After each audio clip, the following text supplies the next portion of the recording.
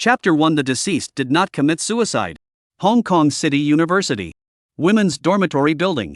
The night is late, the moon is high in the night sky, the dormitory building has been completely turned off, the white moonlight sprinkled on the floor of the dormitory building, like a cold frost. A girl holding a bright flashlight light cell phone boldly came to the toilet to urinate. Toilet silence, only the faucet dripping water. The window through the moonlight looks more and more eerie. The girls in a nervous mood quickly find a cubicle to facilitate after carrying pants to leave the toilet.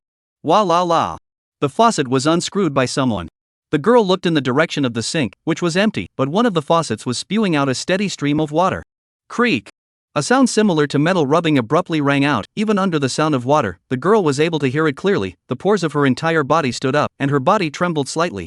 She slowly turned around and looked towards the source of the sound. A woman wearing a white sleeveless shirt was staring straight at her, the woman's face as pale as wax under the moonlight. Hong Kong City University. Li Zhe finished his morning practice and went straight back to his dorm room to take a shower. He lived in a newly built double dormitory in the school, and Yang Fei in the next bed had gone to participate in the martial arts club's morning practice activities early in the morning, and hadn't come back even now. After washing up, Li Zhe stood in front of the mirror and straightened his collar. In the mirror was the appearance of a handsome young man in his early 20s, with clean and distinct angles and clear masculine features. He crossed over to this parallel world and became a psychology major at Hong Kong City University. Li Zhe has been more than half a year. In his previous life he was an Interpol officer, prestigious in the police world, very familiar with the major cases of the domestic cases, in just a few years' time to solve dozens of big cases, hundreds of cases, known as the criminal nemesis. Now this world is mostly similar to the situation of the Earth in his previous life, but there are still many differences, such as the land area, population size, humanistic rules, etc. After these few months of life, Li Zhe has fully adapted to these changes. As for academics for Li Zhe, all this psychological knowledge was too trivial. With his qualifications and experience, it was more than enough for him to come here and become a top professor. After accidentally crossing over, Li Zhe also obtained a divine fusion crime-solving system. The system profile shows that to obtain a certain amount of fusion value can gradually unlock various functions. The fusion value can be obtained through solving cases, and things related to solving cases, such as learning criminal investigation knowledge from books, can also obtain fusion value, but the reward range is relatively small. In the past few months, Li Zhe has read a lot of books on criminal investigation in this world, and has acquired 800 points of fusion value, but the system functions are still in black and white, and are still in the unlocked state. Glancing at the time on the alarm clock, Li Zhe directly picked up the criminal psychology books on the table and left the dormitory. Just as he walked out of the dormitory, noisy voices not far away suddenly came over. Li Zhe immediately frowned as he heard the most familiar siren sound from his previous life. He followed the source of the sound to the entrance of the three girls' dormitory buildings not far away. Several police cars were parked beside the dormitory buildings, a long sky blue cordon surrounded the entrance, and uniformed police officers came in and out with solemn expressions. Outside the cordon was surrounded by a large number of students, most of whom were girls, and a number of them were even wearing light pajamas, with their young and pretty bodies wrapped up under the vaguely visible material. What's the situation? I haven't even woken up yet. I was brought out by the police uncles. Something happened in our dormitory? I heard that it was a girl in the 209 dormitory who hanged herself in the toilet, and it was said that the death was huge and horrible. I feel that I won't dare to go back to the dormitory to sleep in the future. Really? This is also too horrible. I want to change dormitory building. Don't make a fuss. What's this? It's normal to die in college. Last year the 6 male dormitories are not also 2 people jumped to their deaths. The 6 male students are not still so live. They are boys. How can we have them so big guts? Li Zhe listened to the discussion of the surrounding girls, stood outside the cordon towards the inside station to watch for a while. After seeing a familiar face in uniform, he shrugged his shoulders and then walked away. Scene of the crime. Officers standing guard at the entrance to the restroom, and uniformed staff meticulously surveying the restroom. A clattering sound of leather shoes rang out, and a man wearing a police uniform and sunglasses walked into the crime toilet, the 2 bars and 1 star on his shoulder badge recognizing his identity. Team Hao. The police officers at the door rushed to salute him. Hao nodded, then walked into the toilet and rushed to the officers at the scene and asked, "How's the scene investigation going?" Report Hao team, the forensic pathologist is conducting a preliminary examination of the body. There are no obvious injuries on the body, there are no traces of fighting at the scene, the deceased's preliminary judgment should be a suicide, and there are no valuable clues extracted from the scene for the time being. A police officer rushed to Hao and said, "The identity of the girl has been determined. She is a sophomore student of the art department of this university. Her name is Zhangya, 21 years old this year." Hao nodded while pulling out a carton of cigarettes from his pocket. He had just pulled out one with the intention of lighting it up, when suddenly, as if he had seen something, the cigarettes in his hand were immediately stuffed back into his pocket. He came to the side of the corpse and stared for a while, then came to the toilet cubicle where the deceased hung himself and carefully observed for a while, and slowly opened his mouth. The deceased is not a suicide. Chapter 2, I'll personally invite him. The police officers present were stunned, and they all turned their gazes to Hao Wei. Captain Hao, we can't be so hasty in our criminal investigation work. A 40-year-old middle-aged police officer looked at Hao Wei said, he is Hao Wei under the vice team Song Ruegwa. Not long ago, the last captain resigned because of official problems, and the team worked hard for 20 years. He thought he could be promoted to the right, who knows, halfway to let Hao Wei cut off. The deceased's shoes did not have any rubbing breakage, hanging place of the toilet cubicle also did not have any kicking traces. If it is hanging suicide, it is impossible not to struggle. Hao Wei said, so the deceased must be a homicide. Upon hearing this, the police officers present all applauded. Team Hao is awesome. Worthy of being a rookie. That the director is very important, insight is really extraordinary. With Hao team, this case is estimated to be stable. Aside of the police officer, Pat Slip said. This case may be a little tricky.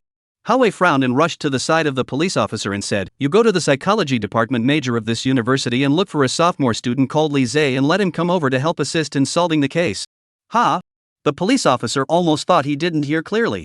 Hao Wei was already considered a well-known criminal police captain in the police department, his business ability was very good, and he was loved by the director, but today, he even wanted to ask an unheard-of student to help solve the case? What exactly is the origin of this student called Li Zhe? Do you need me to repeat it again?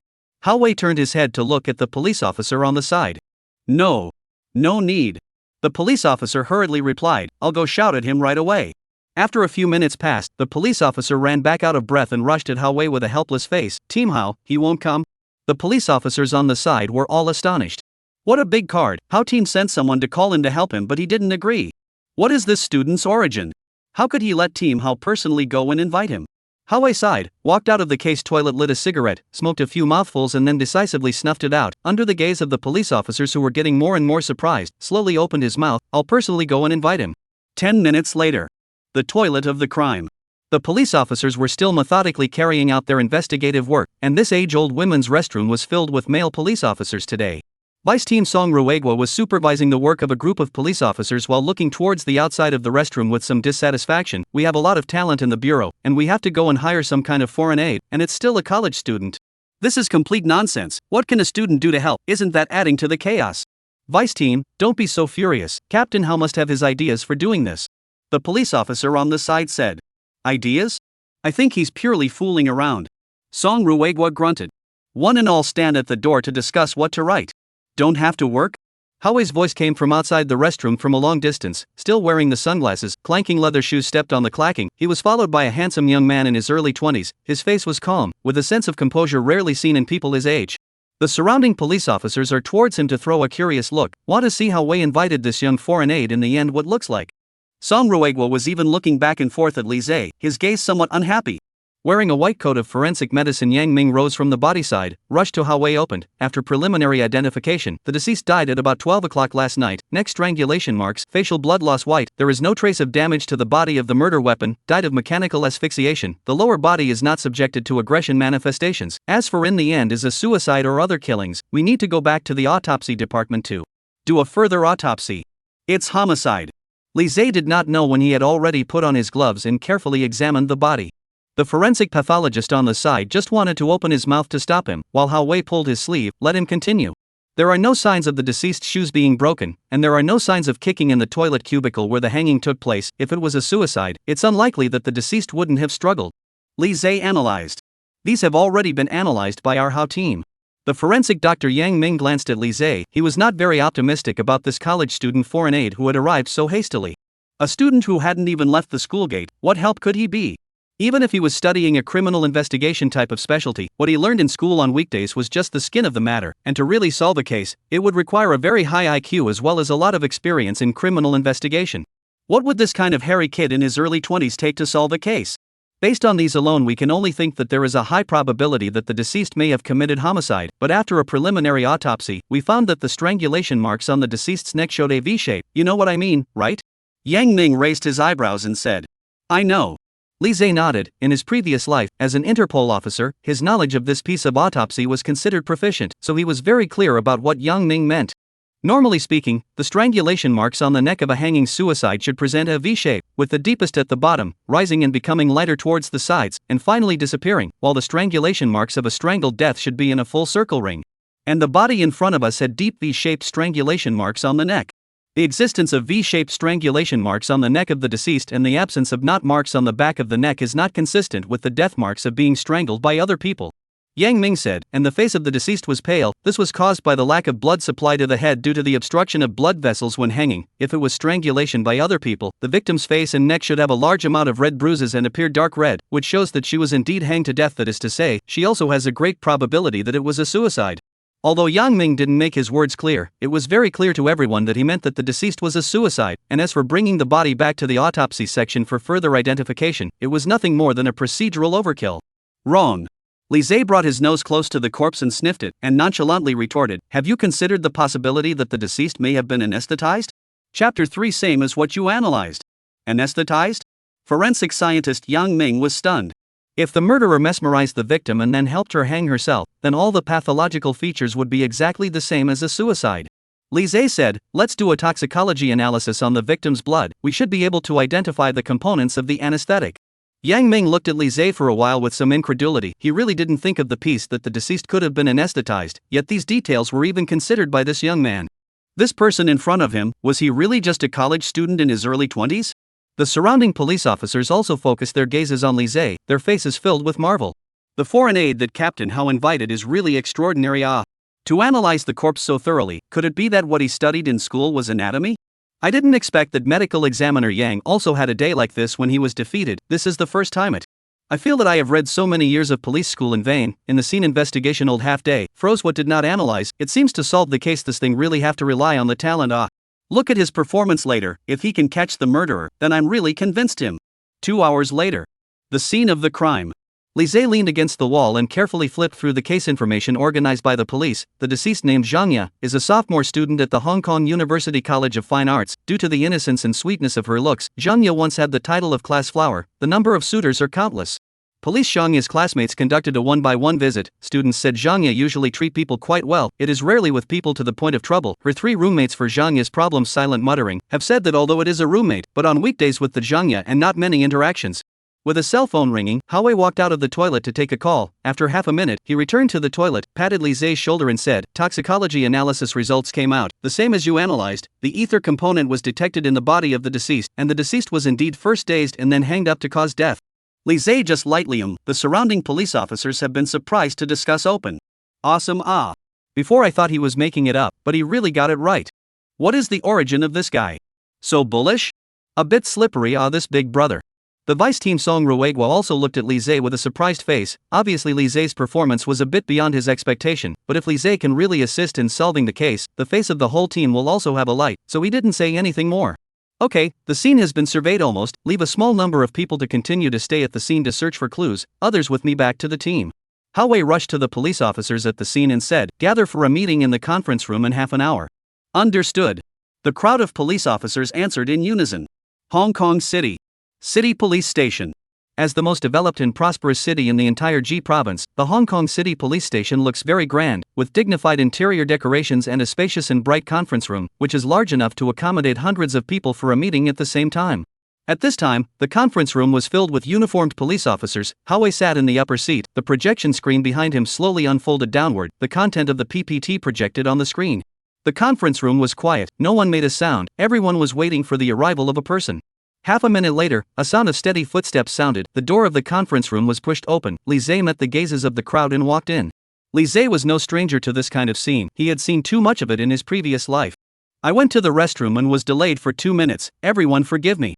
He calmly sat directly on the vacant seat beside Hao and gestured at him. "You can start now." Hao nodded and said, "Everyone, let's now comb through this murder case that happened this morning. At around 12 o'clock last night, a sophomore student from the Art College of Hong Kong City University by the name of Zhang Ye was hanged to death in the toilet on the 2nd floor of the girls' dormitory in Building 3. Hao cupped the laser pointer in his hand, and the wall projection screen began to reflect several photos taken at the scene, with Zhang Ye in a white dress hanging in mid-air in the toilet, her ghastly white face looking more and more terrifying in the slightly dim light. According to our previous inferred analysis, Zhang Ye was under anesthesia, and then she was hung in the toilet, creating the effect of suicide by hanging. In fact, this is a case of intentional homicide of a heinous nature. The slideshow image on the wall changed again, and several student-like photographs came into view. We carefully investigated Zhang Ye's interpersonal relationships during her lifetime and screened out all possible suspect selections. Under the manipulation of the laser pointer, one student profile after another continuously flipped through, and finally stopped under the photo of a girl in her early 20s with a double ponytail. This is the most suspected student at the moment. Hao said, this girl's name is Tan Mei. She lives in the same dormitory as Zhang, and the two are also students in the same grade in class. The two had a week ago. There is a serious conflict. The victim Zhang identified Tan Mei stole the $500 she put in the table cabinet, but was Tan Mei's denial and even bad language back. The two had a big fight, and even the possibility of a physical conflict, until the hostile section of the ants to intervene to regulate the two only temporary truce. This is our intercepted Tan Mei in the network circle of friends released a few messages as well as her after the fact with Zhang's several chat records. Words are showing a certain desire to retaliate for the psychological. Chapter 4, Let Me Teach You. The image on the screen jumped, and several chat logs as well as screenshots of the circle of friends came into the crowd's eyes. Just as Hao had said, Tan Mei's words were very aggressive, and she even claimed several times that she wanted to kill Zhang. After the crowd stared at the series of information on the screen for a while, Hao gently knocked on the table and said, everyone, tell us what you think. Hao team, at present, it seems that this Tan Mei is indeed very suspicious. She has sufficient motive to commit the crime. I suggest that we directly wait for her to be interrogated at the police station, and do a detailed investigation on her access in recent days. This is not good. Tan Mei, although the suspicion is big, but we do not have direct inferred evidence to show that she has the suspicion of committing the crime. Just like this, to arrest someone does not comply with the procedure. This if in case of arresting the wrong person. Then it really has a loss of the face of our city bureau. I think Zhang's roommates are very suspected of committing the crime. Just read the information. Zhang's 3 roommates are more or less contradictory with her. One of the girls called Yang Ting was once on the spot, dropped Zhang's cell phone, and then moved to live outside the school. Her suspicion is not small. It is recommended to start the investigation from Zhang's 3 roommates first. There will always be some traces to be found. Listening to the crowd's discussion, Hao waved his hand at them, signaling them to stop. The conference room was quiet again. Hao turned his head to Li Zhe on the side and asked in a somewhat respectful tone, Teacher what do you think? Hearing the words Teacher the police officers present became more and more stunned, and their gazes towards Li Zhe became more and more unbelievable. What the hell? Are my ears broken? Team Hao even called this kid a teacher? A captain of the city's criminal police brigade, actually called a student who hasn't graduated yet a teacher. I feel like my worldview is going to collapse. Don't all of you make such a fuss. This student called Li Zhe does have something. When have you ever seen forensic Dr. Yang suffer? This kid has this ability. Anyway, I'm ashamed of myself. Is this still the Hao team I know? Except for the leaders of our bureau, I've never seen him treat others so respectfully. Be quiet. Hao swept his gaze across the crowd, and the officers who were still whispering before immediately subsided. Li Zhe, on the other hand, picked up the mineral water on the table and moistened his throat, then slowly opened his mouth, his voice loud and strong. First of all, I want to give the crowd present a reminder. Case analysis is not your kind of analysis, you just those at best called speculation, without any facts as a point of support. Of course, in some cases without clues, this kind of speculation sometimes tends to play a role, but by no means this case. At these words, the crowd in the room exploded a little. Sabo, what does this kid mean? Saying that all the inferences we just made are speculations? Feelings that he is completely disdainful of our suggested viewpoints. On the basis of his good relationship with Team Hao, he dares to speak out like this? If he doesn't tell us the truth later, I'll make him look good. What the hell, you think our analysis is not level? Then you come up with one. Students nowadays are really getting more and more paper generals. On the side of the vice captain, Song Ruegwa his also face is a bit ugly. Before the speech of several police officers were once his students, just joined the city bureau when he was trained. Now Li Zhe opened his mouth claiming that these people are really conjecture. This is tantamount to hitting him in the face. It's normal for young people to be a little cocky. After all, they haven't had much contact with society and have shallow experience. But the least of the officers sitting here have been joining the police for a year and a half, and they've probably come into contact with more cases than you've ever read about in class. Song Ruegwa lightly coughed twice and said, that's why I say young people still need to be in awe of these seniors, who wouldn't say empty words, wouldn't they? Upon hearing this, Li Zhe couldn't help but let out a light laugh. In his previous life as an Interpol officer, he had probably solved more big cases than Song Ruegwa had ever seen.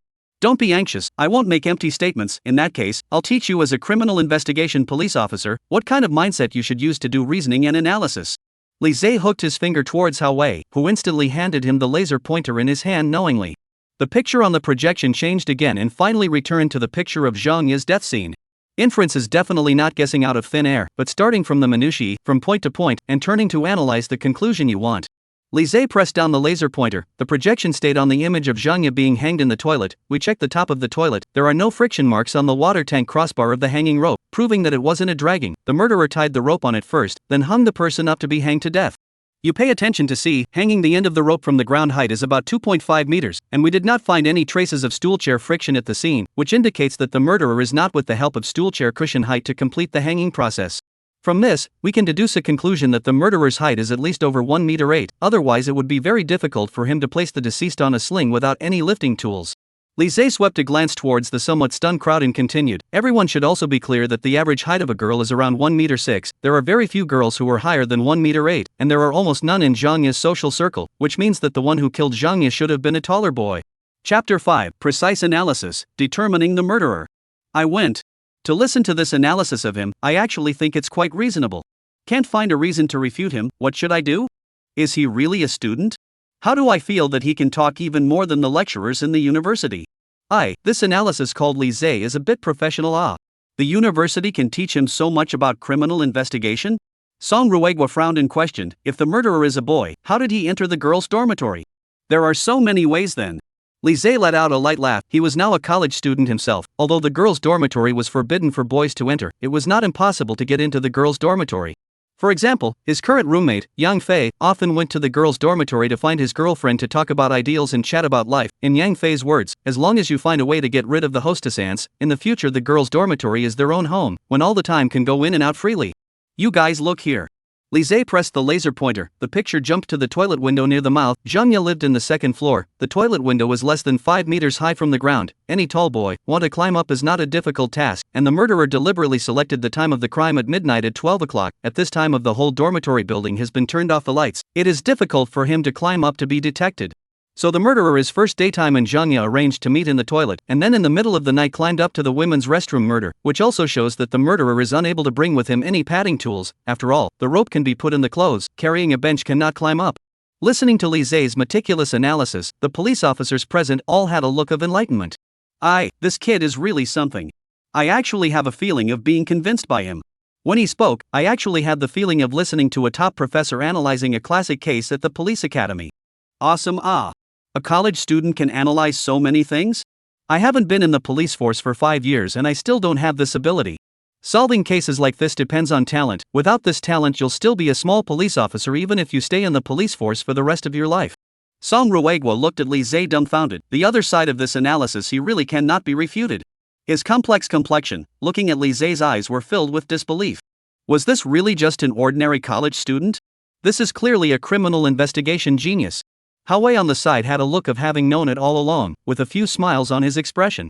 After all, Lise was the foreign aide he had hired. The stronger Lise's performance was, the more face he had. From what we've deduced so far, the murderer is male, over 1 meter 8 in height, tall, and known to Zhang Ye, otherwise she wouldn't have gone to the toilet in the middle of the night to meet a stranger. Lise said, after arriving at these conclusions, the scope of our screening was instantly narrowed down a lot, but it's not enough, so we need more details to deduce more conclusions. The slide images on the wall once again changed back to several pictures of Zhang Ye's death. That night Zhang Ye was wearing a white sleeveless shirt, and even though it was nighttime, she still wore light makeup, which also indicates that she didn't go to the restroom on an impromptu basis, but that she had already made an appointment with someone to meet her in the restroom. Lise continued, when I examined Zhang Ye's body earlier, I found that her shirt was stained with several vegetable stains, and these vegetable stains had a wide range of ingredients, which indicates that Zhang Ye herself did not unintentionally stain it while eating, and Zhang Ye did not participate in any part-time jobs that were related to cooking, so we can come to a new conclusion: the murderer is a chef or engaged in a cooking-related part-time job. To summarize, the murderer, male, over 5 feet 8 inches tall, was acquainted with Zhang Ye and was a chef or engaged in a cooking-related part-time job. Lise bashfully shrugged his shoulders and said, the one who can fulfill all these inferred conditions at the same time must be the murderer. After a few seconds of silence in the conference room, a loud applause erupted. Awesome! This treadmill has already analyzed so many characteristics of the murderer. This is equal to already catching the murderer. To be able to meet so many conditions at the same time, going to Zhang Ye's network of relations to find it must be clear at a glance. This exclusion work is also too good to do. He also just stayed at the crime scene for less than an hour. How on earth did he analyze so many things in such a short period of time? Why didn't I analyze anything? Maybe. This is genius. Song Ruegwa was still looking at Lise with a shocked face, unable to utter a word for half a second. What are you still frozen for? Lise raised his eyebrows and said, immediately go and find out who meets these screening conditions. Hawei, who was beside him, also reacted immediately and immediately informed the technical police officer with a laptop under his seat to go and carry out the screening work. 10 minutes later, this police officer turned the laptop on the table halfway around with an excited expression, faced the crowd and said in an excited tone, "The screening results are out. There is indeed a person who meets all the screening conditions that Mr. Lise said." At Howei's signal, the police officer connected the computer to the projection, and the information of the murderer's profile was instantly and clearly reflected in everyone's eyes. Yang Jun, male, 21 years old, 1 m 85, sophomore student of the Art College of Hong Kong City University, classmate with Zhang Ye, but also Zhang Ye's ex-boyfriend, would work part-time in the evening at the school's backstreet stall frying vegetables. Looking at the photo of Yang Jun on the projection, the people present could not hide their inner excitement, and at the same time, there were a few more points of respect in their gaze towards Lise. This college student, who was only in his early 20s, had completely conquered the dozens of professional criminal police officers present in just a few moments of work. Howei, on the other hand, looked as if he had known this, but there were still a few points of excitement on his face. Notify the action group to immediately send out the police to Hong Kong City University to arrest people. Chapter 6, Capture the Murderer, Case Closed. Hong Kong City University. The backstreet of the school, an ordinary small fry restaurant. "Boss, what's going on here? Why are today's dishes so salty? Has the cook changed?" "That's right, my dish is all fried. Has the previous cook left? How can I eat this food? I won't come here again if it's like this." Hearing the customers' complaints, the store owner quickly smiled and said, "I'm really sorry, bosses, our cook is sick today, he may not be able to taste the saltiness. I'm really sorry. Let's do it this way, all of you here will be free of charge." "No charge, do you think this is okay? I can't eat even if it's free, the chef's level has dropped too much today." "Let's go, no charge anyway." Watching the customers leave one by one, the store owner rushed back to the back kitchen and rushed to the chef who was still frying on the stove and said, "No need to fry. The customers have all run out. Yang Jun, what's wrong with you today? Are you possessed? I know it's hard for you to go to other stalls to stir fry on the side every night, but what are you stir frying here? Go taste it yourself." Yang Jun's face was a little pale and his forehead was sweating slightly. He gave the store owner an expressionless look and then took off the chef's clothes on his body. "I'm quitting." "You quit? Let me tell you, we signed a contract. Not working for a full month belongs to your unilateral breach of contract. I won't give you a dime." "You try?" Yang Jun's face is slightly angry. He is tall, 1 m 85 taller than the store owner is a head taller. Seeing Yang Jun's fierce face, the store owner was also trembling in his heart. He just wanted to open his mouth to say something. Suddenly a burst of extremely loud and clear siren came from outside the door. Several police cars had stopped in front of the store. Yang Jun's entire body was a bit trembling up. Without saying a word, he pushed away the store owner and directly ran into the back kitchen, pulling open the back kitchen window and jumping away. The store owner, on the other hand, looked at Yang Jun, who had already run away, with some consternation, and said, "What's going on here? He committed a crime?" After escaping from the back window of the restaurant, Yang Jun ran desperately along the mouth of the alleyway from the direction away from the school, and just after running to the intersection, he ran head-on into an equally tall-sounding figure. "Don't run, I've sent officers to guard all the entrances and exits within a 15-meter radius of this diner. It's the same wherever you run." Howei slowly took off his sunglasses, then showed the police officer's card in his hand. "City Bureau Chief of Criminal Police, Howei, get to know, take a trip with me to the bureau." "Who am I to go with you?" Yang Jun's face was not good. "What did I commit?" Howei snorted. "What crime? Your ex-girlfriend's corpse is still in our autopsy section now. You are really forgetful. What you did yesterday is forgotten today." "What ex-girlfriend corpse? I don't know anything," Yang Jun said coldly. "Yoho, this dialogue, old fart? Learned it from TV? But it's useless. We found in your dormitory computer you and Zhang Ye's chat records. You asked her to meet at 12 o'clock in the middle of the night in her dormitory restroom. It's really not a good place." Howei said, "By the way, we also found a large number of tools that can be used to commit crimes in your dormitory trolley case, especially with the crime scene exactly the same as the rope and ether used for anesthesia, as well as others similar to the clubs, knives, chains, and other tools. You keep these things, want to do what? Still want to continue to commit crimes?" Yang Jun's expression was hard to see to the extreme. His already somewhat pale face became more and more somewhat appalling. A cold aura flashed in his eyes, and then he violently pulled out a spring knife from his waist. Howei's quick eyes and hands, in the moment Yang Jun shot out, grabbed his wrist and violently twisted it outwards. Creak! A bone sound rang out. Yang Jun's arm suffered pain. The spring knife in his hand snapped and fell to the ground. "You stepped on a weapon and attacked a police officer? Still want to stab me to death?" Howei nonchalantly punched towards Yang Jun's face. After completely subduing Yang Jun, Howei cuffed Yang Jun's hands with clanking handcuffs. "Your kid is quite resistant to beatings." Half a minute later, several police officers also immediately rushed to Howei's side. After reporting to Howei, they directly escorted Yang Jun to the police car. Hong Kong City. City Council, interrogation room. Name? Yang Jun. Age? 21. Gender? Male. Since the police had already collected enough evidence, and Yang Jun was after all just a student, after some interrogation, Yang Jun completely gave up his resistance and gave an account of all his crimes.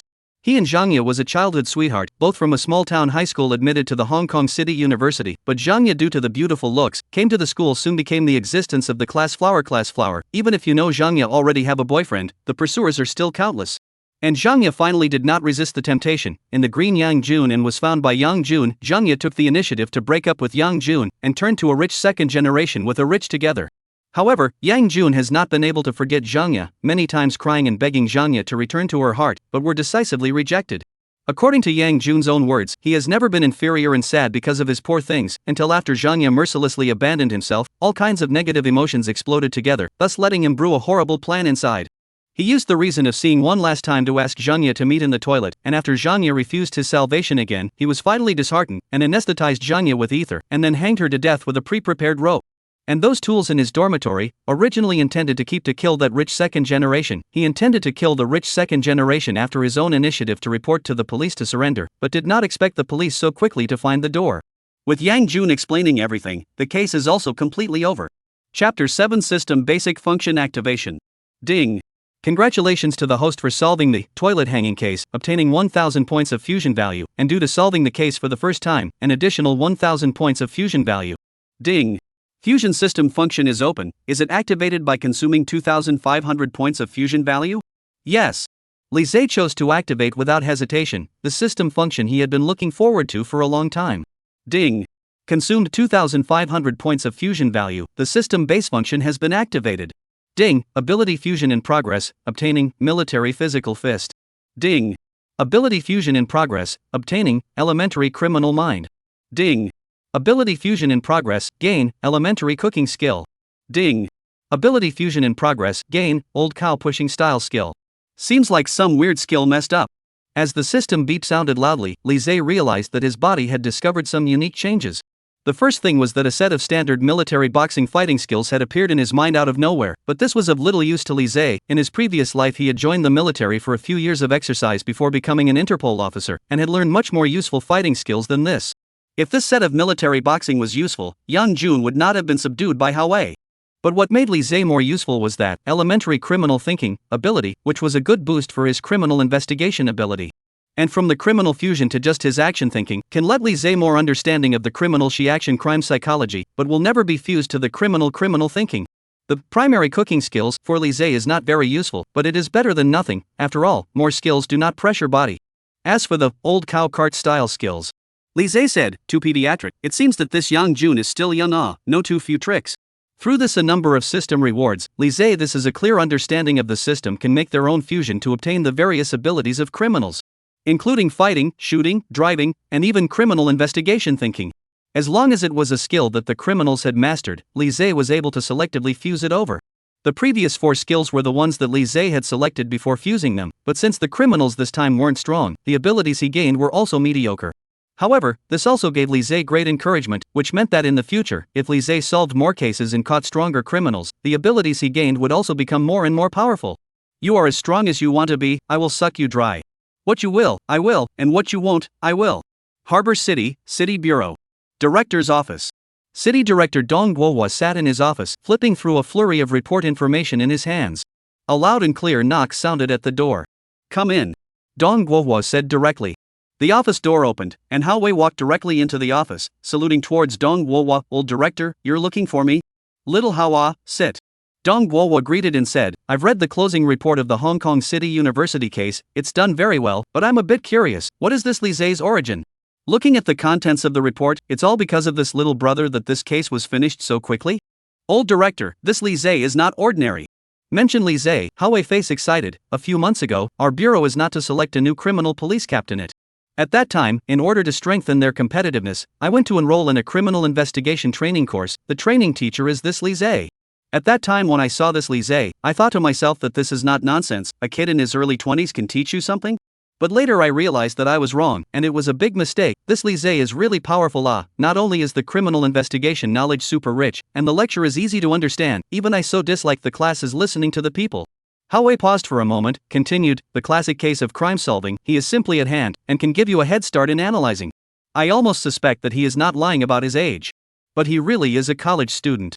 After studying at his place for a month or so, my level of criminal investigation has also improved, and I'm also honored that the leaders have appreciated me and promoted me to captain. All of this is thanks to Li Zhe's blessing.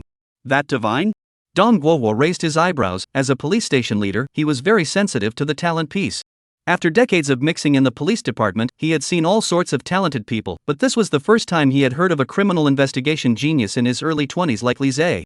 That's quite a god. I asked him to help with this case, and no, it was finished in half a day. Howe laughed. When have you ever seen such high results in our cases? Not bad, this Li Zhe deserves a wave of focused attention. Dong Guohua nodded and said, I would like to see how capable the young man who even our captain Hao has to respectfully call out to his teacher is. Hong Kong City Polytechnic University. In a student dormitory, 4 students gathered around a computer, waiting for a live broadcast to begin. Every night at 9 o'clock, a female anchor called Timothy in the live broadcasting room of the Fighting Bulls would broadcast on time, and this female anchor was exactly the female student of the airline major of their college, with a tall figure and a gentle and sweet voice, which was the dream lover of the students in this dormitory. As the live broadcast room opened on time, the camera did not open. What is the situation? How did Timothy not open the camera today? Is not physically uncomfortable? If you're sick, you don't have to stick to the live broadcast. Don't boil your body down. Yes, anchor, don't open the live broadcast. Sick, better talk less. These students were also constantly posting comments trying to get the anchor to rest, but 1010 didn't respond. After half a minute passed, the live broadcast room finally started to have sound. What came was a man's rough voice. Told you not to dilly-dally. Hurry up and take off your clothes. Chapter 8, Live Streaming Scare. You guys don't mess around. My boyfriend will be back in a while. The female anchor Tenny's voice also came out from the live broadcast room.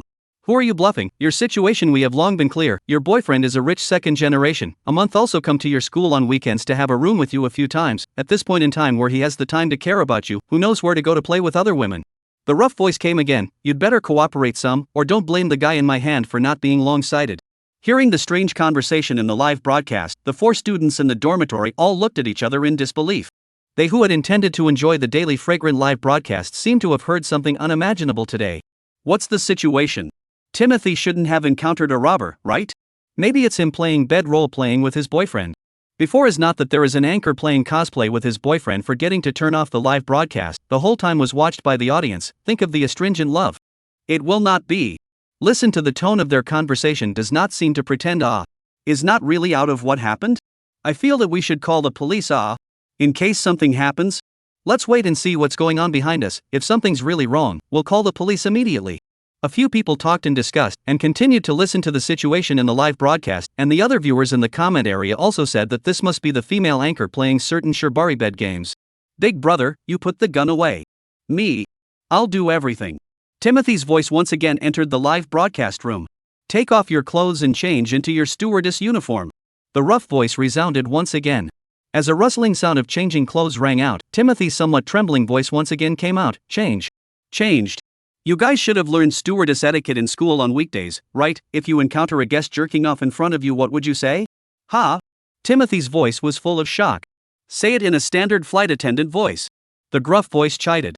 After hesitating for a few seconds, Timothy said in a gentle flight attendant tone, This passenger, please don't jerk off in your airplane seat, this may cause the plane to malfunction. A burst of loud laughter came from the side of the live broadcast room. It's so damn addictive, the stewardess said she won't let us jerk off on the plane, so what should we do? Yeah, we have a need that always needs to be addressed. What should we do? Another somewhat lewd voice rang out. Please, don't move your guns, I'm still a student. As long as you don't kill me, whatever you want. Timothy almost cried out this said. At the same time, a few students on this side of the dormitory finally sensed that something was wrong, and that desperate cry of Timothy's definitely didn't seem like it could be faked. I can't take it anymore, call the police. I also feel something is wrong. Hurry up and call the police. Hong Kong City University. After returning from the city bureau, Li Zhe directly became the center of attention of the school. Due to the strong publicity of Hao Wei, the head of the city bureau's criminal police, the news of Li Zhe assisting the police in successfully solving the murder case on campus also spread throughout the entire university, and the campus board media columns had sent out articles praising Li Zhe. The campus posting forum even directly put Li Zhe's deeds on the top of the homepage, especially some of the girls in the dormitory of the 3rd building, but also took Li Zhe as a campus idol.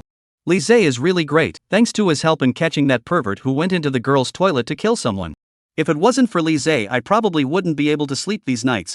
Come here and get some water, I just got back from class. What does this Li Zhe do? I heard that he helped the police a lot, is it true? But his picture looks so handsome. Yeah, I feel the same way, he's a good-looking guy. I'm going to print off his picture and just stick it above my bed. It makes me feel safe just looking at him. Teaching building, Vice Dean's office. Vice Dean Chang Lin was wearing a pair of silver-rimmed glasses, sitting in front of his desk and correcting documents. A knock sounded on the door. "Come in," Chang Lin said as he took off his glasses. The office door opened and Li Zhe walked in, somewhat surprised. "Dean Chang, you're looking for me?" "That's right, you sit first." Chang Lin nodded and greeted Li Zhe as he sat down before he spoke. "That murder case in our school yesterday, it's really thanks to your help. It's not a small matter. A student was maliciously killed in our school. If we fail to catch the murderer for a long time, and the fishing wheels spread, it's a serious blow to our school's reputation. But I really didn't expect that our psychology major would be able to have such an outstanding student like you." Chang Lin laughed. "Just now, the school leaders' site issued a notice, deciding to honor your deeds with excellence and awarding you a certain amount of prize money." "Many thanks to Dean Chang," Li Zhe said with a bland expression. Looking at Li Zhe's cloudy and matured look, Chang Lin also couldn't help but sigh with emotion. It's true that youngsters make great talents. Having such a bland realm at such a young age is truly extraordinary. There is one more thing. Next door to the Hong Kong City Polytechnic University side these days to hold a criminal investigation speech competition. We were worried about the question of who the quota should be given to before. This time there is already no need to consider it at all. Several of the leaders of our institution have unanimously agreed to give this quota to you.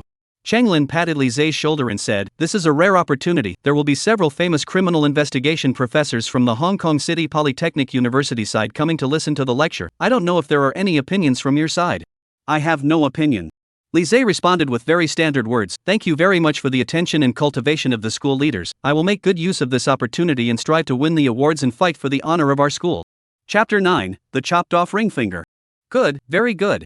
Cheng Lin laughed. "I like students like you who are quick and sharp. These points on the table, you take them back to look at. When the time comes, there will be a teacher with contact you to take you there with them." "Understood." Li Zhe nodded and then left Cheng Lin's office.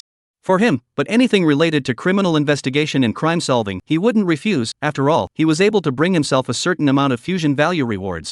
Since the last time the system opened up the basic functions, his remaining fusion value was only more than 300 points, so he had to find a way to save some more. In case the system opened up other functions in the future that would require the consumption of a large amount of fusion value, it would also be ready for a rainy day. After leaving the teaching building and returning to the dormitory, Master He from the hostel section was carefully tending to the ginkgo trees in the flower garden. Originally, the school didn't allow other trees to be planted in the dormitories, but since Moncler he had been working at the school for decades, the dormitories he managed were in excellent condition and hardly ever added to the school's chaos, so the top didn't bother much. "Master He, watering trees again?" Li Zhe laughed. These ginkgo trees had been planted for 4 or 5 years, and should have matured and been able to bear fruit. But perhaps due to the harsh soil conditions, these trees grew very slowly, not to mention the blossoming and fruiting. Even the normal height of an apricot tree had not been reached, appearing somewhat short. "Yes, these days the weather is too hot, the soil is dry and cracked. I'm afraid they lack of water, serious problems. He Moncler Outlet Online said while watering. "You go out these days, be careful, especially have a girlfriend, let those girls or pay attention to point. Recently is not peaceful." "Not peaceful?" Li Zhe's eyebrows frowned. "What does the grandpa say? Haven't you youngsters heard about it?" Next door to the Polytechnic University, there was another murder, and the scene was said to be very bloody. He put the kettle down, with his left hand from the chest collar, pulled out a pack of cigarettes, some trembling to light one for himself. "Alas, this is already this year's how many? I can't remember. In any case, you go out and pay more attention to the point, and those who live outside the school, so they must pay attention to their own safety. This world is not peaceful." Not peaceful. Looking at the vicissitudes of Moncler jackets for men expression, Li Zhe also did not ask more questions, directly back to the dormitory. Just opened the door, roommate Yang Fei's voice into the ear. "Li Zhe, you're great. All the Colonel newspaper front page headlines. Your first day knowing me? This kind of thing still needs to make a fuss." Li Zhe laughed. "It's also true, you are someone who can run a criminal investigation training course outside. This kind of thing must be nothing to you." Yang Fei said while flipping through the information in his cell phone. "This time you can harvest a lot of little fans. I heard that the school will also send you to participate in the next school's criminal investigation speech competition. By that time our school's new director Lu Qing will also accompany you there." "The new director Lu Qing?" Li Zhe raised his eyebrows and said, "How come I don't know? You know what I do, I'm a professional hacker. I can't get this kind of information?" Yang Fei's fingers flew. The sound of hitting the keyboard was incessant. "The kind of website like the school's official website. I casually moved my fingers and hacked in. I saw the new appointment notice in the school's internal website. Do you want to see what this Ms. Lu Qing looks like?" Yang Fei said with a mysterious face. "I can guarantee that it's very powerful. Quite powerful." "Not interested." Li Zhe raised his eyebrows and said, after experiencing rebirth, his heart nature had long since stopped being like these hairy lads, whose eyes would light up at the sight of a beautiful woman. For the current him, he was more concerned about how to become stronger. Only by solving cases could he become stronger. Hong Kong City Polytechnic University. Inside a rental house in a nearby neighborhood.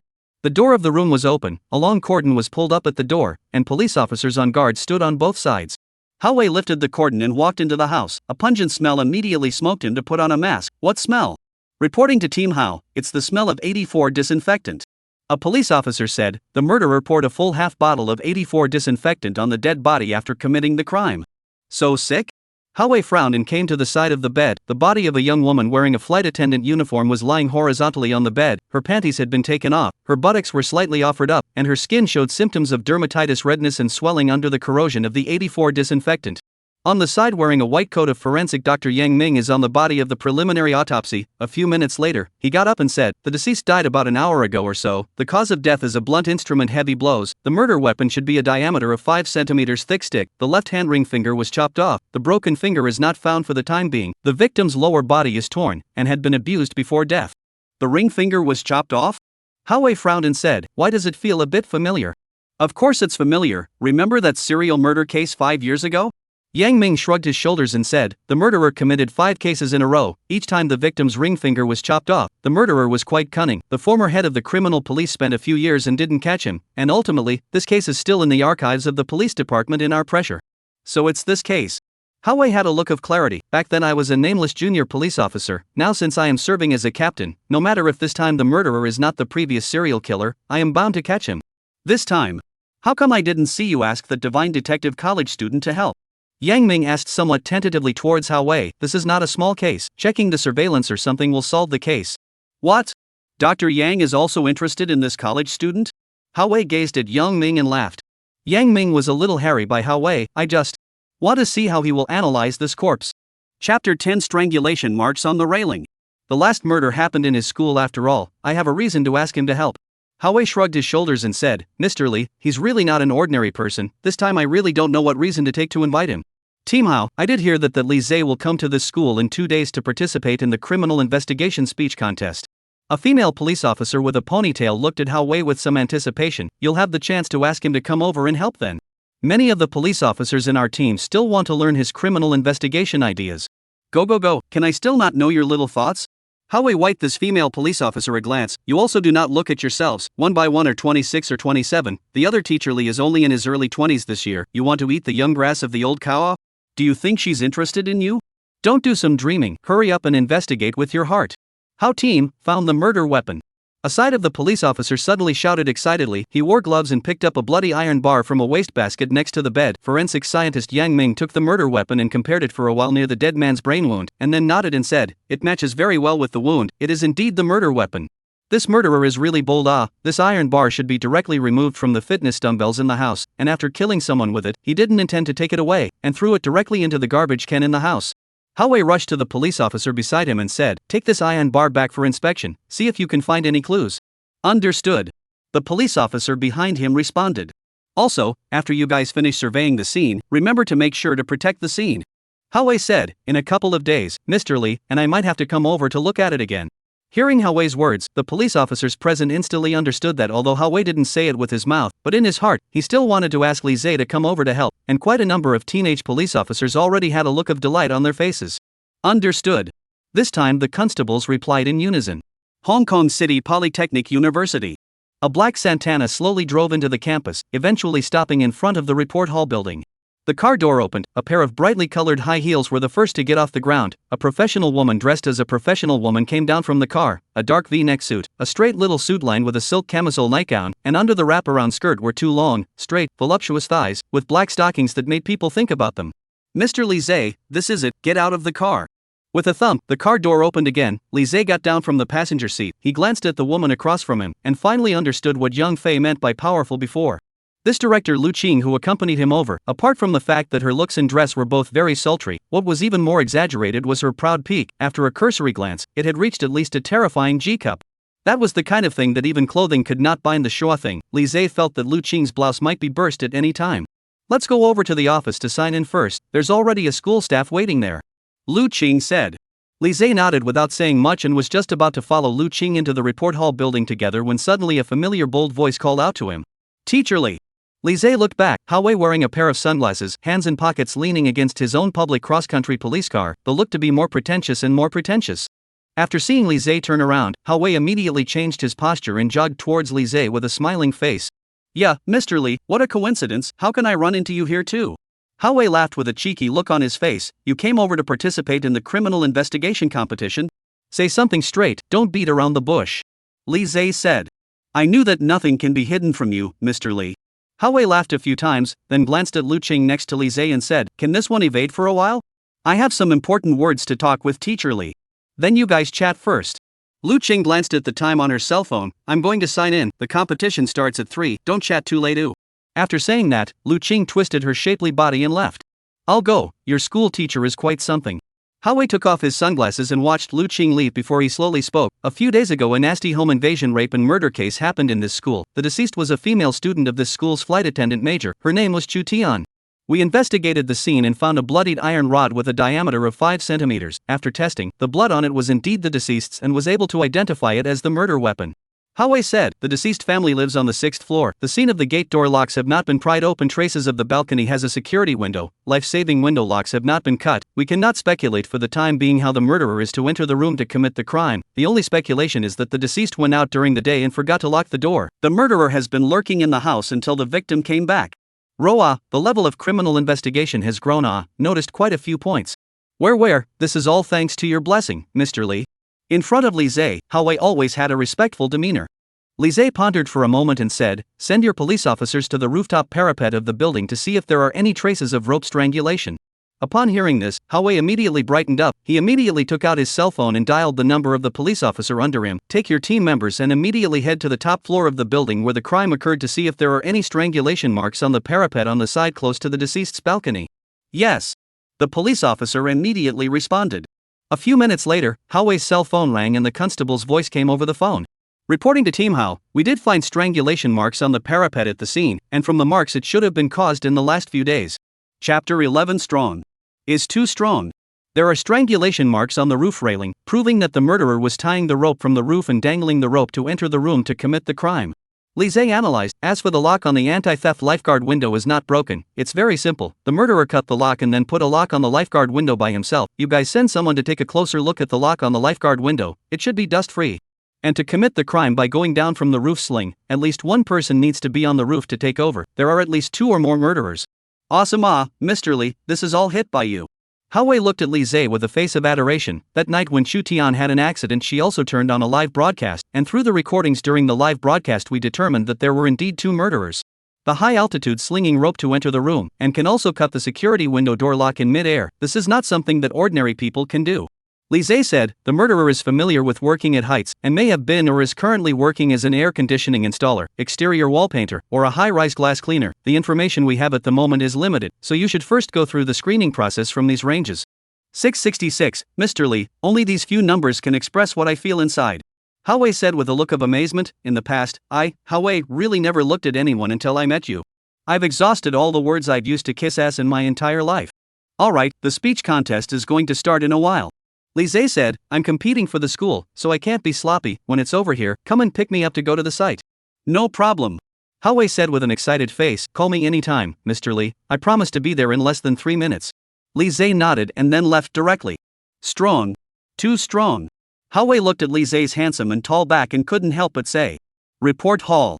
Polytechnic University held a criminal investigation speech contest in the entire Ji province is very famous. Every year the school will invite the province and foreign criminal investigation experts as guests. The participants are the city's major colleges and universities' criminal investigation professional aspects of the top talent. The quality of the competition is very high, so the contest every year the popularity of the competition is quite good.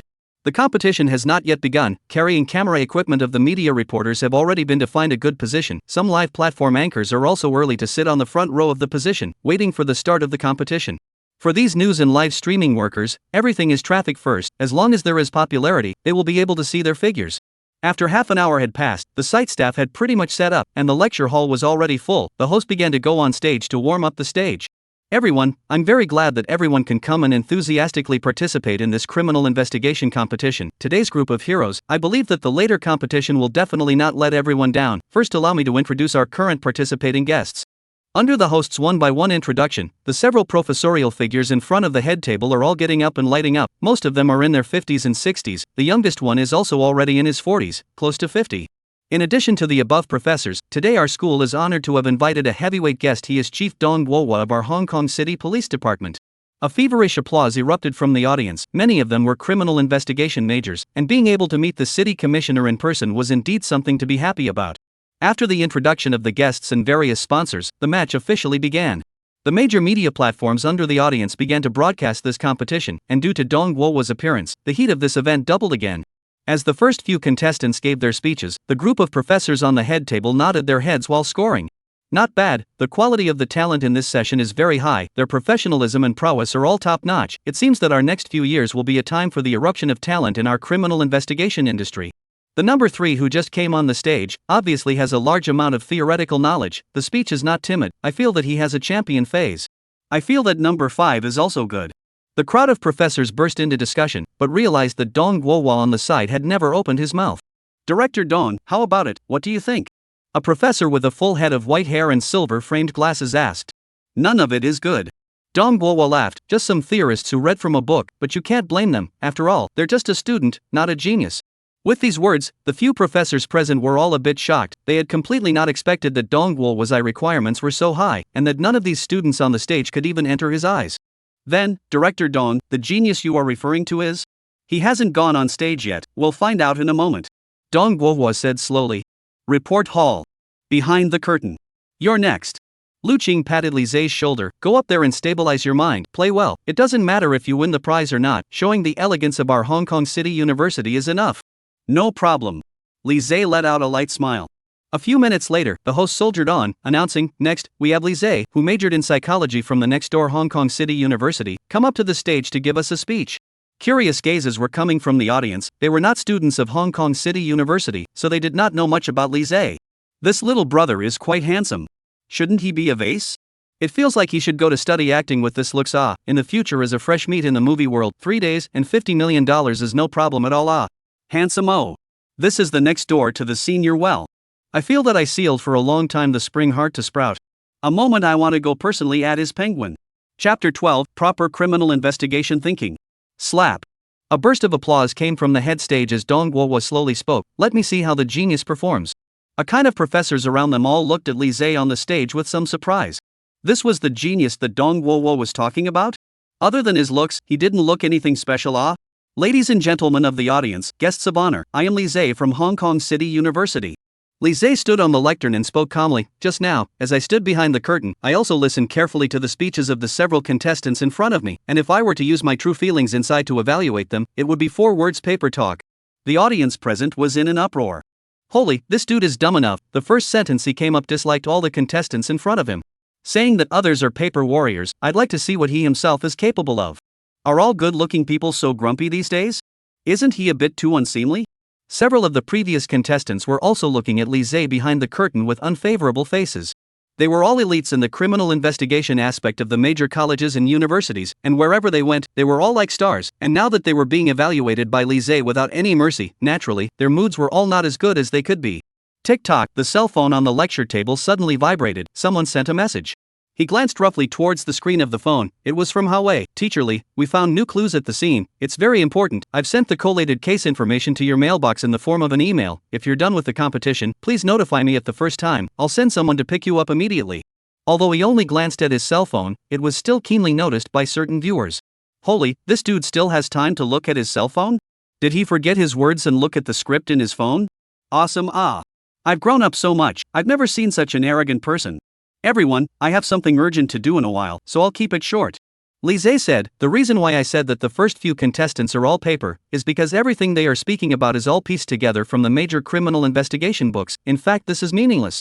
Contestant number 1's speech was taken from Criminal Psychology, Volume 2, page 58, and he interspersed it with some of his own personal insights, but they were not very useful, and contestant number 2's speech covered a wider range of topics but was basically taken from Criminal Technology, Investigations, Criminology, and the Crime Scene Investigation Handbook, and all of the other contestants had this same phenomenon, and due to time constraints, I won't recount them all.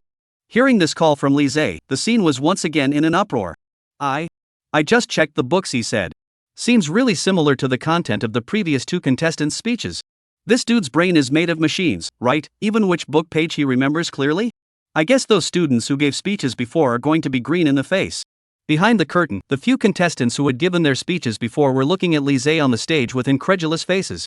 They simply couldn't believe that Lise was able to know exactly which literature their speeches came from, and even which page it was.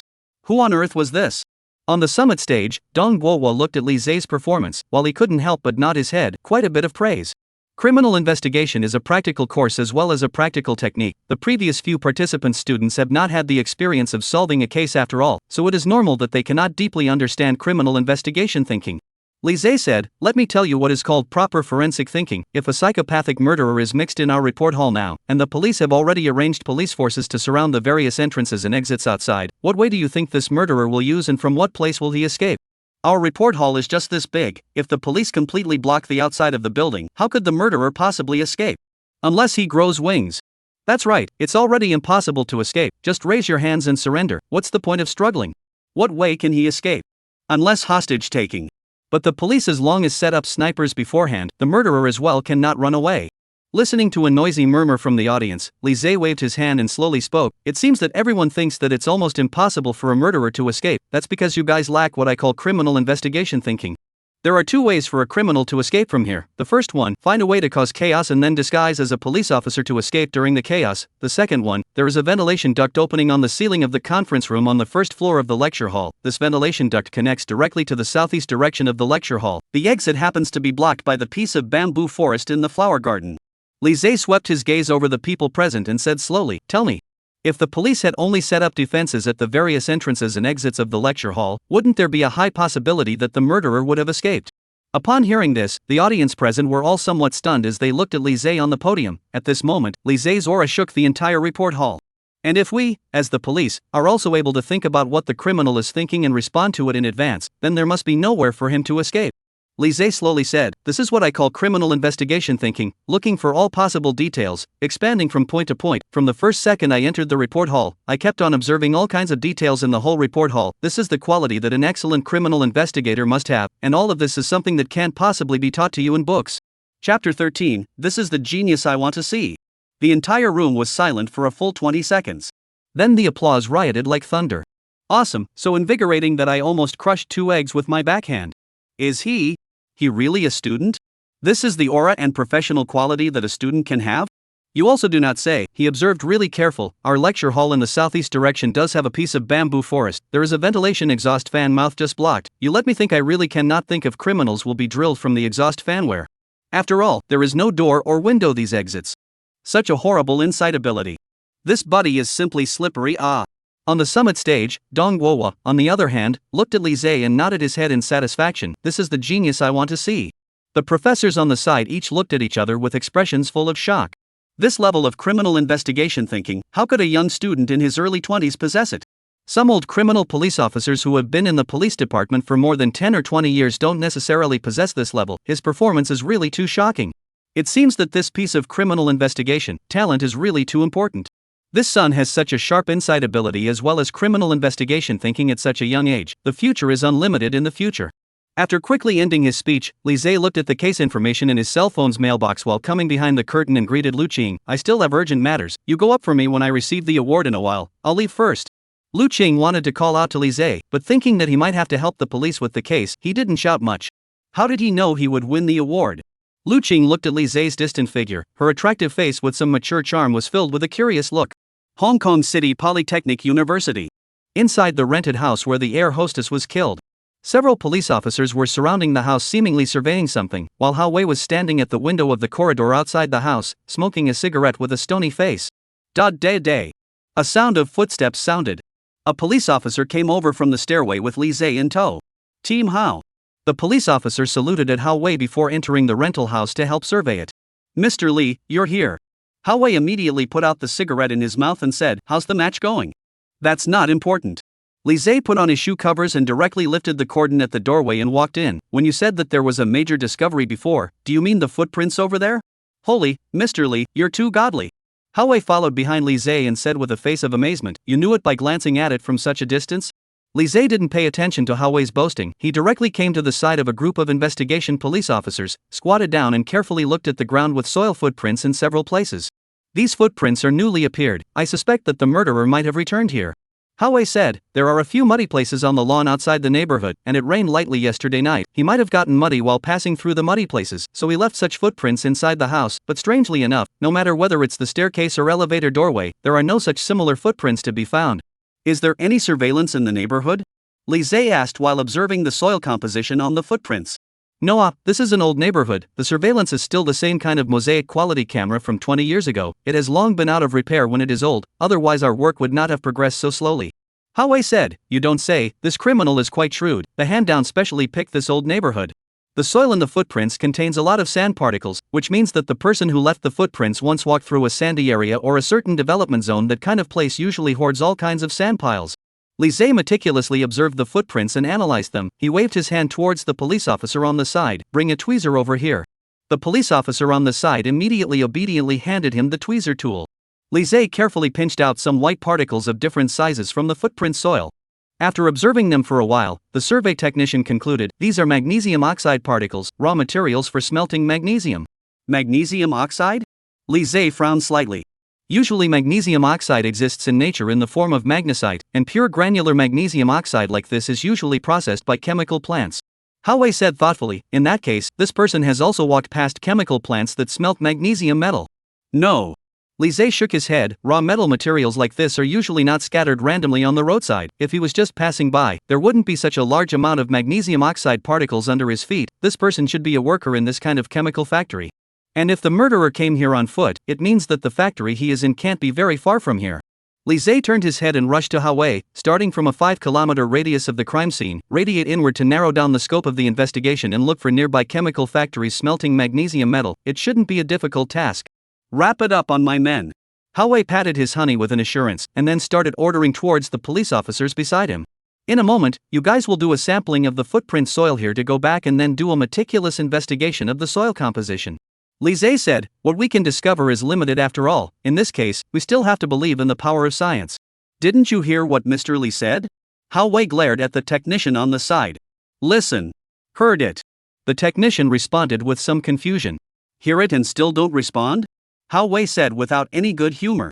The technician then reacted and nodded his head at Li Zhe and responded, "Understood, I will sample the footprint soil in a moment." Chapter 14, New Clues. Psychologically speaking, after committing a crime, there is a high probability that the criminal will return to the scene of the crime within a short period of time, firstly to appreciate his masterpiece, thus satisfying his perverted psychological needs, and secondly, to check for leaks and see if there are any clues left for the police.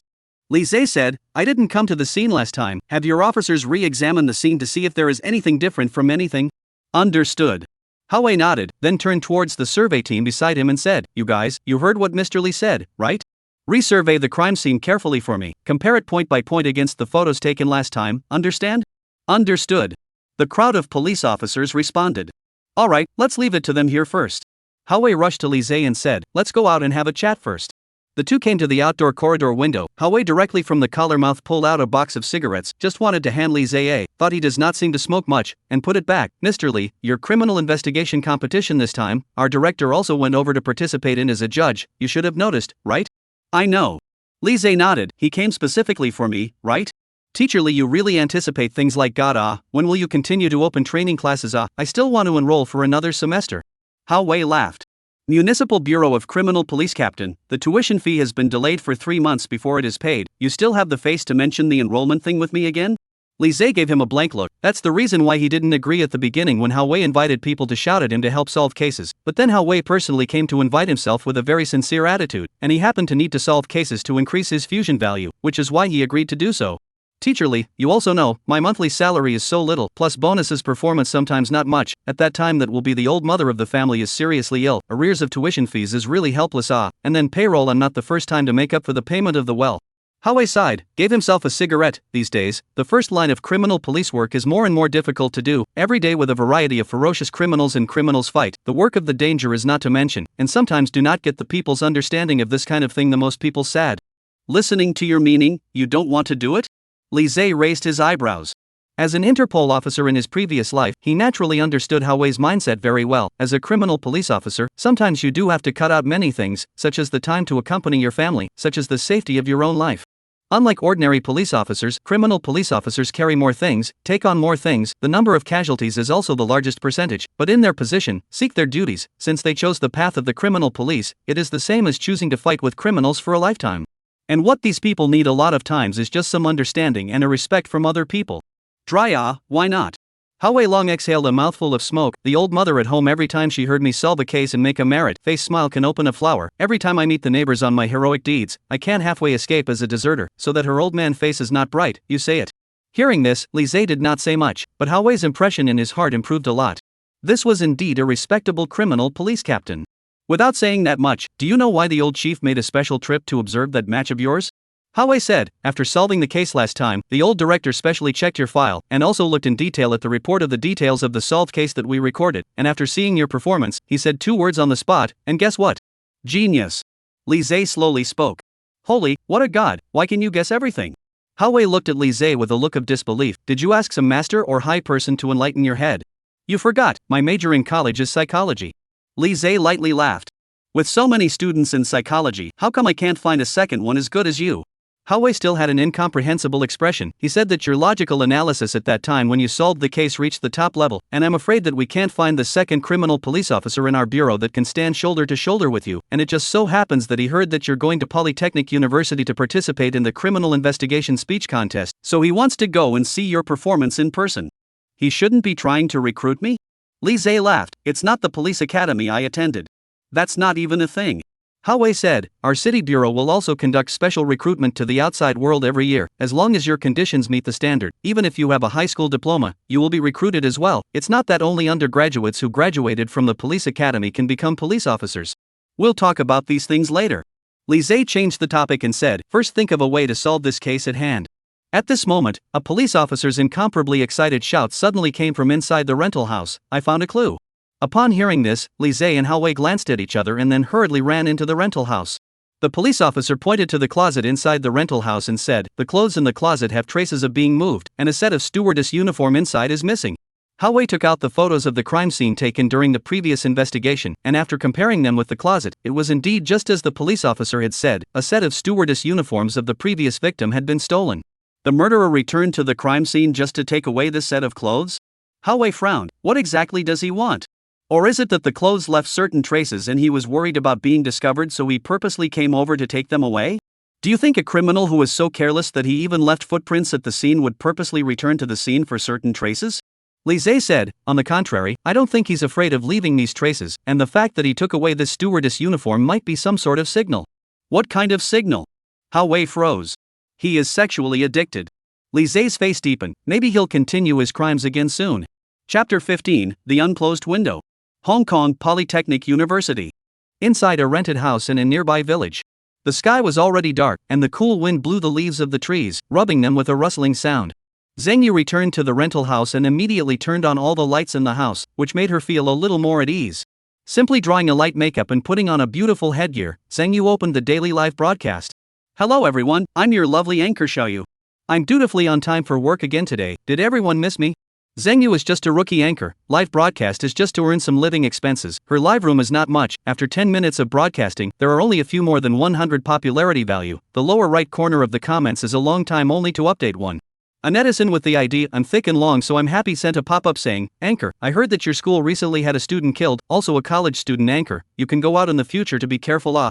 Xiaoyu laughed. That student is living in the school in front of the street neighborhood, where there are a lot of people mixed. I live in the nearby village, live here are local villagers, should be better law. A few seconds later, suddenly a pop-up screen said, Anchor.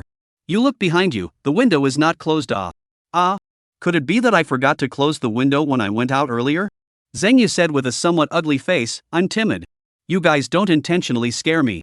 Hesitation for a moment, she still slowly looked back. The window was really open, whirring cool wind from the window poured in, blowing Zheng Yu heart chills. She touched her arm, her body is a little goosebumps, how to do? I seem to have really forgotten to close the window. The bad guys will not really come to this village, done and done, I won't even dare to go to the toilet in a while. Looking at Xiaoyu's frightened, godly appearance, the popularity of the live broadcast room instead rose a lot, and has come from the initial more than 100 popularity to more than 500. Anchor, don't be afraid, I have ancestral sheltering skills, you now hurry to take off the clothes on the body, make the rock spreading its wings, package you tonight luck, no disaster. Go, don't listen to the blind chicken bull upstairs, anchor you as long as you take off your underpants and wear it on your head, guaranteed that the evil spirits see you have to avoid 3 times. Why are they all so shy? They're all new here, don't scare away our little you. Looking at Zhang Yu's face easing up, some people started to deliberately scare her again. Anchor, look out the window, isn't there a dark head poking its head out looking at you? Xiaoyu, why did you lock your boyfriend who went out to buy condoms out of the door? He's been knocking for half a day, didn't you hear him? I think I heard the bathroom sink rattling. Is someone flushing the toilet? Is there someone else in your house, you? Looking at the netizens' one flirting and scaring comments, Zhang Yu's heart is extremely anxious and uneasy. The windows of the house were really not closed. The next door flight attendant student really died a horrible death in the rental house. There was also the sound of the flush toilet in the restroom just now, and she heard it herself. Could it be that bad people had really entered the house? Everyone, I'm a little uncomfortable. Off the air first. Zhang Yu's face became more and more ugly. She felt that if she continued to interact with these netizens, even if she was fine, she would still be scared out of something by them. Don't You shut down the live broadcast will be more dangerous. There are so many pairs of our eyes watching. Even if there are bad people in the house will not dare to do anything. The old man watched the stars at night and felt that the anchor was going to be cool. Pay attention to the news tomorrow. I don't want to see Xiaoyu on the news headlines. Ignoring the screens of the netizens, Xingyu turned off the live broadcast with an ugly face. She glanced back towards the open window, and outside the darkened window, the sound of leaves still rustled. It's better to close the window. Zhang Yu pondered for a while before she made up her mind and slowly got up and walked towards the window opening. A cold wind blew through the window, and Zhang Yu suddenly felt a chill down his backbone. The bathroom door rang. 1 hour later. The live broadcast room was open again. Why is Xiaoyu suddenly on the air again? Wow, the anchor is actually fine? Isn't it true that you followed what I said about the rock spreading its wings? I said it has a miraculous effect. Why don't you turn on the camera? Let's see how you're doing. Under the urging of the comments of several Iron Fan netizens, the camera finally lit up, and a female figure with a lowered head was instantly reflected in the eyes of a crowd of netizens. The moment they saw the contents of the camera, the pop-up screen at the bottom right instantly exploded. Ghosts! Mama! Help! It's a dead man. Call the police, hurry up and call the police. Harbor City. City Bureau, Criminal Police Chief's Office. Here is the detailed file of this case, take a look. Howe handed a stack of information to Li Zhe. The deceased's name is Meng Piao Piao. She is a junior student in the flight attendant program of the Hong Kong City Polytechnic University. She is 22 years old this year. What? The case file is a document that belongs to a high level of confidentiality, so you're just going to show it to me directly? Li Zhe laughed. That's for sure, Mr. Li, who are you? Can I still not trust you? This case I still need to rely on you to help it? Howe said, this Meng Piao Piao usually likes to do some fragrant live broadcasts on the bucket platform. Her popularity is still good, basically relying on the rewards of some tycoons to maintain her high consumption level. The other contents you can see in detail by yourself, the file has it all. Li Zhe nodded, took the file handed by Howe and carefully flipped through it. Howe stretched his limbs and said, actually, this case is very similar to an unsolved case from 5 years ago, but I'm still not sure if this case is really related to the serial murder case from 5 years ago, so I didn't apply for a case merger for the time being. A serial murder case from 5 years ago? Li Zhe suddenly became interested and raised his eyebrows. What exactly? Chapter 16, A New Murder Case. I was still a junior police officer at that time, and I didn't really know much about the cases at that time. Howe said, but all the cases at that time had a very obvious feature, that is, every time after doing the crime, the murderer would chop off the ring finger of one of the victim's hands, and the same feature appeared this time as well. Can we get the case file of that serial murder case from 5 years ago? Li Zhe said, I want to take a closer look at what happened at that time, it might help in this case. Upon hearing this, Howe's face became a bit complicated as he pondered for a moment before slowly nodding his head. It's a bit difficult, but I'll try my best to find a way to apply for it with the director when the time comes. Then I'll work hard for you. Li Zhe nodded and said. A knock sounded on the door. Come in. Howe directly shouted towards the door. The door of the office opened and a police officer with a somewhat anxious look rushed at Howe and said, Team Hao, we just received a report that another female university student from the Polytechnic University was killed in a set of rented rooms in Yangjia village near the Hong Kong Polytechnic University. Another accident? Hao-wei's face instantly turned a little ugly. He turned his head to look at Li Zhe, who was beside him. It seems that you guessed correctly, Mr. Li. The murderer taking away the uniform is indeed a signal to continue the crime. Call out a group of brothers and go to the police immediately. Hao-wei rushed at Li Zhe. You also come over with us to take a look. Sure. Li Zhe nodded his head. Hong Kong City Polytechnic University. Yang Family Village. The night was deep, with a few sparse stars in the darkened sky. In this somewhat remote village, a loud and clear siren suddenly rang out. Several police cars parked in front of a two-story residential building in an orderly manner, the bright police cars reflecting straight ahead. The police officers immediately got out of the car and pulled a cordon near the building. Nearby residents have gathered outside the cordon, a look of curiosity constantly probed towards the inside look. Isn't this the tenant of Yang Yuan's family? I remember it is a little girl in her early 20s. How? Did she have an accident?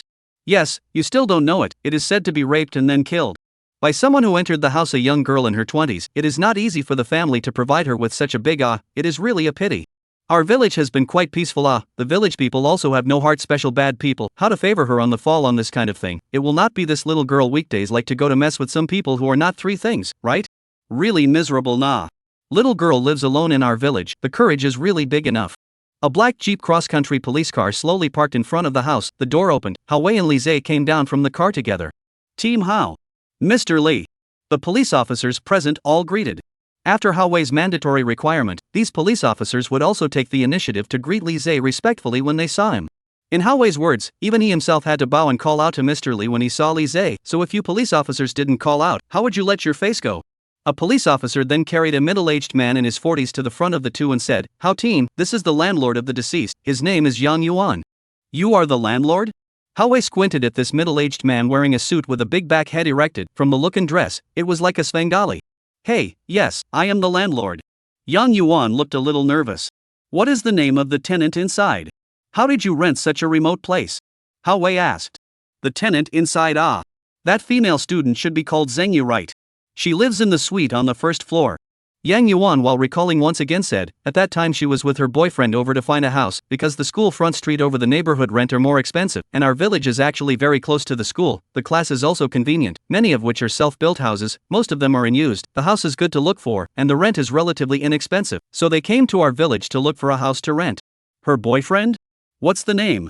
Hao-wei frowned. How come he didn't know about his girlfriend's accident?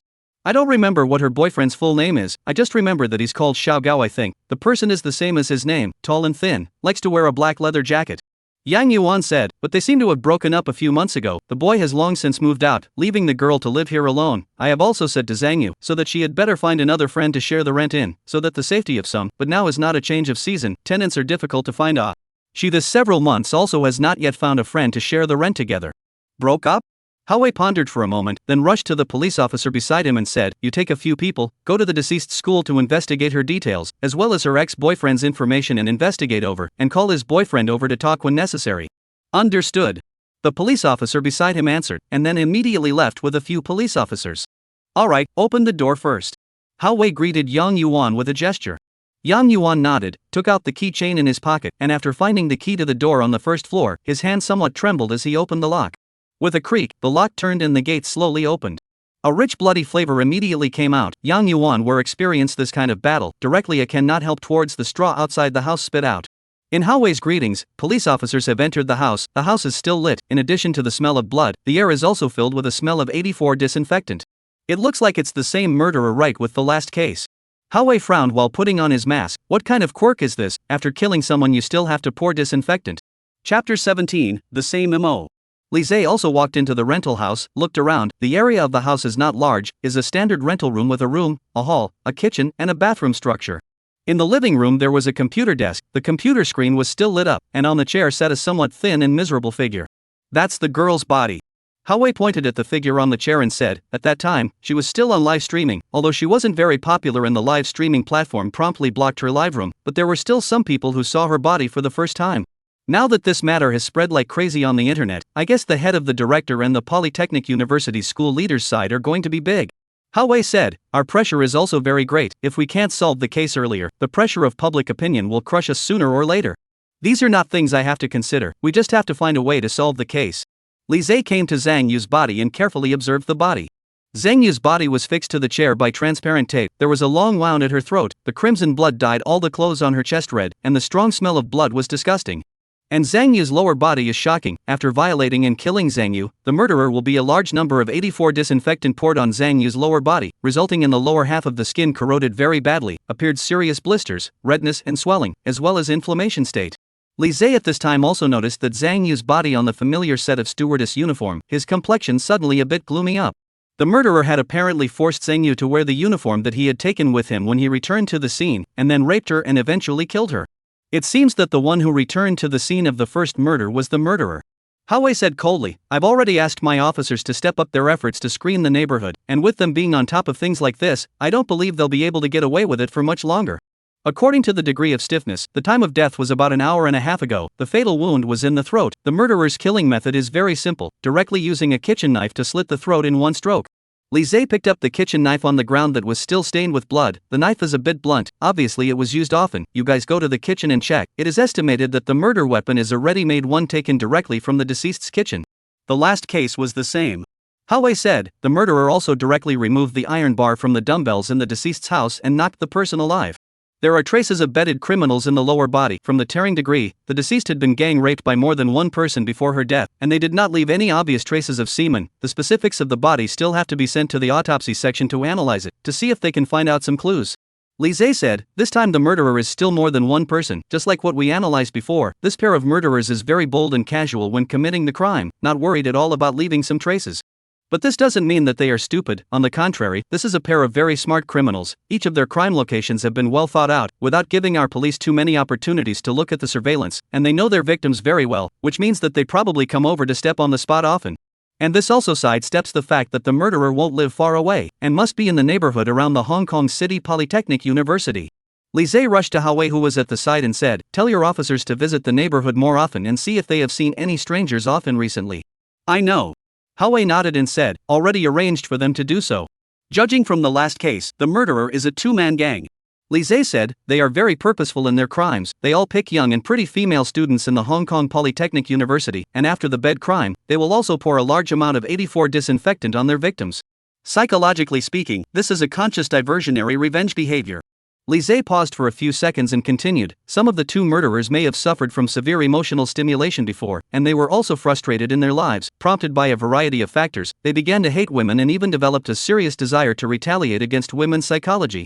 They wantonly pour out their failed relationships and frustrated lives on these young female college students. They are arrogant, they have no scruples, they use the most extreme ways to satisfy their depraved souls, and use the darkest means to vent their dissatisfaction with this world.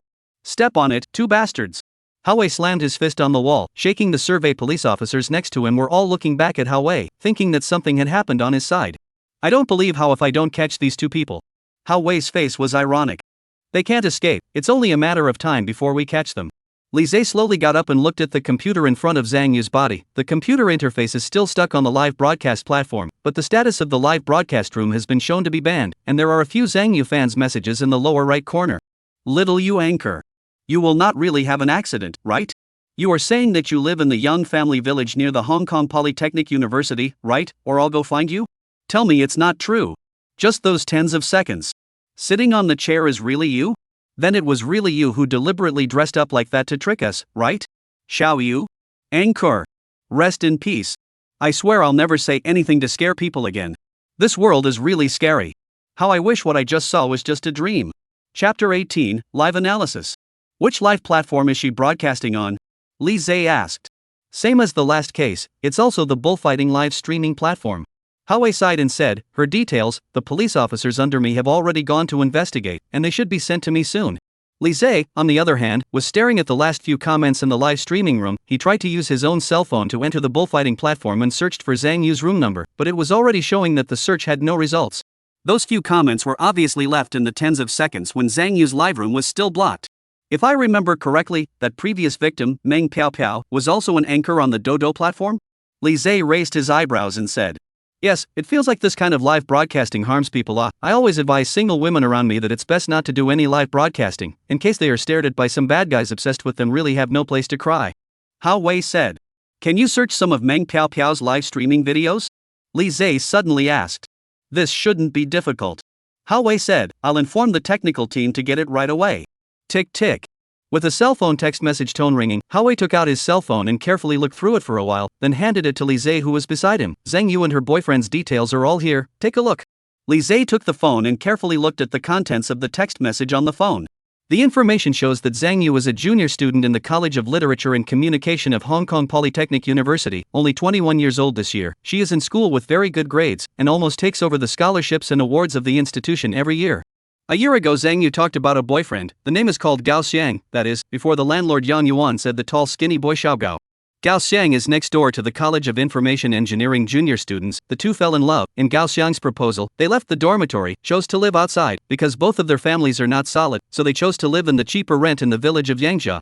Zhang Yu in the usual classes, but also find ways to do some part-time work to subsidize the pocket money. In Gao Xiang's proposal, she tried to join the Fighting Cattle Live platform to become an anchor, but she is not good at singing and dancing, only occasionally will wear some of the more seductive and bold uniforms to attract popularity. Even so, her live room heat has not been warm. 3 months ago, the two had a big fight because of financial problems, and eventually broke up unhappily. Gao Xiang moved out on the day of the breakup, and Zhang Yu has been living alone for a few months until she was finally killed. Li Zhe carefully read the text message twice, and then slowly spoke, go back to the police station in a while, organize the two cases, and then focus all the clues together to finally determine the precise scope of screening. Good. Hao nodded, then took out his cell phone and began to notify his subordinate officers. Li Zhe, on the other hand, beckoned towards Yang Yuan, the landlord who was cowering in the doorway, and said, is there anyone living on the second floor?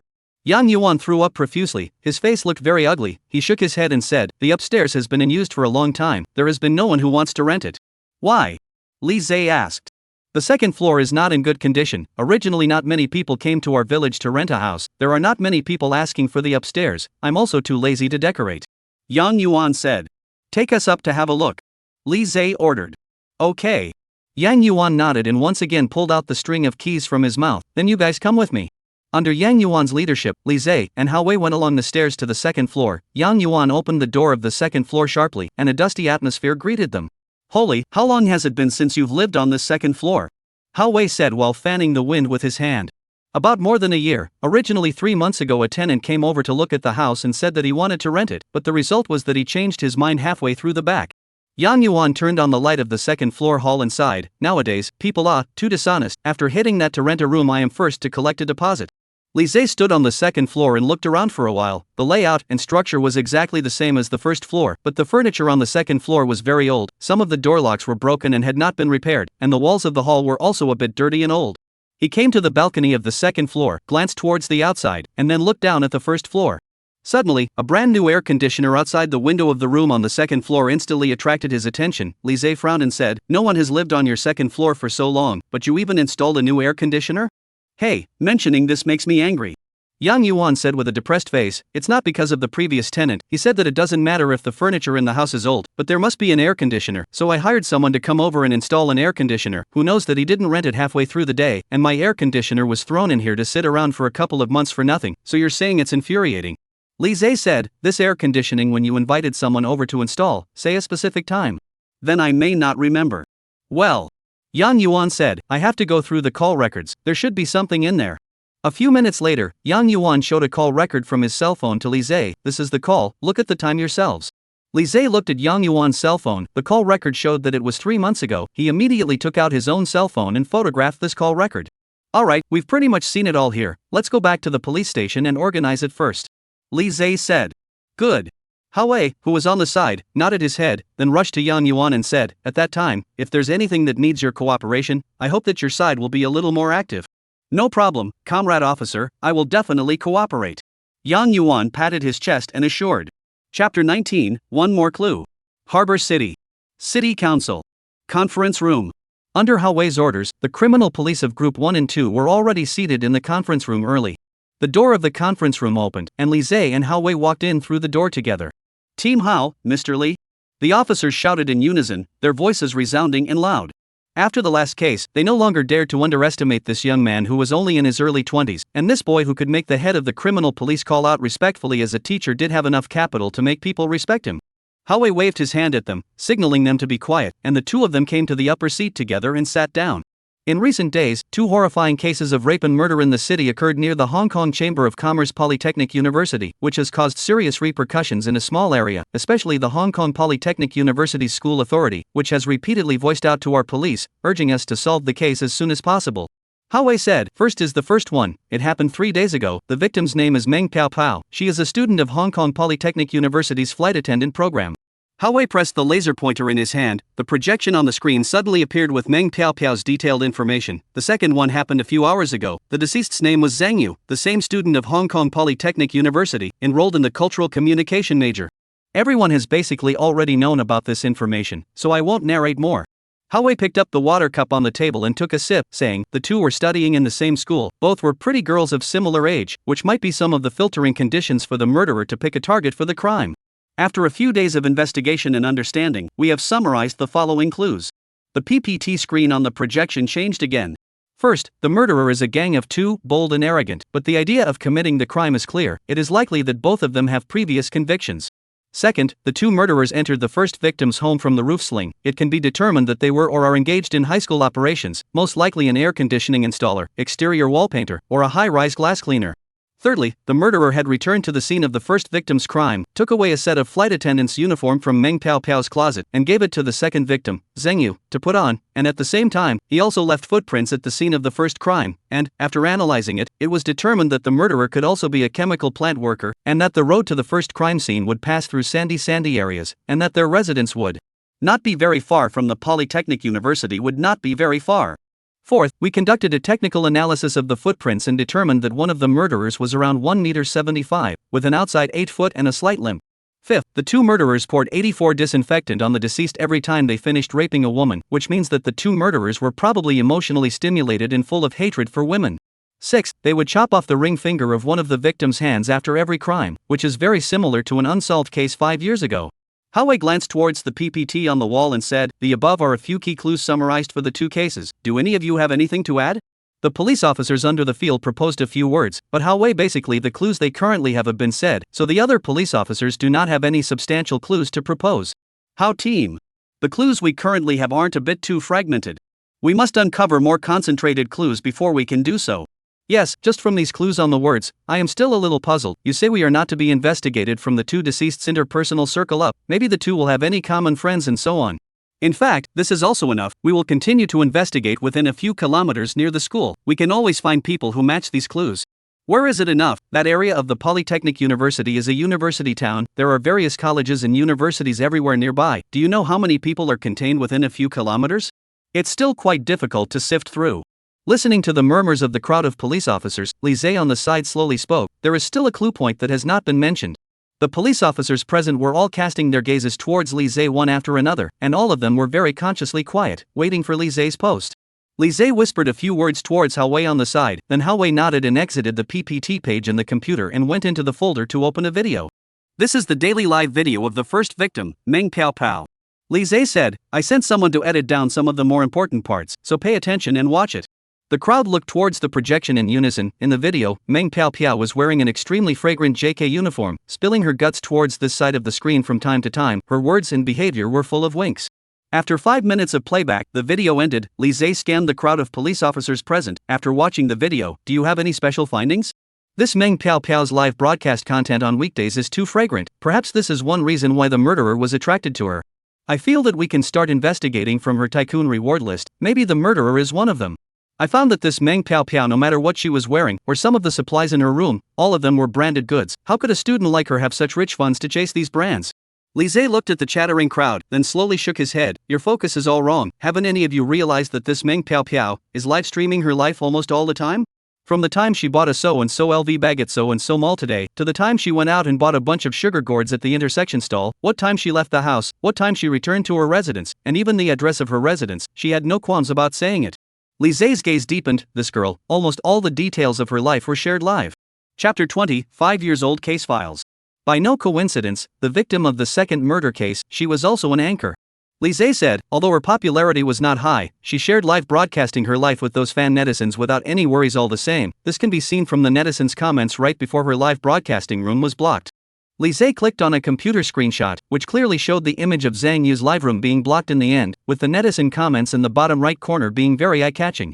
One of the comments was purposely circled and read by Lise. Little you anchor. You won't really have an accident, right? You're saying that you live in the Young Family Village near the Hong Kong Polytechnic University, right? Or else I'll go look for you? Seeing this, the police officers present were suddenly enlightened. I see, this is the special place that Mr. Lise wanted us to pay attention to. Both of the deceased live streamed their lives on a regular basis without a care in the world, and didn't even cover up their detailed residence much. In this way, it's simply easy for the murderer to understand their every move. What time they go out, what time they go back to their residence, which days they have classes, which days they have off, it's not too clear. In that case, the murderer must be a fan of the two female students' live broadcasts, and he must have followed both live broadcasts at the same time. Awesome. The same clues, the same video, why are we noticing different details? Could this be the so-called genius? That's right. Lise nodded and said, let's start with this piece, contact the technical backstage of the Fighting Bull platform and let them help screen the users who have followed the live broadcasts of the two deceased at the same time. This will greatly narrow down the scope of our investigation. Understood. Hao-wei, who was on the side, had a few moments of excitement on his face as he shouted at a police officer on the opposite side of the room, Xiao Wang, I'll leave this matter to you. Understood, I'll take care of it. Xiao Wang hurriedly replied. Alright, summarizing all the clues we have so far, then I'll start assigning other action tasks now. Hao-wei said, 1 group, you continue to screen for chemical plants smelting magnesium metal around Hong Kong Polytechnic University. Yes. Group 2, you guys are responsible for investigating workers working at heights such as air conditioner installers, exterior wall painters, or high-rise glass cleaners. Yes. Group 3, you are responsible for investigating Harbor City, City Council. Hao-wei's office.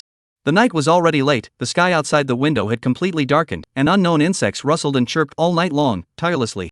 Many places around the police station had completely turned off the lights, but the lights in the office were still on. Teacherly, it's really hard for you to stay up so late as well. Hao-wei handed Lise a cup of coffee. You rarely stay up late on weekdays in school, right? I didn't expect Captain Hao to be so caring too. Lise laughed. That depends on the person. I don't like to take care of other people. If Mr. Li, my side must be arranged properly. Hao-wei said, if you need anything, just mention it to me. Lise smiled, did not respond to Hao-wei and continued to look at the case information on the table. Hao-wei on the opposite side seemed to hesitate for a moment and gave Lise a somewhat mysterious look, then slowly opened the drawer under the table and pulled out a yellowed and old case file from it. Teacherly, this is the file of the serial murder case from 5 years ago that I told you last time. I've already applied for it to the director's side, so you can take a look at it. So fast in efficiency? Lise looked at Hao-wei with some surprise, then took the dossier that Hao-wei handed over. From the dust on the surface of the dossier as well as the yellowed paper, it was able to tell that this case was already very old. Turning the cover, the words 6.11 Mass Murder Case came into view. Teacherly, this case file is very important. The director has specially instructed that it is only allowed to be viewed in the bureau, so this can't be brought back to read. Hao-wei said from the side. No problem, until the case is solved, I'll stay at the police station for the next few days. Lise said while looking through the case file in his hand. Really? That's great, Mr. Li, just feel free to treat this place as your home. If there's anything you want to eat or drink, just mention it. As long as I can do it, I'll definitely try to get it for you. Alright, I just came over to assist in solving the case, don't make it seem like I'm coming over for an inspection. Lise gave Hao-wei a blank look, then continued to look at the case file in his hand. According to the case file, 5 years ago, on June 11, in the university town of Kaisen District, several horrifying rape and murder incidents happened one after another.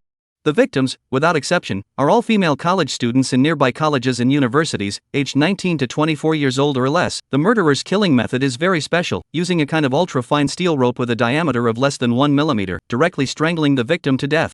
After killing, the murderer also chopped off the ring finger of each victim's left hand. The murderer committed a total of 5 murders from June until August, and at that time, the city was in a state of panic, everyone was in danger, and the colleges and universities in the vicinity of Kaisen District were closed since June, and the person in charge of the case was changed several times. According to the record of the person in charge of the case file, at that time, the provincial department even sent a task force over to take charge of the case, and held a conference, claiming to the public that the case will be solved within a month, but from the 5th case, the murderer seems to have evaporated, no longer any news. Therefore, the task force was also once caught in the predicament of no clues, the case stalemate for more than half a year, and finally came to an end. The task force was disbanded, and the case files were piled up in the archives, and no one ever touched them again.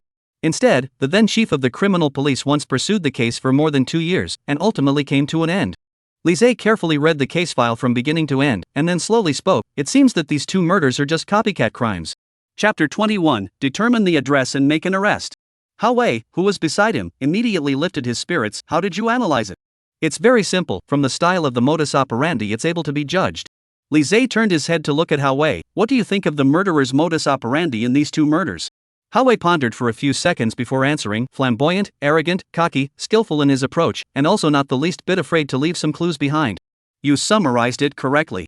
Li Zhe slowly turned over one of the pages of the case file and said, as for the serial murder case 5 years ago, the murderer's modus operandi was much more introverted. He was cautious, meticulous, and acted in a low-key manner, and never left any valuable clues at the scene, and even the task force investigated for half a year and had no clue. Hao Wei also looked over the case file for a while, which then thoughtfully nodded and said, if you look at it this way, you are indeed right, the style of the modus operandi between the two is indeed very different. Not only that, Li Zhe said, the reason why I said that the murderers this time are imitating the crime is because they overlooked a very important detail when imitating. What detail? Hao Wei said with some curiosity. It's those chopped off ring fingers. Li Zhe flipped the dossier to the posting area, found close-up photos of the hands of the corpses of my victims, and showed them to Hao Wei, who was beside him. Pay attention to this, the fingers that were chopped off of these 5 victims, all of them were left hand fingers. Hao Wei on the side immediately reacted, I see, the previous Sangyu, what she was chopped off was the right ring finger. Correct answer. Li Zhe said. So it seems that this time the murderer should be trying to confuse our police under the guise of the serial murders from 5 years ago. But this time they were unlucky and ran into a gun. Li Zhe's face suddenly became a bit solemn, because this case is taken over by me. A knock sounded on the door. Come in. Hao Wei shouted towards the door. A police officer opened the office door and walked in, greeted towards the two and then said, Team Hao, just received the data from the side of the Fighting Bull platform. After screening, there was indeed a Fighting Bull platform user who paid attention to the live broadcasting room of the two deceased at the same time. The ID name is called Lost Kite. Hao Wei's eyes lit up. Did you locate his detailed address? After getting the user's account ID, we immediately had the technical team investigate the number's common IP address and have now localized his exact address, which is in the slums in that area of Long Lake Road. Very good. Hao Wei abruptly stood up from his stool, notify the action team and immediately go out to arrest him. Hong Kong City. Long Lake Road, slums. Due to the strong opposition protests from the local residents during the old city renovation, this area of Changhu Road had never been demolished, and the buildings inside were still products of the last century, all of which had become dilapidated. With the surrounding high-rise buildings, Changhu Road has also become a unique landscape in Hong Kong, a strange slum in the bustling city. However, most of the original tenants inside had moved out long ago, and the remaining ones were the old, the weak, the sick, and the disabled, as well as quite a few laborers who would choose to live over here due to the low rent. A burst of loud sirens sped all the way from the road, and eventually a few police cars pulled up in front of a low and dilapidated bungalow. The surrounding neighbors are all flocking to probe and look out from a long distance, a look of eating melons to see what's going on. What are they going to do? I still saw so many police out at the same time for the first time. Next door that is a small Lou's house, right, see these people wearing uniforms, they should be all the criminal police. It, small Lou committed what happened? Who knows? Maybe it is to mess with what should not mess with people, so many police. This time to estimate the matter is a big mess. Hao Wei as well as Li Zhe led a group of police officers came to the door of the small courtyard, because the courtyard door is not locked, the crowd directly to the door of the house. In Hao Wei's eyes signaling, a police officer knocked heavily on the door of the courtyard, piecing CC's courier has arrived, trouble out to take down the courier. 10 seconds later, a somewhat puzzled voice came from the house, piecing CC's Express? I never buy things on piecing Xixia. I have always only shopped Beijing West. That police officer immediately improvised, you are called Lu Gong, right? That's right, the courier sheet is written on your name, it is not allowed to be who bought something for you did not tell you, you first come out to sign for it. Fresh. There will be people to buy things for me. Then I would like to come out to see what things. Inside the man some joyfully toward the door over, completely unaware of the door at the moment squatting outside more than 10 gun-wielding police. Creak. With the sound of the door lock, the man inside opened the door just ready to poke his head out. Both sides of the police officers quickly rushed up to hold it down on the ground to subdue, and will be handcuffed to its hands on the clanking handcuffs. What are you doing? Why are you arresting me? What did I do?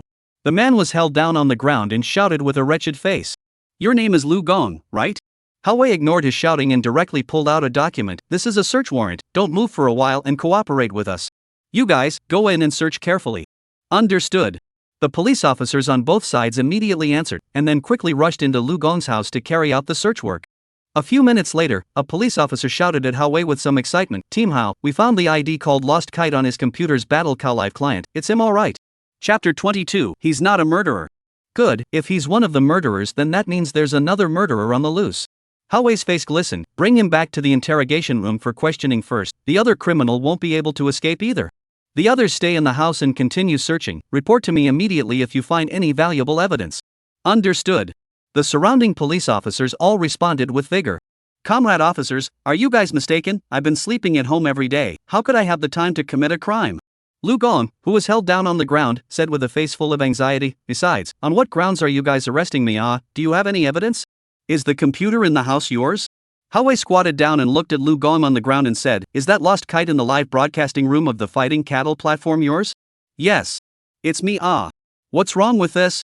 Lu Gong said with a confused face, it's not a heinous crime for me to register a bullfighting account, is it? Where is the reason to go to jail even for watching a live broadcast? There's nothing wrong with the account, but do you still remember that you followed two female anchors? One was called Ten Ten and the other was called Xiaoyu? Hao Wei's face became a little cold. The bodies of the two of them are still in our police department's autopsy section. Do you want to go over and take a look? What? I don't even know any anchorwomen named Tenny and Xiaoyu. Lu Gong said with some confusion, I only watch live game broadcasts on weekdays.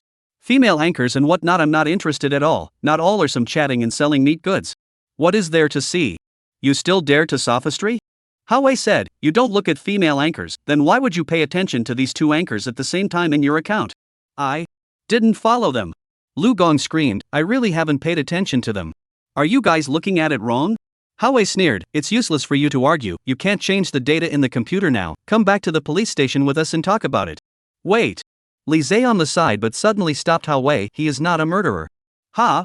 Hao Wei looked at Li Zhe with some surprise. He is short, he should be less than 1 meter 6.5, and has slender arms, tender skin on the palms of his hands, no calluses. This is by no means like someone who works at heights all year round. Li Zhe turned his head towards Lu Gong and asked, the IP address we found is fixed, which means that this account has been logged in only on this computer of yours, and you said that the female anchor in the account is not the one you are following, so has anyone else used your computer during this recent period of time? Lu Gong frowned and pondered for a while, then suddenly remembered something in general. There is. I remembered, those two brothers next door often come to my house to rub their computers and play. Li Zhe's eyes lit up and continued to pursue, you briefly described the specifics of the two as well as their appearance. They live next door to my home. The two brothers are dry air conditioning decoration. No work to do when you will also go to find some part-time job to do. The big one we call him Lao Wan, people tall and strong. There must be more than 1 meter 75 it. Small called Xiao Wan, he is shorter than the old one. Two people are quite dark looking. Lu said, they are from the countryside over, usually earn hard money, cannot afford to buy any computer, often on me to rub the computer to play. I'm obsessed with this period of time on the phone and the fighting sound software. The computer is not much to play, just how they tossed. Where do I know they give me such a hearing? Hao Wei quickly asked, where does he live? On the left side of my house, the one with the red tiles on the roof. Lu Gong said, Comrade Police. I said you arrested the wrong person this for no reason you were held down by Emile, you say this is what happened. When things are investigated clearly, to determine that you are completely fine, we will give you a certain amount of spiritual compensation, but now you cannot go, first cooperate with our police for a while. Hao Wei said towards the police officers on the side, help him loosen the cuffs. The others come with me, target the red-tiled bungalow next door, surround any exit that may escape, absolutely do not let the suspect escape. Comrade officer, the two brothers went out to work early.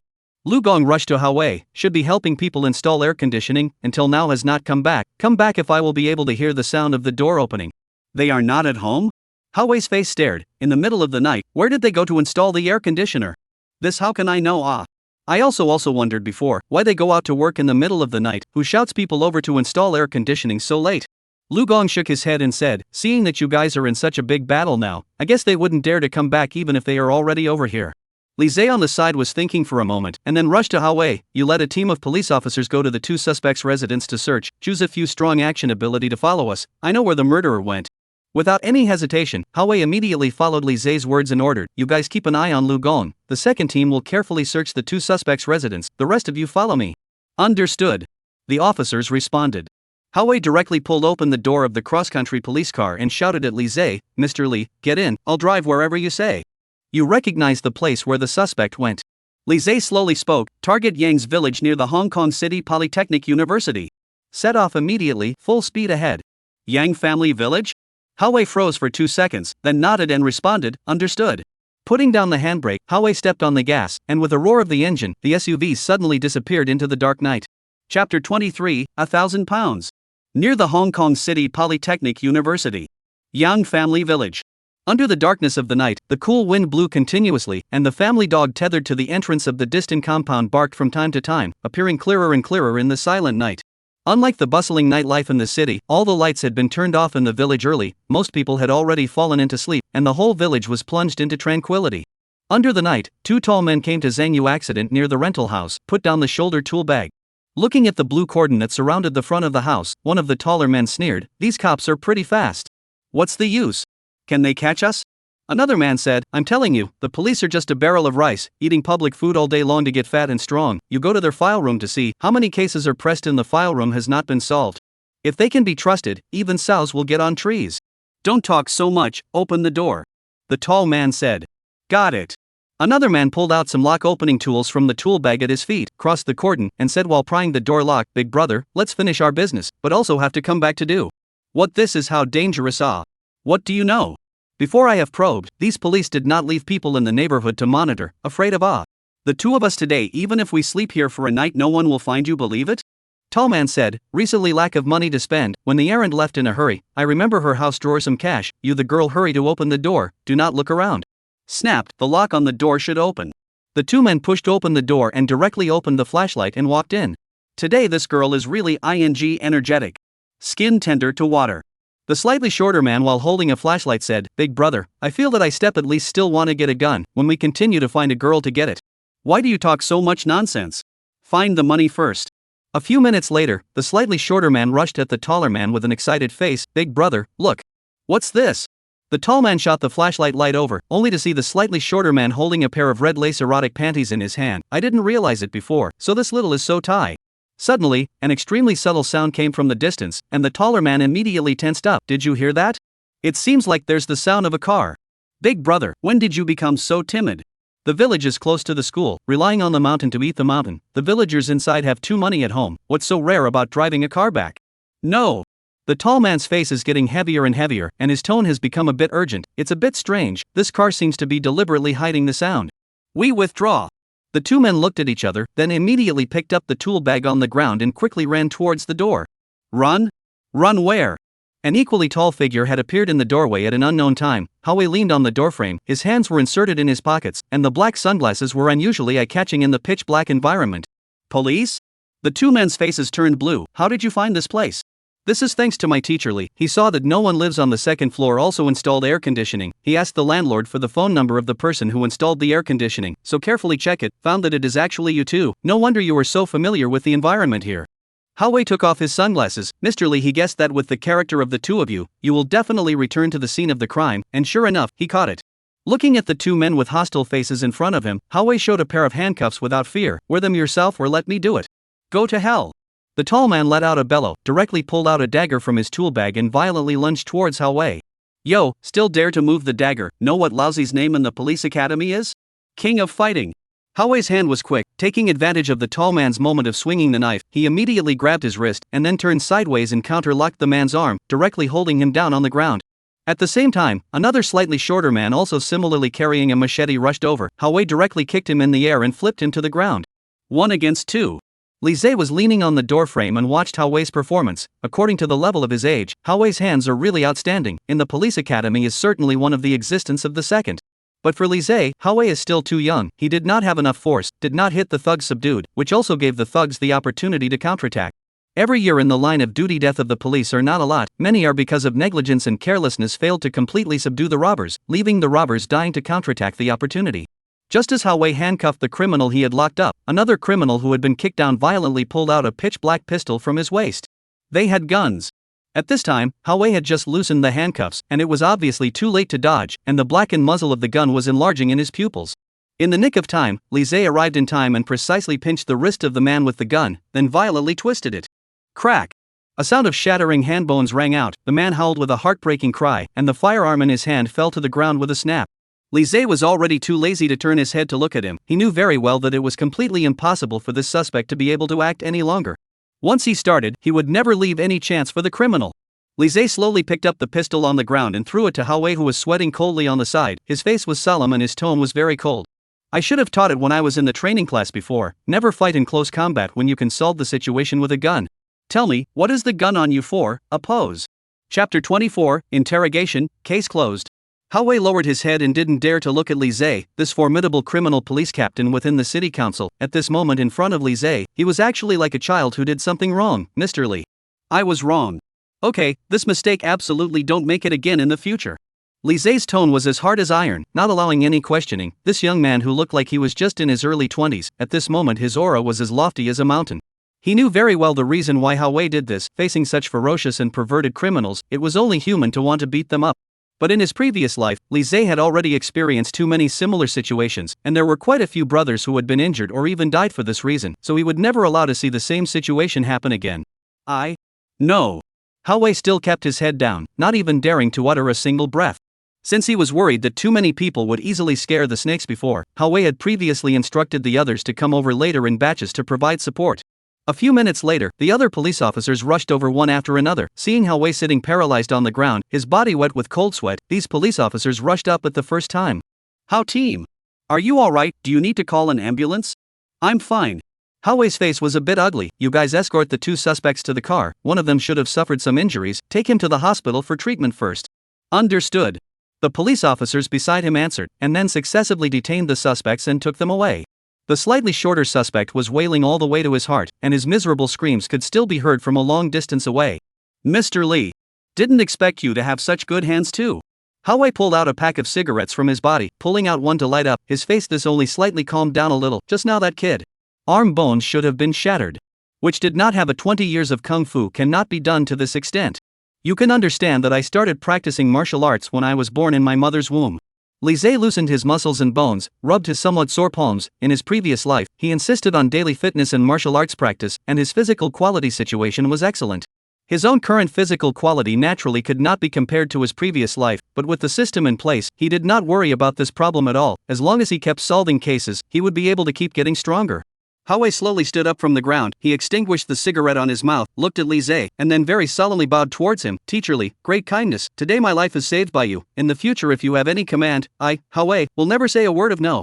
Okay, that's enough. Don't act like you're recognizing the boss with the 90s gangsters. Li Zhe waved his hand towards him and said, go back and have a good rest. Tomorrow you will have enough energy to interrogate them.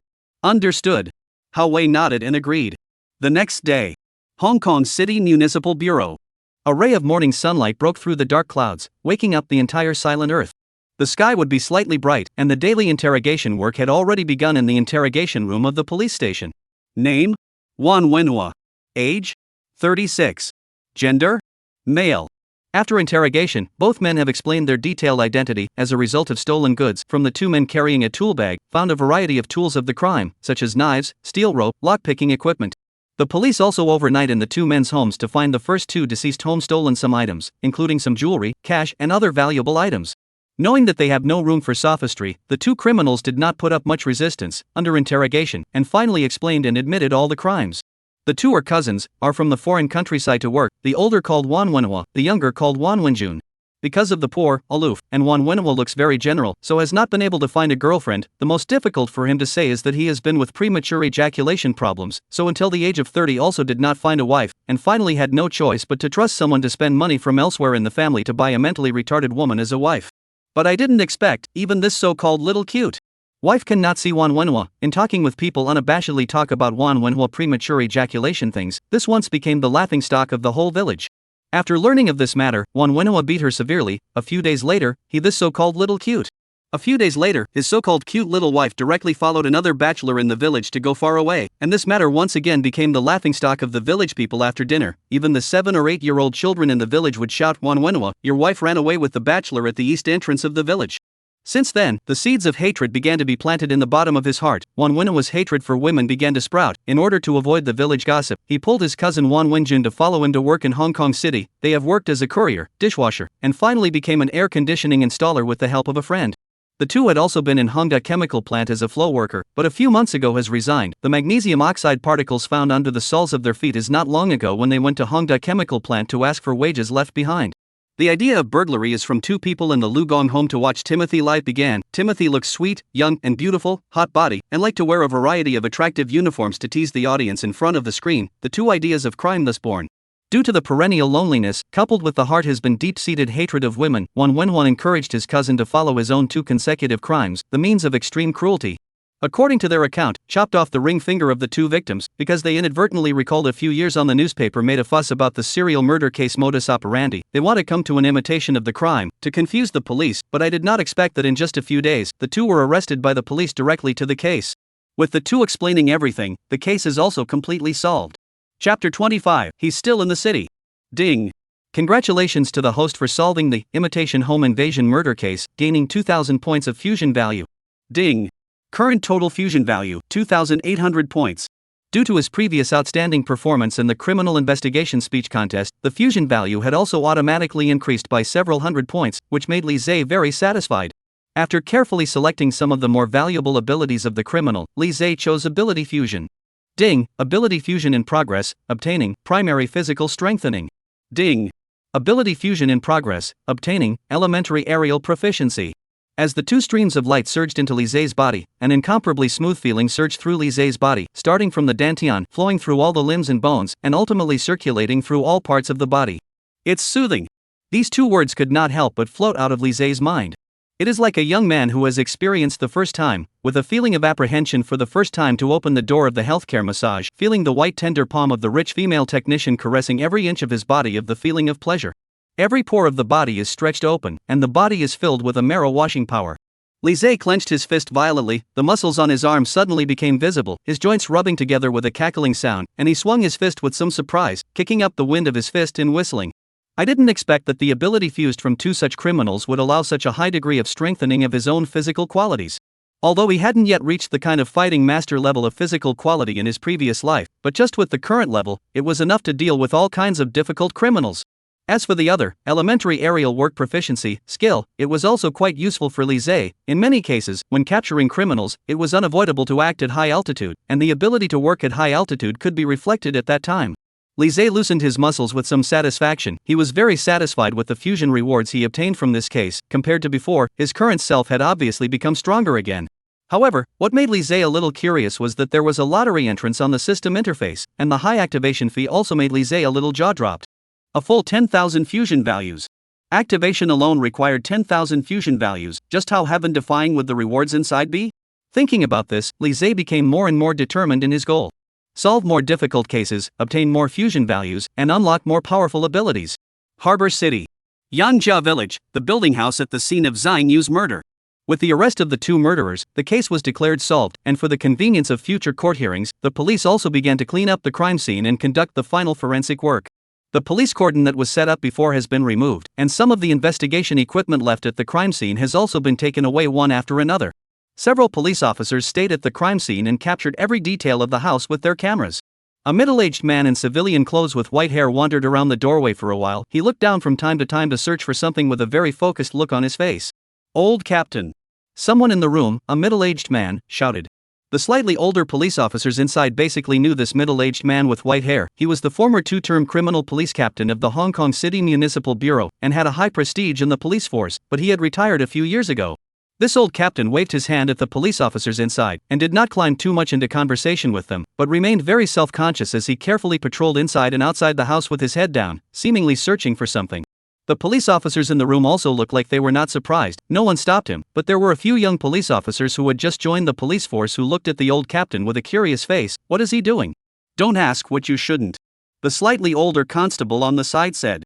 After searching the house for a while with no results, the old captain reappeared outside the door to investigate. After another bout of searching, this old captain suddenly brightened up, as if he had finally discovered something. He bent down on his knees, his cheeks almost on the verge of kissing the ground. "It's him." The old captain's body trembled a little as he picked up a small pinch of cigarette ash from the ground, extremely complex emotions spreading across his face. He's still in this city. Hong Kong City University. 4 male dormitory buildings. Li Zhe swiped the door to enter the dormitory building, and a line of bright and eye-catching red fonts continuously scrolled on the screen. Li Zhe, the genius boy of the 4th building, won the first place in the criminal investigation speech contest, assisted the police in solving a strange case, and won honor for our university. Master, he was still carefully tending those ginkgos, and Li Zhe took the initiative to greet him. "Master, he, watering the trees again?" "Yes, the soil conditions here are too poor. If you don't take care of them carefully, these trees will be gone sooner or later."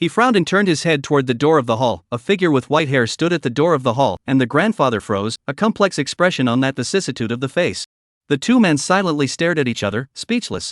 Opening the door to the hall, Moncler outlet store, he rushed to the figure at the door and said, "Why did you come?" "Today is the anniversary of her death, right? I came over to see you."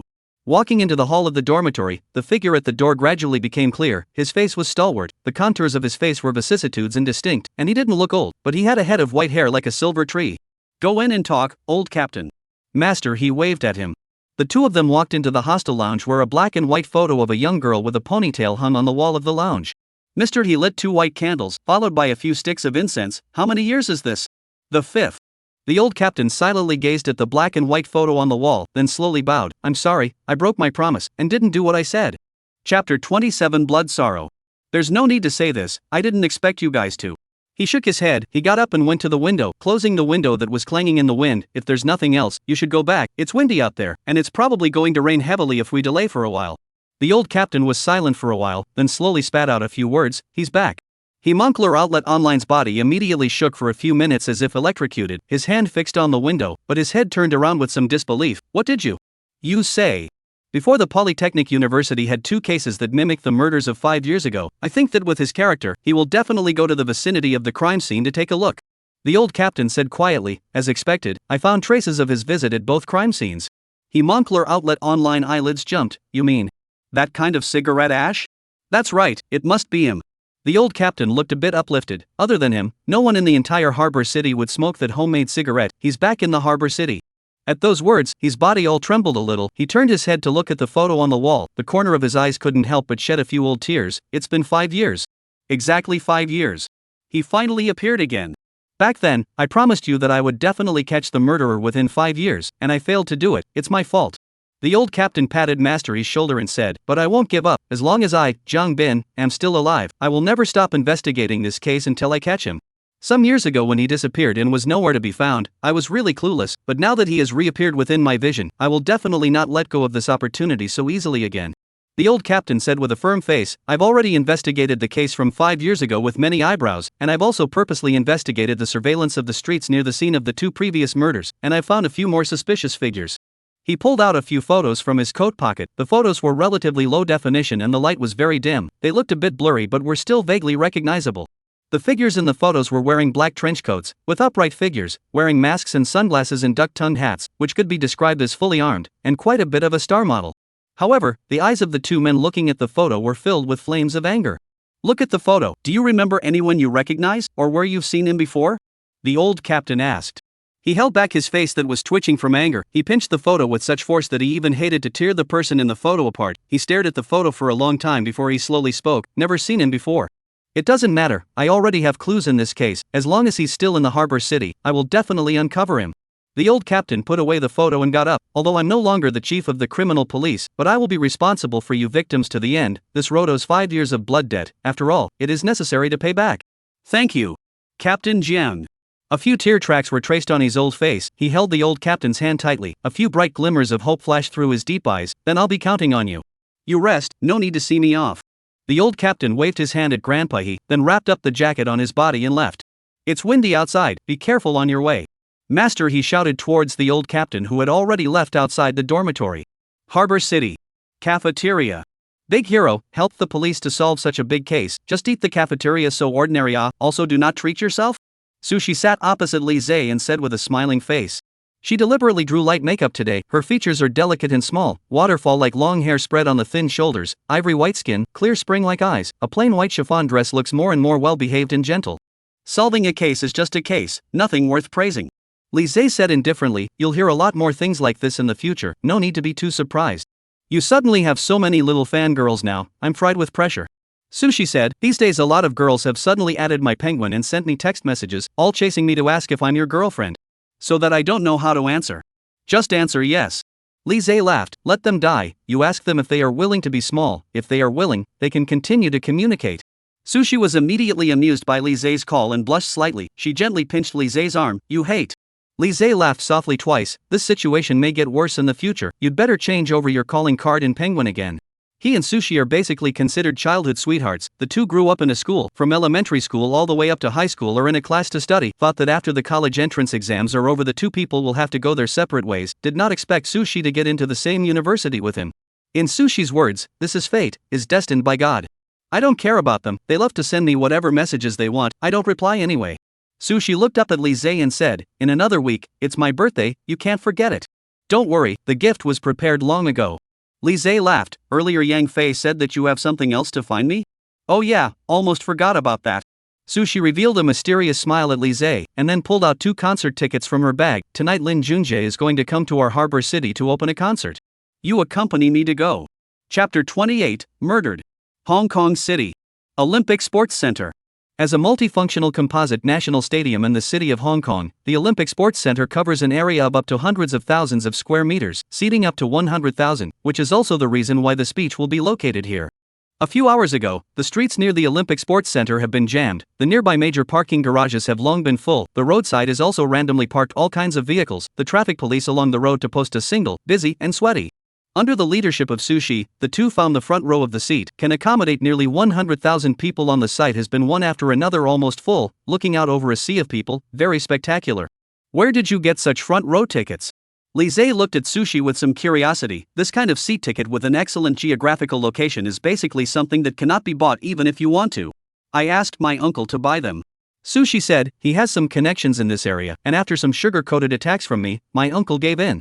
After knowing you for so many years, I haven't realized that you are actually a connected person. Lise flirted, it seems that I have been hiding a rich girl around me. Regarding Sushi's family history, in fact, Lise did not know much about it. He only knew that Sushi had been boarding at her uncle's house in her early years due to her studies, and Lise didn't want to know that much about her family's situation. As the seats were completely filled, the concert officially began. When Lin Junjie slowly appeared on stage wearing a black dress, accompanied by the stage lights and beautiful singing, the venue of tens of thousands of people immediately erupted into a wave of screams and shouts. Lin Junjie! Lin Junjie! Both men and women shouted out Lin Junjie's name. Lise was enjoying the atmosphere of the scene. As an Interpol officer, he was so busy every day that he didn't have any free time to attend this kind of concert. Now that he has become a university student, Lise is also happy to participate in this kind of leisure activities, which is also a kind of compensation for the life in his previous life.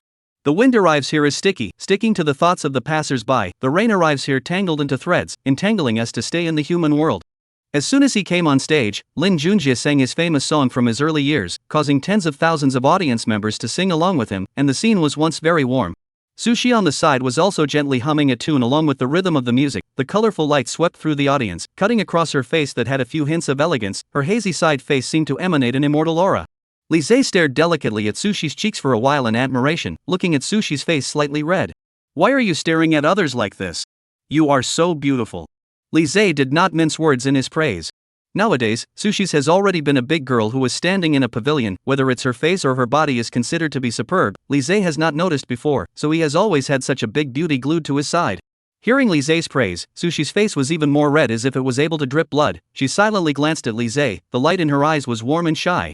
Sushi gently leaned her head on Lise's shoulder, her long black flowing hair emitting a faint jasmine scent. The crowd around them was booming, and Lin Junjie's song resounded in the venue. Confirmed my eyes, I met the right person. Hong Kong City. City Council. Hao Wei sat in his office and looked at the newspaper, crossing his legs in a very dashing manner.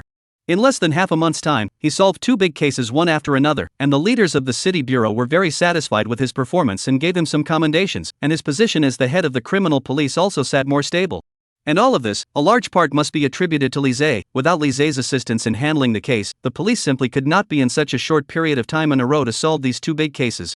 Although the upper leadership understands these, but Hao Wei can ask Lise to assist in solving the case is also his ability, which is indisputable, as long as it is able to solve the case, must be given awards. Hao Wei was going to carry some gifts to thank Lise, but thought Lise does not like this set. He also stopped. Knock knock knock. A knock sounded on the door. Come in. Hao Wei said. The office door opened, and his subordinate police officer Xiao Wang walked in and said with a somewhat gloomy face, Team Hao, something big has happened. Seeing Xiao Wang's ugly face, Hao Wei also frowned. Speak directly. The old captain was killed. Right in that area in the west of the city. Xiao Wang said, Vice Captain Song has already gone over to investigate the scene. What? Hao-wei suddenly stared round. The old Captain Jiang Bin had been his top boss. He just joined the police forces under the work of Jiang Bin. His ability to do things is almost a hand Jiang Bin brought out, and now hear the news of the murder of Jiang Bin. His chest is like what foreign objects blocked the general, indescribable difficult.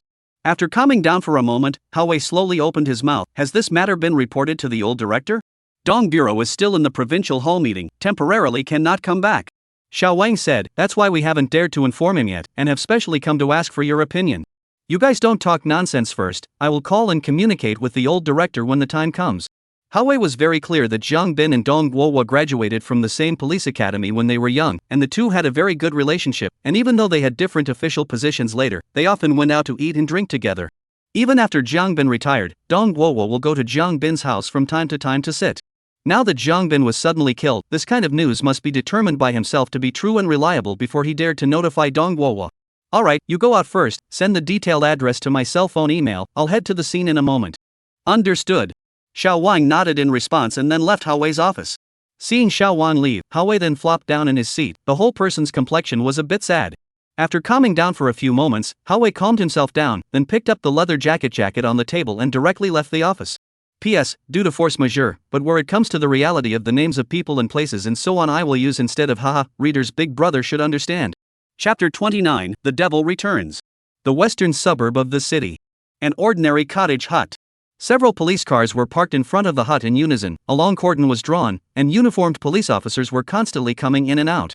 A black police SUV was parked in front of the house. Hao-wei got down from the car and walked straight towards the house. Team Hao. The police officers on the side all saluted towards Hao-wei. Hao-wei nodded slightly towards them, crossed the police line and came directly to the crime scene.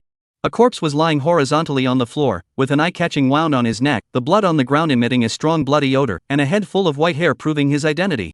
Seeing that corpse, Hao-wei instantly closed his eyes with some difficulty. He didn't need to continue looking to know that it must be the old Captain Jiang Bin. Several survey team of police officers are meticulous in the scene to explore. See Hao-wei, Vice Captain Song Rueguat initiative to go forward. Rushed to Hao-wei said, the body identity is confirmed to be the old ginger undoubtedly, just young forensic preliminary identification, determined to be his murder. The murder weapon is a diameter of 1 millimeter or less of the steel rope. He was also an old colleague with Jiang Bin back then, and when he saw Jiang Bin's body, his face was no better to see where to go. Steel rope? Hao-wei's eyelids jumped. The whole person was a bit shocked. This was the same as the murder weapon of the serial murder case 5 years ago. That's right, I also suspect that the murderer from 5 years ago has resurfaced. Song Ruegwa said, old Jiang was still laboring over the case from 5 years ago for a while, and I didn't expect that he would end up being poisoned in this way. Step on it. Hao-wei clenched his fists. Now he is no longer a small police officer. As the head of the criminal police, he naturally have to shoulder a greater responsibility. 5 years, we police failed to catch him. I did not expect that he was once again under our noses in the case of provocation, and killed or the old captain. This shame I, Hao-wei, have memorized. I will definitely catch this murderer and do justice to our criminal police team. It's still a bit too early to say such things. Song Ruegwa's eyes were a little despondent. Back then, how many criminal investigation experts from our city bureau were involved in this case were clueless, and the task force sent by the provincial office was also clueless. This criminal is indeed extraordinarily powerful, don't underestimate him. I certainly know. Hao-wei's gaze deepened. He had similarly witnessed the terrifying nature of that murderer back then. For more than a whole year, the entire city council was burned out over this case, but in the end, they still couldn't catch the murderer to successfully solve the case.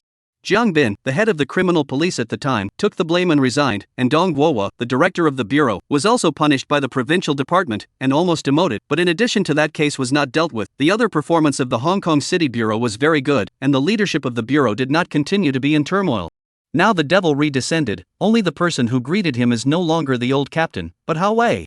Looking at the corpse on the ground, Hao-wei took a deep breath and then dialed Dong Guohua's phone. Hey, old chief. Hawa, what's the long and short of it? I'm still on this side of the provincial hall, I'm going to have a meeting in a while. Dong Guohua toned cheerful, obviously in the provincial hall side received a lot of praise, the mood is very good. Hao-wei hesitated for a few seconds, and then slowly opened his mouth. The director. Old captain he was killed. The phone side was suddenly silent for several seconds before Dong Guohua's voice came from the phone again, only the tone became a little low. When was it? The exact time of the murder is still unclear. I will let the forensic scientist make a detailed report in a moment. Hao-wei said, we are now at the scene of the crime. The old captain's death is very much like the serial murders of that year. We suspect that the murderer has struck again to commit the crime. You guys investigate the scene carefully.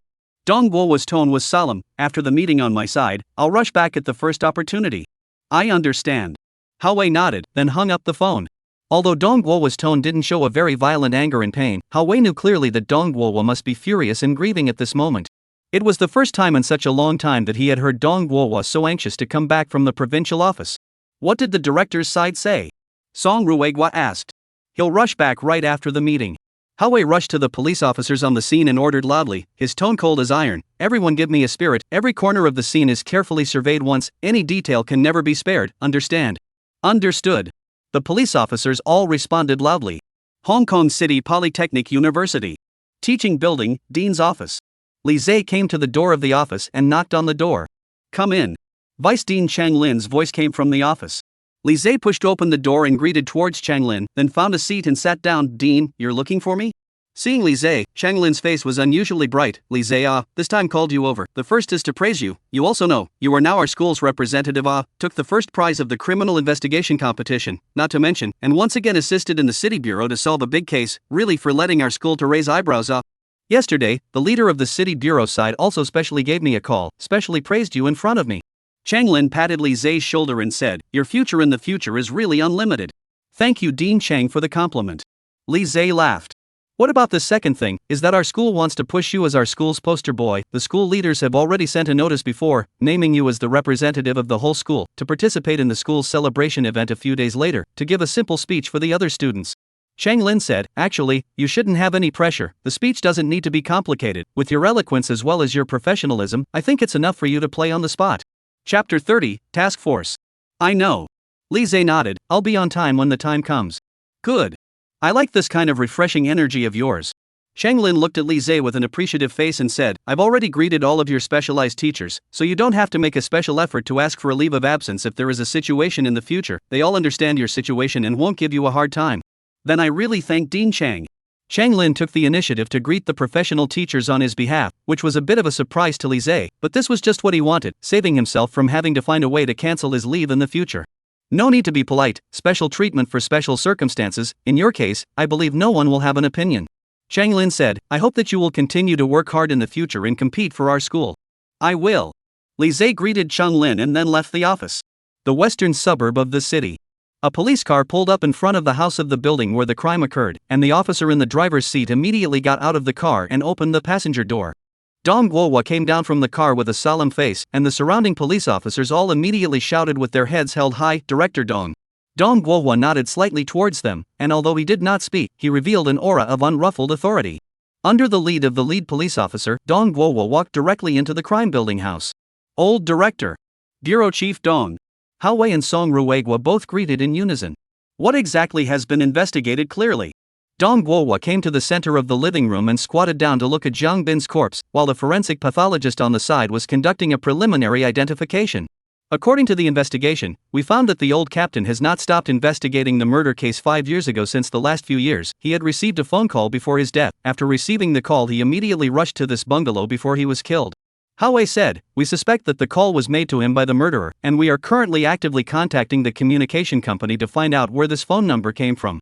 Looking at Jiang Bin's body, Dong Guo sighed. He was silent for more than half a minute before speaking. Have you contacted his family yet? Already contacted. Hao Wei said, Senior mother and their people are still in the countryside. It is estimated that they will be able to rush over in a while. 5 years, our city police have been looking for him for 5 whole years. I thought he had gone into hiding, but I didn't expect him to give us a hard time as soon as he appeared. Dong Guo said coldly, the murder of the old comrade might just be the beginning. I know his methods very well. If we don't catch him in time, I'm afraid that Hong Kong City will be turned upside down again. Hao Wei said, Old Director, don't worry, we will definitely catch him. Catch him, we must catch him. Dong Guo said, the same disgrace our city council already endured once 5 years ago, this time I definitely won't allow him to get away with it again after he's done with the case. Hao Wei, you join the other criminal police teams and set up a task force. You will be the leader and the others will follow your instructions unconditionally. Dong Guo said in an unquestionable tone, this time the case will be handed over to you. No matter what method you use, you must bring the murderer to justice. If you can't catch Jiang Bin's murderer, you won't be able to mix in the police station. Yes. Hao Wei immediately straightened his back and responded forcefully. Hong Kong City University. 4th Building Dormitory. Knock knock knock.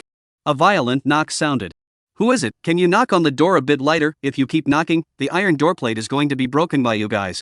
Yang Fei opened the dormitory door with a disgruntled face. A few tall and strong boys wearing sports undershirts and carrying basketballs in their hands smiled and patted his shoulder. Go play ball. Forget what you promised us last time?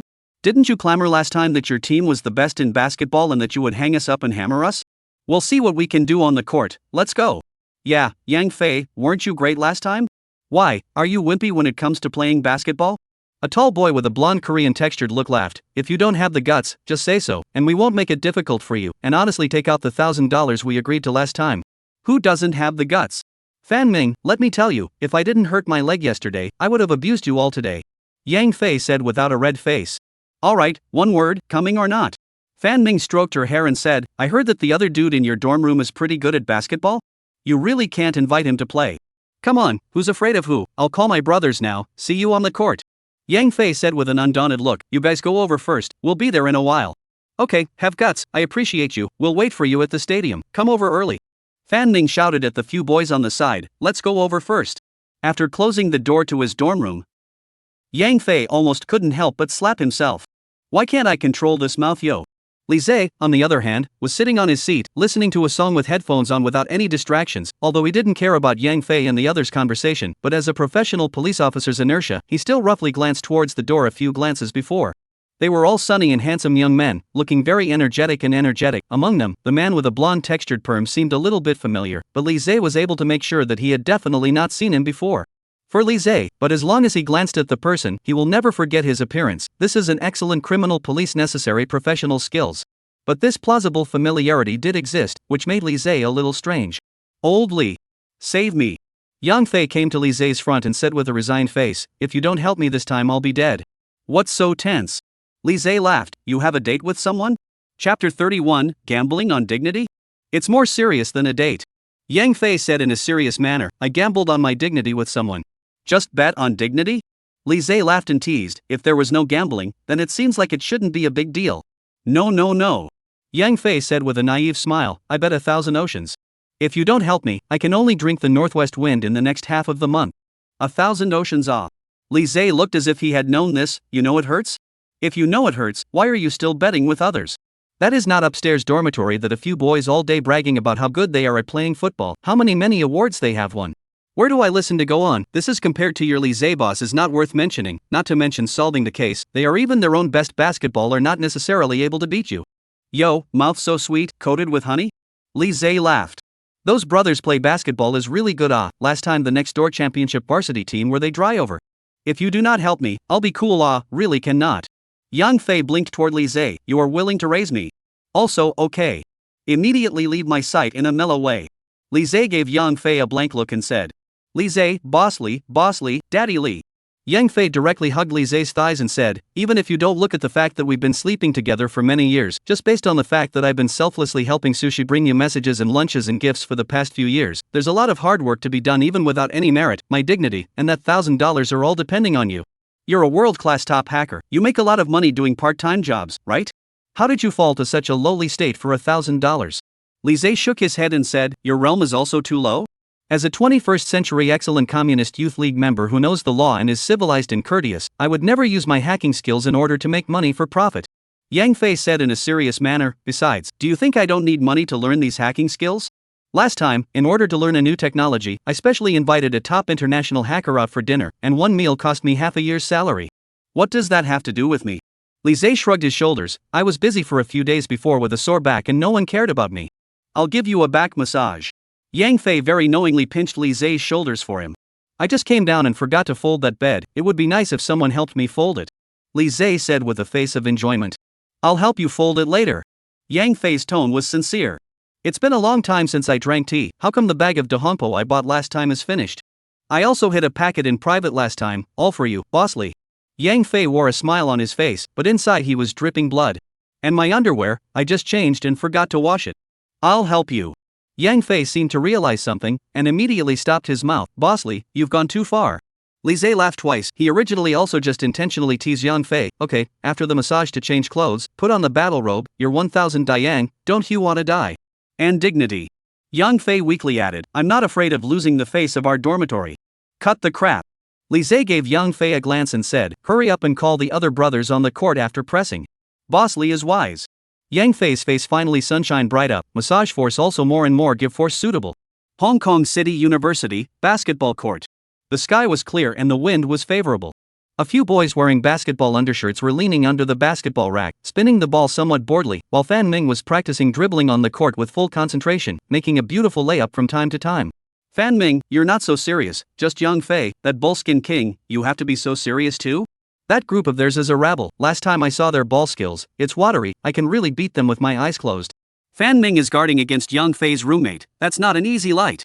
The words on the screen in the dormitory lobby, see, are talking about him. Did you read the school newspaper and magazine this time? It's a big recommendation on the front page, and such a big picture is hanging on the newspaper, it's awesome. Yes, I heard that the kid will also participate in the school day after tomorrow, to the student representative identity to us these people speech. I went to so many seniors and sisters, but actually want to listen to him an elementary school brother to pass on experience. This is not bullet. What does this have to do with playing basketball? If he's good at anything else, can he beat us at basketball? Are you kidding? We got all those championship trophies for nothing? Stop arguing, here comes the man. Fan Ming greeted the boys after a beautiful shot. Brothers, pick up. A taller boy laughed at the others. I'm going to give them a 0 today. Do you have any confidence, brothers? You're not looking down on us if you ask that. What do you mean, do you have confidence? We're definitely going to shut them out. That's right, they're amateurs, if we can't beat them, we'll lose. Under the sunlight, several boys wearing uniform basketball uniforms came to the basketball court together.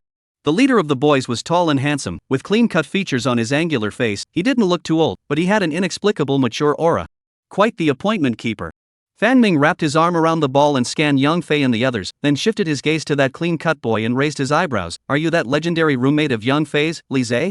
Chapter 32, Psychologically Breaking Down the Opposite Side. Cut the crap and just get started. Li Zhe said, I'm in a hurry, let's make it quick. Yo, not a small mouth. Fan Ming raised his eyebrows and looked at Li Zhe. Alright, let's just get started then, don't say we're bullying you, let your side kick off first. No problem. Li Zhe never refused to others' humility. With a whistle from the amateur referee, the match officially started. At the start of the game, Yang Fei's teammate on his side directly passed the ball to Yang Fei, and a moment after Yang Fei received the ball, without any hesitation, he directly passed the ball to Li Zhe again. After receiving the ball, Li Zhe directly stood outside the three-point line and made a jump shot. Flop.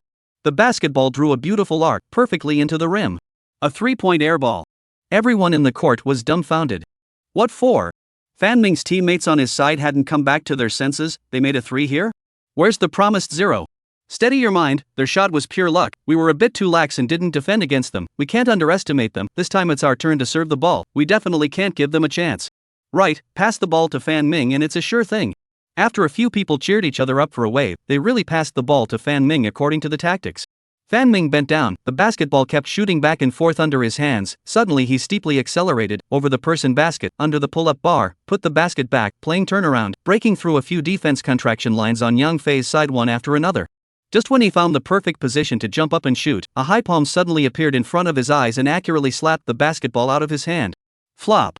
The basketball went into the frame again with precision. It was still Li Zhe's side that scored. A sharp whistle sounded and the referee directly shouted, 4-0. It doesn't make sense. It's all an illusion, right? Surprisingly, someone was able to intercept the ball in Fan Ming's hands? Really? Fan Ming, on the other hand, was looking at Li Zhe who was wiping his sweat on the side with an incredulous face, his arms trembling slightly. There was even this kind of basketball expert in the school? As the whistle sounded again, this time the battle became more and more tense, and as soon as the ball was sent out, the group of boys on the court immediately chased after it in a frenzy. Yang Fei intercepted the ball directly from the opposing player in the chaos, and without saying anything, he directly hooked a long shot to Li Zhe outside the three-point line. Keep an eye on him. Fan Ming directly shouted out. But Li Zhe directly started to shoot the ball. Another shot was accurate into the basket. 7-0. The referee was a bit stunned. Fan Ming's group was quite famous in the school, and they basically took all the awards of the basketball competitions in the school. But this time, after encountering Li Zhe, it was as if these people suddenly became as if they couldn't play, and they were actually beaten by Li Zhe alone without the ability to fight back. What do? I want to play ball. Let me touch the ball, okay? This treadmill is a monster, right? Just let him play alone. So many people can't defend him alone? What are you doing? Just when the referee wanted to blow the whistle again, Fan Ming took the initiative to reach out and signal to stop. He directly threw the ball on the ground. No more fighting, we lost. The money I will transfer to Yang Fei online. Fan Ming's teammates, each and every one of them, looked gloomy. Although surrendering in the middle of the game was a very shameful thing, but from the current situation, it seemed that they would only be humiliating themselves if they continued to fight. The gap between them and Lise was too big. One half of the game, they would most likely not be able to get a single point. After all, after playing several consecutive rounds, many of them had yet to touch the ball. Surrender? Lise let out a light laugh, then rushed to the others on the side and said, "Alright, call it a day. I'll let Young Fei treat you guys to dinner later. Let's go. Let's go eat in a while." Yang Fei and the others all left the stadium with their surnames in high colors. Fan Ming, on the other hand, looked at Lise's back with an ugly face, and his arm was still slightly trembling. Is this the opponent's aura? So powerful that people can't help but feel intimidated. Awesome, Boss Lee. Along the way, Yang Fei was looking at Lise with a face of worship. Although he knew that Lise's ball skills were quite good, he didn't expect today's play to have such a terrifying dominance. I played with you before, but I didn't realize that you're actually powerful to this extent. What, do I have to tell you even if I have secretly practiced overtime on weekdays? Lise laughed. Today's shooting touch is so good. Lise himself is also a bit surprised. Although his previous life is also a basketball enthusiast, weekdays after solving crimes will go to play basketball. The ball skills are also quite good, but definitely did not reach today's such a degree of 100 shots. His own performance today was strong enough to directly break down the entire team from the psychological level. Otherwise, once they realize that they are defending themselves to death, the situation behind them is not really easy to say.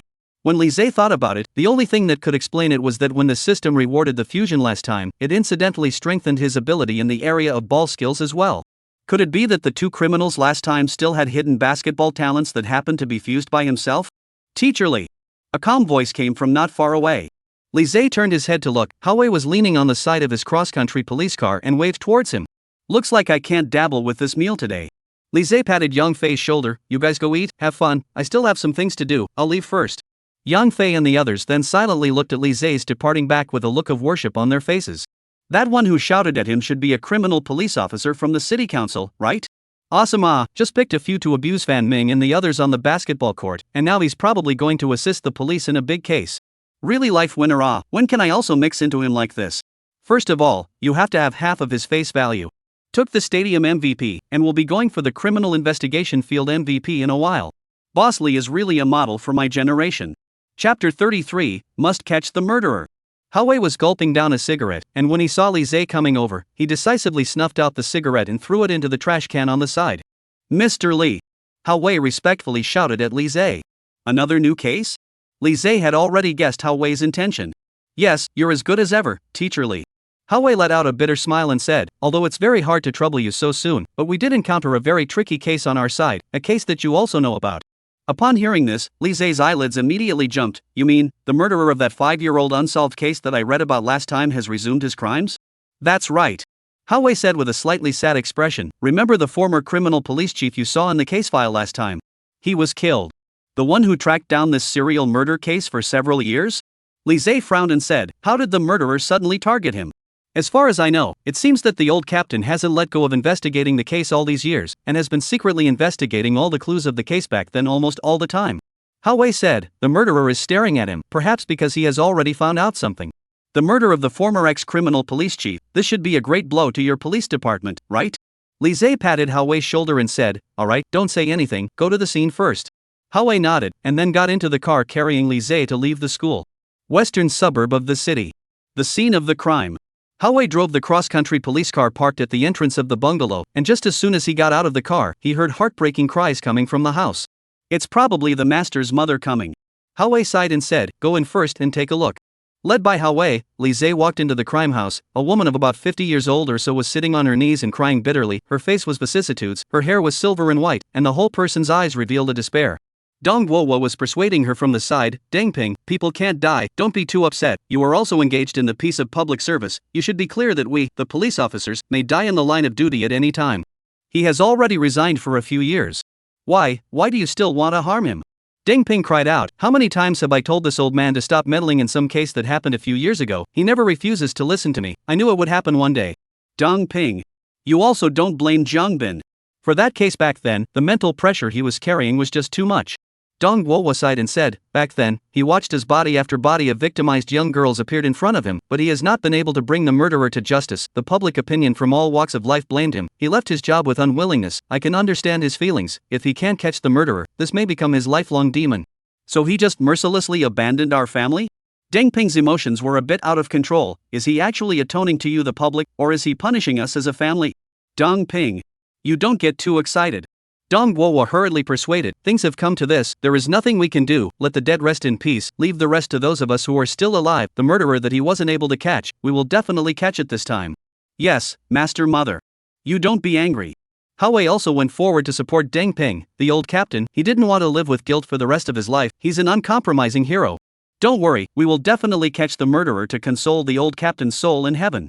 After some persuasion and guidance from the bystanders, Deng Ping's emotions slowly calmed down. Her expression was still full of sadness, but her eyes flashed with an almost begging expectation. She grabbed Hao Wei's arm and said word by word, we must catch the murderer, please, we must. Yes, Senior Mother, I will definitely catch the murderer. Hao Wei responded with incomparable resonance, his expression as rigid as iron. Li Zhe on the side was also touched for a few moments. Such a picture, he had seen quite a lot in his previous life, but as a criminal police officer, many times one must discard many things, let's say time, or life. As a husband, Jiang Bin must be owed to his wife, but as a criminal police, he did everything he could, until death. Li Zhe silently saluted Jiang Bin's body in the back, and then toured the scene for a while. The dead Jiang Bin horizontal sprawl on the ground, not far from the body near a bloody fruit knife. The house around there are traces of the fight, the corner of the coffee table rupture, a plastic bench shattered into several pieces, the wall also has a few knife marks. Dong Guo, who was at the side, noticed Li Zhe's arrival, and his face improved a little. He waved his hand to signal the police officers on the side to stay away to avoid affecting Li Zhe's judgment. The forensic pathologist Yang Ming could not help but brighten up when he saw Li Zhe arrive. He took off his mask and took the initiative to rush to Li Zhe and said, the body I've already preliminarily examined. The time of death was around 6 to 8 yesterday afternoon. The fatal wound was in the neck. The murderer was an ultra-fine steel rope with a diameter of less than a millimeter. There were multiple contusions on the body, and there had been a strenuous struggle before his death. Li Zhe looked at Jiang Bin's body, then nodded at Yang Ming. The other party's analysis was very professional, and there were almost no mistakes. However, what surprises me is that the deceased's arms as well as his chest clothing were stained with blood, but it wasn't from the neck wound that flowed through. Yang Ming said, I checked the other parts of his body and only found various traces of contusions and no other large wounds. That's a good explanation. Li Zhe said, because the blood on his arms as well as his chest is not his own, but the murderer's. Chapter 34, you realize quickly. The crowd present was shocked. Immediately take a blood sample from the deceased's arm and test the blood. Hao Wei, who was at the side, immediately ordered. He would not question Li Zhe's judgment at all, as he was very clear about how strong Li Zhe's forensic skills were. There's no need to be in such a hurry, there are plenty of blood samples. Li Zhe put on his gloves and picked up the dagger fruit knife on the side and said, all the blood on this fruit knife belongs to the murderer, you can extract it as much as you want. There is no dagger stab wound on the deceased, the only fatal wound is the neck cut by the steel rope. Li Zhe said, this also means that the fruit knife was actually used by the deceased for defense counterattack. After all, he was a criminal police officer by birth, his hands are far stronger than ordinary people. In the case of danger, he very decisively picked up the fruit knife in the house to counterattack, and managed to cut the murderer. In that case, the murderer was injured. Yang Ming nodded his head thoughtfully, this is good news, it can narrow down the scope of our investigation. Li Zhe got up and came to one of the bedrooms, observing all the way along with the traces in the bedroom, said, judging from the traces of the fight, the struggle between the two started from the bedroom. The deceased sensed the murderer's killing chance, decisively picked up the fruit knife in the house and fought with the robber. During the murderer was cut by the deceased a knife, the two men moved while fighting, has come to the living room. The deceased, after all, has been more than 50, physical strength is somewhat unable to keep up, and ultimately was subdued by the thugs and strangled to death with a steel rope. As for the dripping blood stains on this road from the bedroom to the living room, all of them are left by the murderer. Li Zhe squatted down and carefully observed the bloodstains on the ground and said, the murderer is above 1.75 meters tall, and has fresh wounds on his arms or palms. How did you judge this? Yang Ming looked at Li Zhe in front of him with an incredulous face. The blood on the ground is in the form of dots and drops. From the area of the blood drops you can deduce that the height of the wounds should be around 1 meter. This is something that you can use instrumentation and equipment to calculate later. Li Zhe said, at this height, the only ones that can drip blood downward in a dot drop shape are the arms or palms. Then how did you determine the height of the murderer? Yang Ming looked at Li Zhe with an expectant face. This college student who was only 20 years old really brought him too much shock. Was this really a young man in his early 20s? From the wound strangulation marks on the deceased. Li Zhe slowly analyzed, you should have also carefully observed the wound on the deceased's neck. What direction is the wound cut towards? Toward. Diagonally above? Yang Ming froze. That's right. Li Zhe nodded, he waved towards Yang Ming, then found a rope at the scene randomly, simulating the scene of the crime. The two of us are about the same height. In this case the strangulation cut that I inflicted on you should be parallel to the ground or even slightly downward facing. I see. Yang Ming suddenly realized, you are judging from the degree of inclination of the cut surface upwards that the murderer is slightly taller than the old captain, who is 1 meter 72, so the murderer should be taller than 1 meter 75. Not bad, you realized it quickly. Li Zhe nodded and said. Yang Ming on the opposite side was a little embarrassed and scratched his head. Li Zhe's compliments made him very flattered. Following Li Zhe to jointly investigate the scene for a few minutes, he felt that he had learned the criminal investigation knowledge that could only be mastered in a few months from a book. Not only was this Li Zhe's level of autopsy above his, he was also able to analyze the clues through some of the details on the corpse immediately. This is simply a genius. A few weeks ago, Yang Ming had once despised this so-called psychology student. Reporting to Team Hao, we just did a test on the fruit knife as well as the blood samples on the ground, and found that the blood type of these bloods is type A, which really does not match the blood in the deceased's body. The technician at the side said. Very well, record this clue, the murderer's blood type is type A. Hao Wei looked as if he knew this was the case. He had always had complete trust in Li Zhe's analysis. Dong Guohua also looked at Li Zhe with an appreciative face. He had already sent someone to escort Jiang Bin's wife back. Seeing this brilliant analysis of Li Zhe, his face became more and more good-looking. Hao Wei, come over here for a moment. Dong Guohua greeted Hao Wei at the side. Yes. Hao Wei immediately came to Dong Guohua's side and followed him out of the crime building house and into the grass outside. Hao Wei, this Li Zhe is indeed a rare criminal investigation talent. The previous 2 cases have already made his reputation. Next door to the city of Lin, several directors are eyeing Na. Before I went to the provincial hall meeting, Kai City's city director also asked me about the situation of Li Zhe. His meaning is already very obvious. He is looking at Li Zhe. Dong Guohua patted Hao Wei's shoulder and said, now Li Zhe is still studying in our harbor city. This is our natural advantage. He is still a harbor city person after all, but it's not guaranteed that those city directors next door won't poach him in the future. Then the old director. You mean? After this case is over, I'll personally go and have a talk with him to see what his intentions are.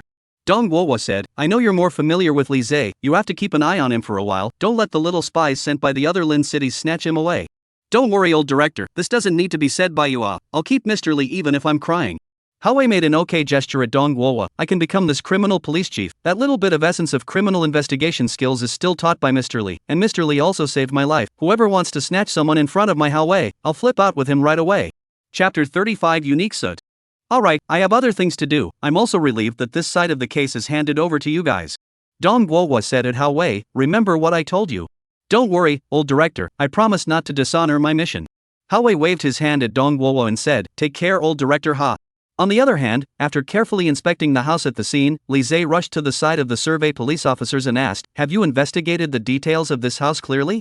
These police officers under Hao Wei were already very familiar with Li Zhe. They knew very well how awesome this young man in his early 20s in front of them was. Even his own captain had to respectfully call him teacher. They naturally didn't dare to be negligent. It's been investigated clearly, Mr. Li. That police officer said, the name of the owner of this building and house is Yang Chao. He is a local of our harbor city. He knows the old captain and he was the first one to report to the police. So, he is the first witness? Li Zhe raised his eyebrows. Where is he? He's at our police station making a statement. The police officer replied in a respectful tone. Bring him to me. Li Zhe ordered. Hao Wei had told them more than once in private, but any request from Li Zhe must be unconditionally obeyed, so the constable didn't hesitate too much and directly nodded his head in agreement. Understood. Mr. Li, we found a few photos in the old captain's coat pocket. A surveyor said. Li Zhe hurriedly came to the vicinity of the corpse, and that survey police officer immediately handed the photos in his hand to Li Zhe. Receiving the photos, Li Zhe looked through them one by one. The clarity of the photos was not high and the light inside was a bit dim, while Li Zhe was the first to judge that it was a screenshot of the image on some surveillance. Li Zhe squinted his eyes and carefully observed this set of photos. From the content, the photos were taken in a certain street. The time was night, people were coming and going in the street, a few cars were parked on the side of the road. This group of photos, a total of 6, Li Zhe will each photo carefully browse through, but the content is largely the same. Similar streets, about the same time, the same surveillance screenshots, and the sea of people in the screenshots. What exactly were these photos meant to convey? And why did Jiang Bin take these photos? Li Zhe frowned and pondered, but the information he currently had was too little, and he couldn't figure it out for a while. The police officers on the side also lowered their heads and followed Li Zhe to observe this set of photos. One of the police officers suddenly seemed to remember something, shouted with some surprise, I remember, isn't this the street near the previous case? After he singled it out, the other police officers instantly looked as if they were enlightened as well. That's right, this is a screenshot of the street surveillance near the 2 previous murders. Yeah, we've been to all of these streets before. It's the area around the Hong Kong City Polytechnic University that's right. What's the old captain doing with the street surveillance screenshots from over there on his person? Could there be any important clues in these photos? The streets near the first 2 cases? Li Zhe frowned slightly. Did the deceased ever visit the crime scene of the previous two murderers? A young police officer hurriedly said, yes. Last time when I followed the third team to the scene to do the final forensic work, the old captain just happened to be here as well. At that time I was curious as to what kind of person he was, and how come no one kicked him out even when he entered the scene. What did he do at the scene? Li Zhe pursued. He didn't do anything. Just searched around the scene as if he was looking for something. The young police officer said while recalling, but in the end he did seem to find something. I remember it should be cigarette ash, right? Cigarette ash? Li Zhe's eyes lit up. Did you guys take any evidence for preservation? At that time, I asked this question. The other police officer seniors said that it was none of our business, there was no need to save it. That police officer touched his head and said with some embarrassment, but I always felt that I might be able to use it in the future, so I secretly saved some samples myself. Well done. Li Zhe asked, what's your name? Ding Wei. The officer replied. Your idea is correct, but any details of clues that may be related to the case must be emphasized, especially the piece of physical evidence, must do the preservation work. Li Zhe said, perhaps you don't see the role of these details in front of you. Once certain opportunities arrive, these details that you notice will become important clues. Understood. The police officer named Ding Wei looked a little excited. Li Zhe's words were undoubtedly a compliment to him and the greatest affirmation of his behavior. Where's the cigarette ash you saved? Did you bring it with you? Li Zhe asked. Brought it. Ding Wei immediately pulled out a transparent evidence bag from his body, which preserved a small handful of cigarette ashes. I was afraid that the evidence section side would not accept it, so I kept it with myself all the time. Li Zhe took the evidence bag, carefully removed the pinch of cigarette ash with tweezers and carefully observed it. This is not an ordinary cigarette ash. Li Zhe immediately made a judgment. From the quality of the shape of the ash, this should be a homemade special cigarette ash formed by a special cigarette roll, and the tobacco inside is also extraordinary. It is not something that can be bought directly in the ordinary market. It should also be made by adding various homemade spice flavors by themselves. Mr. Li, you also have such a deep understanding of cigarettes? Ding Wei said with a look of amazement. I see that you usually don't smoke much. Not smoking doesn't mean not studying. Li Zhe let out a light laugh. You have to know that in the criminal population, there is a large percentage of people who like to smoke. After all, smoking can alleviate their tense and uneasy moods. It is also the best tool to pass the time, and there are also some criminals who will purposely use their hands to extinguish the cigarettes as a way of ironing out their fingerprints. Therefore, as a criminal investigator, although you are not required to be omniscient, but you must have knowledge of all kinds of things or tools that criminals may come into contact with. Chapter 36. He's not wearing a hat. I see. Ding Wei looked at Li Zhe with an adoring look on his face. It seems like I have to go back and make up for my knowledge of the literature on cigarettes to try and keep up with Mr. Li. At the same time, a sound of footsteps came from the doorway and Howdy came over with a great stride. You came at the right time. You like smoking so much on weekdays, you should have researched quite a lot about cigarettes. Li Zhe waved his hand towards Hao Wei and said, come over and take a look at this cigarette ash, see if you can find any new insights. Soot? Then you have asked the right person. I, Hao Wei, am quite accomplished in cigarette research. Let me take a look. Hao Wei came to the front, carefully scrutinized a burst of smoke ash in front of him. His face slowly turned from confidence into a head full of question marks. What? Is this all a what? This is what soot I have never seen It doesn't make sense how can there be Hao Wei have never smoked cigarettes? In the end, what brand? Alright, you can step aside. Li Zhe mercilessly whisked away Hao Wei, who was in the state of 10,000 reasons, but this also verified that his judgment was not wrong. Even an old smoker like Hao Wei was at a loss for this kind of ash, which increasingly confirmed that this was definitely not an ordinary cigarette sold on the market. Take this cigarette ash to the physical evidence section, let them conduct a detailed examination of the ash composition and then make a detailed report out. Li Zhe rushed to the side and said to Ding Wei. Understood. Ding Wei nodded his head. His face was a little bit elated. Unlike before, this time it was Li Zhe's order. He knew that the physical evidence section side would definitely not reject him either. The physical evidence that he had preserved was affirmed, and Ding Wei's entire body was filled with vigor. Hao Wei looked at the back of Ding Wei's departure and said to Li Zhe, did you praise him before? Look at how this kid is floating in his walk. This little police officer has a lot of potential. You need to take care of him more in the future and explain more things for him to do. Li Zhe said, his insight has to be sharper than ordinary people, exercise him more, maybe another genius police officer can be cultivated in the future. Can't see it, this kid still has this kind of talent? Hao Wei said with some surprise, although this kid looks naive on a regular basis, since you named him as having potential, Teacher Li, then I definitely need to exercise him more in the future. Li Zhe nodded slightly and did not say anything more. Teacher Li, Team Hao, the people are here. A loud business came from outside the house. After a few seconds, a police officer came to the scene with a man in his 30s. The police officer pointed at the 30-year-old man and introduced, this is the owner of this house, Yang Chao. Li Zhe got up and carefully looked at this Yang Chao for a while. He was less than 1 meter 7 in height, thin and slightly short, with an inch head with all the hair shoveled out on both sides, a striking black mole next to the corner of his mouth, and a black duck-tongue cap on his head. You're the homeowner? Lise raised his eyebrows. Why did the deceased come to your house yesterday? Because I gave him a call. Yang Chao was obviously very nervous. He kept rubbing his hands together. Thin beads of sweat still broke out on his forehead in such cool weather. Did you make that call to the old captain yesterday? Hao Wei immediately opened his eyes in anger. Why did you call the old captain over when you were fine? Are you intent on getting him killed? Officer, you take it easy. I really didn't know this would happen. Yang Chao lowered his head in some fear, not daring to meet Hao Wei's eyes at all. The situation is like this. Captain Jiang and I have known each other for a long time. Because I am also a family member of the victims of those murders 5 years ago. You are also a family member of the victims? Hao Wei asked. Which victim? The victim of the third case, Yang Mian, is my sister. Yang Chao sighed and said, Captain Jiang and I haven't been in contact for a long time. A few days ago he suddenly called me and said he wanted to meet with me. At that time I was busy with business in the city and couldn't spare any time for the moment, so I told him that I would take the initiative to call him when I was free. It just so happened that yesterday I had a business deal and remembered this matter of Captain Jiang, so I gave him a call and told him the detailed address of my house and told him to come over any time he was free today. Yang Chao said, I know that Captain Jiang has been doing his best for the case 5 years ago, and although he didn't catch the murderer, I don't blame him at all, so I also want to meet with Captain Jiang to say thank you, but I didn't expect that. In the afternoon when the business partner suddenly called me and said that the contract was a bit of a problem, let me urgently go over. At that time I had no choice but to go out temporarily. Lise temporarily interrupted him and asked, You mean, when you went out in the afternoon, the deceased had not yet come to your house? Right. Yang Chao nodded and said, I renegotiated the contract until this morning, and seeing that there weren't any missed calls on my cell phone, I thought that Captain Jiang should have something that hadn't gone to my house, or else he should have called me to inquire about the situation. But I didn't expect that after I returned home. Then I saw that Captain Jiang had been killed. But the door lock of your house has no traces of being broken open. Lise narrowed his eyes and asked, Then how exactly did Jiang Bin and the murderer enter your house? I'm also puzzled. I'm the only one who has the key to the house. Yang Chao said with a helpless face, Maybe I forgot to lock the door when I went out. Lise pondered for a moment, then asked, Where did you go yesterday to talk about the business contract? Shenghua Hotel, box 666.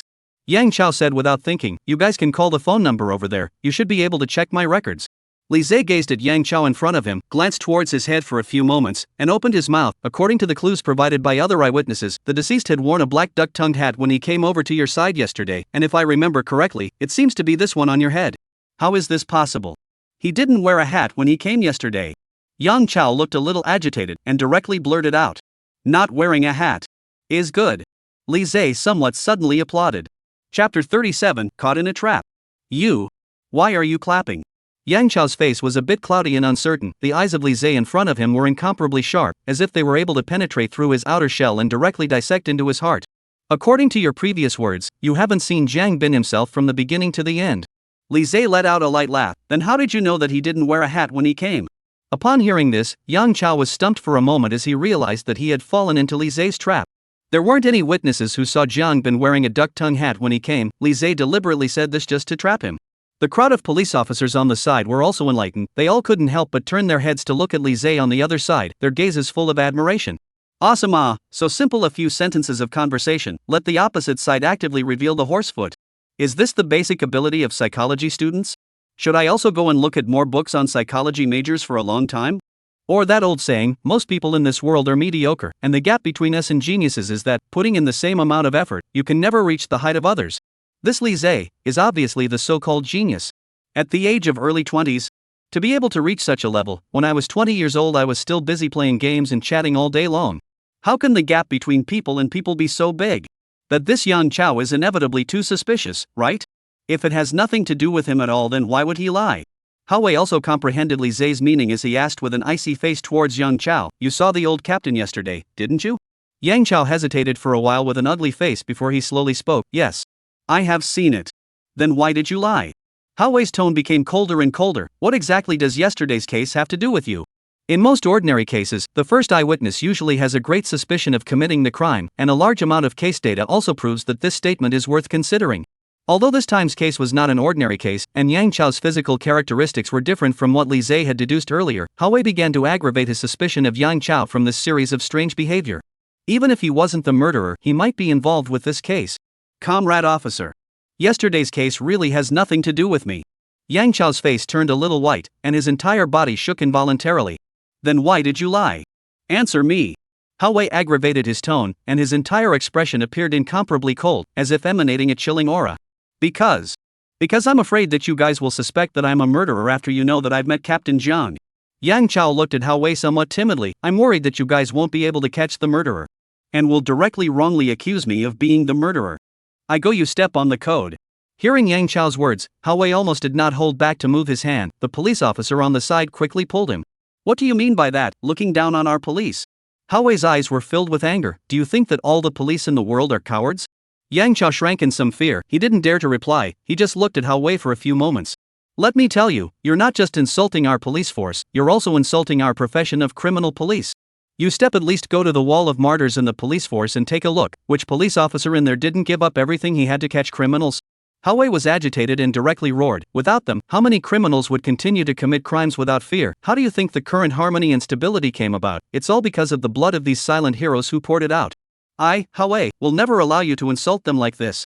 Yang Chao silently lowered his head. He also realized that his words were indeed inappropriate, and waited until Hao Wei's emotions had calmed down a bit. He then apologized in a small voice. I'm sorry. I didn't mean that. It's just that I'm a rather timid person. Yang Chao said, yesterday I did see Captain Jiang. Also I brought him in the house, but it is also true that I received a call to modify the contract in the middle of the day. I had thought that half an hour would be able to get it done, so I let Captain Jiang in my home a little sit down. Did not expect the customer must pull us to sing K-massage, so it has been to suffer until this morning to come back. In the middle of the day, I also sent a message to Captain Jiang, but he didn't reply to me. You guys can check his cell phone, you should be able to see my text messages. Yang Chao didn't dare to look at Hao Wei's eyes. I'm afraid that if I tell the truth, I won't be able to explain it clearly to you guys. So I didn't tell the whole truth. I'm sorry, I know it's wrong. Li Zhe patted Hao Wei's shoulder, signaling him to calm down, and then he rushed to Yang Chao. In view of your lying behavior just now, we have to interrogate you in more detail, and you'd better take the initiative to cooperate with us before you are cleared of suspicion. I'll cooperate. I'll definitely cooperate. I promise to absolutely not lie behind me. Yang Chao said in a hurry. The tone was very sincere. Only then did Li Zhe nod his head, turned his head and rushed to the police officers on the side and said, you guys bring him back to the police station to make a detailed statement again, so that he can retell the whole process of yesterday in detail and truthfully. Understood. The police officer immediately responded. I'm warning you, you'd better not pull any more tricks. If we find out that there are any more untruths in what you said back there, we'll pursue you for criminal responsibility according to the law. Don't worry, I'll absolutely tell the truth about everything. Yang Chao hurriedly assured, I won't cause any more trouble for you as well as myself. Chapter 38, The Missing Photo. Alright, take him away. Li Zhe waved his hand towards the police officer on the side and said. Understood. The police officer immediately responded. You don't get too excited either. Li Zhe patted Hao Wei's shoulder, take a rest first. I'm fine. Hao Wei waved his hand, I'm not fragile to that point, Mr. Li, you're underestimating me too much. Only then did Li Zhe nod his head reassuringly, and was about to put the previous set of photos back into the evidence bag, when suddenly, as if he had discovered something, he picked up the photos again and scrutinized them. Mr. Li, what's wrong? Did you find something? Hao Wei asked. Li Zhe squinted his eyes and flipped each photo to the reverse side, then carefully compared them one by one. There's one missing. No. Is at least one missing. One less? Hao Wei was a bit puzzled. How did you see it? You pay attention to the back of each photo. Jiang Bin made a special mark. Li Zhe pointed out the markings of the photos to Hao Wei. In the corners of the reverse side of the photos, there were indeed 1, 2, 3, 4, V, 7 and other ancient Roman numerical styles printed on the back of the photos. The mark left by Jiang Bin is very subtle, not purposely look closely at all cannot see. Lessa 6. 6? It's not good to say. Maybe all the photos after the 7th one are missing is also possible. Li Zhe squinted his eyes and said, but what we can be sure of is that there must be a photo with the imprint 6 that is missing, and this may also be the murderer's motive for killing Jiang Bin. You're saying that the missing photo might have hidden clues to the murderer's identity? That's why the murderer followed the old captain here and killed him before taking those valuable photos? It seems like that should be the case for now. Li Zhe said, these photos of Jiang Bin were intercepted from the streets near the scene of our first two crimes. The murderer was able to take away the screenshot photos in Jiang Bin's hand, but there was no way to delete the surveillance videos of those streets. Did you bring a map? Li Zhe turned his head to look at Hao Wei. Hao Wei froze for a few seconds, then nodded, brought it. As a professional criminal police officer, they would usually carry a map of the city on their person to facilitate the temporary pursuit of the murderer or to delineate the scope of investigation. Li Zhe took the map handed over by Hao Wei and immediately found the geographic location of the Hong Kong Polytechnic University, and then circled a few nearby streets. Take the streets in front of the Polytechnic University, as well as the surveillance video of these streets near the village of Yang, collectively retrieved and copied over. Not surprisingly, the few video screenshots of Jiang Bin's loss are also in this area. Although we don't know exactly what the clues in the photos are, we must make sure that these videos exist and that they might be able to be used later on when the clues are clear. I understand. Hao Wei immediately pulled out a map from his body and pulled out his cell phone, directly dialing the phone number of the police officers under him, and began to instruct them to head to retrieve the surveillance footage. Alright, that's it for the clues investigated at the scene so far. Go back to the police station first. Li Zhe said, reopen the case file from 5 years ago. I believe there will be gains. Okay. Hao Wei put on his own jacket. Your investigation team continue to stay at the scene to investigate. Inform me promptly if there are new clues. Understood. The police officers present all responded. Hao Wei nodded, then directly drove Li Zhe away from the crime scene. Harbor City. City Bureau, Captain's Office. Li Zhe stood by the window of the office, looking into the distance. It was already the end of summer and the beginning of fall. The cool wind blowing in the face couldn't help but make people feel a little bit depressed, and the sky in the distance was cloudy. It seemed like it was going to rain. With a thumb, Hao Wei opened the office door, still holding the heavy old file from before. The old director has put me in charge of this case as the head of the task force. Now this file is my call. Hao Wei laughed. You can look at it as much as you want, it doesn't matter if you take it back. I believe that with Mr. Li's level of professionalism, he won't leak the file out. Task force leader? Li Zhe laughed. Wouldn't that mean that the captains of the other criminal police teams would also have to unconditionally follow your dictates on this case? You're getting a promotion in disguise. That's also just based on this one case. Hao Wei shrugged his shoulders and said, let's just find a way to solve this case earlier. To be honest, I'm under quite a lot of pressure right now. This case is weighing on me. If I don't solve it in a day, I guess I won't be able to sleep well for a day. Don't worry, since I, Li Zhe, have taken over, this case will definitely be solved. Li Zhe laughed twice, then looked through the case file in his hands. Last time, he had also browsed through the case file roughly, but last time, the main purpose was to compare the two cases to see if they were committed by the same murderer, so Li Zhe's attention was focused on the scenes of the crime as well as the murderer's modus operandi, and he didn't look at the details of the other places in detail. This time, he had been able to determine that the murderer from 5 years ago had reappeared, so Li Zhe intended to browse through the rest of the case file in detail as well. As he carefully looked over the case file in his hand, the bloodshed of 5 years ago was shown in front of his eyes like a movie. When Li Zhe saw the details of the 5 victims of that year, the information of one of the victims immediately caught Li Zhe's attention. Victim's name, He Miao Miao. Age at murder, 22.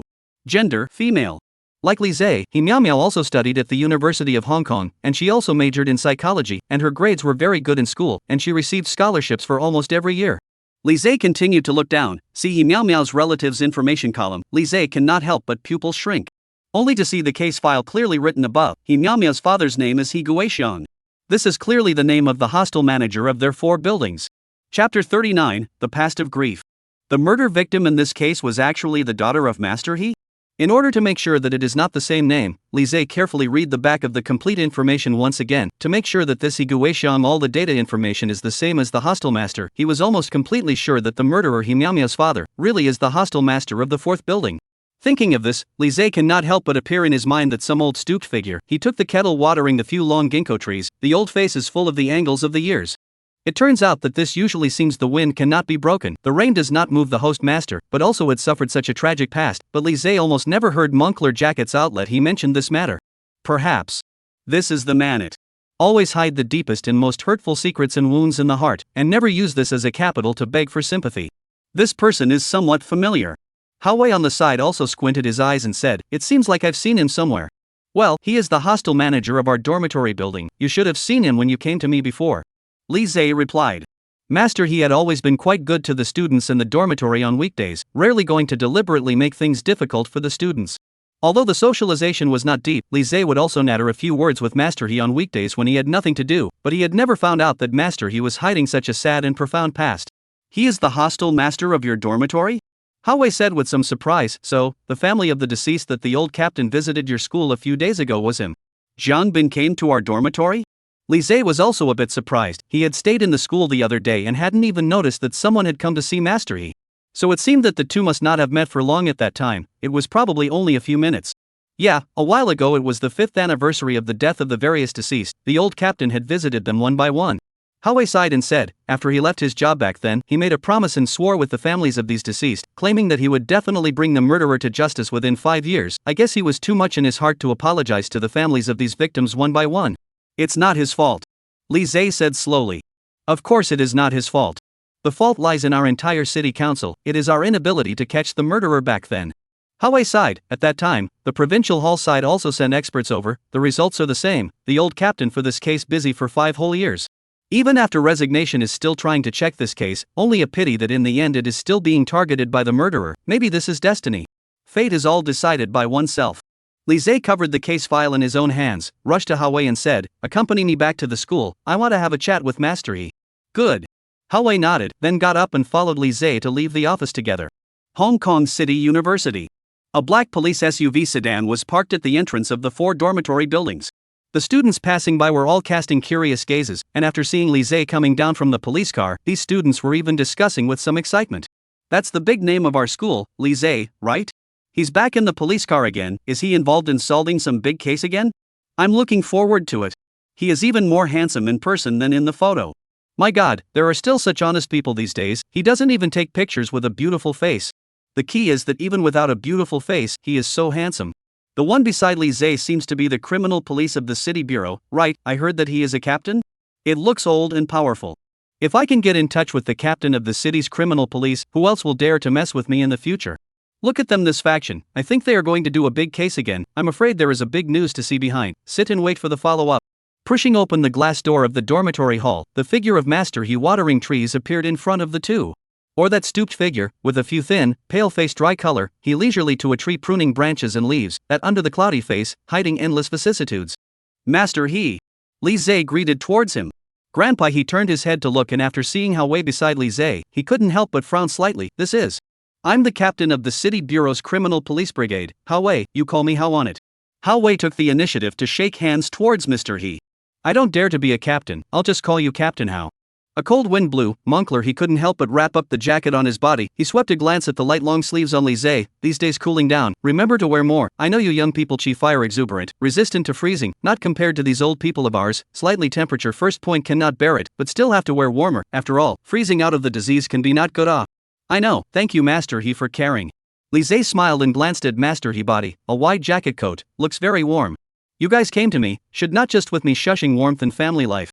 He put down the pruning tools in his hands. Go to the house and have a seat. This is a windy place, and not a suitable place to talk. The two of them nodded, and then followed Mr. He to the dormitory. Mr. He closed the doors and windows. The room suddenly warmed up a lot. What's the matter? Please be frank, there's no need to hide your face when talking to my old man. Captain Jiang Bin, you know him right, you should be old acquaintances. Li Zhe opened the door and said, he was killed. Chapter 40, I'll catch the murderer. Jesus can't even protect him. What? He Moncler outlet store pupils shrink, face seems to have a few points of disbelief. The old captain he. When things? Yesterday afternoon.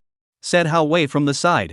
He Moncler outlet store was silent for a while, then let out a long sigh, a few moments of sadness in his tone. He just came to me 2 days ago. At that time I had some bad premonitions in my heart, and I didn't expect something to happen so soon. You have a premonition that something will happen to Jiang Bin? Li Zhe asked. Why? That day was the anniversary of my daughter's 5th death anniversary. He came to me at that time, in addition to condolences, but also gave me to tell me that the murderer from 5 years ago may have reappeared, and then showed me a few photos with clues related to the murderer. He sighed and said, he said at that time that he was close to figuring out the identity of the murderer, and I had a feeling at that time that something might happen to him. After all, he investigated this case for 5 whole years, and the murderer might have been staring at him for so many years as well. Jiang Bin showed you the photos? Li Zhe's eyes lit up. Can you still remember the details of the photos he showed you? Of course I remember. He nodded. He took a few screenshots of the surveillance records at that time. There should be like 6 or 7 of them. They were all surveillance photos of some streets. 6 or 7? Think more carefully. Hao on the side also perked up a bit. He pondered for a while, then slowly spoke. If I remember correctly, it should be 7. At that time, he also purposely made one of them for me to carefully identify, but I didn't recognize it. What is the main content in that photo? Li Zhe asked in a hurry. It's a close-up of a man, right? He said, that man wearing a big black trench coat, wearing a mask, sunglasses, duck tongue hat, taller. Looks not too old. At these words, Li Zhe and Hao were both bright. In the set of photos found from Jiang Bin's body, there was not this one described by Mr. He. This was the missing photo. Obviously the murderer had killed Jiang Bin in order to take this photo. Can you recall it in more detail? Li Zhe asked, "Are there any other characteristics of the person in the photo that you can remember?" Master He once again pondered for a long while, then slowly spoke, "No. The man in the photo was dressed very tightly, and I didn't see any other features." "Very well, Moncler Hebdor, thank you very much for your cooperation. Your statement is very helpful to the progress of our case." Li Zhe said, "Although Captain Jiang Bin has met an untimely end, the case is not over yet. We will take over the case later. The murderer will definitely be caught in the end." "Let's hope so." Master Yi sighed. There are a few vicissitudes in his eyes. He gazed at Li Zhe in front of him for a while, and then rushed to the side of Hao Wei said, "This how Captain, can you temporarily evade for a while? I have a few words relative to Li Zhe students." "No problem, you guys chat first, I'll wait outside." Hao Wei directly got up and left the room and gently brought the door with him. After watching Hao Wei leave, Mr. Yi slowly and softly rushed to Li Zhe and said, "Child, you are also involved in this case?" Li Zhe nodded and said, "I am currently assisting Captain Hao in solving this case." He was silent for a few seconds, looking at Li Zhe for a few seconds with a desire to speak, but still opened his mouth and said, "To speak from my heart, I advise you that it is best not to get too involved in this case." "Why?" Li Zhe froze. "To be honest, for this case, my feelings as a family member of the victim are the deepest." Master Yi sighed. "Those somewhat old eyes are full of vicissitudes. The scene of that year seems to float in front of the eyes again. This murderer may be different from all the murderers you usually meet. He is cunning, ferocious, smart, tough. When our city bureau for this case is considered to be all over the city, but the final result. It's not like the provincial office didn't send criminal investigation experts at that time, but it's not like they didn't catch the murderer." He Moncler Outlet Online said quietly, "It's not that they didn't try their best, it's really that this murderer is too powerful." "Grandpa, you don't have to worry, since I intervene in this case, I have absolute confidence," Li Zhe said. "I know that you are our school's teenage leader, in the aspect of solving cases quite good. Before also followed the City Bureau of Criminal Police team, they solved a few cases, but I still want to say, you this time encountered the case may not be with the previous or not the same level." He Moncler Outlet Online glanced around for a while, and then softly came to Li Zhe's ear and said, "I give you a bottom. At that time, the City Criminal Police team, in order to investigate this case, there are 2 police officers heroically sacrificed. The back of the provincial hall sent a total of 8 people in the special task force, which has 3 people are because of this case martyrdom. This murderer, he is powerful and ferocious to you cannot imagine. I really do not want to see you such a good seedling involved in such a case." He Moncler Outlet Online said, "After all, you are a student in my dormitory and a celebrity in the whole school. If something happens to you, I really can't afford it." "Grandpa." Li Zhe slowly raised his head to look at the black and white photo on the wall. "The photo on the wall should be your daughter, He Miao Miao, right?" "Yes." Master He gave Li Zhe a somewhat surprised look, not understanding why he suddenly changed the topic. "When Miao Miao was killed back then, you must have been very sad and pained as well," Li Zhe said. "That's for sure," he replied. "Remember this pain." Li Zhe suddenly spoke, "If no one goes to put an end to this brutal murderer, there will be more of the same pain that will carry over to others. If one chooses to escape, one is choosing to put more innocent lives in the hands of the murderer. I, Li Zhe, will never choose to be a coward. This murderer, I, Li Zhe, will catch him. Jesus can't even bail him out, I say so." Chapter 41, 32x speed watching the video footage video. He Moncler Outlet Store looked at Li Zhe somewhat blankly for a while before he spoke. "You're right, you can't run away. Otherwise the darkness will never end and the murderer won't stop his means of continuing to commit crimes. It's me who spoke a bit unconsidered. From your previous attitude, I believe you will be the hope of the future criminal police world." Master He looked at Li Zhe with a little more admiration in his gaze. "You are a young hero. I am proud that the dormitory can nurture a talent like you." Master He is flattered. "We have to go back to the bureau in a while to analyze the case, so we won't sit down much longer." Li Zhe excused himself towards Grand Master He. "We'll leave first." "Good, you guys must be careful on the road." Master He's gaze was deep. "Never. Be sure to pay attention to your own safety." "I know." Li Zhe nodded and then left the dormitory room. Hao Wei was leaning on the wall outside the dormitory building smoking a cigarette. After watching Li Zhe come out, he decisively snuffed out his cigarette and threw it into the trash. "Finished talking? Did he advise you not to meddle in this case? Okay, your prediction level has greatly improved today?" Li Zhe said with some surprise. "This is a good guess. Behind my back is the head of the criminal police did not allow me to hear. It must be that he wants you to withdraw from this case." Hao Wei said, "After all, you are now a big star in the school. The school's senior leaders are quite concerned about you. This time the case is more dangerous. If you're really out of something, the school is not the first to take him as a hostile. Don't worry, I won't let go of this case."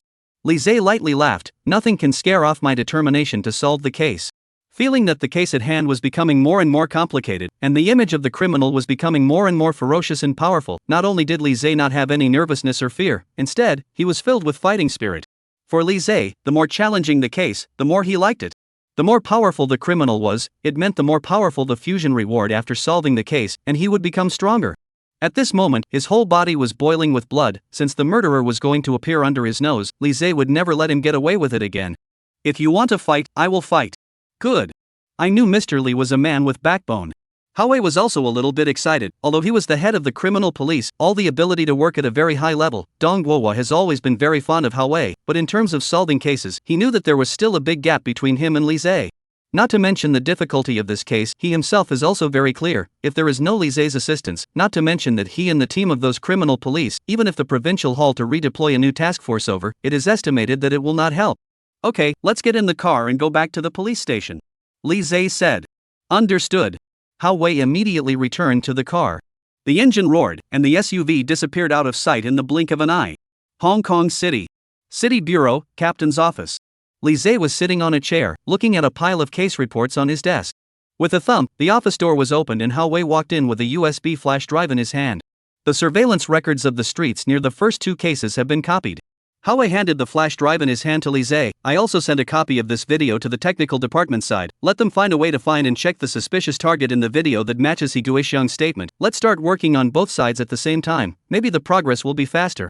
Lise took the USB flash drive, plugged it into the computer, found the appropriate folder, and started playing from the first video.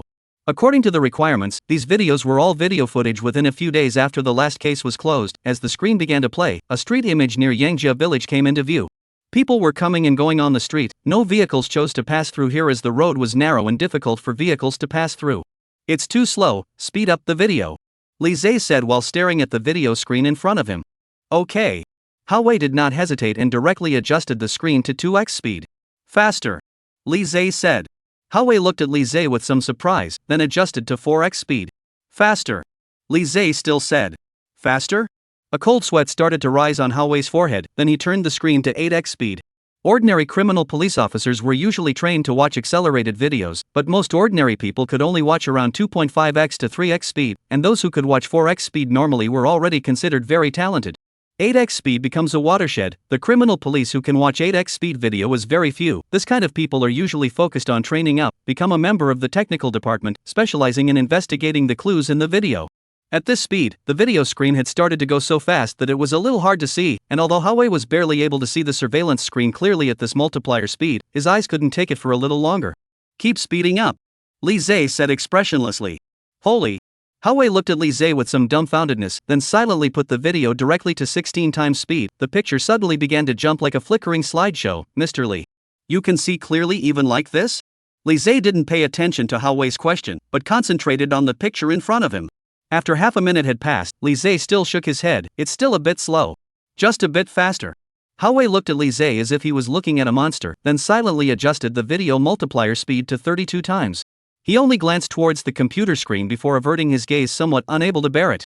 The images at this speed could no longer be described as dazzling, and Howe had even begun to wonder if Lise's eyes had undergone special modifications. Is this really something that an Earthling can achieve? Chapter 42, The Familiar Figure in the Surveillance.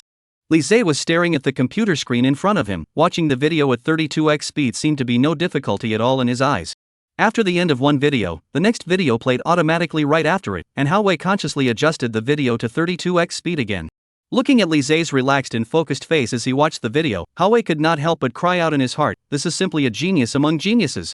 A born criminal investigation material. Lise silently finished watching one video after another, the original length of 50 to 60 hours of video. Under Lise's perverted level of 32 times the speed of the viewing mode, it only took less than 2 hours.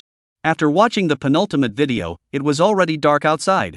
Howe, on the other hand, was sitting diagonally on a chair on the side and dozing off, letting out a few light snores from time to time. Lise glanced out towards the darkened window. The distant buildings and houses were already lit up with starry lights. He stretched his torso and stretched slightly. He adjusted the speed to 32x himself, then hit the space and the last video began to play. Howe on the side, on the other hand, was woken up by this keyboard sound from Lise. He sat up from the chair somewhat bewildered and turned his head to look at the dark sky outside. It's just this late. When did I fall asleep? After a few minutes of slight activity, Howe came to Lise's side and saw that he was still observing the video in front of him with full concentration.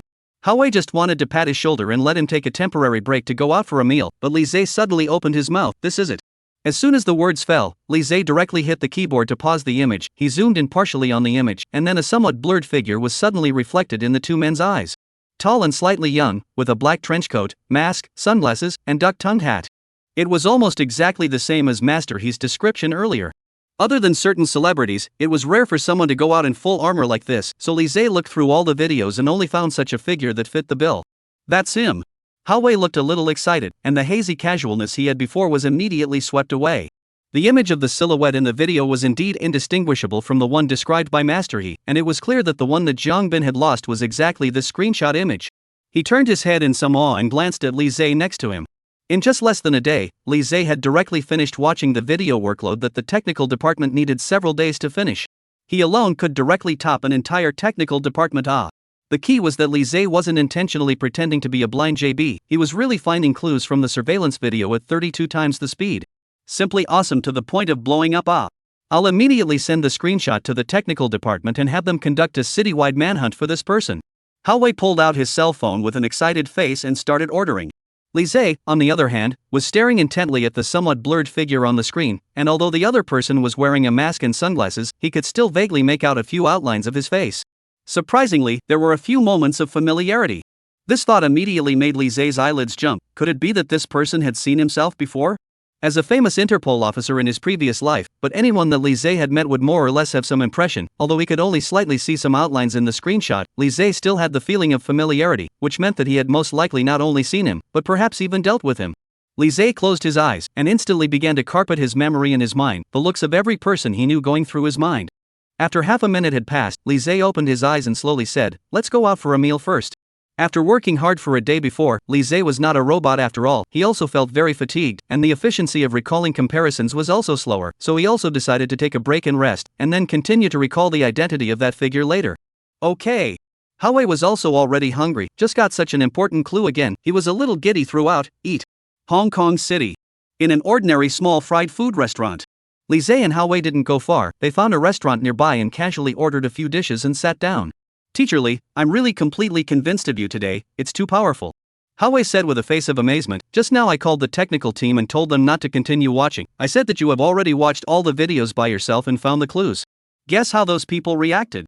Hao-wei said with a mysterious face. "None of these people believed me. They all said that I intentionally swindled them, and also said that it was impossible to watch it all in such a short period of time unless you adjusted the multiplier speed to more than 32 times.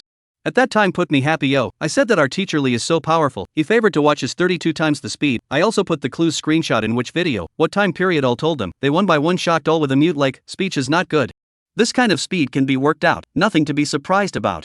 Lise looked at Hao-wei and said, "I see that you can keep up at 8x speed, why don't we train you some other day as well?" "Forget it."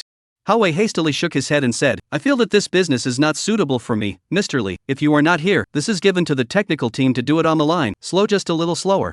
Drip drip drip, a cell phone ringtone suddenly rang. Lise took out his cell phone from his pocket and answered the call. Yang Fei's voice came over from the cell phone speaker side, his tone extremely scratchy. "My dear roommate. Is me, your lovely Fei. Speak human, I'll hang up without words." Lise said. "Wait, Boss Lee, remember the gang that you hanged and hammered on the court last time? Remember, what's wrong?" Lise frowned. They weren't convinced after losing last time, and got a few more outsiders from the pro school to come and say that they want to bet $5,000 with us this time. And said that if we don't agree we are gutless and have no balls. Yang Fei said in a serious manner. I was momentarily angry, so I once again bet with them on dignity. And $5,000. Chapter 43, sure enough, it's him. "Oh." Lise said, "That's all I'll hang up if there's nothing else." "Don't Boss Lee. Father Lee." Yang Fei said, "It's really not that I like to bet with people to show off my heroes. It's really Fan Ming they are too annoying. Since the last time we won them, they have been pestering me all day long, and that annoyed me. Saying that before it was just that they were intimidated by you, and their strength didn't come out, and they had to let me shout at you to have another game. What does this have to do with me? I have other things, I can't help in this matter." Lise was just about to hang up the phone when the two words Fan Ming suddenly surfaced in his mind. His pupils shrank, then he immediately rushed at Yang Fei and said, "Do you have a picture of Fan Ming on hand? What do you want Fan Ming's photo for?" Laoli, you shouldn't think that people with a tall and powerful face would want to be interested in his photo. I didn't think that you would be this kind of person. I have no time to joke with you, there is no photo. This doesn't seem to have any But if you need it, I'll be able to get you a few right away. You should know what I do. Full body photo, half body photo, 1-inch photo and beauty face close up. Which kind do you want? Send a few of each. Lise said. He was very clear about Yang Fei's ability as a super hacker at the top level of the country. Invading the school's website or the private album of Fan Ming's penguin space was a piece of cake for him. I go, Boss Lee, you're a bit heavy-handed, ah. But don't worry, I'll keep the secret for you. The cell phone side once again came Yang Fei some swinging laughter, then promised them this ball game. You communicate with them, wait for me to finish the case at hand, and then play the game with them. Li Zhe said with a grave expression on his face, but he was very clear that he was afraid that he would not be able to play this game that Fan Ming had invited him to. Alright, not much more to say, send me the photos as soon as you find them, hang up first. Okay. Yang Fei responded and then hung up. What's wrong? See, your face is a bit off? Hao Wei asked with some curiosity. Li Zhe, on the other hand, was silent for a while before he slowly spoke. I may have grasped the true identity of that figure. Really? Who is it? Hao Wei's face grew more and more excited. This is good news, Mr. Yang, why do you have such a grave expression? Li Zhe was just about to open his mouth when his cell phone suddenly came with a few message beeps. Lighting up the phone screen, Yang Fei directly sent him several photos in the penguin, and the same as promised before, full body photos, half body photos, 1-inch photos and even beautiful close-up photos, everything. So fast?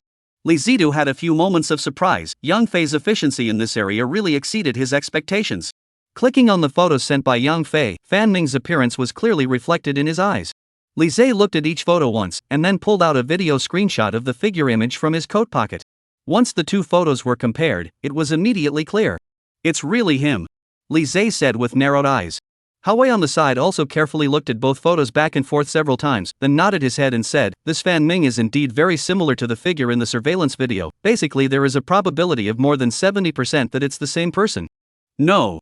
Li Zhe shook his head and said, the person in the video is Fan Ming. Not only is his body shape, outline and so on similar, you pay attention to see, Fan Ming's left ear is pierced with ear studs, and the figure in the surveillance screenshot, the same position of the left ear is also pierced with ear studs. Hearing this, Hao Wei hurriedly compared the two photos carefully again, and sure enough, it was the same as what Li Zhe said. I'll go. I really didn't notice if you didn't say it. Hao Wei put down the photos and his face became extremely excited. If everything was correct, then it was highly likely that this Fan Ming was both the murderer. Thinking that this murderer, who had once made the city council a mess, was probably about to fall into the net, Hao Wei's entire body was like a drugged-up spirit. He got up abruptly, directly grabbed the leather jacket on the chair. Okay, that also eat what meal first to catch the person. When the case is solved, then I invite Mr. Li, you eat a big meal. Li Zhe also got up. He also asked him about Fan Ming's whereabouts the first time after asking Yang Fei for the photo earlier. He looked at the newsletter in his cell phone's penguin and spoke. Fan Ming is now at the Imperial Hall Billiard Hall on the front street of the university in Hong Kong City. Understood, set off. Hao Wei said excitedly. Hong Kong City University. Back street. It was already nighttime, the sky was completely gray, and the streetlights everywhere shone brightly. The vendors on both sides of the backstreet had occupied their respective stalls and started their busy nightlife for the day. Barbecue, stir-fry, film, juggling, stinky tofu, a large street is bustling with activity, and the aroma of various snacks can be smelled from dozens of meters away. Due to the narrow road in the back of the street, vehicles could not pass, so Hao Wei parked his car near the entrance of the street and followed Li Zhe on foot towards the Imperial Hall Billiard Hall. Yo, the back street of your school is quite lively. If you finish the case at hand, I will bring my colleagues here to jerk a couple of skewers some other day. The night temperature was low. Hao Wei wrapped the leather jacket on his body tightly, his eyes glanced around, always scrutinizing the basic situation around him. This is the basic professional habit of a criminal police officer. Li Zhe didn't say anything. He led Hao Wei through the various vendors in front of him that were doing a brisk business, directly to the pool hall at the end of the back street. This is the place. Li Zhe looked up at the picture on the second floor, the colorful neon lights changing brightly. Several large eye-catching words made up of lights came into his eyes. Imperial Hall Billiard Hall. Chapter 44, Chasing Fan Ming. The two of them looked at each other, and then walked straight up the stairs to the billiard hall on the second floor. The light in the billiard hall wasn't exactly bright, but with the noise of people, business was quite good, with people playing at almost every table. I'll guard the entrances and exits so that he doesn't miss leaving with you. Hao Wei was clear that Fan Ming didn't know that he and the others were going to arrest him yet, so he wouldn't purposely take precautions, and if he made too much noise by raising a large crowd to arrest him, it would be easy to scare the snakes and make Fan Ming take precautions to escape in advance. Therefore, he did not send any other police officers to reinforce him, but only notified a small team of police officers to stand by at a place 2 kilometers away from the Hong Kong City University, waiting for support orders at any time. Li Zhe nodded and then cruised around the pool hall. He had played with Fan Ming before and was familiar with Fan Ming's height and looks. After scanning for a while, almost all the pool tables Li Zhe had searched for, and still did not see Fan Ming's figure. Li Zhe pondered for a moment, and then walked into the restroom, checking every cubicle once, and still did not find Fan Ming. Apart from the women's restroom, Li Zhe had almost searched the entire billiard hall. Could it be that Fan Ming was even in the women's restroom, or was the intelligence Yang Fei had sent himself inaccurate? Li Zhe first ruled out the intelligence problem, although Yang Fei is usually big-headed and seems to be a bit unreliable, but Li Zhe knows him very well. As a top hacker, Yang Fei's ability to obtain intelligence is superb, and it is almost impossible to be wrong. Could it be that Fan Ming is really in the restroom? Just as Li Zhe stood at the door of the women's restroom and hesitated to enter the women's restroom to search for the suspect Fan Ming in a righteous manner, the door of the women's restroom suddenly opened and a familiar figure walked out. Li Zhe? Why are you here? Sushi looked at Li Zhe with some surprise. I was looking for Fan Ming, I didn't see him anywhere, I don't know if he's in the women's restroom. Li Zhe said without a red face. Fan Ming? Do you mean the boy in the senior age of the management school? How could he be in the women's restroom? The women's restroom is empty right now. You know him too? Li Zhe said with some surprise.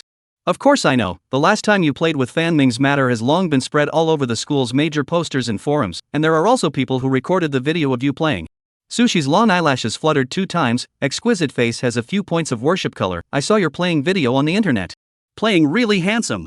But then again, I seem to have seen Fan Ming go out before. Sushi said, I was shopping with my roommates in the back streets before, and I suddenly had a stomachache, so I had to come to the pool hall to use the restroom, and that's when I saw him leave from the pool hall. Where did he go? Li Zhe asked in a hurry. I don't know. But at that time he was talking on the phone, his complexion seemed to be a bit nervous, and he left in a hurry, and he seemed to have mentioned the words Backstreet Hotel. He looked nervous? Li Zhe slightly raised his eyebrows, are you sure? I can't be completely sure, after all, the light in the billiard room is rather dim, but I can still sense that his tone is also very tense. Good, you've been a big help. Li Zhe gently touched Sushi's small head and said, I still have urgent matters on my side, so I'll leave first, you continue shopping with your roommate. Sushi very obediently then silently watched Li Zhe disappear from view. Backstreet Hotel. Li Zhe came to the entrance and exit of the billiard hall and spoke softly towards Hao Wei beside him. Hao Wei immediately understood Li Zhe's meaning and followed him to leave the Imperial Hall Billiard Hall. Sushi said that the Backstreet Hotel from the Imperial Hall Billiard Hall is not far, just a few hundred meters away. Li Zhe and Hao Wei, 2 people all the way jogging, directly to the hotel door. Into the hotel, Hao Wei directly to the front desk lady showed his police officer card. I am the City Bureau of the Criminal Police, you here before there is a boy called Fan Ming opened a room? Seeing the police officer's card in Hao Wei's hand, the uniformed receptionist didn't dare to be slow, and hurriedly checked with the computer system in front of her. This officer, I'm sorry, we didn't find Fan Ming's check-in registration record here. No? Hao Wei was stunned.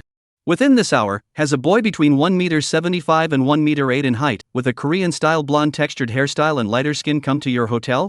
Li Zhe asked from the sidelines. You mean that tall and handsome-looking boy? Yes, he came to our front desk half an hour ago and asked us where the elevator entrance is. One of the front desk ladies with a ponytail and heavy makeup said, I guess his friend has already opened a room, he hasn't come out until now. Check your surveillance records to see which room he went to. Li Zhe decisively ordered.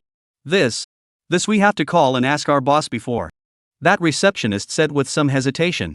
I'll tell you, I'm Hao Wei, the head of the criminal police of the City Bureau. We are now investigating the case. If it's because of you that the case is delayed, you don't blame me for pursuing your responsibility at that time. Hao Wei immediately lit up the identity of his own criminal police captain. This move of deterrence is really quite useful. The opposite front desk lady immediately nodded her head somewhat nervously and agreed. I will help you guys check the surveillance now. Speed up quickly, it's not too late to call your boss to report after checking. At that time, you can say that I, Hao Wei, asked for it. Good. That front desk lady immediately looked nervous and operated on the computer, then rushed to Li Zhe and the 2 of them to say a room number. That boy. He went to room 306. Chapter 45, Suspect Dead? Upon hearing this, the 2 of them did not hesitate and ran directly towards the elevator entrance. Take the stairs are faster. Li Zhe glanced at the running condition of the elevator, then immediately ran towards the stairs. The 2 quickly climbed from the stairs to the 3rd floor and directly came to the door of room 306. Hao Wei made a gesture towards Li Zhe, and then pulled out the matching gun from his body. Li Zhe, on the other hand, directly knocked on the door of room 306. Fan Ming, are you in there? I'm Li Zhe who played with you last time. Is it convenient to let me in for a few words? There's something I want to see you about. More than 10 seconds passed, and there was absolutely no sound of response from the room. Li Zhe frowned slightly and knocked on the door of the room with renewed vigor. Fan Ming, are you in there? There's no time, just break the door. Hao Wei waved his hand towards Li Zhe, signaling him to stand away a bit, then he aimed his pistol at the lock hole of the room door and directly pulled the trigger. Bang! With a violent gunshot sound, the lock of the room door was directly shot through and destroyed in response. Some of the surrounding tenants are curious to open the door to poke their heads out. Some grumpy directly curse to open the door after seeing how Wei and the pistol in his hand is extremely agile and immediately shrink back into the house, forcefully cover the door. Police handling cases, all the steps to the old man to stay back in the room, do not blindly join in the fun. How Wei yelled at them, these people immediately shrank back very smartly and immediately closed the door of the room. Seeing this, How Wei violently kicked towards the door of room 306. With a clang, the door was directly kicked open, and How Wei rushed in with his gun first. The room did not turn on the lights, also any abnormal sound. How Wei end of the gun, carefully looking around, and then turned on the light switch. He came inside the room, and a body lying on the ground caught his eye. Crimson blood stained the ground, and since the time of the murder was not long, the blood had not completely coagulated, and the gory smell emanating from it became more and more pungent. Another death? How Wei's scalp almost exploded. After Li Zhe searched the toilet and other places for a while and confirmed that there was no one else in the house, he stopped How Wei, who was ready to go forward to check the body, and prompted him to put on shoe covers and gloves before he came in front of the body. After seeing the back of the corpse, Li Zhe couldn't help but have his pupils shrink. He carefully turned the dead man's head, and a familiar face was immediately reflected in their eyes. Surprisingly, it was the Fan Ming they had been looking for. The suspect they had been looking for had been killed. What the hell? The murderer is dead? How Wei looked at Fan Ming's corpse with a dumbfounded expression, somewhat puzzled. Li Zhe, on the other hand, immediately examined the corpse, and after seeing the slender wound on the neck of the corpse, he shook his head and said, "It seems that he is not the murderer. It's the steel rope again. That demon has committed another crime." How Wei's face was ironic. He moves really fast, but he even found Fan Ming one step ahead of us and did it. But why did he kill Fan Ming? The murderer's motive for killing him cannot be determined yet. Li Zhe examined Fan Ming's body and said, the time of his death should be around half an hour ago, which means that he was attacked and killed immediately after entering this house. He got up and scanned around the house, slowly analyzing. There are no traces of a fight near the house, and there are no other wounds on Fan Ming's body, not even any contusions, which means that he was basically killed without much resistance. No resistance? How Wei frowned. Doesn't this mean that the murderer was someone Fan Ming knew? That's why he was negligent in his defense, allowing the other party to instantly get his hands on him. It should be more than just acquaintance, or even familiarity. Li Zhe said, although the steel rope with a diameter of less than 1 millimeter used by the murderer is quite sharp, it's still a bit difficult to instantly slit the throat and kill the victim just like a knife, and if the other party is on guard, there's still enough reaction time to be able to struggle a bit. And the deceased body almost no signs of struggle, indicating that he almost no precautions against the other side. Caught off guard, he was directly strangled by the murderer with a steel rope and killed directly. So the two must have been very familiar with each other. That would be good. I'll immediately go and have someone investigate all of Fan Ming's relationships. Since the murderer was familiar with Fan Ming, the scope of investigation will be very small. How Wei immediately took out the cell phone in his own pocket and directly dialed his subordinate's number to instruct him. Li Zhe, on the other hand, continued to inspect the corpses, and he realized that no matter if it was Jiang Bin or Fan Ming, the murderer didn't cut off the ring finger of their left hand. Then why did the murderer cut off the victim's ring fingers in all those murders 5 years ago? A few minutes later, the police officers who had been arranged a few kilometers away came with reinforcements, and at Li Zhe's command, they started to investigate at the scene. Li Zhe got up and came to the balcony of the room. The window was open. Underneath the outside was a flat piece of grass. The murderer should have rolled the window in and out. The room should have been specially booked by him from the internet, to avoid anyone else from checking in. How Wei also followed and carefully observed the window nearby for a while, said, he should not be so stupid as to go in and out directly from under the surveillance. But how is it that there is no footprints on the windowsill at all? He's a very cautious and meticulous person. Obvious traces like footprints should have been erased. Li Zhe pointed to the air conditioning unit on the wall outside the window and said, but he is too cautious, and sometimes it tends to backfire. When he stepped on the air conditioning unit and climbed down, he wiped off the footprints on that air conditioning unit as well. So the other air conditioning units, due to the perennial wind and sunshine, the top of the air conditioning unit is dusty, only that air conditioning unit top is not.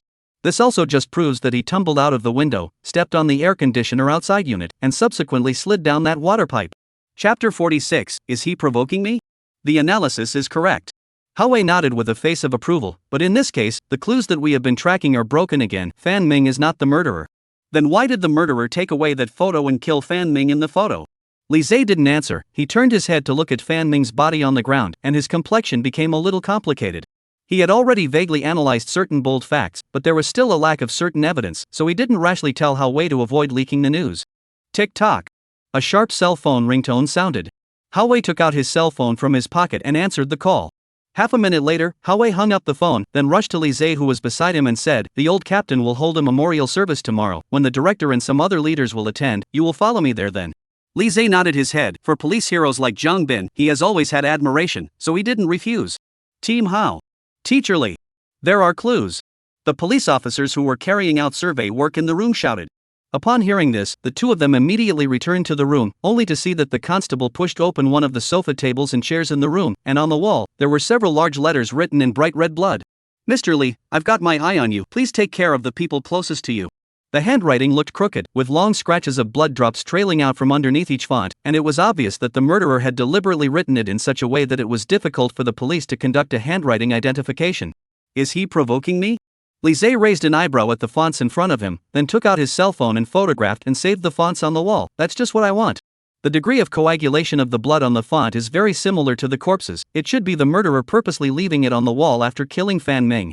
Li Zhe looked at the bloodstained fonts on the wall and analyzed. These fonts on the wall were not written by the murderer with his usual hand, so it's difficult to analyze for handwriting identification. This murderer seems to know a lot about our police actions as well as the situation. Hao frowned and said, he knew that we were chasing Fan Ming. Perhaps Fan Ming knew about some of his identity clues, so he preempted him and killed him. And he knew that you, Mr. Li, were assisting our police in solving this case, and he was extraordinarily clear about our every move. What the hell is he? Li Zhe didn't answer, but directly took out his cell phone and dialed Yang Fei's number. Since the murderer had already set his sights on himself and the people around him, with his usual brutal and ferocious character, he would definitely not go back on his word. Li Zhe pondered for a moment. He didn't have any relatives in Hong Kong City. In terms of the closest person, it could only be his friend Yang Fei. Although Yang Fei was obsessed with fitness exercises, Li Zhe did not think that he would be able to hang and hammer a criminal who was in possession of a murder weapon. If he was really targeted by the murderer, Yang Fei's situation would be very dangerous. Hey, Boss Li, what's up? There happens to be no classes these days. Don't leave the dormitory if you're fine. Trust me, you must listen to me, or else you might be in danger. There is danger? Old Li. You cannot scare me. I'm only in my early 20s, still a virgin. In short, you do as I say. These days you do not go out. Peace of mind in the dormitory to specialize in your computer skills, and so completely safe. I will call to inform you. Understood. It just so happens that my girlfriend is attending training these days. I don't have the chance to go out. I order takeout for meals on weekdays. Hearing Yang Fei's voice of agreement, Li Zhe then nodded his head and said, alright, there are still things on my side. Hang up first. Only after hanging up the phone did Li Zhe feel slightly relieved. Don't worry, Mr. Li, I will send some plainclothes police officers to patrol around your school's dormitory. Once there is any abnormal situation in your dormitory, they will be the first to arrive at the support. Hao Wei said. Very well. Li Zhe nodded. Although Hao Wei was not as good as himself in terms of forensic reasoning, he was still very well thought out in other aspects. This murderer is still as ferocious and cunning as ever. Hao Wei sighed. He stood at the window of the balcony, looking out into the dark night sky. I really want to find him out quickly. It won't take long. Li Zhe's gaze similarly looked into the distance. Even the most powerful criminals will have times when they reveal their flaws, and this time the murderer is no exception. The next day. Hong Kong City, by Baoshan Mausoleum. Zhang Bin's memorial service is located here. Outside the garden early quite a colorful black car, memorial service field played morning music, the sound is low and long. Haven placed reeds, couplets, Zhang Bin's black and white photo stands in the center. In addition to Zhang Bin's family and friends and relatives, a large team of police officers wearing white clothes with black cloth on their sleeves stood upright in the venue. Dong Guohua and several city leaders were also dressed in civilian clothes and came to offer their condolences in their private capacity. Li Zhe and Hao Wei likewise stood silently among the crowd. The venue echoed with heavy mournful music, and Zhang Bin's wife and children silently shed tears on the sidelines, looking mournful. Like this memorial service, Li Zhe is not the first time to participate in his previous life as an Interpol. He has experienced too many similar things. As an Interpol officer working on the front line, he could face all kinds of dangers at any time, and examples of police officers sacrificing their lives abounded. Death was always heavy, but it was because of these countless frontline Interpol officers who gave their lives in order to catch criminals that the forces of darkness were deterred, and the harmony and stability of society was guaranteed. Li Zhe silently clenched his fists, his joints rubbing together with a cackling sound. He could not let the murderer continue to be lawless. He had to catch him as soon as possible. Every time he attended a memorial service, it would strengthen Li Zhe's determination to solve the case and pursue the murderer more and more, and this was also the best consolation to these fellow police officers who died. What you were not able to do in life, I will help you to complete. Chapter 47, Diary of a Criminal Police Officer. After a series of solemn memorial procedures, Hao Wei and Li Zhe planned to leave the mausoleum and return to the police station to continue analyzing the case. Officer Hao, Student Li, wait a moment. A somewhat hoarse voice rang out. Hao Wei and Li Zhe both stopped in their tracks. A figure in mourning came in front of the two. Her face was still permeated with rich sorrow. Her eyes and nose were red from excessive grief, and there were dried up tear scabs on the corners of her eyes. Seen your mother. Hao Wei shouted respectfully. Although he usually spoke a bit unconventionally, which was determined by his natural character, when facing his elders, Hao Wei's behavior was always very respectful. I know that you guys took over a case from 5 years ago. That the old man gave 5 years of his time and even his life for, I can't help much, but there is something I want to hand over to you. Deng Ping forced herself to hold back her inner sadness, and then pulled out an old small book from her coat pocket. This is the diary that the old man wrote down in these years of solving the case, and there might be clues that you guys need inside, and this thing is useless to put here in my place, so I want to pass it on to you guys, and also be regarded as a send-off to the old man's legacy. Hao Wei solemnly took the small book handed over by Deng Ping, and then bowed deeply towards Deng Ping. Thank you, senior mother. The deceased has passed away, please express your condolences. Li Zhe also saluted from the side. Harbor City. City Bureau, Captain's Office. After the two returned to the office, they opened the diary that Deng Ping handed them together.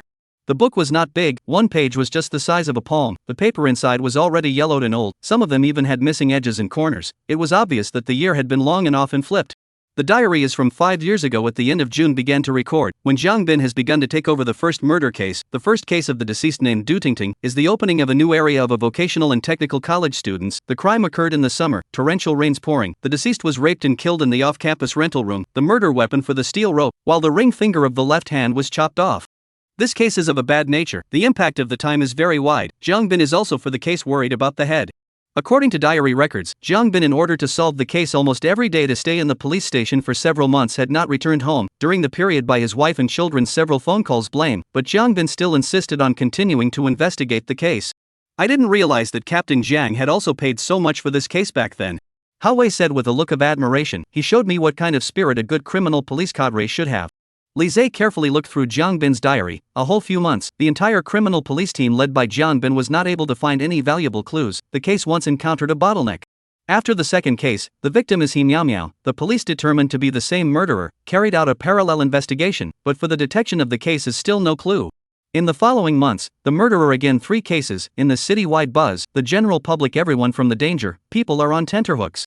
The provincial office sent a special task force, but still found nothing. In the process of searching for clues and chasing the murderer, the task force even sacrificed 3 police officers. This was a rather serious situation at the time.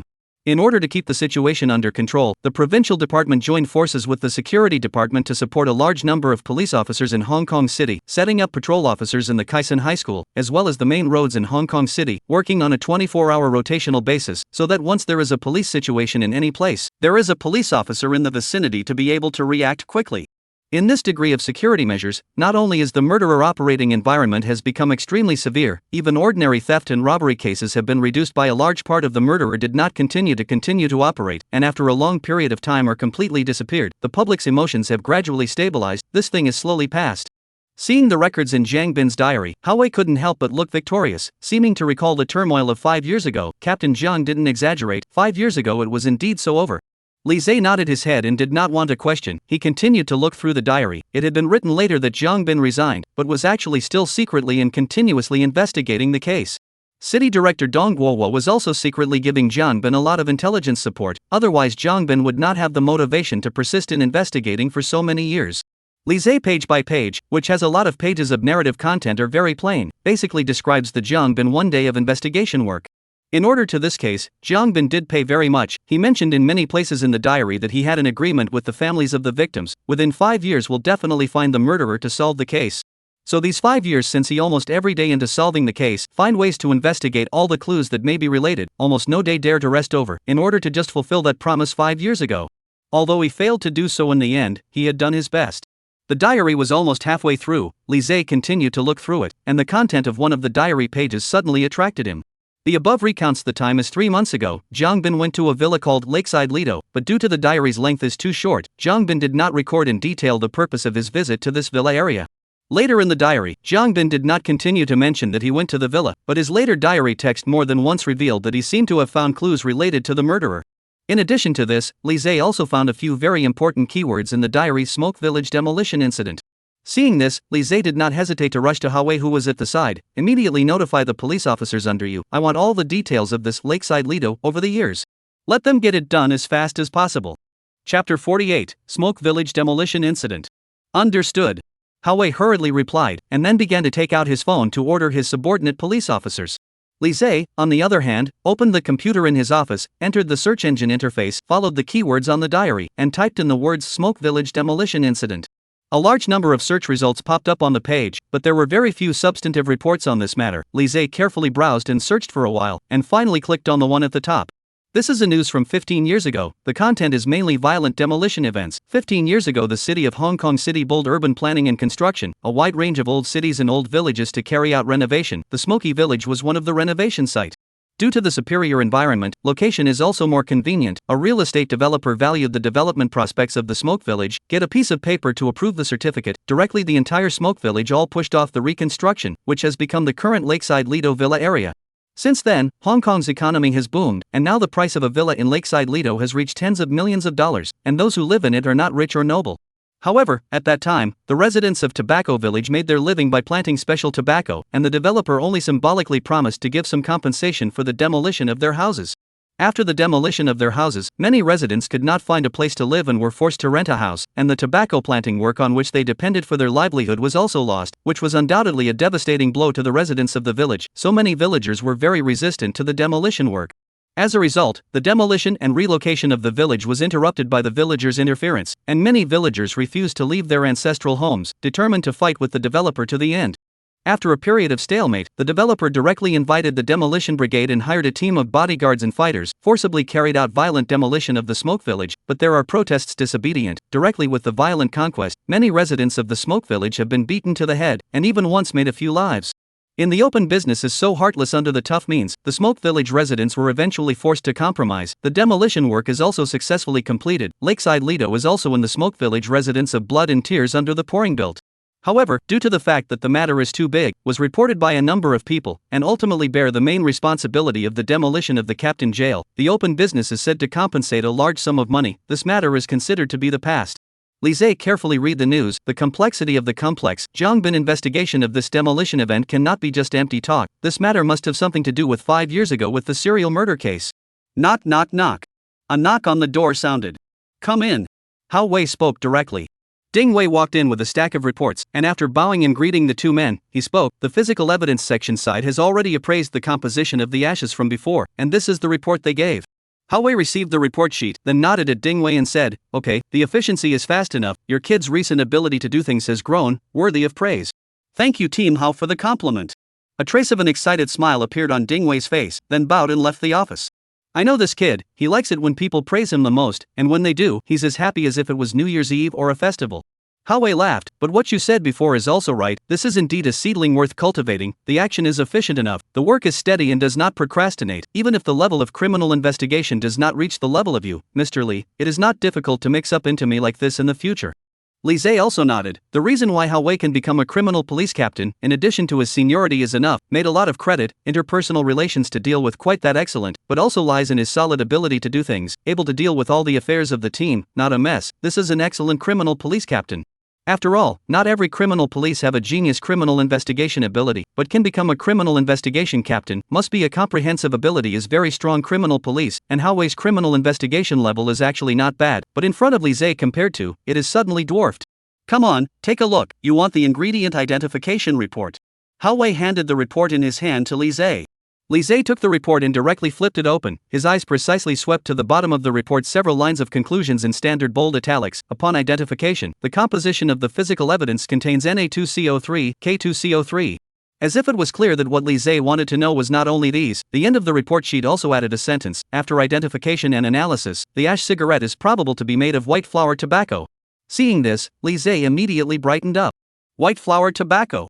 Currently, there are two types of mainstream tobacco in China. One is safflower tobacco that is suitable for cultivation in the warmer areas of the south, and the other is yellow flower tobacco that has excellent cold resistance. And this kind of white flower tobacco is very rare in China, due to the green leaves and white flowers, very beautiful. Generally foreign countries use this kind of tobacco as an ornamental plant, only a small part of the region to use it to make tobacco. Thinking of this, Li Zhe immediately carefully searched the computer for detailed information about the tobacco village. After a while of detailed browsing, he finally found the news about the Smoke Village. After seeing the sentence, "The people of the Smoke Village are good at growing the unique white-flowered tobacco," Li Zhe's entire complexion was incredibly energized. Indeed. His face brightened up and he turned his head to Hao Wei and said, "Where is the case file?" "The case file from 5 years ago, show it to me again." "It's in the drawer under the table." Hao Wei quickly replied. Li Zhe immediately drew open the drawer under the table, then took out the stack of old case files and once again scrutinized them. He flipped through the records of the crime scene investigation details of that year, and his tightly frowning brows began to stretch.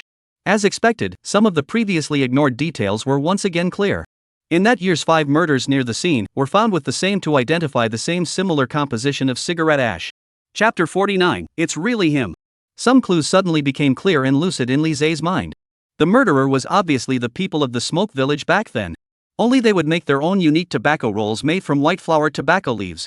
The reason why Jiang Bin was hanging around the crime scene of the case that Li Zhe had solved was to look for this kind of tobacco ash. The reappearance of the cigarette ash also proves that the murderer of that year has also resurfaced. Meanwhile, Hao Wei was handing his cell phone to Li Zhe, which had detailed information about Lakeside Lido. The police officers under me sent this, take a closer look. Li Zhe took the cell phone and then carefully browsed through the entire content, which was roughly the same content as the demolition news that Li Zhe had seen before, but much more detailed than the previous news. Including the name of the real estate business owner back then, Du Feng, the name of the demolition brigade captain, Yang Lei, and the name of the deputy captain, Zhang Xan, were all recorded. The tragic case that happened during the demolition back then also became clear in front of Li Zhe's eyes. At that time, the villagers of the Smoke Village refused to be violently demolished and relocated, and even though the developer pinched off their water and electricity, these villagers still chose to live in their old houses. After discussing with the demolition captain, the developer decided to get a head start, so it directly forced the demolition of a house in Smoke Village, but the family in the house still refused to leave. Under the brainless order of the demolition captain, the demolition team directly carried out demolition in the house while there were still people in the house, which eventually resulted in 2 deaths and 1 injury, a family of 3. The man was injured, while his wife and daughter died a horrible death in the house, crushed alive by the collapsed wall. See the demolition team so reckless of human life, other Smoke Village residents worried about their lives, which gave up resistance. Demolition work was also completed in a short period of time. At that time the case caused a great stir in the local area. After the demolition work was completed, by the masses reported, the captain of the Dufone was arrested directly to the case.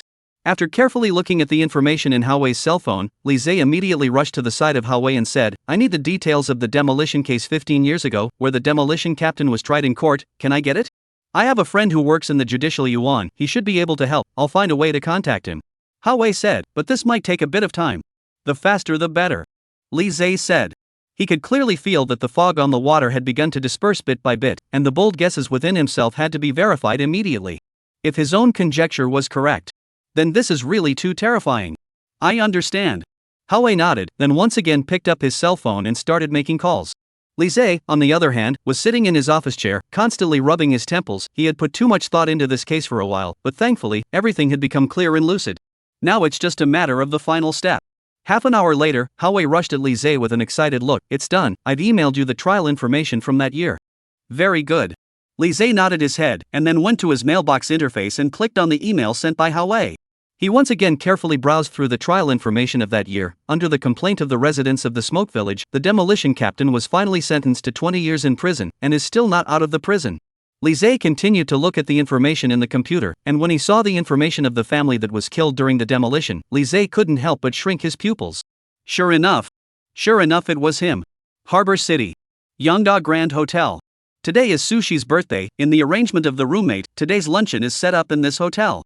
Due to the sweet and beautiful looks, outstanding temperament, Sushi has always been a goddess-level existence in the school. The pursuers are also countless, but Sushi did not take care of them, so she almost did not have any male friends. This time the banquet invited friends are mostly her class girls.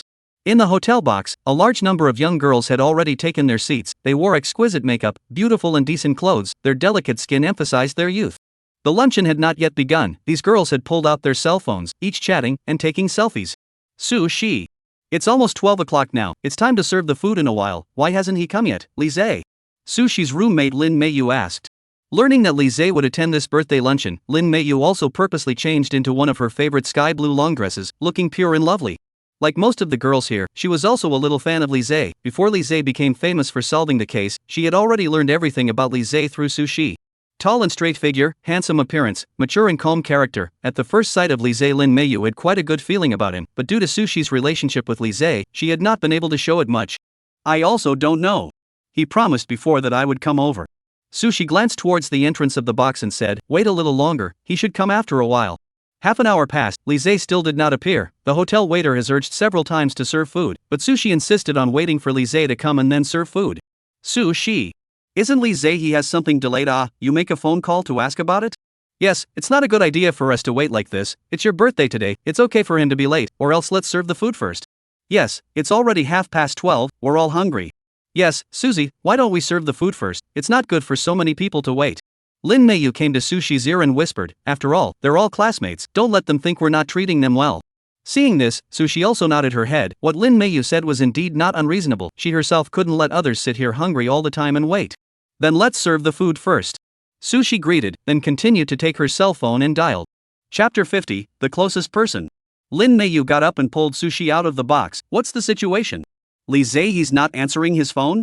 I've called Li Zhe before. But his side has been occupied and can't be reached. I don't know if he's encountered any problems. Sushi tightly gripped the cell phone in her hand, her eyebrows slightly knitted, her face full of worry. I also gave his roommate Yang Fei a call, and his cell phone was off and he couldn't get through either. They shouldn't have pulled an all-nighter together last night and then fallen asleep now, right? Lin Meiyu said, these boys love to go out in the middle of the night and play games all night. It shouldn't be. Sushi shook her head and said, although Li Zhe is quite good at playing games, he rarely goes to internet cafes to play games all night. Then what can we do now? These two big men have lost contact for no reason? By the time we contact them, I guess we've already finished eating. Maybe they are deliberately teasing me. Sushi said, you go in first to accompany them, I will continue to wait at the door for a while. Alright then. Lin Meiyu nodded, then pulled open the door and returned to the box. Sushi, on the other hand, had been standing at the entrance of the box, holding her cell phone in her hand, glancing around somewhat nervously. Several uniformed staff members were carrying toolboxes as well as herringbone staircases back and forth in the hotel. Not knowing what the reason was, most of the surveillance cameras in the hotel had suddenly been maliciously damaged. After discovering this problem, the hotel also first time invited the maintenance master to come over one by one to repair and replace the cameras. However, Sushi also only slightly looked at it for a few moments and then moved her gaze away. After all, this didn't have much to do with her. Classmate. Suddenly someone shouted not far from Sushi. Harbor City. City Bureau, Captain's Office. Li Zhe, just now I sent someone to investigate for you. Those trees were indeed planted 5 years ago. At that time it seemed like it was raining rather heavily in that bout, and no one paid attention to this matter. Dean Chang's voice came from the cell phone. Okay, thank you Dean Chang. Li Zhe will hang up the phone. After calling and asking Dean Chang for some information, everything about the causes and consequences of the whole case became clear in his mind. Hao Wei on the side was also looking at Li Zhe with some disbelief. How could it be him? There is nothing impossible. Criminals will not directly in their own face with the word criminals. The more powerful criminals, the more they know how to disguise and cover up. Li Zhe slowly said, he was able to evade your police for 5 years, showing that he has done well enough in the piece of camouflage and disguise, but that's just where it stops. Everything is about to come to an end. I will notify my officers to go to your school to arrest him now. Hao Wei said. Thump, a cell phone text message tone sounded. Li Zhe picked up his phone, only to realize that Sushi had already sent several text messages to him at some point. Previously, he had been busy checking the information, analyzing the case, as well as calling Dean Chang. He had not noticed Sushi's messages. After seeing the text messages, Li Zhe instantly reacted. Today was Sushi's birthday. He slapped his head with some chagrin. He was indeed so busy with this case in the past few days that he even overlooked this. But now that arresting people was important, there was no way for him to rush over to Sushi's birthday luncheon. Just as he was planning to send Sushi a message back, a line of bright red font suddenly appeared in his mind. Mr. Li, I've got my eye on you. Please pay attention to the people closest to you. Sushi. Li Zhe instantly realized something. Perhaps for this murderer, his closest person was not his friend Yang Fei, but Sushi. He immediately called Susie's number back. Sorry, the user you have dialed cannot be connected at the moment. Please dial again later. A busy tone came, the call didn't get through. Li Zhe continued to try several times and still did not get through to Sushi. Notify the patrol officers who are close to the Wing Grand Hotel to immediately go to the hotel to look for a girl named Sushi and ensure her safety. Li Zhe's face was cold. Let's head to the Wing Grand Hotel immediately. Don't delay for a second, rush over immediately. Understood. Hao Wei also responded immediately. Yongda Grand Hotel. After seeing the figure on the opposite side, Sushi was also a bit surprised. Master He, why are you here? She often went to the 4th building dormitory to look for Li Zhe on weekdays, so she was also quite familiar with the hostel master of the 4th building. This old man's appearance is also very tolerant of these young people. Sometimes Sushi sneaks into Li Zhe's dormitory. Mr. He also turned a blind eye. Of course, this is also limited to the girls into the male dormitory. If it were Yang Fei who wanted to sneak into his girlfriend's dormitory, not only would the hostess not be tolerant, but she would also grab him by the ear and throw him out, or even report it to the academy for criticism and give him a demerit. The hostess next door, her son got married and called me over for a meal. Master Yi laughed. I see that you have been standing at this door, so I came over to ask, are you waiting for someone? Sushi said quietly, today is my birthday. Li Zhe promised to come over before. But he hasn't seen him until now. You are waiting for Li Zhe? Ah, I just saw him go to the room upstairs. Ah. He Moncler outlet store said, you did not call him to ask about it? Li Zhe he is also in the hotel? Sushi couldn't help but blush. I couldn't get through to him before, but I guess since he's in the hotel room upstairs, he must be secretly plotting something, wanting to give me a surprise. She glanced at her cell phone. The SIM card status bar already showed no signal. Ha! How come the cell phone suddenly has no signal? Sushi frowned slightly. It was clearly still a full signal just now. Maybe the signal in this hotel is not good. He said, Li Zhe is upstairs. Since the cell phone cannot be reached, why don't I take you up to shout at him? Chapter 51, 1,000 pounds. Sushi pondered for a moment, and also nodded. Then thank you very much, Master He. I happen to want to see what the hell he's up to as well. Follow me. Grandmaster He beckoned towards Sushi with a smile. Sushi still wanted to go back to the box to say hello to Lin Meiyu and the others, but seeing that Grandpa He had already moved to leave, she hesitated for a moment and still followed. Arriving on the second floor of the hotel, Grandpa He directly pushed open the door of a room. He's right inside. Li Zhe? Sushi did not choose to go in. She instinctively shouted somewhat vigilantly, but there was no sound of response from inside. Why isn't he responding to me? Sushi stood in the doorway and glanced a few times towards the house, and did not see any other silhouettes. Her heart immediately felt a few uneasiness. Moncler, he should not be here. I'd better go back. Snap. He Moncler outlet online instantly yanked Sushi's wrist on one side. His face was no longer the kind look he had before. This moment, his expression was even hideous and a little scary. You come in here. Master He yanked fiercely. Sushi stumbled a few steps, and was directly ripped into the house by Master He, falling to the ground. Then Master He slammed the door shut. He looked at Sushi condescendingly. At this moment, the devil's expression resurfaced on his face. Hello, Ms. Sushi. Master He. What are you doing? Sushi looked at the grim-faced Grandpa He with some horror. She didn't understand how this boss who was always kind and benevolent on weekdays suddenly changed his fierce face.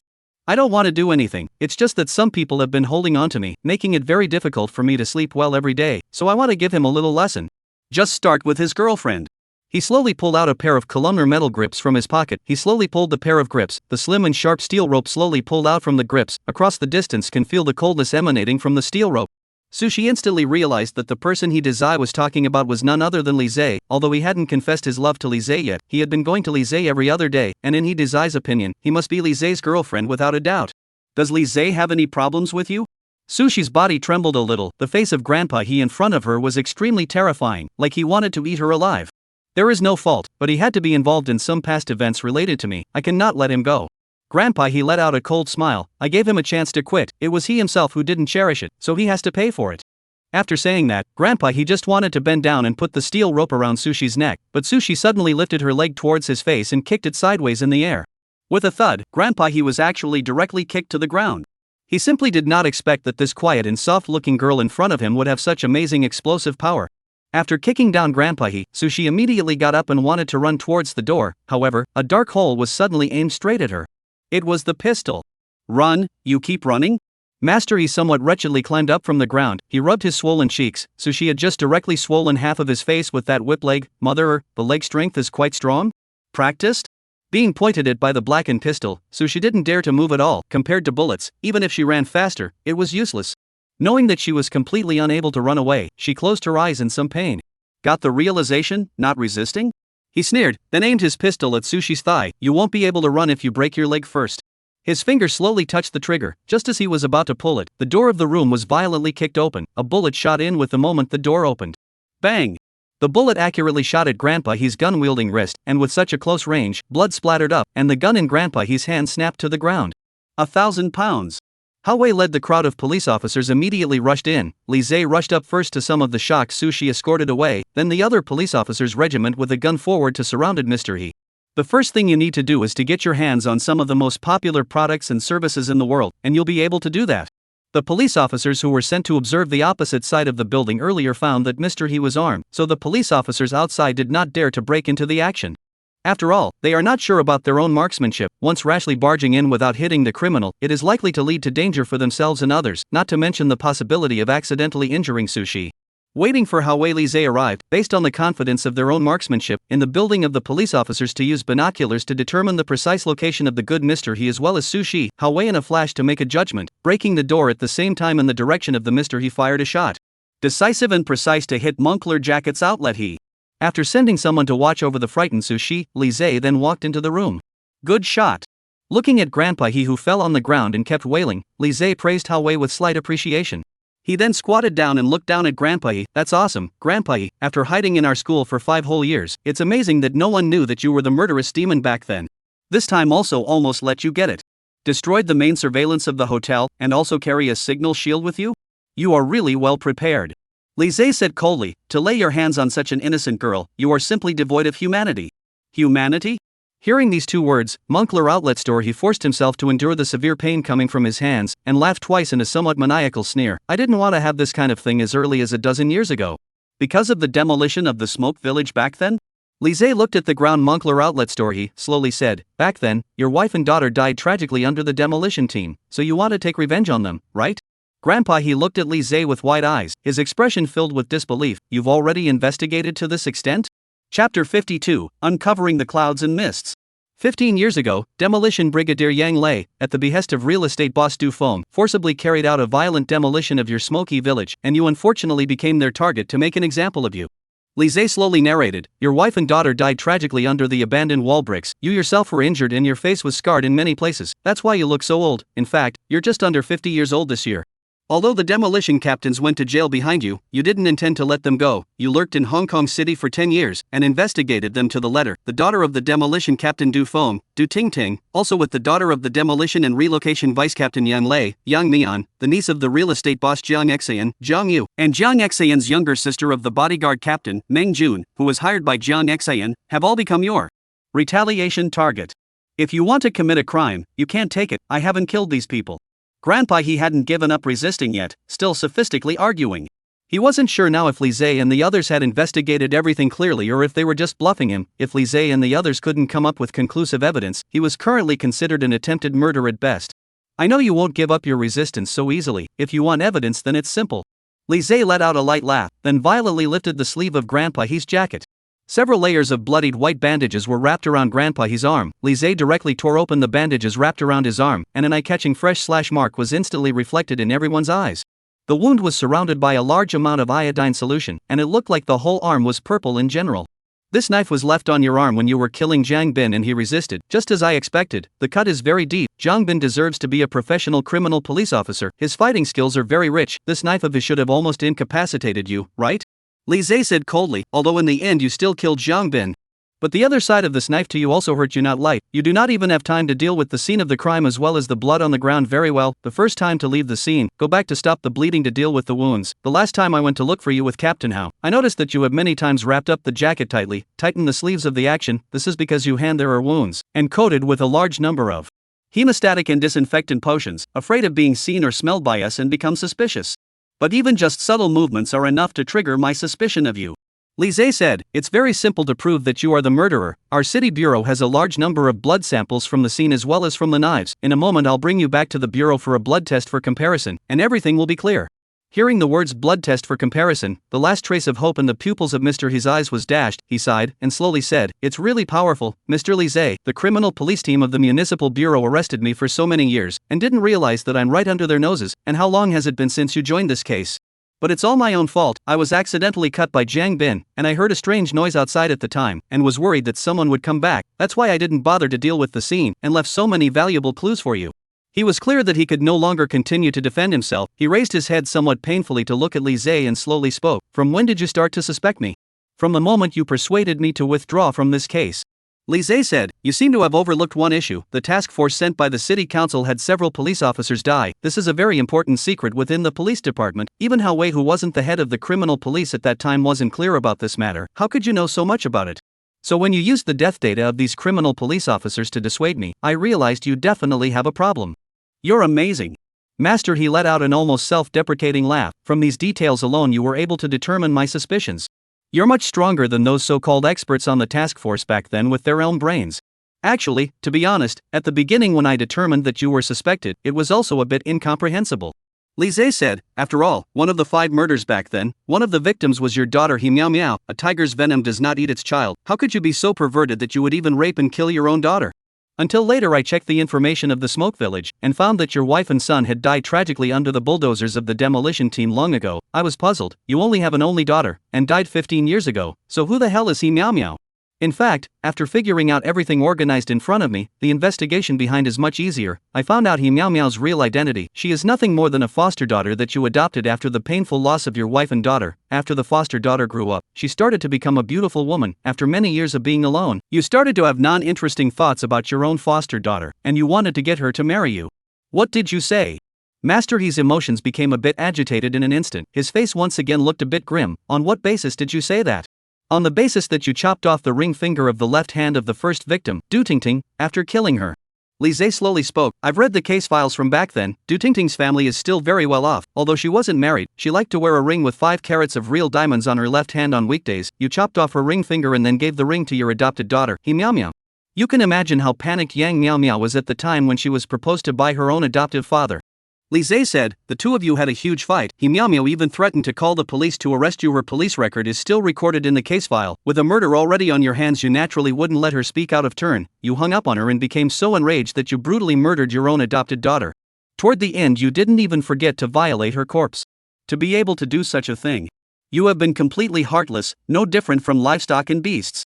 Chapter 53 The Secret Under the Tree. 15 years ago, when your family was broken up, hatred has been accumulating in your heart, distorting your deepest character. I have investigated. This adopted daughter, He Meow Meow, that you adopted is actually the daughter of a demolition team member back in the day. After her parents died in an accidental car accident, you tried every possible way to adopt her from the orphanage. Li Zhe said coldly, 15 years of adoption, 15 years of hatred. She was nothing more than an object of venting for a revenge plan that you have maintained for 15 years. After killing He Meow Meow, you chopped off her fingertips as well, and I think you should have put a ring on her finger and preserved it. I have checked your spending bill since recent years. You have hardly ever spent any large denomination since so many years, but only 5 years ago, you acquired 4 diamond rings in one breath. You are still really big spenders. This should have spent all your savings since so many years, right? Li Zhe gazed straight at Moncler Outlet Story. The 3 murders since then. You also similarly chopped off the ring fingers of the victims. I think it should be in order to wear those rings, as if they were fingerprints that were specially prepared for your adopted daughter in general, like clothing prop models placed in a clothing store, casually available for your adopted daughter who has already died to pick. Enough. Don't say any more. Grandpa, he slowly closed his own eyes, a hint of pain spreading across his aged face. I've admitted it all. Don't you say it again. Hearing Moncler Outlet Online, he took the initiative to admit his guilt. Hao-Wei on the side was also refreshed. The recorder in his pocket had already turned on the recording work. This is also to avoid the future. He suddenly retracted his confession, causing unnecessary trouble. Your adopted daughter as well as those dead people's fingers are wearing rings. You definitely won't throw them away randomly, but once this kind of thing is seen by people, the consequences will be very serious, so you will definitely save it in some place where regular people absolutely can't find it. Li Zhe said, since you have decided to confess, then please tell us the whereabouts of these fingers. I threw them away.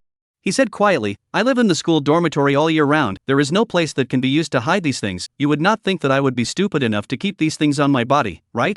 It seems that he doesn't have a good attitude to confess. You should know exactly what to say in the court hearing later, right? Li Zhe rushed to Hao-Wei and said. Of course, it has come to this point. He still does not have the consciousness to truthfully explain. I believe the judge will not spare him. Hao-Wei shrugged his shoulders and said. I said throw it away. There's nothing I can do if you guys refuse to believe me. Grandpa He's face turned blue. Since you refuse to say, let's guess where you would hide something like this. Li Zhe revealed a playful smile, then spoke. First of all, you've been living in the dormitory, so the thing must be hidden in the dormitory as well, and second of all, this thing has been hidden in the dormitory for 5 years and no one has yet to find it. Well, I think burying it in the ground would be the most appropriate. Upon hearing this, the opposite side of his eyelids jumped. He looked at Li Zhe with some disbelief. You. To be honest, every time I go back to the dormitory I see you watering those ginkgo trees that can't grow. Before I felt a little strange, now when I think about it, maybe those fingers are hidden under those 5 trees. Li Zhe said with a smile. I called and asked the leaders of the school side. They said that those trees of yours happened to be planted on a rainy night in the summer 5 years ago, which is very consistent with the time of your crime. We have already sent people to dig up those ginkgo trees. Do you want to take you with us to have a look? Hearing Li Zhe lifted all the facts nakedly, he immediately, like a deflated ball, collapsed on the ground. He looked at Li Zhe with some difficulty. That pair of pale eyes are full of disbelief. Really unexpected. Really unexpected, ah. He gently shook his head and said, I didn't expect that I would fall into the hands of a young man in his early 20s like you. You are very strong. So strong that I find it hard to believe, something that has been dusted off for so many years, you were able to analyze it by relying on such a few days of investigation. You are the devil, aren't you? This adjective is better used on yourself.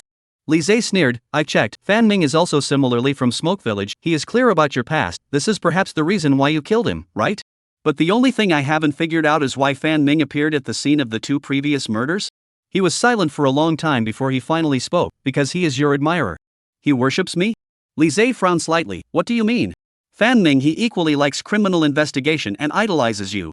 He sighed and said, the reason why he appeared at those crime-solving scenes was because he admired you and wanted to learn more about things related to the murders. That's why Jiang Bin intercepted his photo. How could I possibly make such a lowly mistake as appearing on camera? Upon hearing this, Li Zhe instantly understood. Because Fan Ming knew about your past and liked criminal investigation and crime solving, he could easily suspect the target to you. You knew that we had our eyes on Fan Ming and were worried that he would be arrested and spill the beans about you, so you jumped the gun and murdered him? Li Zhe shook his head. It seems that for you, it doesn't matter if you kill as many people as necessary. This world has treated me unfairly. Back then when my wife and son died tragically, no one ever pitied me either, so why should I pity others? Master Yi slowly said, things have come to this, I have nothing more to say. Then do you know that Fan Ming's father, Fan Lei, had been one of the witnesses who testified against the demolition captain's violent demolition and murder? Without people like his father, the demolition captain back then might still be at large now. Li Zhe suddenly spoke. How is it possible? Mr. He's pupils shrunk, almost suffocating. He's Fan Lei's son? This world is not just darkness and coldness, it's just that you have long since closed your eyes to yourself and are unable to discover that light and warmth. Li Zhe sighed. The person has already been killed by you. It's useless to say more. The legal net is wide open. Everything will be left to the law to judge. Chapter 54, Excellent Reward. Hong Kong City University. 4 dormitory buildings. As a few dwarf ginkgos slowly fell, a few police officers from the action team, wearing masks and gloves, plowed out a transparent glass jar from underneath one of the trees. The jar was filled with clear formalin liquid, and a thin, ghastly white severed finger was immersed in the jar, carrying a silver ring on it, with a pigeon egg-sized diamond still glittering. In addition to this, the police officers have successively plowed out 4 similar glass jars. Moncler Outlet Online, he did a good job of sealing, in the formalin soaked, those fingers to date have not decayed. Li Zhe looked at the 5 transparent glass jars, could not help but sigh. From now on, there will never be a master. He is a hostile manager, and together with his glass jars, they will disappear from this world forever. There are times when you can never understand what kind of hatred and grief it takes to make a person do such heartless things, but that in no way means that these things won't happen. The sun shines brightly everywhere in this world, but there will always be certain places where the sun doesn't shine, where darkness festers and evil grows. And what Li Zhe and the others had to do was to uncover these darkness. Ding, congratulations on solving this serial murder case, gain 3,000 points of fusion value. Ding. Current total fusion value, 6,500 points. The fusion value rewarded for solving this case had increased again compared to the last case, which made Li Zhe feel a little excited.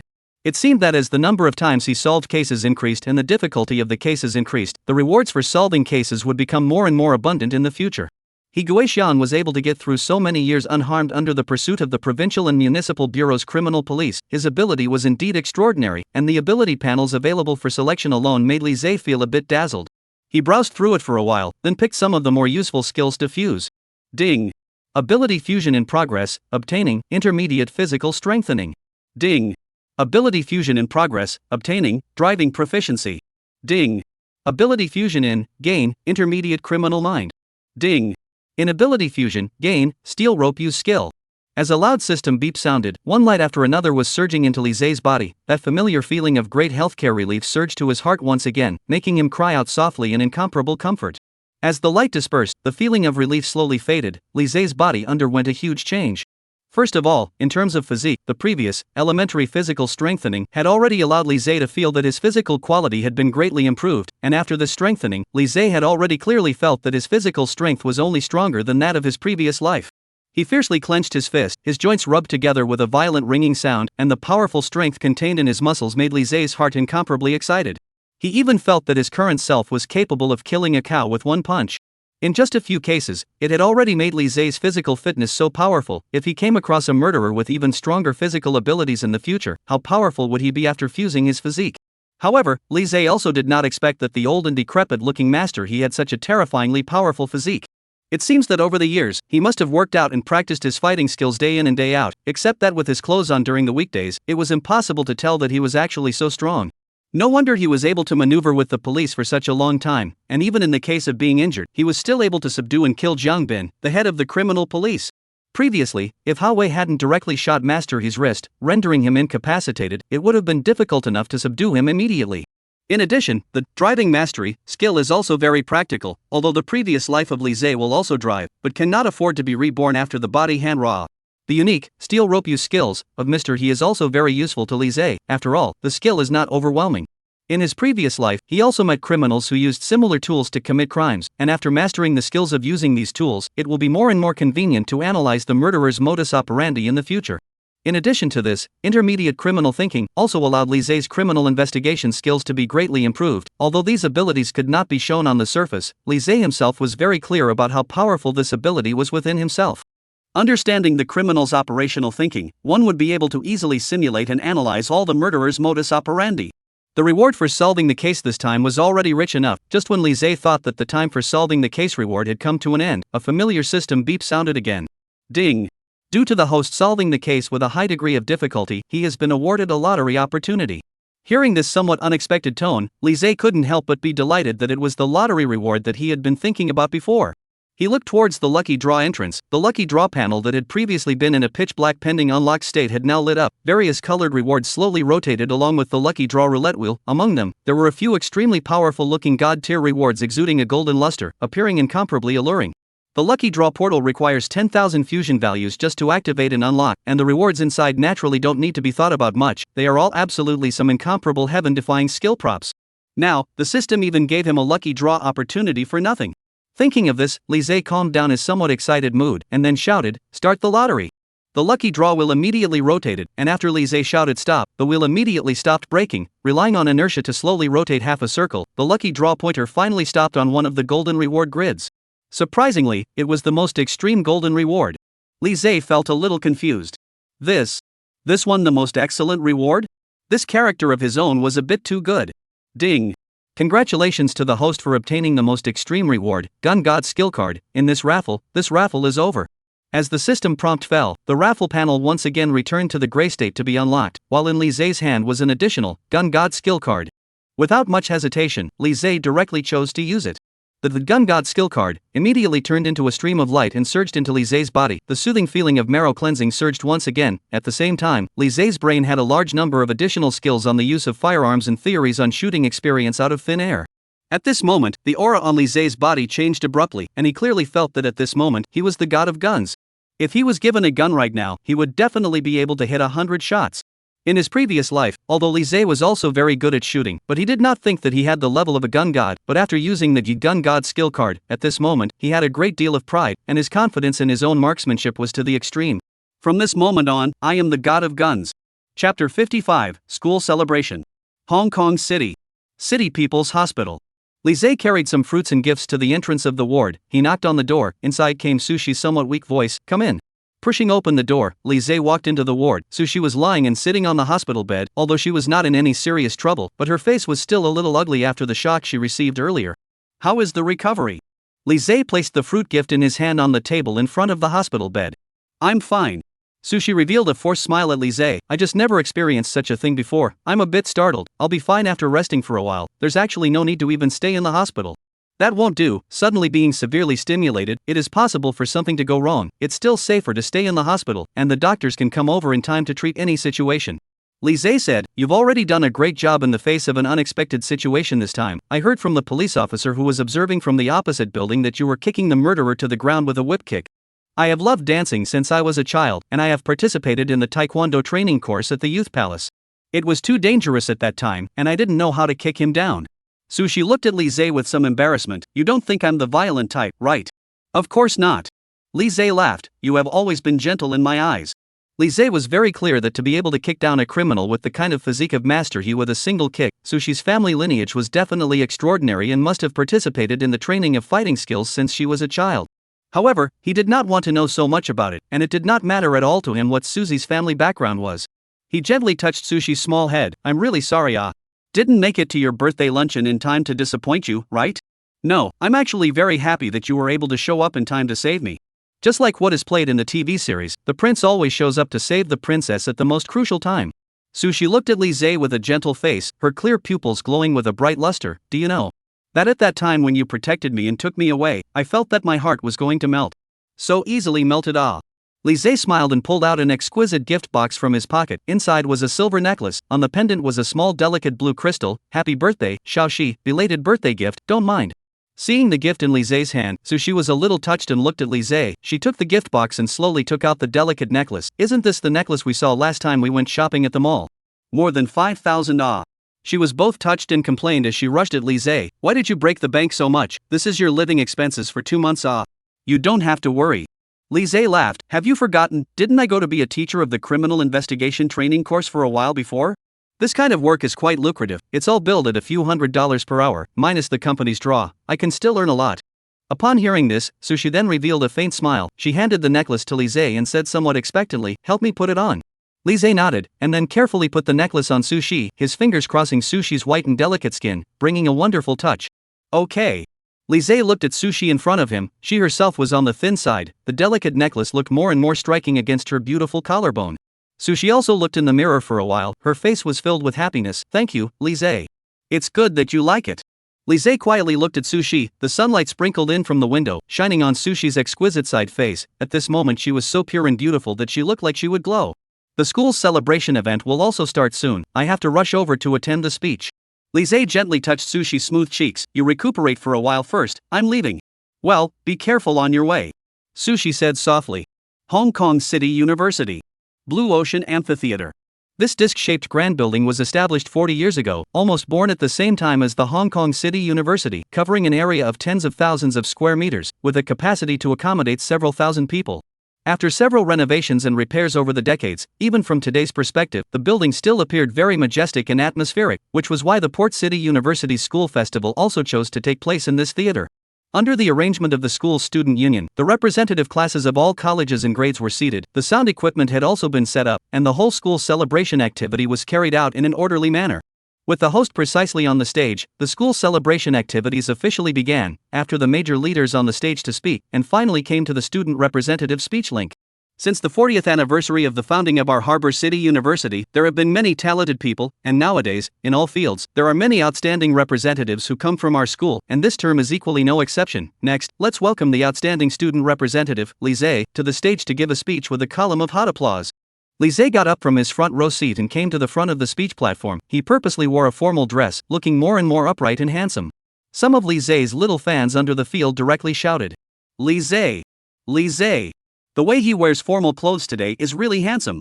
Recently, our Li Zhe is really in the limelight, and now he's even become a student representative. He's really outstanding. Yang Fei was also sitting in the audience and kept bragging to the students beside him. See, that's my buddy. He has already assisted the police in solving 3 big cases in a row. He's really good. Chapter 56 City Chief's Invitation. Li Zhe walked up to the lectern and scanned towards the audience for a while, when he suddenly saw an incomparably familiar figure. Hao Wei was sitting in front of the audience, applauding for Li Zhe along with the crowd. Li Zhe didn't glance around much and directly started his speech. In his previous life, as an Interpol officer, he was often invited to participate in various lectures, and he had seen a lot of such scenes, so he was quite comfortable in dealing with them. From time to time, warm applause rang out from the floor, which was also mixed with the cheers of various little fangirls. After a streamlined speech, Li Zhe returned to the stage and came to sit beside Hao Wei.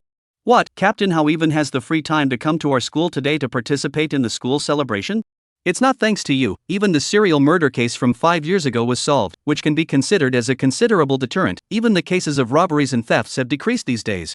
Hao Wei patted Li Zhe's shoulder and said, I have received a lot of commendations in these few days. The higher-ups also gave me a second-class merit. The police rank has been promoted by 1 level. I have to treat you to a meal in a while, which you can't refuse. Why should I refuse? Li Zhe shrugged his shoulders and said, I knew that Mr. Li, you are a refreshing person. Hao Wei laughed. Let's both go back to the bureau first. The old director has been thinking about you. This time the years of unsolved cases can be solved. The old director is also quite happy. Especially let me run over to invite you over. Okay. Li Zhe nodded and said, my speech is over. There's nothing more for me to do over here. Let's go over first. Good. Hao Wei nodded, then followed Li Zhe and got up to leave together. Hong Kong City. Municipal Bureau, Director's Office. Dong Guohua is sitting in front of his desk, browsing through the stack of documents on the table. The expression on his face is very pleasant. Not long ago the serial murders were finally solved, the provincial department sent a special commendation document, and the Hong Kong City Municipal Bureau is this year's province's exemplary representative for publicity, and then go to the provincial department for meetings. The face is also doubly bright. Knock knock knock. A knock on the door sounded. Come in. Dong Guohua said directly.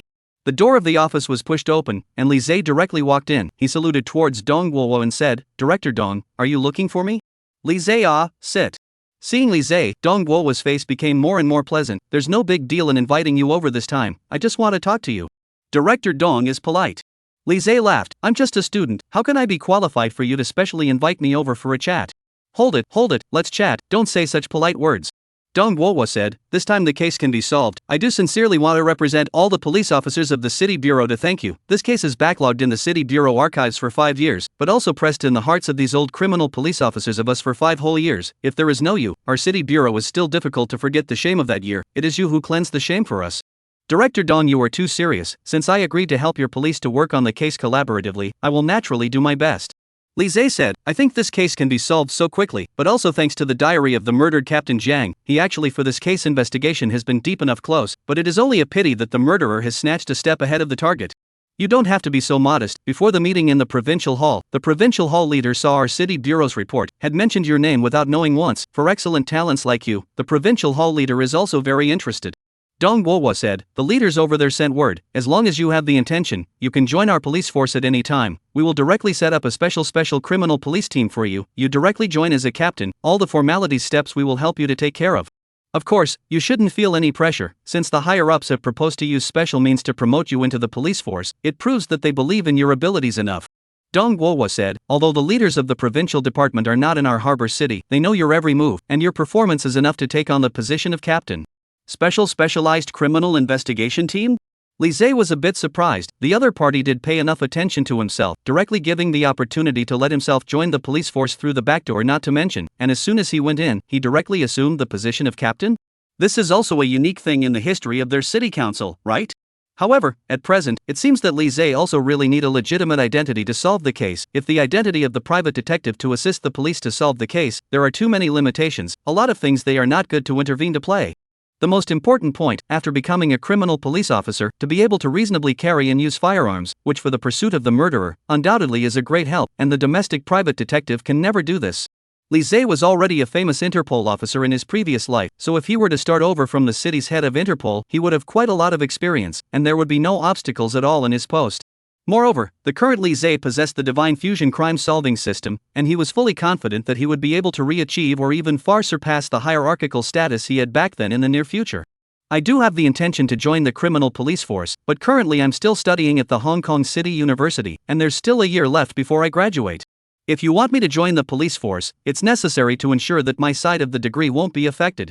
This is no problem at all. We have already greeted your school leaders in advance. You just need to find time to complete the school's graduation thesis. The weekday courses can apply for self-study. This with for you to join the police force is no conflict at all."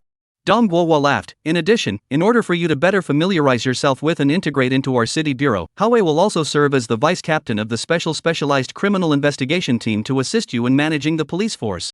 Upon hearing this, Li Zhe also nodded his head with some satisfaction. He served as the captain of the criminal police team for the first time he joined the team. In order for the officers in his team to recognize and obey him as soon as possible, there are some things that must be done with Hawei's help. "I have one more request. I hope Director Dong can agree." "Feel free to mention it," Dong Guowo said. "I have a roommate, Yang Fei, who is very strong in the field of computer technology. I hope that I can break the rules and add him to my criminal police team." Li Zhe said, "I need his help." Dong Guowo pondered for a moment, then nodded. "This is no problem, but we will investigate his file beforehand and conduct a normal assessment on him. Don't worry, since it's a talent you need by name, we will also take special care of him. Basically there won't be any problems." Chapter 57, Eyes in the Darkness. "Then thank you, Director Dong," Li Zhe said. "No need to be polite. In the next few days we will arrange for the establishment of a specialized criminal police team. I will notify you again after all the formalities have been dealt with." Dong Guowo got up and extended his hand towards Li Zhe. "You are very welcome to join our city bureau at that time, Comrade Li Zhe." Li Zhe also got up and shook his hand. "I am also very happy to be able to join the Hong Kong City Municipal Bureau." After a few words of politeness, Li Zhe left Dong Guowo's office. Hawei was leaning against the window of the corridor smoking a cigarette, and after seeing Li Zhe come out, he also hurriedly snuffed out the cigarette and threw it into the trash can. "Teacher Li." "No, now it's time to call Teen Li." Hawei saluted towards Li Zhe with a smile on his face. "Good day, Teen Li. Looks like you already knew what Director Dong was going to say to me." Li Zhe also patted Hawei's shoulder. "Alright, I haven't received the official appointment documents yet. You don't need to call me Teen Li." Hawei also nodded and said, Let's go down to the restaurant first." Hong Kong City. A hotel room. Koya returned to her room and closed the door, lying on the bed with some exertion.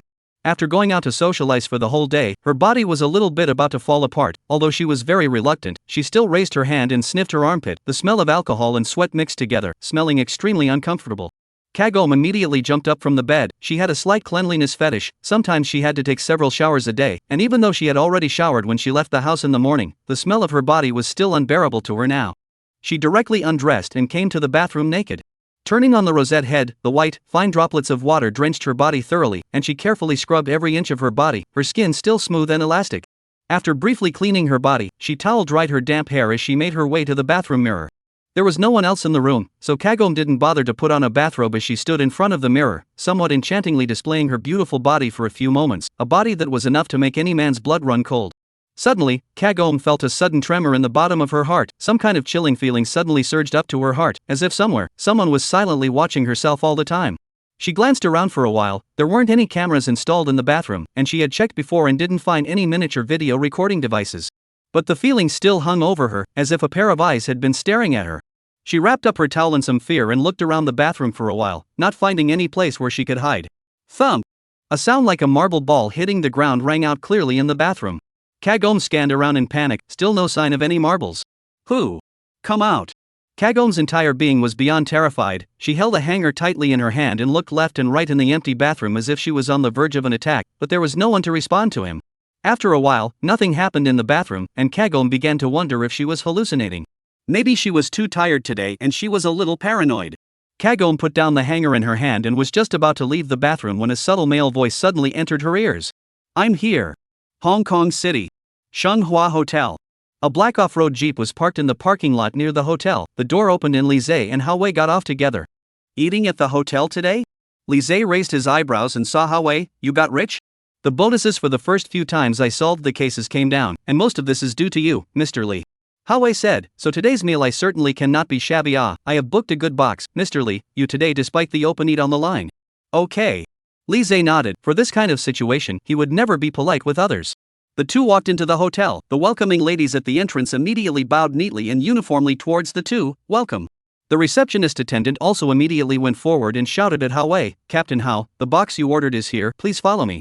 The two followed the waiter to the entrance of the box. The bright 888 box nameplate also let Lise could not help but be surprised for a while. This kind of number of box usually belongs to the VIP level. The price is also relatively high. It seems that today Hao really is blood money.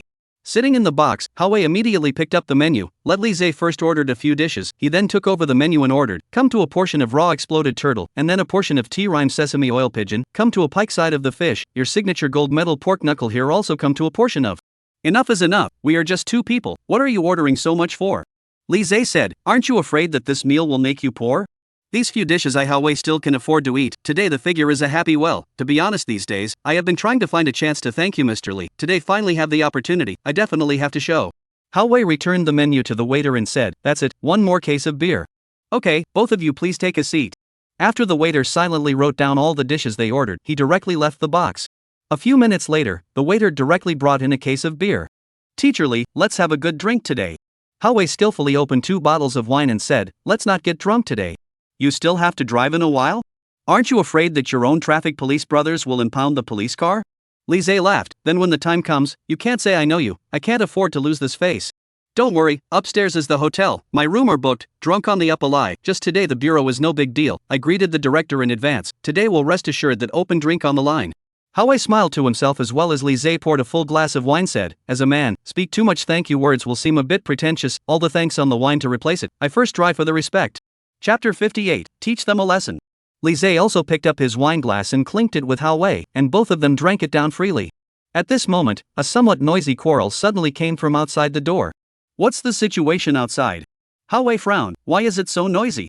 Bang! The door of the box was directly kicked open, a few young men with the appearance of the second generation swaggered in, and the waiter on the side of the room persuaded towards a man with long red non-mainstream dyed hair, Mr. Wang Tianlei, this box has already really been booked by people who are ready to eat. Seeing Hao as well as Lise's face was not right, that waiter then came to the two men and apologized, Captain Hao, I'm really sorry, I didn't stop them. Today is my brother Lei's birthday, we have rounded up this place, I don't care who is sitting here, give you 10 seconds to hurry up and get out. A bald-looking man wearing a purple blouse jacket with several studs in his ears pulled out a turn of money and directly dumped it on the table. "We are also reasonable. We won't let you guys go for nothing. Take the money and hurry up." Hao Wei and Li Zhe looked at each other, then slowly put down the cups in their hands. "Get out." Hao Wei's tone was icy cold. The few young men on the side burst into laughter. "This dude is on the wrong medication, right? Wearing this leather jacket and thinking he's a gangster. Do you know who we are? Do you think you've lived too long? Brother Lei, he told us to get out. What should we do?" Seeing a few second generation looks like to cause trouble, the waiter quickly said, "He is the captain of our city bureau. Ah, you do not mess. The captain does not always deal with the scene of the crime. How can he come to the hotel to eat?" That bald man laughed. "Today, no matter what he is, if you don't leave again, we really are not polite." The waiter saw that the situation was not good and immediately left the box and started to call out for security. The man who was called Brother Lei pretended to take out a cigarette from his pocket, and the person next to him immediately lit the fire for him. He took a deep breath, and then rushed to the side of the young people and said, 10 seconds have passed, and they won't go. Ah, a few brothers, whirl them." Upon hearing this, the bald man on the side answered with a smile and directly swung a bottle towards Hao Wei, who directly dodged it with a sideways movement. Snapping! The bottle burst on the wall, wine foam splashed and dark green glass shards spilled all over the place. At the same time, the waiters with the security guards immediately came to the box and put a few people under control. The hotel manager, on the other hand, immediately came forward and apologized. "Captain Hao is really sorry that this happened. Okay, this group of people are usually used to horizontal, today give them a little lesson or not?" Hao Wei said, waiting for a while the team to come over to take them back to the bureau to make a statement. "You guys clean up the pieces of bottles on the ground." "No problem." The hotel manager answered, then immediately greeted the people to clean up the box. After everything was taken care of, the hotel manager still apologized repeatedly and left the box with the security guards. This group of youngsters are really lawless. To deal with them, you really have to be so tough. Hao Wei sighed, and then looked at the incomparably calm Li Zhe on the side and said, "Teacher Li, are you alright?" "It's fine." Li Zhe stayed in his seat from the beginning to the end. "What kind of people are they?" Li Zhe asked with a raised eyebrow. "They are all the sons of some rich people, have a few money after all, do not know their own last name, powerful on the sky. Just now they mouthed Lei brother, Wang Tianlei, his dad engaged in real estate, these years earned a lot of money, he does not know me, I know him, mobbing and other brawling into the bureau in times, or his father bailed out, his file I do not know how many times I have turned over." Hao Wei to Li Zhe, full of a glass of wine, said, "Now this world is like this. Before the west side of the city side of a piece of the old city demolition, after the demolition, the original residents have become millionaires, some of the housing area is large, there are a few suites, but also cattle on the sky. Suddenly have money, some people are lost." Chapter 59, Strange Taste. Dao. The two of them were chattering over and over again, and the waiter was also bringing up the dishes one after another. Li Zhe picked up his chopsticks and picked up a piece of sliced meat, and just after chewing half a mouthful, he suddenly frowned, and then spat out the meat in his mouth. "What's wrong, Mr. Li? The dish is not appetizing?" Hao Wei said with some surprise. "This dish tastes strange." Li Zhe frowned and said, "Although the flavor is very light, but it still has a strange taste." Taste? His sense of taste as well as his sense of smell was very sensitive, especially after fusing his cooking skills. He was able to distinguish the flavors of these dishes more and more clearly, including the degree of saltiness and how many kinds of seasonings had been put in the dish. He could clearly sense it. But the strange flavor in this dish was something he had never tasted before. "No way, this hotel is very famous in our city, their chef is Doug from the Michelin restaurant, the handicraft is so good that there are no words, I used to come to eat a few times, and I feel that they are all very good. Ah." Hao Wei also picked up his chopsticks and tasted a piece of meat just like Li Zhe. He chewed the meat fully in his mouth for a while before he felt a hint of a strange flavor. "It seems like there's really a strange flavor." Hao Wei also spat out the meat slice in one mouthful. "Could it be that there's a problem with the ingredients they acquired today? Is this meat not fresh?" Li Zhe didn't say anything, then picked up his chopsticks and tasted the other dishes, which also had a strange flavor. It shouldn't be a problem with individual ingredients. Li Zhe poured himself a cup of water, rinsed his mouth and said, "All the dishes on this table have a strange flavor." Hao Wei also tasted one dish at a time, then got up and opened the door of the box and directly called the hotel manager in. "Captain Hao. What is it?" The hotel manager asked with a smile on his face. Before Wang Tianlei's group made such a mess, it had already made him sweat on his forehead, and he was also afraid that there would be another mistake somewhere else, so that this captain in front of him would seize and not let go. "What's wrong with you guys today? Why do all the fried dishes have a strange smell?" Hao Wei said with a displeased face. "Are you cooks all sick today? You can't taste it yourselves." "Road? Captain Hao. This can't be, our back kitchen chef isn't sick today." The hotel manager's forehead was in a cold sweat. "Come over and taste it yourself. Taste it carefully, what flavor is all this?" Hao Wei frowned and said, "And every dish is like this, do you guys have something against me?" "Captain Hao, what are you talking about? How could we have an opinion about you? The hotel manager smiled apologetically once he picked up his chopsticks and tasted all the dishes on the table, and his eyebrows couldn't help but wrinkle. It seems like there is a little. Call your chef over, I'd like to ask him how this dish is actually made. Hao Wei said coldly. Hey, Captain Hao, you wait a moment, I'll go and call the chef over for you. The hotel manager left the box with a somewhat ugly face. A few minutes later, the hotel manager led a foreign chef wearing a chef's uniform and a beard to the box. Team Hao, this is our store's chef David. The hotel manager introduced. You are the chef? Come explain to me what's going on with these dishes? Hao Wei's face was very unhappy. This meal was specially used by him to thank Li Zhe before Wang Lei's group made trouble. It already made him a bit annoyed, and now these dishes have a strange flavor, which couldn't help but make him lose face. Sir, each of our dishes is fried according to the normal process. As for why it will taste strange, we are also very strange.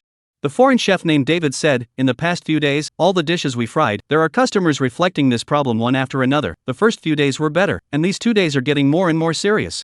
In addition to you guys, just now the guests in the other box also said that they ate out this strange flavor, but we really don't know why it's like this.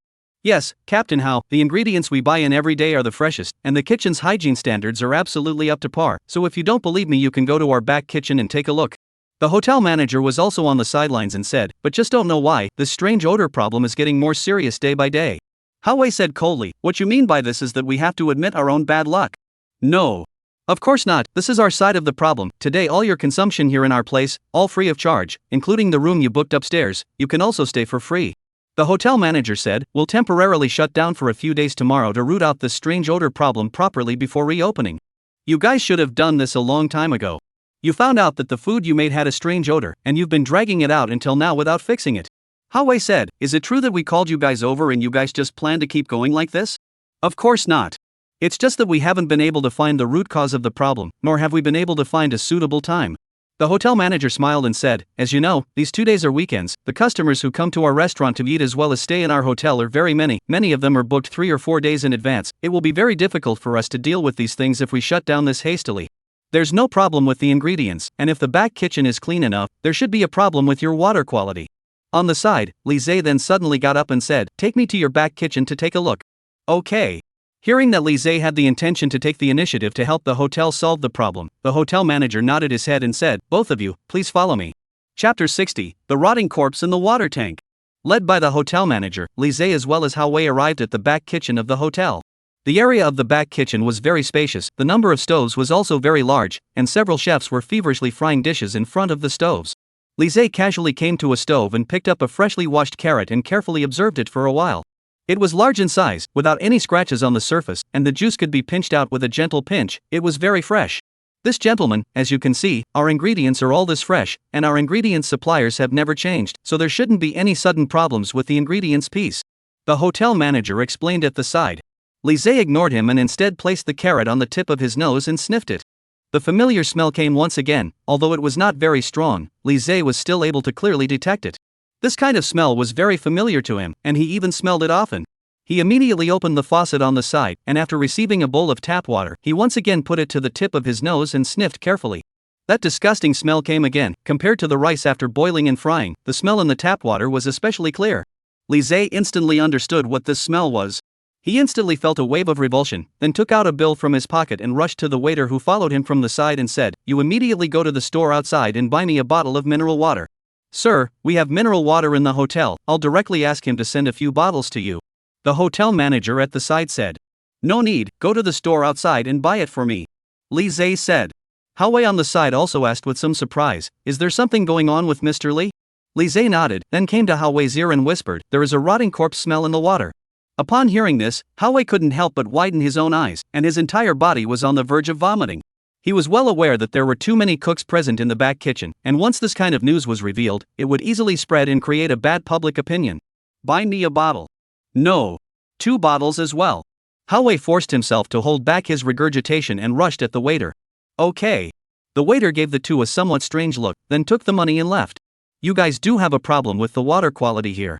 Li Zhe rushed to the side and asked the hotel manager, generally the water that hotels drink, as well as use comes from the water tank. Where is the water tank in your hotel?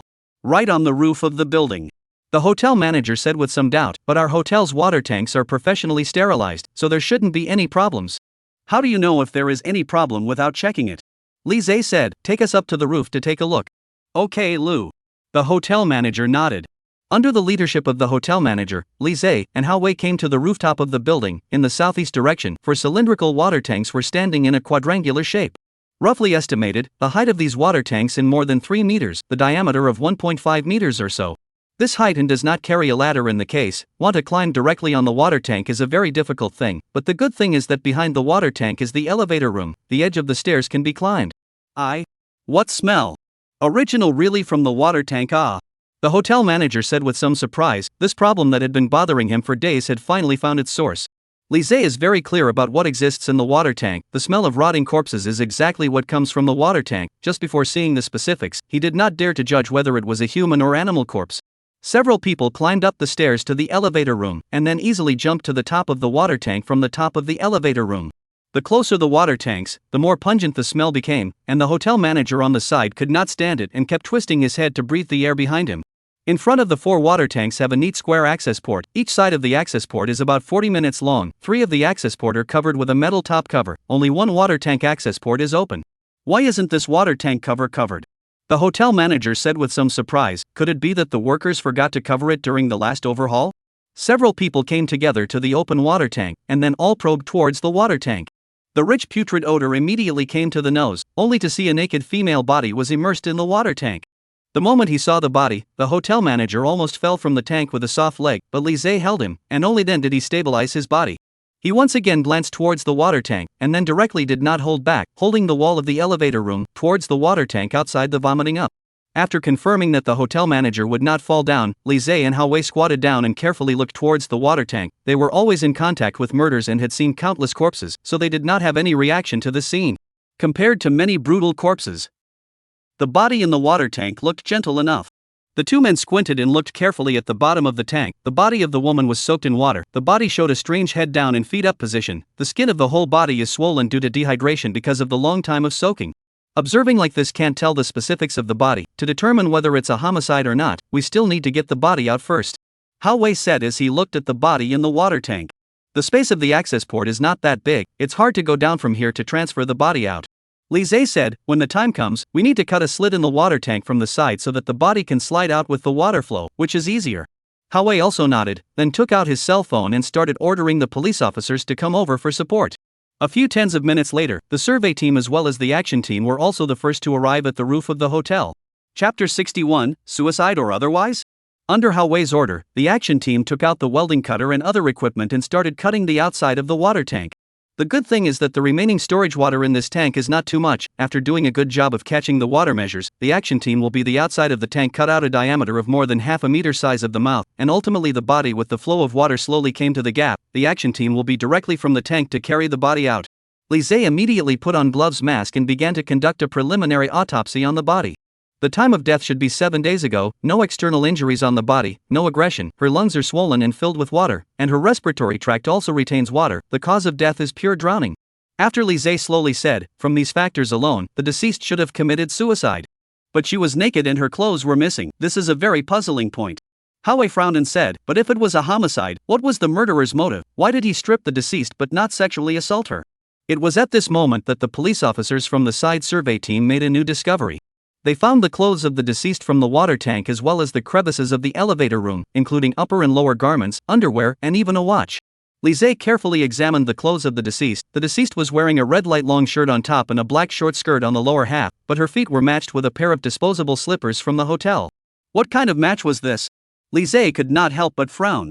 This case is weird. It's hard to tell whether it's a suicide or a homicide for the time being. Hao Wei, who was on the side, said, if it's his murder, the murderer took off all of the deceased's clothes without committing any chain crime. He even took off the deceased's watch, which is completely unnecessary. Normally, in the case of a homicide, the purpose of removing the clothes is nothing more than to annihilate the evidence, but the murderer didn't take away the evidence such as these clothes and watches, but left them at the scene, which is hard to understand. Li Zhe squinted his eyes and said, and we can't rule out that the deceased had a history of mental illness or had taken drugs before her death, causing her to be overly exuberant during that period of time and ultimately committing suicide. So when the time comes, send the body back to the city council and let Yang Ning and the others do a toxicology analysis. Okay. Hao Wei promised. Has anyone gone missing from your hotel recently? Hao Wei immediately turned his head towards the hotel manager and asked. The hotel manager vomited for a while, and his face only got a little better. We are not sure if anyone has gone missing. But there is a guest in the hotel who hasn't appeared in the hotel for a while after paying a long-term fee, and we don't know if she went out and didn't come back or stayed in the room and didn't go out. In her room without going out. Show us to her room. Hao Wei said. The hotel manager nodded and then led the two out of the rooftop. Shanghua Grand Hotel. Room 444, room entrance. Your hotel still has rooms with this kind of number plate? Hao Wei couldn't help but stare. Although I don't believe in feng shui and these things, there are still a large number of people who believe in these things. Aren't you afraid that the other residents will think it's bad luck?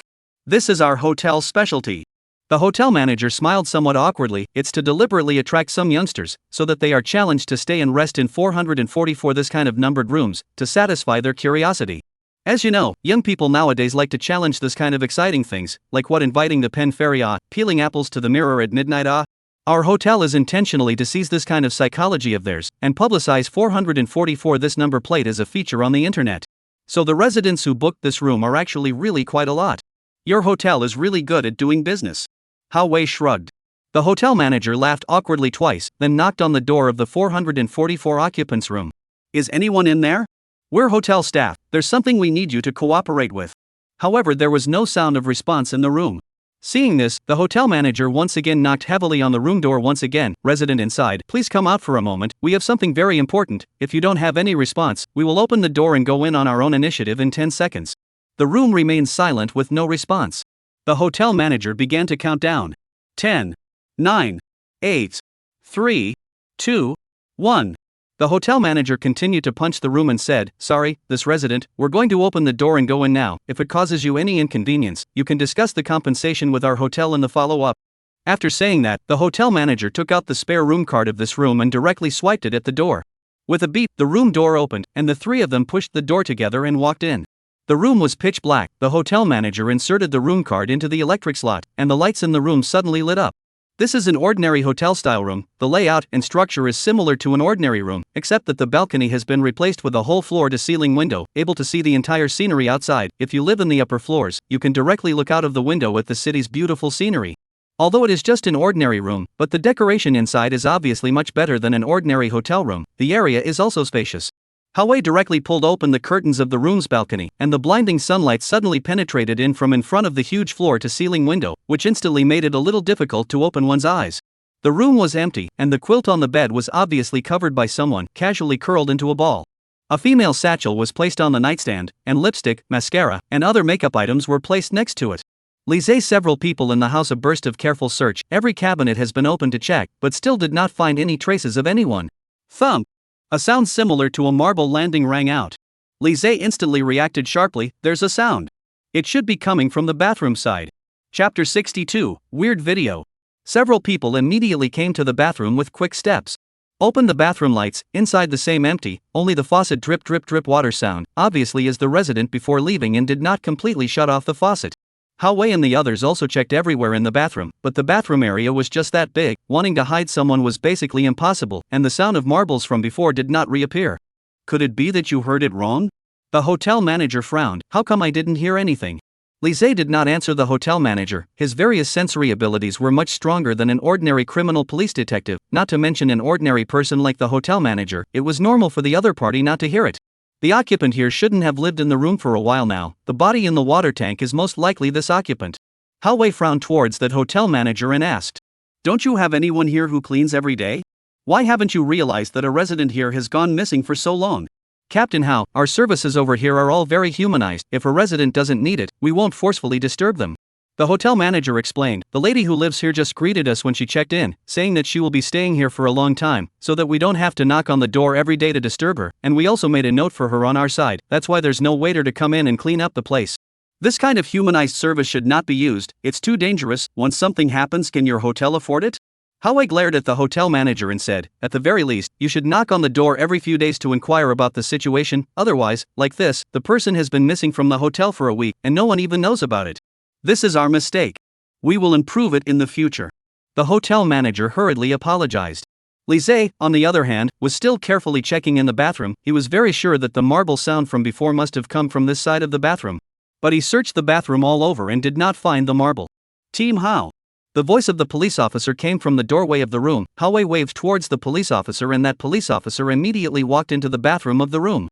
We just contacted the front desk staff of the hotel and found out the details of this resident. The body has now been sent back to the police force for a detailed autopsy. We should be able to determine the identity of the body soon. That police officer said while handing Hao-wei the profile picture taken by his cell phone. Hao-wei took the cell phone and looked at it carefully for a while before passing it back to Lizzie.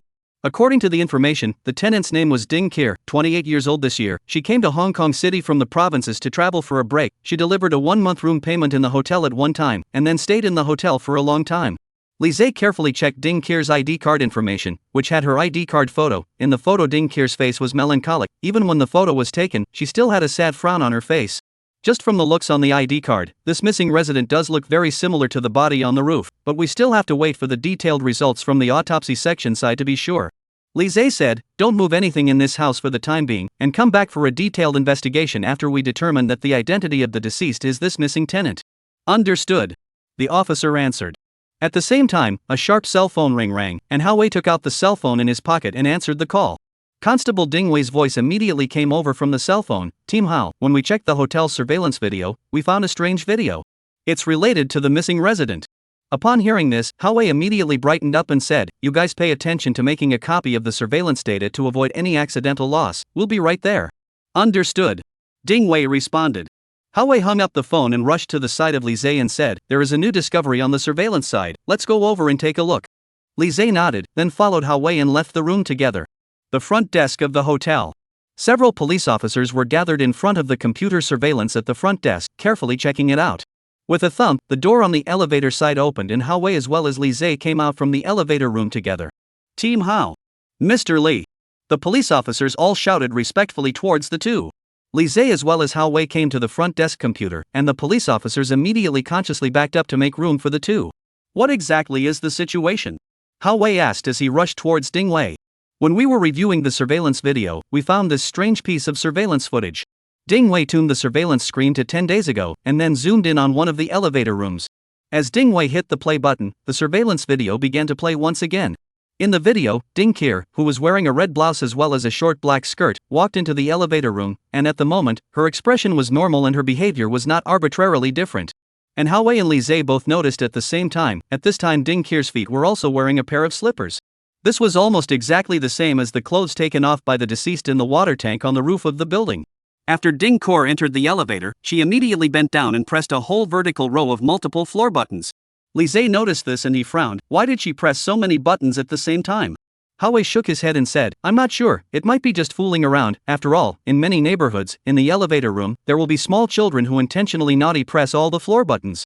Lizzie did not say anything, still staring carefully at the video screen in front of him. However, something surprising happened. Half a minute after Ding Kier pressed the floor buttons, the elevator doors still did not close. Chapter 63. She's actually smiling? What's going on here? Hao-wei paused the video and asked with some confusion, why did the elevator doors not close for so long? Maybe the elevator had some kind of malfunction at that time. After all, this hotel has been built for many years. Although the elevator is often overhauled, it's inevitable that it will make some kind of mistake. The police officer on the side said, "Go and call that hotel manager over." Hao-wei rushed at the police officer beside him and said, "Yes." The police officer beside him answered. Half a minute later, the officer brought the hotel manager over. "Captain Hao." The hotel manager greeted Hao-wei. "Do you have any orders for calling me? Your name is Song Jing, right?" Hao-wei squinted his eyes and looked at the work plate on the hotel manager's chest and said, "Does your elevator here fail to close for no reason?" "Fail to close for no reason?"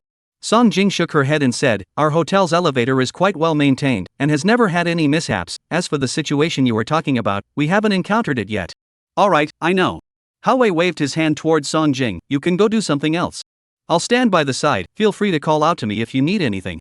Song Jing wiped the sweat on his own forehead. It was hard for him, the manager, to escape the responsibility for something like this happening in the hotel, and he knew very well that if he didn't cooperate with the police now, he would be in trouble later on. "Let's continue watching the video first," Lizzie on the side said. Hao-wei nodded, then pressed the play button again.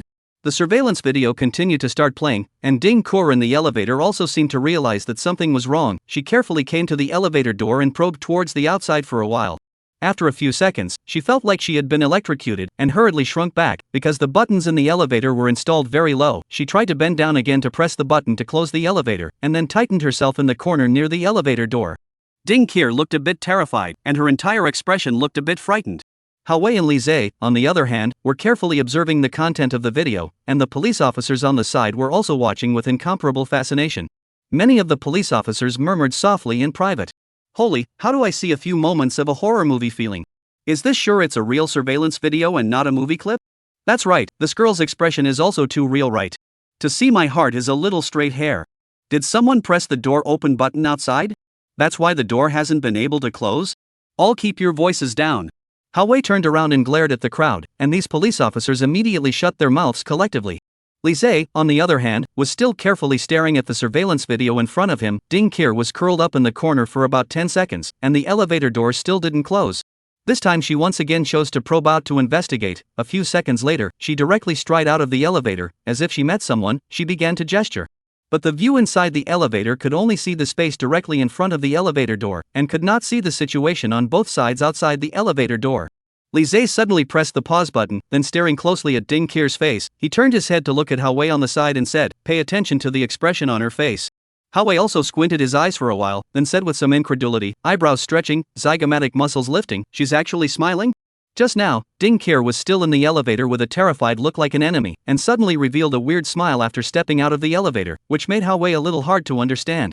Could it be that she met her old acquaintance outside the elevator? The elevator door not closing before was also just someone outside playing a joke on her? The police officer on the side asked. Don't ask so many questions first, watch the video properly. Li Zhe glanced at the police officer, who immediately nodded sagely. The video continued to play. Ding Qir stood outside the elevator for a while before returning back inside. Li Zhe noticed that from the time she walked out and then returned to the elevator, a full 20 seconds on the way, the elevator door still did not close automatically. If the elevator malfunction was ruled out, then the only possibility was that someone outside had pressed the door open button. Was there really someone on both sides of the elevator door? If there was, what exactly was the relationship with Ding Qir? Li Zhe patiently continued to watch. Ding Qir returned to the elevator again, and then bent down again to press the middle row of buttons to light up. Since the pixels of the surveillance video were not clear, Li Zhe was unable to see clearly what buttons were on that vertical row. After pressing all the buttons in the middle, Ding Qir once again left the elevator door. This time she behaved more and more strangely. Her face muscles twitched a bit drastically, while her palms also made strange movements. After performing a series of incomprehensible actions, Tinker Bell eventually left the vicinity of the elevator, completely disappearing from the surveillance view. After 10 seconds or so, the elevator doors closed automatically, and there was nothing else out of the ordinary since then. Li Zhe accelerated the video, and since there was no one inside the elevator for most of the time, Li Zhe quickly skimmed through the elevator rides for 3 days in a short period of time. After watching the video, Wei then said in a somewhat confused manner, "Why do I feel that this Ding Qir seems to have some neurological abnormalities? Some of her actions even look like she's an epileptic. She should contact her family as soon as possible and ask about her specific physical condition. We already have police comrades contacting Ding Qir's family." Ding Wei, who was at the side, said, "There should be results after a while." Well done. Wei nodded and praised. Regardless of whether or not this Ding Qir has a mental illness, the fact that the elevator door never closed is something to ponder. Li Zhe slowly spoke. There is another point. From the time of this surveillance video, this is already 10 days old, while the time of death of the body upstairs was 7 days ago. In those remaining 3 days, I haven't seen Ding Qir's figure in the elevator. It seems like she disappeared from this hotel, so the question arises, where exactly did Ding Qir go during these 3 days? Chapter 60 For the clue in the satchel. Everyone was frowning in thought. Li Zhe, on the other hand, waved his hand towards the hotel manager who was standing pensively on the side and said, "Manager Song, please come over here." Song Jing immediately came in front of Li Zhe and said, "Please be direct with any questions you have. In addition to the surveillance in the elevator, what other places does your hotel have surveillance?" The entrance to the hotel lobby, as well as the corridor passages of the rooms on each floor are equipped with cameras, and there are a few other places that are also equipped with cameras individually, such as the back kitchen on the first floor of the hotel and so on. Song Jing replied. Upon hearing this, Li Zhe also nodded his head. He had been to the 4th floor before, and was also very clear about the layout of the hotel floor. The location where the elevator room was located was not on a parallel line with the corridor where the hotel rooms were located, but rather in a perpendicular shape. After stepping out of the elevator and passing through the short corridor, the corridors on the left and right sides are the corridors of the rooms, which creates a surveillance dead zone. The situation on the 2 sides outside the elevator door is not something that can be viewed by the surveillance. Bring me the surveillance of the hotel lobby and the corridors on each floor. Li Zhe turned his head and rushed to the police officers on the side. You guys check the surveillance of the corridor of Ding Qir's floor after she left the elevator, as well as the surveillance of the lobby, and then make a detailed report out. Understood. The police officer beside him responded. Li Zhe glanced towards the elevator entrance on the first floor lobby, then rushed to Hao Wei who was beside him and said, "Let's go over and try to take the elevator as well." Hao Wei nodded and then followed Li Zhe to the elevator entrance. After walking into the elevator, Li Zhe carefully observed the buttons of the elevator. The vertical row in the middle from the top to the bottom were the buttons for several floors such as 16, 13, 10, 7, 4, 1 and so on. Ding Qier had previously pressed down the entire vertical row of buttons and did not have the opportunity to press down any other elevator function buttons. Li Zhe also tried Ding Qier's technique and pressed all the buttons of the entire vertical row in the middle, and after 10 seconds or so, the elevator door automatically closed, and then started to reach up one floor at a time along with Li Zhe's buttons. The whole process did not show any abnormalities, and the situation of the elevator door not closing did not happen either. In that case, it seems that the only possibility at that time was that someone outside did press and hold the door open button. Hao Wei said, "It just so happens that next to the elevator is the fire escape entrance and exit. The other party can perfectly avoid the surveillance view by climbing the stairs." It was at this moment that a loud and clear cell phone ringtone sounded, which seemed more and more shrill in the small elevator. Hao Wei hurriedly took out his cell phone and answered the call. "Team Hao, the results from the autopsy section side have come out. The body found on the roof is indeed the missing resident of the hotel, Ding Qier." "Very good." Hao Wei let out a light smile. After determining the identity of the body, they would be able to carry out the next step of the investigation. After hanging up the phone, Hao Wei rushed to Li Zhe and said, "Teacher Li, the identity of the body has been determined to be Ding Qier, so let's go to the room she was in and carefully survey it once more." Li Zhe also nodded slightly, then followed Hao Wei back to room 444 on the 4th floor. The door of the room was not locked, the doorway was pulled up with a cordon, and a police officer was standing at the door to guard it, avoiding any uninvited people from entering the room and destroying any clue evidence that might exist inside. "Team Hao, Mr. Li?" The police officer shouted respectfully towards the two. The two nodded slightly towards him, then crossed the cordon and entered the room. The room was still the same as before, without any changes, and on the table in the room were some unopened snacks and bread, which were all left by the deceased before he died. Li Zhe came to the bedside cabinet, directly opened the satchel on the cabinet, which is loaded with all kinds of small items for girls, such as tissues, cosmetics, nail polish, small mirrors and so on. In addition to these things, Li Zhe also found a small pendant-style sack bag inside. In the sack bag there was a yellow talismanic paper with some unintelligible runes drawn in red vermilion sand. "This is a blessing bag, and the amulet placed inside is a talisman." Hao Wei said, "Last time when my mom went to the Taoist temple, she also begged one for me. It's basically the same as this one." Li Zhe was puzzled. Judging from Ding Qier's other personal belongings, she didn't show any signs of believing in gods or Buddhas, and there was even a copy of the Atheist Manifesto on the table, but why would she have such an amulet in her bag? When she goes out, perhaps her family specifically asked her to carry it. Hao Wei said, "Sometimes, I guess old people especially believe in these things, and they will still be angry if you don't wear it." Li Zhe did not refute Hao Wei. What he said was not unreasonable, but Li Zhe still felt that this piece talisman in the satchel was a little too abrupt. Could it be that Ding Qier encountered something in this hotel that made her feel very afraid, so that she, such an atheist, deliberately went to ask for a spiritual talisman to protect her body? What exactly did she encounter in this hotel? Just as Li Zhe was deep in thought, Hao Wei on the side shouted with some surprise, "I didn't expect her cell phone to be in this bag." Hao Wei carefully took out a cell phone from the compartment of the satchel. A 90% new Fruit 8, wearing a delicate pink phone case, obviously a lady's cell phone. Hao Wei tried to turn on the phone and light up the screen, but the phone had long since run out of power due to the long standby time, and after slightly lighting up, it quickly turned off automatically again. It's useless. Even if you turn her cell phone on now, you won't be able to unlock her password lock. Li Zhe, who was on the side, said, "It's better to bring the phone back to the evidence section and let them figure it out." "That's true." Hao Wei nodded, then very carefully put the phone into the evidence bag. "But this thing is quite an important clue. If this is indeed Ding Qier's own cell phone, it might be much easier for us to understand the situation a few days before she disappeared, and this could very well become an important breakthrough." Chapter 65, There's Something Wrong with the Mirror. A few minutes later, the survey team also arrived at the house and started the routine survey work. There were quite a few more people in the room, and it suddenly looked quite lively inside. Li Zhe wandered around for a while, and then resumed his journey to the bathroom. He had once heard something similar to a marble sound coming from this side before, but had not been able to find the source of it, and he wasn't about to give up on this one clue. This bathroom is just this big, there shouldn't be much place to hide someone. Hao Wei also followed Li Zhe to the bathroom. In the past, there were criminals hiding on the ceiling, but there is no place to go up in this room bathroom. Li Zhe didn't pay attention to Hao Wei. He carefully cruised through every corner of the bathroom. When he swept through the bathroom mirror, he suddenly looked like he remembered something, and his eyes suddenly glowed with a bright light. He came to the mirror and stared at himself in the mirror, then he took 2 steps toward the mirror, and the mirror himself took 2 steps toward himself on the same ground. Li Zhe slowly raised his hand and placed his fingertips on the mirror. His mirror self similarly placed his fingers, and the 2 fingers directly bonded together. This mirror has a problem. Li Zay's face changed. Hao Wei also reacted immediately. This is a double-sided mirror. Double-sided mirror, also known as single-sided see-through glass, this kind of mirror uses the principle of optical transmission. On the surface of the mirror with a vacuum coating plus a layer of metal chromium, aluminum or iridium made of thin film, this kind of glass can reflect most of the light projected back. Hao Wei knows very well that this kind of double-sided mirror can see everything on the opposite side clearly, while the person on the opposite side can only see an ordinary mirror. This kind of mirror has a wide range of applications, such as various car windows, large conference room glass, scientific research room windows, etc.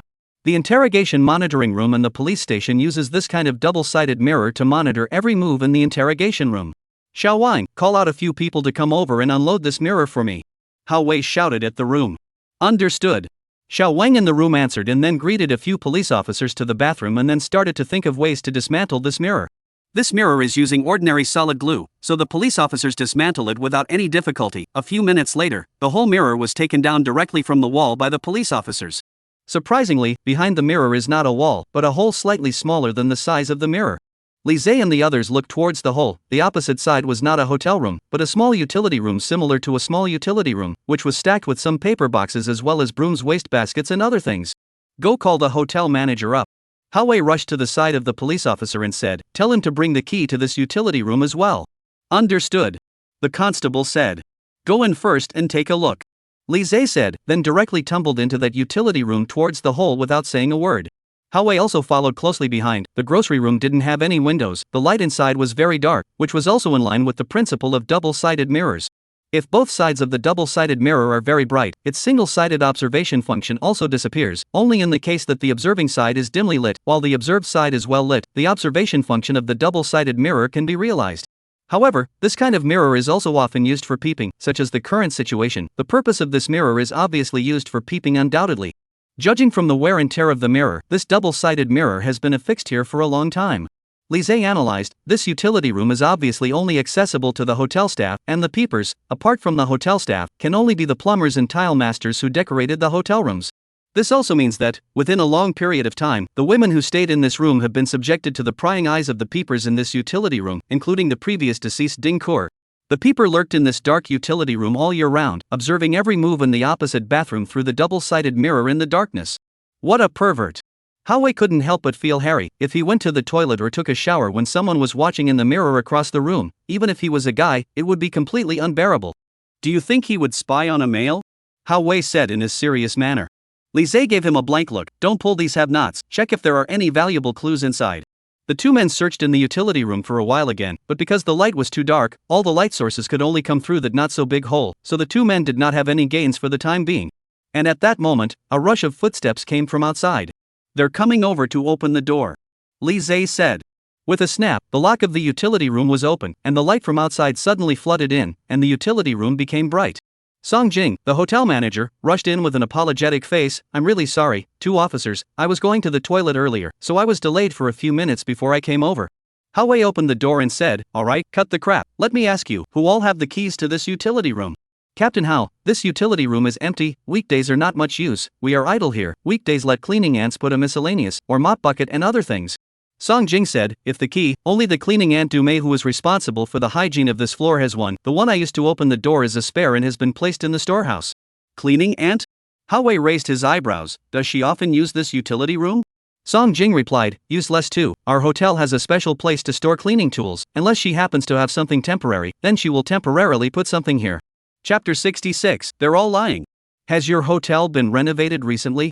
Hao Wei asked. At the end of last year it was redecorated, especially the room next door, room 444, we hired a specialized decorator to design it. Song Jing said, as you all know, our main focus in this room is excitement. Then this double-sided mirror is also designed by your hotel? Hao Wei raised his eyebrows and said, of course not. Song Jing hastily denied, this is an invasion of privacy. Is illegal, how could we allow such a design? At that time, after the renovation, we just inspected the room next door, room 444, and did not specifically go to check this utility room. Hao Wei looked Song Jing up and down for a while, then said, call the cleaning ant you mentioned over. No problem. Song Jing answered, then hurriedly took out the walkie-talkie pinned on her waist and rushed to the other waiters in the hotel. Notify Auntie May, tell her to come over to room 444, we have something to ask her. Roger. A reply came from the hotel staff over the walkie-talkie. Song Jing put down the walkie-talkie and said, Captain Hao, this Aunt May hasn't read much, her intelligence is a bit low, we also look at her poorly, and she is more diligent in her work, so we left her to work here. In a moment you guys won't be too surprised to see her.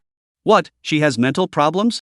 Hao Wei raised his eyebrows and said, That's not true, it's just that her brain is a bit stupid, sometimes when you talk fast, she can't necessarily understand. Song Jing said, But you guys don't have to worry, she doesn't have any mental problems at all, this is identified, her behavior is also normal on weekdays, she's just a bit slow. A few minutes later, a middle-aged woman in her 40s came into the utility room. She was wearing the hotel's cleaning uniform and carrying a mop rag in her hand. Du Mei's appearance looked very ordinary, belonging to the kind that could no longer be photographed when thrown in a pile of people, but a string of sandalwood beads bracelet on her wrist attracted Li Zai's attention. Seeing Hao Wei and a group of people gathered around the utility room, Du Mei looked at Song Jing somewhat blankly and said, Manager. What is the matter? So many people crowded here for what? This is Officer Hao from our city council, he has something to ask you. Song Jing said.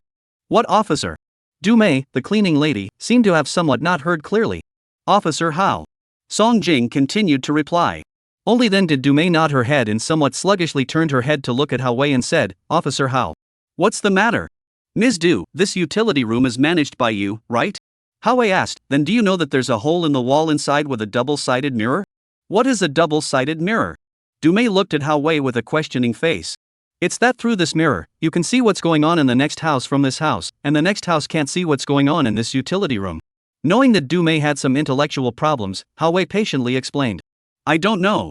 Du Mei said with a bewildered face, before the calendar was hung on the wall, and I rarely used this utility room, I didn't even know there was a hole behind the calendar. Upon hearing this, Hao Wei then came to that hole and carefully observed it for a while, and indeed found a steel nail above the hole, which did look like it was used to hang the calendar. Is it this calendar? Li Zai picked up a large page calendar that had fallen in the corner and asked towards Du Mei. This is it. Du Mei nodded and said. Li Zai hung the calendar on a nail. The size of the calendar was just right to cover the entire hole. In the case of seldom entering the utility room during the weekdays, going in without rummaging around, one would not necessarily be able to discover that there was a special hole behind the calendar. When was the last time you entered this utility room? Li Zai asked. The 20th of last month, I think. Du Mei replied. The 20th? That should be a Sunday, don't you all have holidays on Sundays here? Li Zai raised his eyebrows. Mr. Li, our hotel staff treatment is all very formal, even the cleaners have a day off every week, you should have remembered wrongly, the 20th of last month shouldn't be a Sunday. Song Jing, who was on the side, hurriedly replied. Yes, you remembered wrongly, the 20th of last month was a Wednesday, I didn't have a vacation at that time. Du Mei replied. Upon hearing this, Li Zai immediately took out his cell phone and looked through the calendar on his phone before nodding his head and saying, It's true that I misread it. Let's pretty much stop here for now. Li Zai said. Alright, you can all go back to work. Hao Wei waved his hand at Song Jing and Du Mei. Alright, Captain Hao, you can page me anytime if you have any problems. After saying that, Song Jing gestured towards Du Mei on the side as well, signaling her to leave as well. Du Mei nodded and then left again carrying a mop and rag in big strides. Li Zai looked at Du Mei's departing figure with a deep gaze, frowning as if he was pondering something. This case is really strange. Hao Wei took out a pack of cigarettes from his pocket and then lit one. It's not right. In fact, I feel that everyone in this hotel is very strange. I don't know if it's because I'm a little too sensitive. There is nothing wrong with your feelings. Li Zai shrugged, they are indeed strange because they are all lying. All lying? Hao Wei was stunned, how about this? Take the Du Mei for example, her intelligence is not low at all. Li Zai slowly spoke, when Song Jing introduced you, she acted like she didn't hear you clearly, but I noticed that she had obvious micro-expressions, micro-movements when she was speaking, and this was because she was deliberately making herself appear retarded. What's more, when I talked about the 20th of last month being a weekday, she was actually able to accurately tell me that the 20th of last month was a Wednesday. This is definitely not how someone with low intelligence should behave. Chapter 67, the video has been passed out. As for Song Jing, he clearly knew that Du Mei was pretending to be stupid, yet he had to tell us that Du Mei was mentally retarded. Li Zai said, there must be a special reason for this. Hao Wei also nodded and said, the case is a bit messy at the moment, let's go back to the police station and organize it first. That's exactly what I want to do. Li Zai said. Harbor City. City Council, Hao Wei's office. This is the detailed case report compiled by the police officers under me, take a look. Hao Wei handed the information in his hand to Li Zai. Li Zai took the report and read it carefully. Half a month ago, Ding Keir stayed at the Shanghua Hotel and prepaid for a month's room fee, and nothing unusual happened during this period. On the 5th day of her stay, the surveillance video captured a series of unimaginable actions made by Ding Keir in the elevator room of the hotel, after which Ding Keir disappeared. 3 days later, Ding Kier drowned in the pool on the roof of the building, with all her clothes off, thrown in the gap between the water tank and the elevator, and without any trauma. Until today at noon, Li Zhe and Hao Wei came to Shanghua Hotel, because of the problem of water quality, found the body of Ding Kier in the roof tank. The scene did not investigate any valuable traces. Ding Kier's death has not been violated. According to the description of Ding Kier's family does not have a history of genetic mental illness. Ding Kier grew up with the spirit is also very normal, just a little more than the same age of the girls will be irritable temper. Until now, the police have not been able to fully determine whether Ding Kier is a suicide or a homicide. Li Zhe carefully read through the entire report, and then slowly said, to know whether Ding Kier was a suicide or a homicide, the key lies in the 3 days when she disappeared. The time of her disappearance was 10 days ago, and the time of her death was 7 days ago, which means that she was alive during those 3 days, and we have to find out what exactly happened to Dinkle in those 3 days. A normal adult woman with no history of mental illness or depression suddenly dying naked in a hotel rooftop water tank is a very bizarre thing indeed. Hao Wei said, including the double-sided mirror in the room's bathroom, I've already sent officers to investigate those decorators and tile masters. So far, the possibility that the deceased committed suicide should be very small. Ding thump. The cell phone on Hao Wei's desk suddenly vibrated. He lit up the screen and looked at it, then his face became a bit gloomy. Holy, this hotel is really not afraid of anything. Hao Wei said with an ugly face, that bizarre video of Ding Kier 10 days ago has been uploaded online. Upon hearing this, Li Zhe immediately opened the computer on his desk and typed in the words Huasheng Hotel Bizarre Video, and a large amount of related search information popped up on the search interface, all within the last 1 or 2 hours. He casually clicked on one of the links, and the familiar surveillance images immediately came into view. Scrolling down the comments, the netizens' discussion of this bizarre video was quite hot. I'll go, this woman looks too weird, right? Really, I even went to that hotel for dinner a while ago. What is this hotel called? It seems to be called Shanghua Hotel, right? Surprisingly, there's 444 such an anticlimactic room number?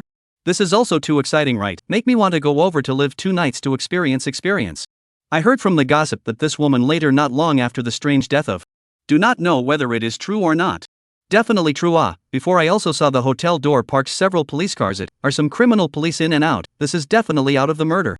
In addition to this video, many other video sites are able to search for this bizarre video. Posting forums about this video discussion heat is also quite high.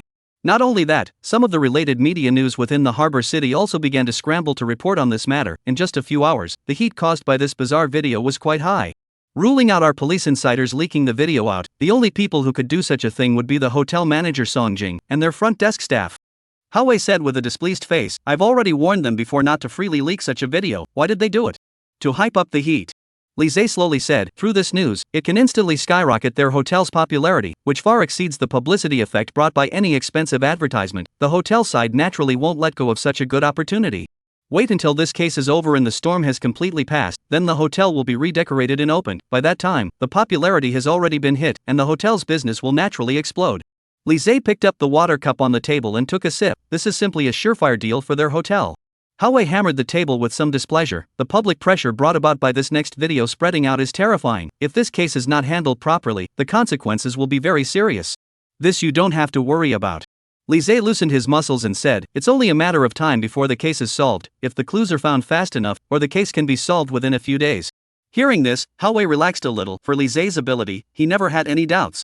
This young man in front of him who was only in his early 20s, even compared to the top criminal investigation professors, he was definitely not inferior, and it was not surprising at all for Li Zhe to say such words. Ding bell. Another cell phone ringing. Hao Wei directly connected the phone. The somewhat excited business of the police officer under his command came over from the other side of the phone. Team Hao, we've found the suspicious person who installed the double-sided mirror. Chapter 68, Capturing the Suspect. This person's name is Fan Wei, he's a decorator. At that time, Shanghua Hotel was the one who hired him to repaint room 444, and the double-sided mirrors on the walls were also installed by him. The officer said, we've already found out that this Fan Wei is currently working on renovation work at 301, Building 6, Xinhua District, Nanhai Road. Hao Wei was instantly energized. Notify the action team right away and go out to arrest him immediately. Understood. The police officer replied. Li Zhe, who was on the side, also heard the conversation between the two. He was immediately got up. I'll go with you guys. Hao Wei nodded, then the two left the office together. Nanhai Road. Xinhua neighborhood. As a newly opened property in the city, due to its excellent location and close proximity to the city's primary and secondary schools, the property price of Xinhua subdivision was also as high as several tens of thousands of dollars a square meter, but the customers who came to purchase properties were still in an endless stream. This also makes a lot of renovators happy. Within a few months is almost constant business. Every day in the morning, the neighborhood buildings will be neatly ringing all kinds of renovation and punching sound. Several police cars slowly drove into the neighborhood, stopping directly under the 6 buildings. A black cross-country sedan stopped last. Hawei and Lise came down from the car together, and both of them looked towards the upstairs together. The third-floor balcony is not installed with anti-theft windows. In a moment the suspect may jump from the 3rd floor to escape. Leave 2 people with me to guard here, Lise said. The rest of you go up. Hawei also nodded and then followed the orders of the police officer beside him. Under Hawei's leadership, the other police officers also cautiously came to the 3rd floor, and the loud sound of decorative drilling came from the direction of room 301. Hawei made a gesture towards the crowd, signaling them to keep quiet. The door of room 301 was open and a pile of sand was placed at the entrance. Obviously someone was decorating inside. Since he wasn't sure if Fanwei was the murderer or if he was carrying dangerous controlled knives, Hawei didn't pull out his gun, but his right hand had been pressed firmly on the butt of the gun, and he wouldn't hesitate to pull out his gun and shoot in the event of any unforeseen circumstances. Hawei waved at the crowd of police officers behind him, then he took the lead and rushed straight in. The police officers behind him also poured into room 301 right after him. There are 3 people in the room. One of them is holding a drilling machine in the wall holes. There is a slightly bald middle-aged man is standing on the bench, to the wall scraping putty, another person standing aside to supervise. Seeing so many people breaking into the house instantly, all 3 of them were instantly filled with questions. Everyone inside squat down for me. Howder roared, his loud voice thundering throughout the house. He pulled out his police officer's license from his coat pocket. I'm a police officer, please cooperate. Hearing the word police, the bald man who was scraping putty's face changed greatly. He directly jumped down from the chair and ran towards the balcony. The painting tools in his hands were also directly thrown on the ground. Don't run! Seeing the bald man's action, Hawei immediately chased after him. The bald man was already like a scared bird. Completely ignoring Hawei's reprimand, he directly tumbled down from the unobstructed 3rd floor balcony and wanted to slide down the white pipe next to him. He slid while looking towards the ground floor, only to see 2 police-like people looking up at him from below. The police were actually already waiting for him downstairs. If he slid down like this, he was simply throwing himself into a trap. He glanced around for a while and found that the opposite side of room 302 is also not decorated. The balcony is only an empty railing and did not install a window. Thinking of this, the bald man put his heart. He took a deep breath, stepped on the side of the air conditioning unit, jumped to the balcony of the 3rd floor next door. Hawei also came to the balcony at this time. He probed and looked downward, and the bald man's trail was already gone. A zippy current sound. Hawei immediately pulled out the wireless intercom. Downstairs police officers hurriedly informed. How team, he jumped to the 3rd floor next door. Hawei immediately shouted towards the police behind him. He's in the next 302. Understood. Several police officers answered and then left the house with a quick step together. The man holding the drill was somewhat stunned as he looked at the group of police officers who came and went in a hurry, and said in a somewhat confused manner, Boss, what is happening? Is this a movie? The supervising man behind him was also confused. I don't know. The one who just jumped away is Master Fan, right? He committed a crime? Hawei led a group of police officers to the door of room 302, but room 302 did not start to renovate. The original door of the room was locked and could not be opened at all. Hawei tried kicking it twice, but the door of the room was quite sturdy and didn't kick it open directly. Jun, you're strong. Come over and try to ram the door open. The suspect might jump down from other directions. Others go down immediately to support Mr. Li and the others. Hawei commanded. Understood. Several police officers answered, and then immediately began to divide up the work. At the same time, the bald man had already come from the balcony of 302 next door to the south-facing room. He probed towards the bottom and looked. At this time, there were no police officers surrounding the bottom. But if he was still seeking stability to slowly climb down from the side neighborhood, I'm afraid it would waste a lot of time. He knew very well that he simply did not have much time, not to mention that the door of the house can carry a few minutes. Once the 2 police officers below the balcony realized that he was in this direction, he could not run away. Thinking of this, the bald man once again took a deep breath. He sat down on the window opening from the flip, and then gritted his teeth, directly jumped down from the 3rd floor. Chapter 69 The Might of a Poem. Thud. With an extremely dull crashing sound, the bald man rolled several times directly on the ground, cushioning some of the impact. He got up from the ground with a grimy face, and a sharp pain came from his leg. He realized that he might have some fractures in the leg bone of his left leg, but he couldn't care about that anymore, and directly limped towards the direction away from the 6th building. Don't run, there are police downstairs, can you run away? A young man who looked to be around 20 years old leaned against a tree trunk and watched him with his arms wrapped around his chest. The bald man frowned slightly. From the appearance of this young age did not look like a police officer, but rather like a college student who had not yet graduated. He slowly touched his waist, while a sharp glint flashed in his eyes. No matter who was coming, don't block his path of escape. Almost instantly, the bald man fiercely pulled out a hammer from his waist and directly struck it towards the young man's head. Snap. Li Zhe directly backhanded a slap. With an extremely crisp slapping sound, the bald man's body was unexpectedly directly slapped up more than half a meter high, then fell to the ground with a thud, and the hammer in his hand also fell to the grass. The bald man tore his heart and lungs to howl up, just now that slap directly hit half of his face extremely swollen up, almost swollen into half a pig's head. Compared to the previous jumping injury, the touch of this slap on his face was incomparably clear, and the bald man felt that every nerve in half of his cheeks was twitching from the pain. Quite ruthless nah, pulling out a hammer to whack me without saying a word? Li Zhe raised an eyebrow and looked at the bald man. But you're not experienced enough, your eyes are too heavy with killing intent before striking, it's easy to be guarded and counterattacked in advance. What are you? The bald man's face was somewhat fearful as he looked at Li Zhe in front of him. Just now Li Zhe's slap had almost struck his psychological shadow. The intense pain coming from his face had filled his heart with fear towards Li Zhe. If the other party's strength was a little stronger, he was afraid that his concussion would have been knocked out, right? However, Li Zhe did control his force very deliberately. After several times of physical strengthening rewarded by the system, his palm was even strong enough to be able to knock down a cow, and if he were to slam on a person with his full strength, I'm afraid the power would be unimaginable. Just a student. Li Zhe laughed. Teacher Li. The two police officers who were previously squatting at the front door ran all the way over, and after seeing the bald man who fell to the ground in a sorry state, the two police officers also said with a face of astonishment, "Awesome ah. Teacher Li's appearance is still stable. I was worried before that Mr. Li would be in danger if he guarded the back door piece alone. I am really a fool." A few minutes later, Hao Wei arrived downstairs with other police officers. After seeing Li Zhe as well as the bald man at his feet, he also gave a thumbs up towards Li Zhe. "Steady. You're really good too, jumping directly from the third floor in order to escape. You're lucky you didn't break your leg." Hao Wei came to the side of the bald man, directly took out the clanking handcuffs, handcuffed him with both hands, at the same time, rubbed on him for a while and pulled out a wallet. Turn over the wallet, which placed a few bank cards. There are a few $100s in cash. Hao Wei will be inside the ID card pulled out. The name of the above clearly shows the word Fanwei. Hao Wei will ID card on the photo carefully with the bald man himself compared to a while, to determine that he himself, only then squatted down, rushed to Fanwei said, "Quite able to run see us pulling legs on the slip, you belong to the rabbit? Comrade police officer, I admit it, you first take me to the hospital to take a look at it. I think my leg is going to break." Fanwei's face painfully covered his leg with a hard look. "Now you know it hurts, didn't you run quite happily before?"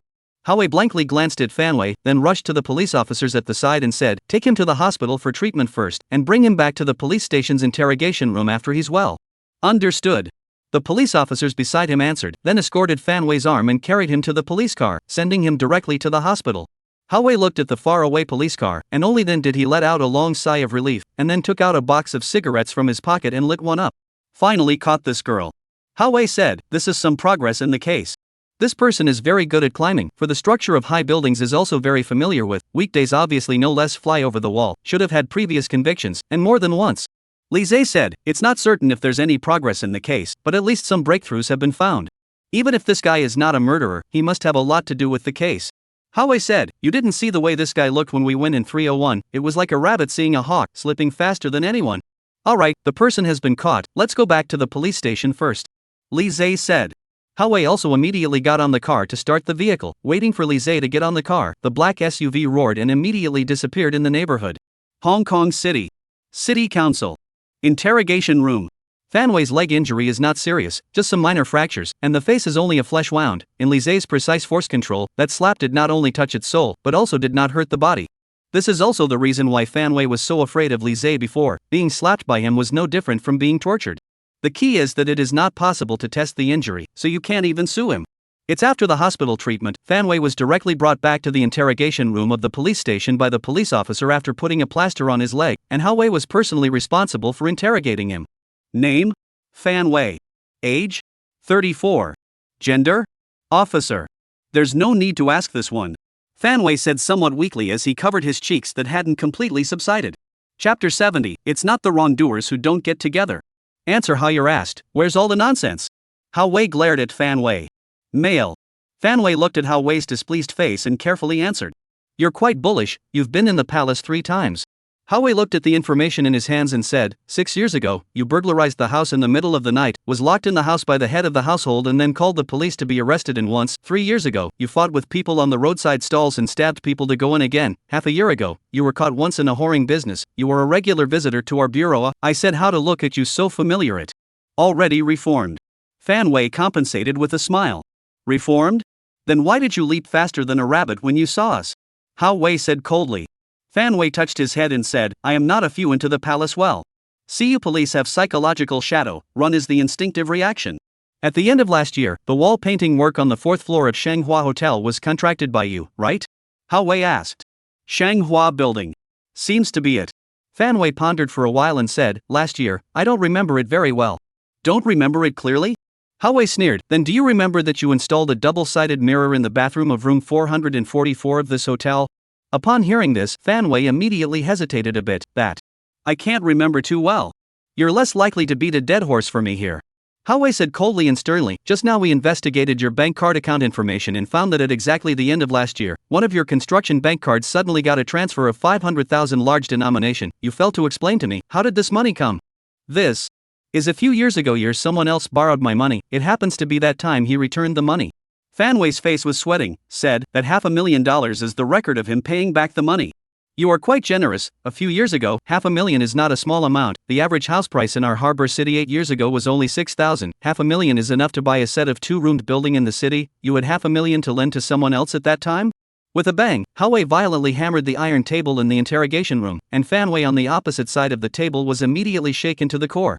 You'd better tell the truth. At the moment, all these things I'm asking you are related to a murder case in Shanghua Hotel, and your every word and action may become evidence in court.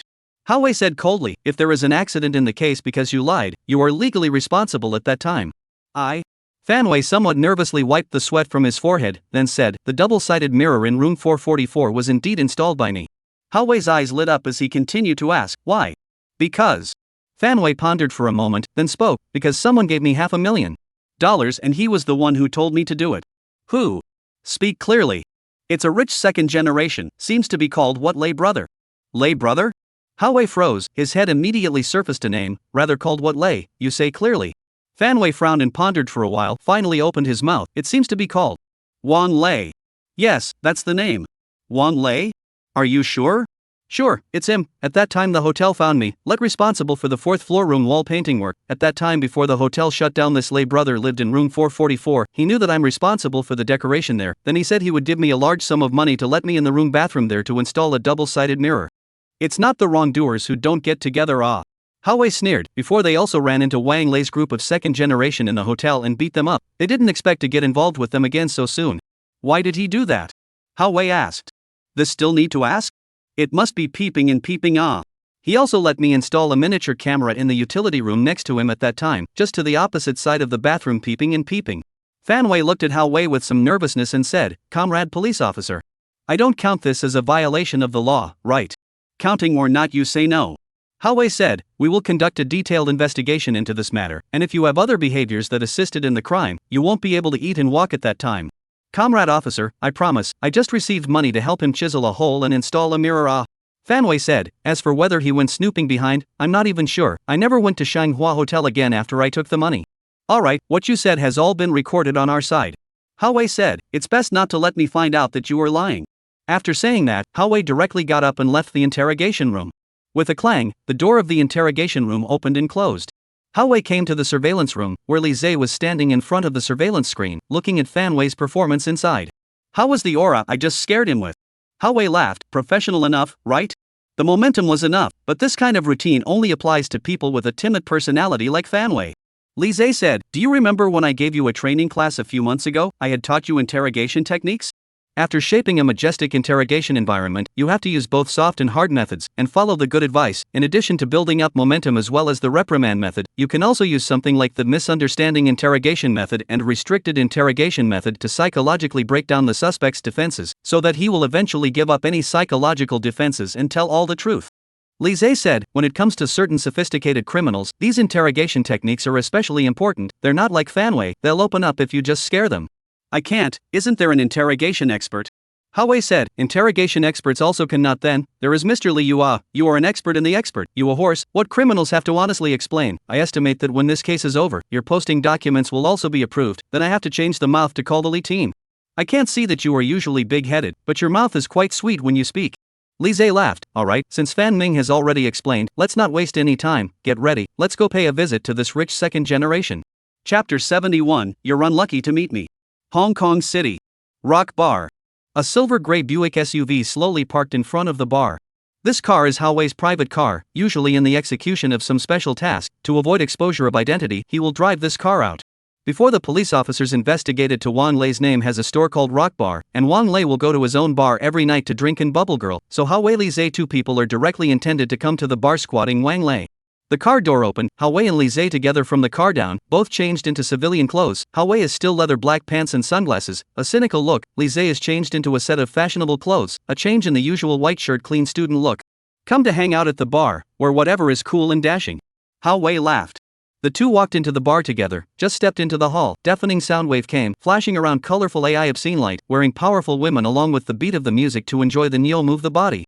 All around is filled with the sound of fist bumping and laughing, and in front of the bar, the bartender wearing a suit is vigorously shaking the bottle in his hand.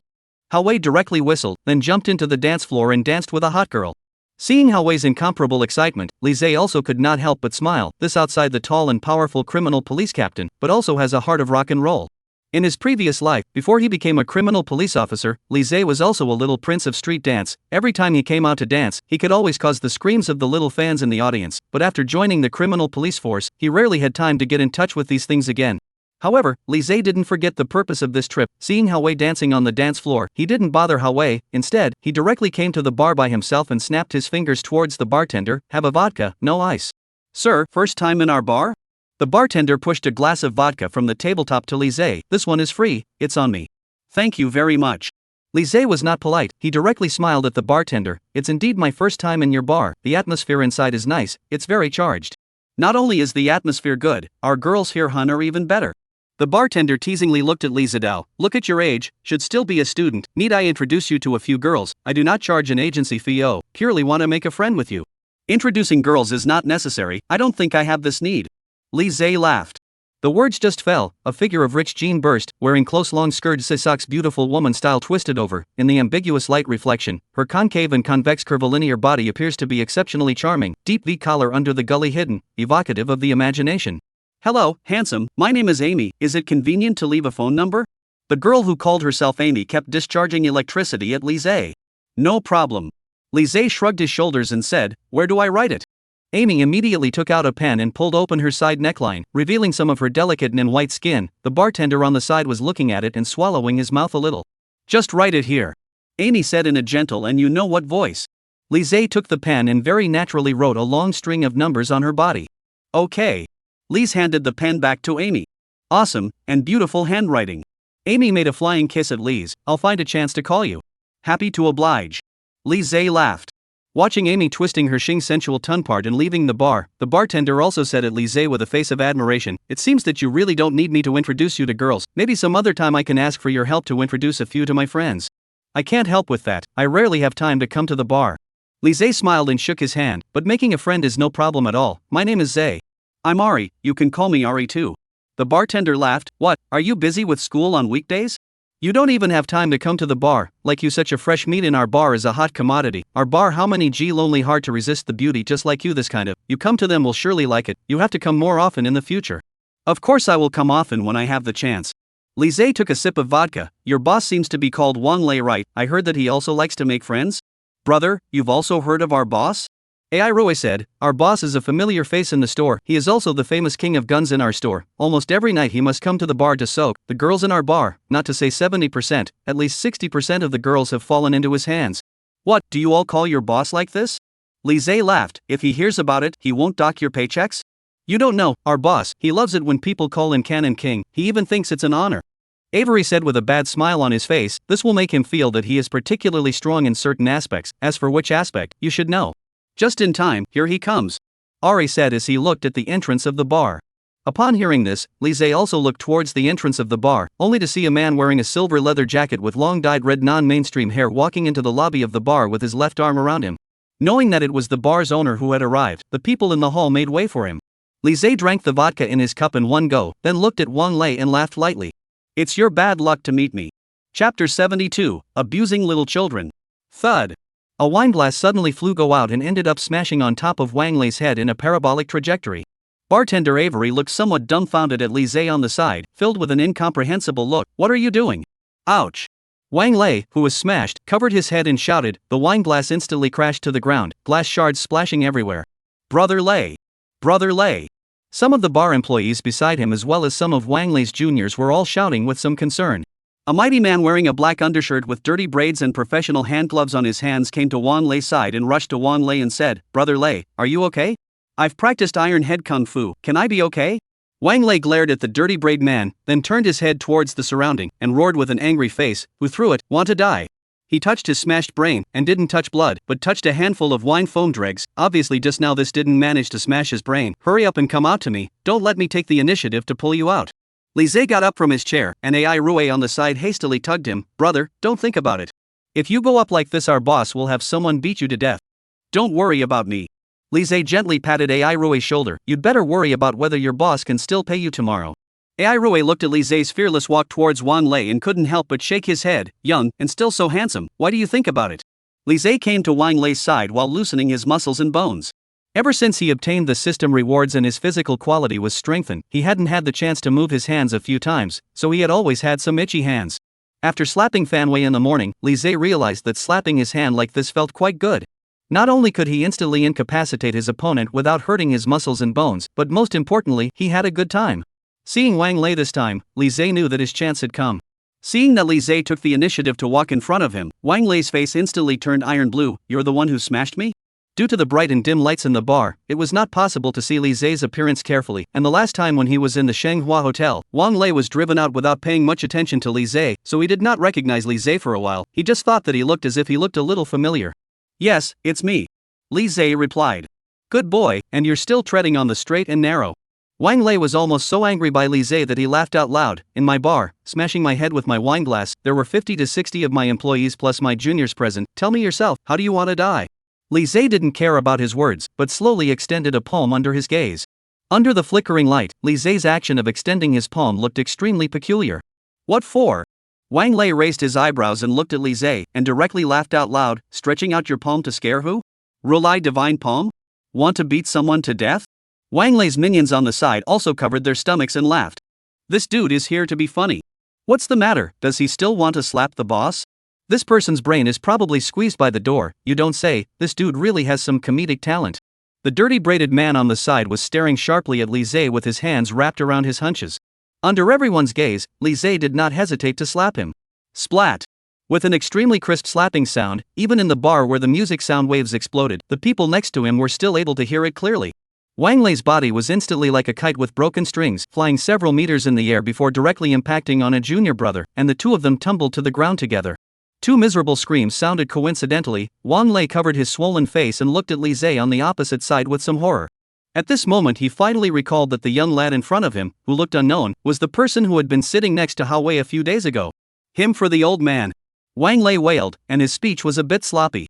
At the same time, Wang Lei's little brothers all manipulated the bottle, the dance floor stage. The DJ will be put on the music, more and more wild waves, tidal wave of music, wave after wave of pavement. The hall lights change more and more enthusiastic. Hao Wei, who was dancing on the dance floor, also noticed the situation on Li Zhe's side in the slightest. He pushed away the hot dancing girls beside him and just wanted to rush up to help. Directly Li Zhe's palm was raised. Splat! A little brother was instantly slapped over, accompanied by wailing screams. Li Zhe backhanded another slap. The sound was still incomparably crisp, and the other junior brother also flew directly out more than half a meter high, and finally fell to the ground with a thud.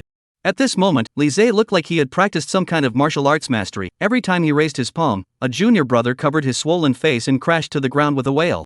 His movements became faster and faster. In the end, the ground was already full of little brothers who were rolling around in pain, and there were quite a number of people who had already hid far away, not daring to approach Li Zhe at all. Holy! What the hell is this dude? One hit dozens? Shooting a movie? Shooting a movie, isn't this fake, right? Why does he slap these people as if they have lost their fighting power? Can a slap really have this kind of power? This is really a ing Rulai God Palma. I drop turtle, this is also to show it. Such a wonderful picture. Fortunately I photographed it. Tomorrow is estimated to be on the front page headlines. Hao Wei is also dumbfounded looking at Li Zhe's exaggerated performance, although he already knew before that Li Zhe is also a practitioner, and even the fighting strength is far above himself, but such a performance is too horrible, right? Even if you were to fight dozens of children, you don't have to be so abusive, right? Chapter 73, I'll personally come to interrogate. Li Zhe dusted himself off, although his intention did not want to take these juniors, but they themselves want to come up. Li Zhe also has no way. After this sound slap, Li Zhe's heart is one word: cool. It was a real pleasure. Ever since he was reborn, he hadn't exercised like this for a long time, and today he had also thoroughly moved his body. Swish! A sharp fist wind suddenly came from behind him. Li Zhe was extremely keenly aware of it and directly sidestepped to avoid the punch. Not bad, the force is sufficient, but the speed is not enough. Li Zhe slowly turned around to look at the dirty braided man on the opposite side. From his sturdy muscles, as well as his professional punching posture, Li Zhe quickly judged that the other party was a practitioner who had been practicing martial arts for many years. Finding that Li Zhe was able to dodge his own full-force punch with his back, the dirty braid man was also surprised. He just wanted to continue to punch. Li Zhe nonchalantly also gave him a slap. The same crisp slap sounded. The dirty braid man also flew out a few meters away, directly smashed into the wall of the bar. So what if he's a practiced fighter? He had to kneel as usual with a slap. The crowd of onlookers on the sidelines were all pulling out their cell phones to shoot the scene, and everyone had a look of amazement on their faces. My man isn't that the Taigwa bodyguard beside Brother Lei. He was also sent flying by a slap dry? Didn't this Taigwa bodyguard say that he claimed to have fought in an underground boxing gym for several years of black boxing? How come he's so unbeatable? It's not that he's too weak, but the other party is too strong. Li Zhe didn't pay attention to the crowd taking pictures on the side. He came directly to Wang Lei's face, picked up his collar and slowly said, "Know why I came to find you today?" "I don't know." Wang Lei looked at Li Zhe in front of him with a face of fear. "Big brother. Don't hit me. You will know in a moment. First come back to the bureau with us." Li Zhe directly yanked him up from the ground, and Hao Wei on the side also rushed up and directly handcuffed Wang Lei's hands. "We now suspect that you are suspected of a murder case. Come with us." "It's you again." "Captain Hao, I usually just pick up a girl and smoke a drug. How can I kill someone?" Wang Lei looked like he wanted to cry. He covered his swollen cheeks, just moved to follow Hao Wei for 2 feet, then suddenly pulled out his legs and turned around, fleeing madly in the opposite direction. The sight of Li Zhe has guessed that Wang Lei will come to such a set. He directly picked up a piece of wine glass fragments on the ground, toward Wang Lei's knee casually thrown. Splat! The fragment accurately hit the back knee of Wang Lei's left leg. Wang Lei's left leg instantly knelt down, and his entire body couldn't control his balance at all, directly tumbling sideways. "Alright, don't finish this in front of us, you're still too young." Li Zhe once again came to Wang Lei's side and picked him up. He did not use much force just now, so the shard only knocked Wang Lei down and did not cut his legs. The accuracy can be Hao Wei looked at Li Zidao with some surprise. "Have you practiced shooting before?" "Of course." Li Zhe shrugged, then escorted Wang Lei's arm and sent him to the limousine. Harbor City. City Council, interrogation room. This time, the interrogation was still conducted by Hao Wei, and Li Zhe stayed in the interrogation monitoring room, observing the conversation between the two. "Name? Wang Lei. Age? 19. You're only 19? Hao Wei asked with some difficulty in believing it. "Why, what's the problem? You guys can look at my ID card, I'm really only 19. Wang Lei said, "Can you blame me for being mature and handsome?" "Okay, less bull here." Hao Wei said, "Let me ask you, at the end of last year, did you give a decorator named Fan Wei $500,000 to install a double-sided mirror in room 444 of the Shanghua Hotel?" "What Fan Wei? Never even heard of him." Wang Lei frowned and said, "Comrade officers, you have to speak with evidence. Don't put these trumped-up charges on my head, okay? Don't you dare to pretend here." Hao Wei pulled out a photo of Fan Wei and ruthlessly slammed it on the table in front of Wang Lei, snapping, "Take a closer look at his photo." Wang Lei put on an unconcerned look and glanced at the photo obliquely, then said, "Comrade officer, I really don't recognize him. We've checked Fan Wei's account. The one who transferred $500,000 to him was one of your favorite minions called Biao. After you asked Biao to transfer the money to Fan Wei, he installed a double-sided mirror in room 444 according to your instructions and installed a miniature camera behind the mirror." Hao Wei said coldly, "If you don't give an honest explanation, I'm afraid that you won't have a chance to confess to the crime voluntarily behind you." "Ah sir, who are you bluffing? If you guys really have solid evidence that can prove that I did all this, do you still need to yell at me here?" Wang Lei laughed. "Save your breath. How many times have I come to your place? The set of yours might be more familiar to me than you." "You!" Hao Wei's face turned iron blue. "Captain Hao, you can't make a move. This is not like a hotel. There are surveillance cameras. If you hit someone, I'm going to hire a lawyer to sue you." Wang Lei said. "You dare to threaten me?" Hao Wei raised his eyebrows and said. However, this Wang Lei obviously looked like a veteran. Hao Wei could not really help him for a while. Hao Wei pressed the radio headset on his ear tightly, and Li Zhe's voice suddenly came from the headset. "You come out first, I'll personally go in and interrogate him." Chapter 74, Superior Interrogation Skills. Understood. Hao Wei answered softly and glared at Wang Lei before leaving the interrogation room. With a clang, the interrogation rooms opened again and a clear young figure walked in. After seeing the visitor, Wang Lei's body instantly shook involuntarily. Half of his cheeks were still burning hot and aching. Li Zhe's slap constantly surfaced in his mind. "Don't be nervous." Li Zhe sat down opposite Wang Lei with a smile on his face, but Wang Lei looked unusually nervous and his body trembled. I will ask you some simple questions in a while, you just need to answer yes or no quickly. Wang Lei looked at the opposite side of Li Zhe with some trepidation. Based on the previous lesson of the previous slap, the more Li Zhe had a smiling face, the more fearful his heart became.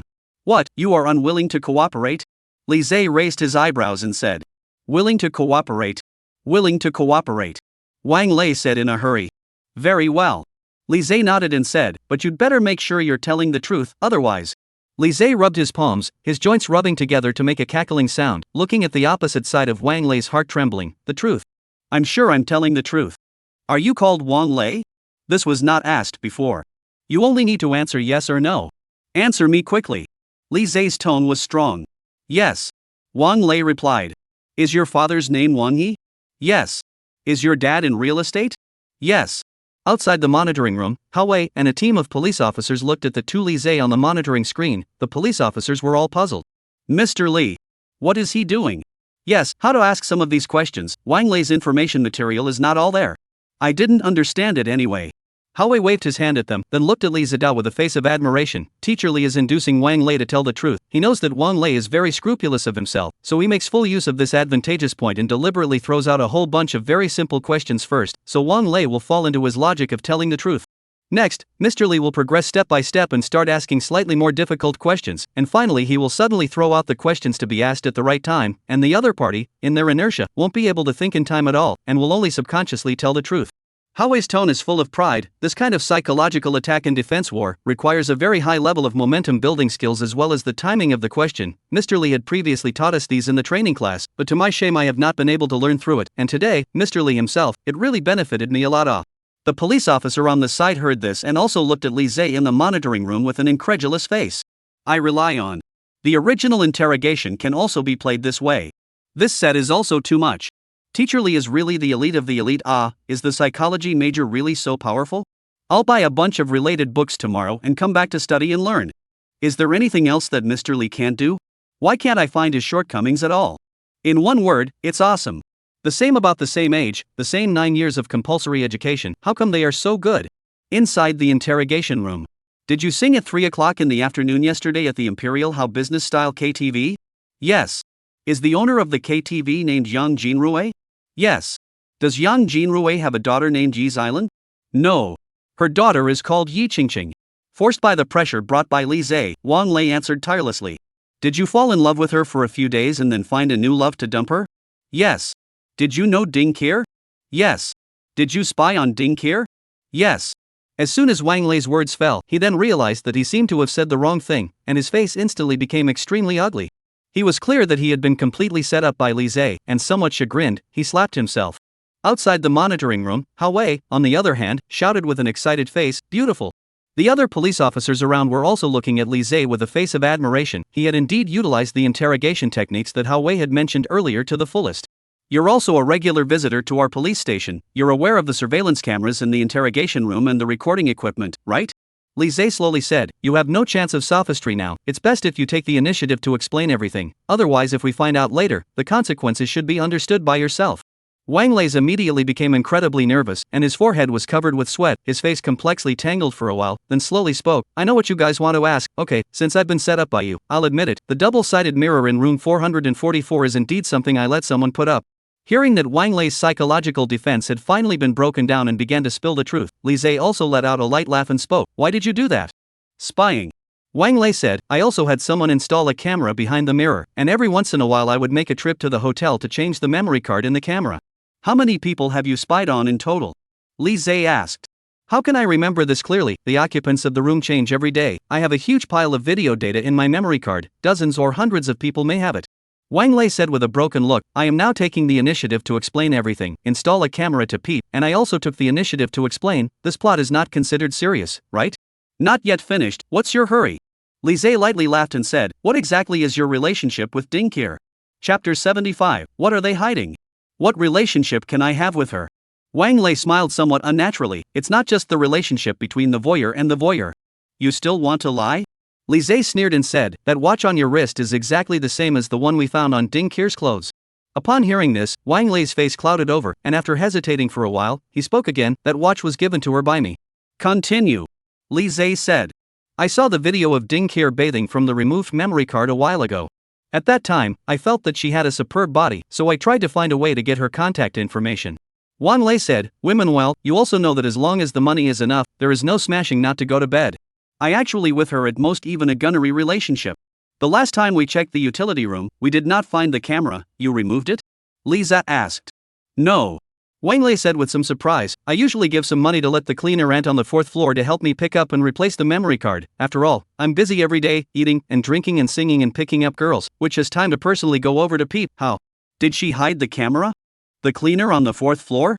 Lise suddenly froze. That Dumei figure who was somewhat intentionally playing dumb suddenly surfaced in his mind. So it seems that Dumei not only knew about the double-sided mirror, but even helped Wang Lei to replace the memory card of the camera. Perhaps she was worried that the police would know about her helping others peep, so Dumei didn't tell them the truth. That day when I went to Shanghua Hotel on my birthday, I was still thinking of looking for that cleaner and asking her to give me the memory card of the latest one, but I didn't expect that I just met you and Captain Hao. Wang Lei looked at Li Zhe somewhat weakly, seemingly still having palpitations over Li Zhe's slap. Hearing this, Li Zhe can't help but think deeply for a while. Shanghua Hotel side seems to hide many facts from the police side. What secrets do they really have? Or is it that Ding Qir's death really has a direct relationship with them? Li Zhe slowly rushed. Wang Lei said, "Your memory card. A moment I will send police officers to forensics, and what you said before will probably become evidence in court. You have to be responsible for what you said. Don't worry, I guarantee that every word I said behind is true." Wang Lei patted his chest and assured. Li Zito glanced at Wang Lei and then left the interrogation room. The interrogation monitoring room. Seeing Li Zhe walk out from the monitoring room, Hao Wei then said with a smile on his face, as expected of Mr. Li, "This is considered to be a vivid interrogation lesson for me. There will be many more opportunities like this in the future." Li Zhe faintly rushed to the police officer beside him and said, "Investigate Song Jing's current location. I feel like he's hiding a lot of things from us. Let's make a trip to him in a while." "Understood." The police officer beside him immediately agreed. A few minutes later, that police officer returned to the interrogation monitoring room once again and rushed to Li Zhe and said, "Mr. Li, Song Jing's location has been found. He's not on duty today. He's currently at the city's first hospital. It seems like he's visiting a family member."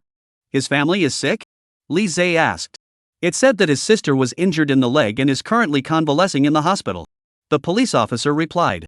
Upon hearing this, Li Zhe nodded, then rushed aside Hao Wei and said, "Let's go to the city's first hospital. I still have some questions I want to ask him." Hong Kong City. City First Hospital. As the largest hospital in the center of the city's first hospital has the most cutting-edge medical and nursing talents in Hong Kong City, as well as the top medical equipment, so the people who come to the first hospital to see a doctor are also quite a lot, and just in front of the registration counter there is a long queue like a long line. Hao Wei parked his car and followed Li Zhe to the hospital. The two of them went straight to the front desk of the hospital, and the one who received them was a young girl around 20 years old. She had a clean ponytail and the hun tag in front of her collar showed her status as an intern. "I'm a police officer, please help me find out which ward a patient named Song Ting is in." Hao Wei directly pulled out his police officer's license. "Okay, please wait a moment." The receptionist girl agreed. While checking on the computer in front of her, she inadvertently glanced towards Li Zhe's side before revealing a look of excitement. "You're Li Zhe. You recognize me?" Li Zhe was also a bit surprised. "Of course, I also graduated from Hong Kong City University. I often browse through our school's posting forums. Recently you've almost dominated all of these places. How can I swipe or all posts about you?" That girl looked at Li Zidao with a face of adoration. "I didn't realize that you're even more handsome in person than in your photos." "Thanks for the compliment, but please help me check Song Ting's ward first," Li Zhe said. Upon hearing this, the girl realized that she was a bit out of line. She bowed towards the two with some embarrassment and then immediately checked on the computer. "She's in ward 306. The front desk girl said. "Thank you for your cooperation." Li Zhe smiled at her and then followed Hao Wei to leave the front desk together. "So handsome." The receptionist girl looked at Li Zhe's departing figure with a florid face. Hao Wei and Li Zhe came together to the ward area on the 3rd floor, and then directly came to the door of ward 306. They were just about to knock on the door of the ward directly opened, and a uniformed nurse walked out from inside. "Are you guys visiting?" the nurse asked. "Right." Hao Wei nodded and said, "May I ask if Ms. Song Ting is inside?" Upon hearing this, the nurse replied, "Song Ting, she's recovered quite a bit from her leg injury. Her brother just took her for a walk over to the lawn. You guys can go there and look for her." Chapter 76. He has problems. The two of them followed the direction indicated by the nurse to the back garden lawn of the hospital, where many family members were leading their recently recovered patients for a walk. "They're over there." Li Zhe pointed to an open area, only to see Song Jing was pushing a wheelchair on the road for a walk. On the wheelchair sat a young girl with long black hair that stood out in the sunlight. The two came to Song Jing's side and directly called out to him. "Captain Hao. Li. Seeing Hao Wei two people, Song Jing is also a little surprised. He is wearing a set of casual clothes today. The neckline is also hanging a glass pendant. The pendant is hollow. It seems to be loaded with yellow triangular shaped notes. Li Zhe did not rush to ask Song Jing, but looked at the girl on the cart and asked, "Is this your sister? She has an injured leg?" "Yes, she is my sister, Song Ting." Song Jing laughed. This little girl, usually just naughty, like to play with friends. What extreme skateboarding? This is not. A few days ago an accidental fall. The two legs are also injured, although the injury is not particularly serious, but it will take a month or so to completely recover. It happens to be that she has recovered well over the past 2 days, and her state of mind is also very good, so I brought her out to take a break. Upon hearing this, Li Zhe couldn't help but gaze at Song Ting for a while, only to see her sitting quietly in a wheelchair, both legs in plaster, her white and slender hands resting gently on the wheelchair, a unique yellow bracelet tied around her wrist, looking somewhat playful and cute. She hooked her head low, her thick bangs covering her somewhat shy face. Although she did not open her mouth to speak, Song Ting quietly raised her head to glance at Li Zhe from time to time, and after realizing that Li Zhe was looking at her, she shyly lowered her head again as if she had been electrocuted. "This sister of mine is more afraid of life. You guys don't take offense." Song Jing scratched her head in some embarrassment. "It's fine, we came over to look for you specifically." Li Zhe said, "Let's find a place to chat." "No problem." Song Jing nodded and said, "I'll send shouting back to the ward first." "Alright, we'll wait for you here." Li Zhe rushed at Song Jing and said. While watching Song Jing push her wheelchair away, Hao Wei spoke, "I didn't expect this Song Jing sister to be quite cute looking, just too shy. I just looked at her several times and she didn't dare to look up at me. With your Captain Hao's death gaze, who dares to look at you?" Li Zhe flirted. "Then wouldn't you still see goosebumps all over people?" "No way, that's only when I'm scrutinizing suspects that I'm more ferocious. When I'm gazing at girls, I'm quite gentle." Hao Wei defended. "Come on." Li Zhe laughed. The word gentle was completely irrelevant to Hao Wei. A few minutes later, Song Jing jogged all the way over. "Team Hao, Mr. Li, didn't delay you guys?" "Where, Manager Song, you are too polite, we still have this amount of time." Li Zhe said, "This time I came to look for you, but also mainly want to understand some of the situation from you that I neglected to drop before." "Mr. Li, please speak, I will definitely know everything." Song Jing said. "First thing, besides the last birthday, has Wang Lei come to Manhwa Hotel in this half month?" Li Zhe asked directly to the point. "You mean that Lei ah?" Song Jing pondered for a while and said, "He is a regular customer of our hotel, almost every month to come, but every time just have a meal or bring a girl to open a room, the next day will leave, rarely have a long stay, in addition to the last time his birthday to make trouble that time, this half month within the other time he did not come." Upon hearing this, Li Zhe nodded and then spoke. "Second thing, did you know the deceased Ding Kier? Or how was the relationship?" "Mr. Li, it's like this, our hotel has a hard and fast rule, other than listening to and fulfilling the basic needs of our customers, at any other time, we are not allowed to disturb the hotel guests." Song Jing said, "During this half month of Ms. Ding Kier's stay, I haven't gone to her once, much less had any conversations with Ms. Ding. This is something that you can investigate clearly from the surveillance. Ms. Ding Kier and I are purely just an ordinary shopkeeper-customer relationship." "Very well, thank you very much for your cooperation, Mr. Song." Li Zhe rushed at Song Jing and said, "We won't continue to bother you, take good care of Song Ting, we'll leave first." "Hey, wait, Mr. Li." Song Jing suddenly called out to stop Li Zhe, and then revealed a smile at him. "Just now my sister asked me to bring her to ask you a question, can you leave a penguin number for her? When you are free she would like to find you for a chat." Upon hearing this, Li Zhe froze for a moment. Hao Wei on the side, on the other hand, revealed a heartfelt smile at Li Zhe. "Okay, Mr. Li, this is not a light blessing." Li Zhe blankly glanced at him, then rushed at Song Jing. "The number, I'll send you a text message in a while." "Okay, thank you, Mr. Li." Song Jing smiled and waved at the two of them. "Both of you go slowly, be careful on the road."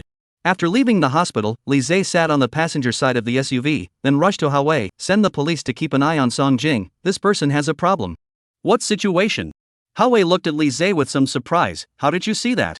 He has been lying to us all along, he lied and hid it from us when he was in the hotel before, and he is still lying to this day." Li Zhe slowly said, "He said that he doesn't know Ding Kuer and has never communicated with her, but I just noticed that the pendant on his Hun's mouth has that talisman paper on it." "What talisman paper?" Hao Wei froze. "It's the peace talisman in Ding Kier's satchel," Li Zhe said. Chapter 77 Clues in the Cell Phone. Upon hearing this, Hao Wei also reacted instantly. In the pendant that Song Jing was wearing on her chest before, there was indeed a triangle-shaped yellow paper placed inside. He hadn't realized this before, and with Li Zhe's explicit indication, the runes in that pendant seemed to be clear before his eyes. Hao Wei himself had carried something similar before, so he was also quick to send a reaction. "That's right. It was the peaceful blessing.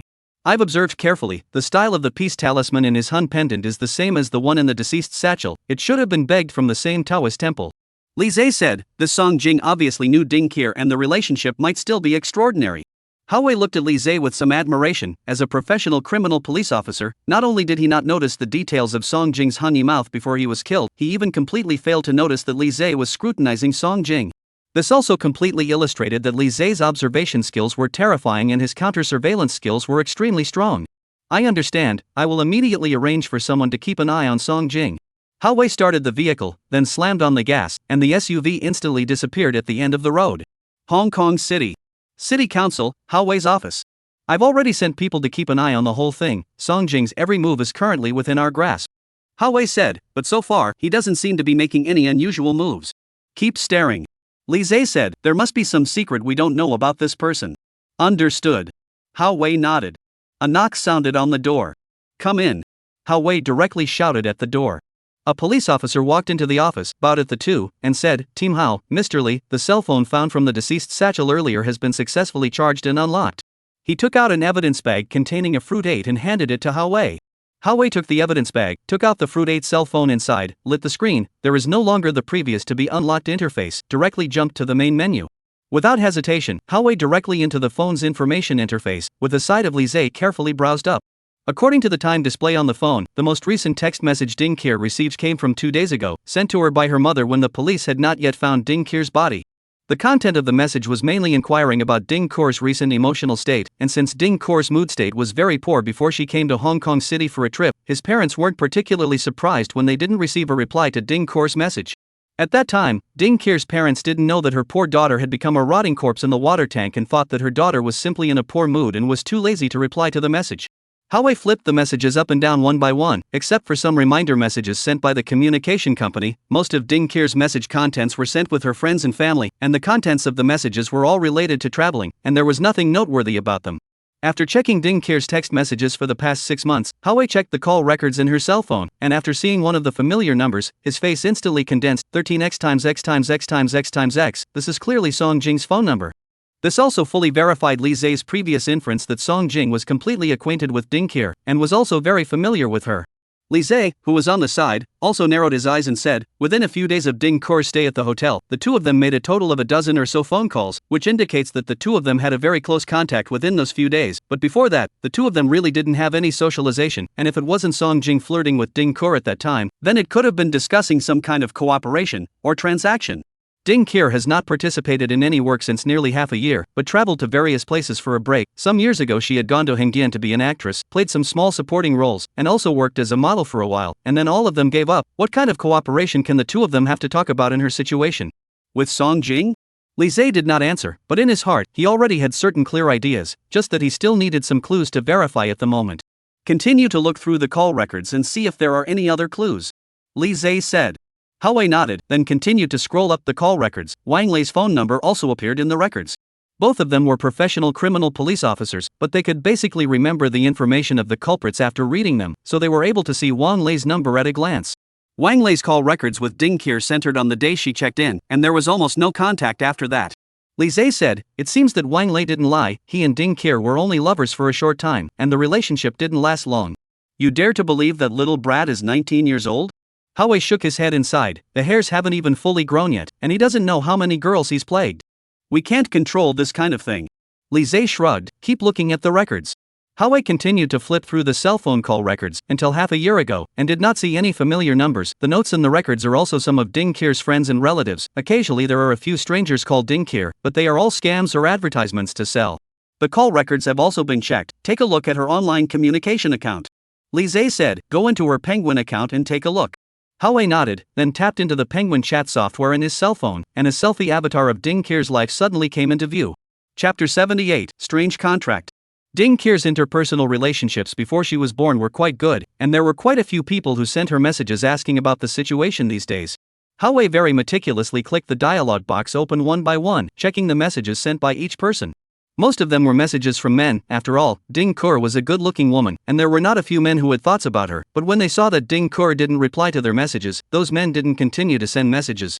Hao continued to scroll down. A note for shouting friend for several days to Ding Keir sent a message. Keir, why don't you reply to the messages? What is the situation? Call you phone also do not answer. You see hurry back too scary this. Are you in the end the hand was stolen or what happened?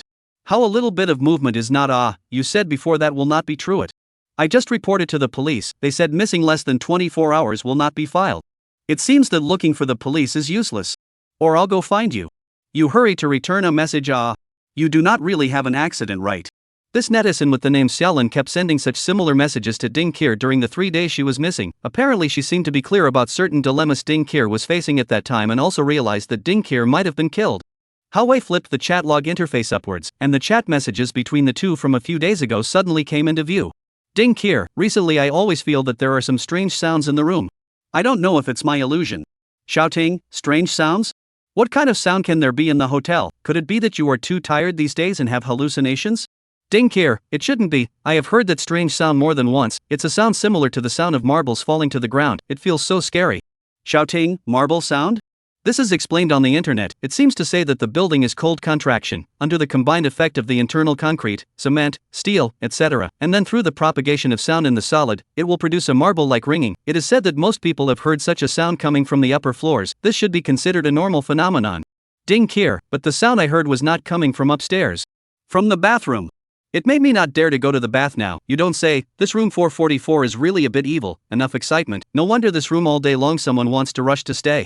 Shouting, don't think too much. This kind of so-called spiritual room, spiritual events are all lies. Are the hotel intentionally gimmicked to attract customer traffic? Ding Kier, maybe. I'm a little tired. I'll go to sleep first.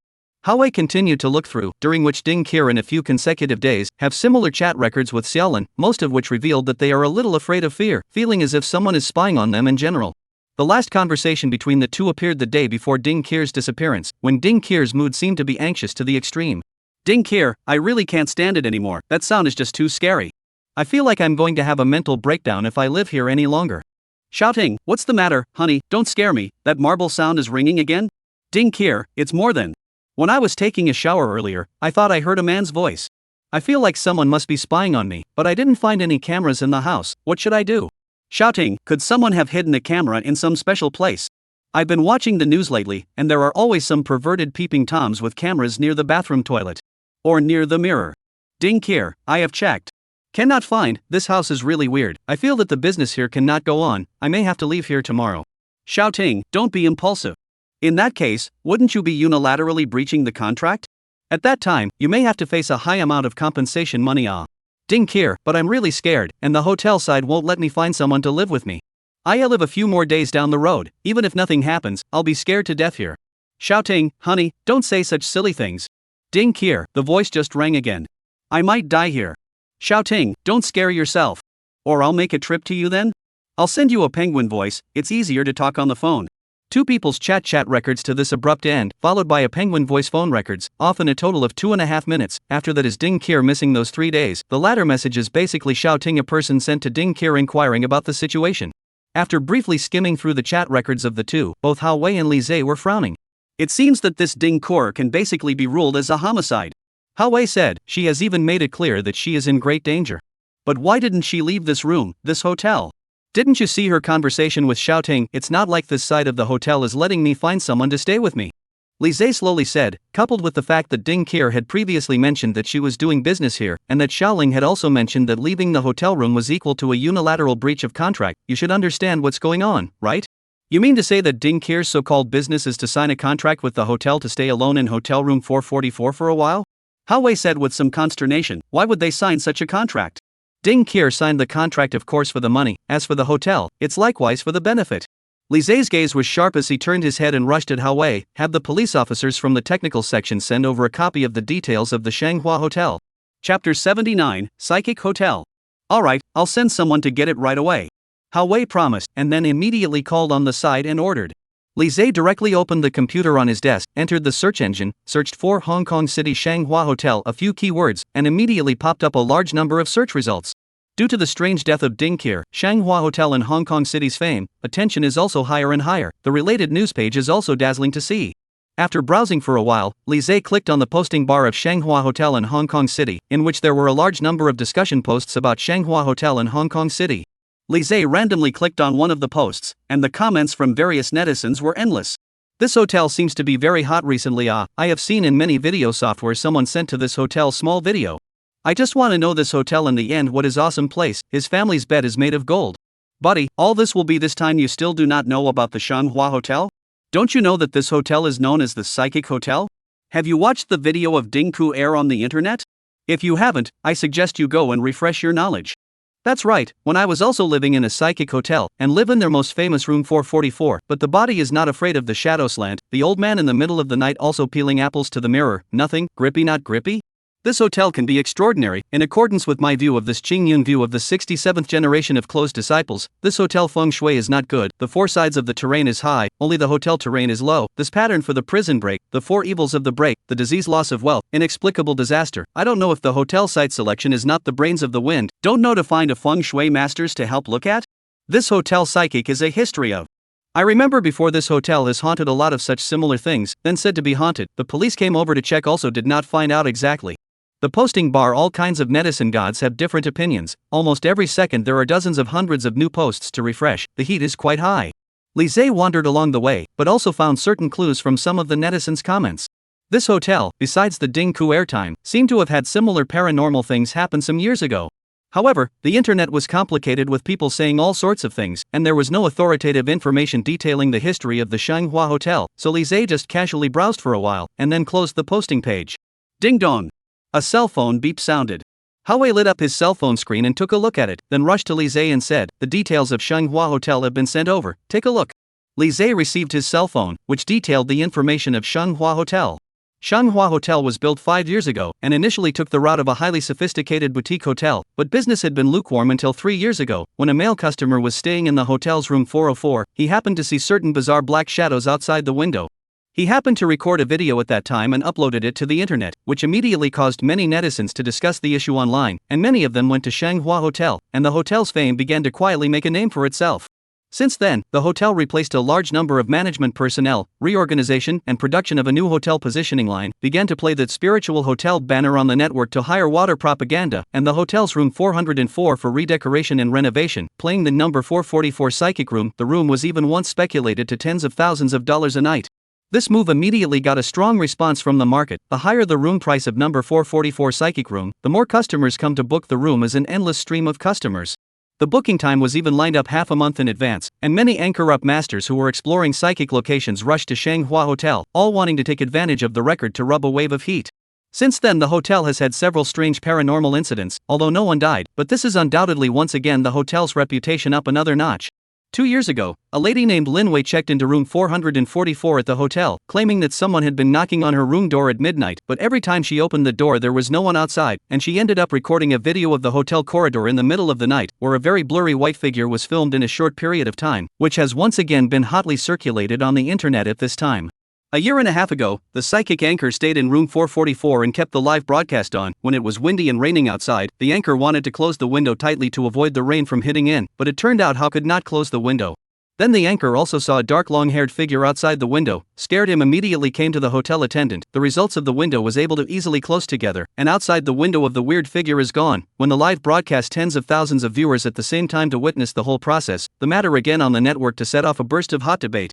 Since then the hotel has experienced 2 such similar paranormal events, each time can cause great concern, and this time the Ding Khor incident also caused great concern, but due to Ding Khor's accidental death, resulting in the hotel's temporary closure of business, the performance of the hotel also suffered some temporary impact, but the online heat has been high.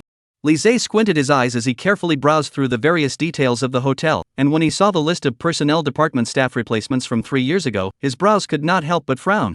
According to the information, 3 years ago, the hotel lobby manager was changed from Yang Kuan to Song Jing, and 1 year later, the hotel changed its contract with Song Jing, who began to hold 5% of the hotel's original shares. Chapter 80, He's bugging out. Seeing this, Lise couldn't help but reveal some of his original color. He was very clear about how exaggerated 5% of the original shares were for such a halfway joined worker, which was already considered half of the hotel's minority shareholders. Although Shanghua Hotel was not considered a big company, but after these years of publicity and promotion, the annual profit income was also quite considerable, and Song Jing's annual dividend would be a very considerable figure. Howie on the side was also frowning as he looked at the information in his cell phone. Since Shanghua Hotel gave Song Jing such a big benefit, it means that he must have fought for the hotel for a big enough benefit. The series of sets of measures that Shanghua Hotel has done in these few years should all be proposed by this Song Jing. Li Zhe also nodded his head and said, for Shanghua Hotel to be able to have such a great development in these years, it seems that it is inseparable from this Song Jing. Go and investigate the protagonists of the paranormal events that have occurred in these years, and it is no surprise that after uploading the so-called paranormal videos, there must be an unexplained large amount of income in the accounts of these people. Are you saying that those people were all hired by Shanghua Hotel beforehand? That's right. Li Zhe nodded. They used the same routine 3 or 4 times. First, the location all had to be in the hotel's room 444, pretty much the same bizarre experience, and then they all had similar videos uploaded to the internet, and with that the hotel's popularity skyrocketed and its business was booming, which is clearly a patterned hype technique. In that case, Ding Qir's so-called cooperation with the hotel is also like this. Haoe suddenly seemed to have figured something out. In her chat records with her friends, she has expressed enough fear, but still wants to stay in the hotel because she signed a similar cooperation contract with the hotel, and that video in the surveillance is nothing more than her cooperating with the hotel to put on a psychic play. Not bad, your analyzing ability has grown. Li Zhe smiled and looked at Haoe. That's why when we were watching the surveillance video in Ding Qir's elevator before, we found that she seemed to be laughing. Although she has acted before, but after all, her experience is too little, and she is prone to laughing, although she forced herself to hold it back, and although it's hard for an ordinary person to see it, for a professional criminal police like us, it's still easy to see through. Then it seems that Song Jing is indeed the most suspected at this point in time on a comprehensive basis. Haoe said, he has lied to us many times and has an obvious motive for committing the crime because of the contract. Ding Qir remains in the hotel because the task in their contract has not yet ended, and the hotel should still have a similar scene to follow that requires Ding Qir to star in it. But the chat records in the cell phone were able to reveal that Ding Qir unilaterally wanted to break the contract and leave the hotel, and Song Jing obviously wouldn't agree to her doing so. The more Haoe spoke, the more excited he became, and after analyzing along with Li Zhe's thoughts, he felt that he was also able to straighten out the subsequent bars. The two of them had a huge argument over this matter, and in the end, Song Jing killed Ding Qir in a fit of rage. Li Zhe looked at Haoe with some praise. His level of analytical reasoning did improve somewhat. In the future, when he was appointed as the captain of the Special Case Criminal Police Team, Haoe would also be able to help himself more. Ding bell.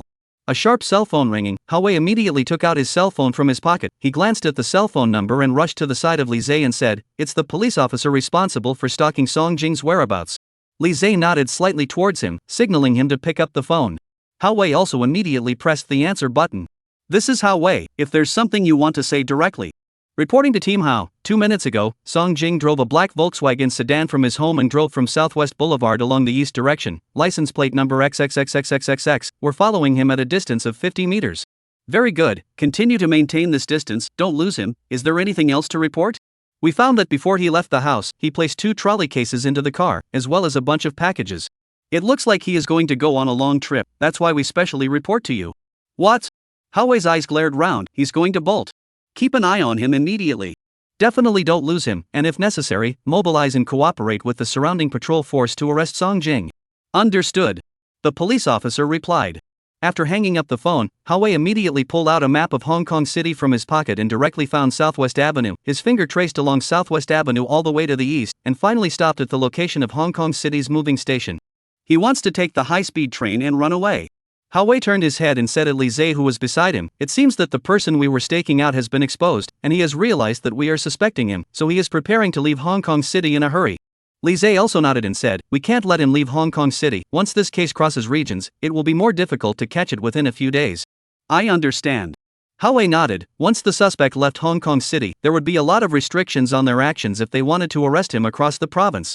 After all, in someone else's territory, it was more difficult to want the police of another city to fully cooperate with them in arresting someone. After all, the other municipal bureaus also had a lot of cases to deal with, and it was not possible to send out a large number of police forces to assist you in your case. Unless it is the kind of serial psychopathic murderer with a particularly bad plot, you still have to rely on yourself a lot of the time. Thinking of this, Haoe immediately took out his cell phone and dialed the number of the police officer under him. "Notify the action team. Immediately go out to arrest the suspect Song Jing. Target location New Mobility Station. Bring the wireless communication equipment and keep in touch at all times." Roger. The police officer immediately responded. Haoe put down his cell phone and rushed to Li Zhe on the side and said, "Mr. Li, let's also rush to the moving station immediately." Li Zhe nodded, then followed Haoe and left the office together. Chapter 81, Speed and Passion. Hong Kong City. Southwest Avenue.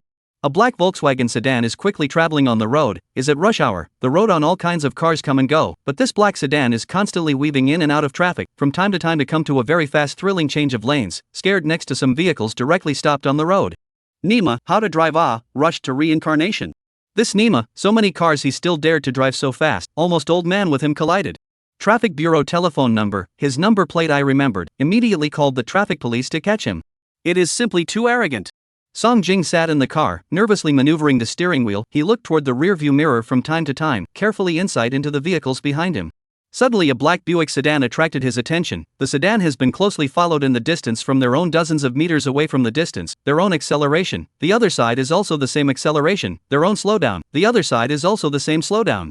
He was being followed. Song Jing immediately reacted, his forehead immediately broke out into a cold sweat, and his hands gripping the steering wheel were also slightly trembling. He knew very well what the consequences would be once he was caught up by the tracking vehicle behind him. He took a deep breath and then slammed on the gas. Boom! With a roar of the engine, this black Volkswagen sedan unexpectedly throttled on the overcrowded road. The speed needle on the dashboard moved madly to the right, and the car soared onto a high speed of hundreds of kilometers per hour on the busy street.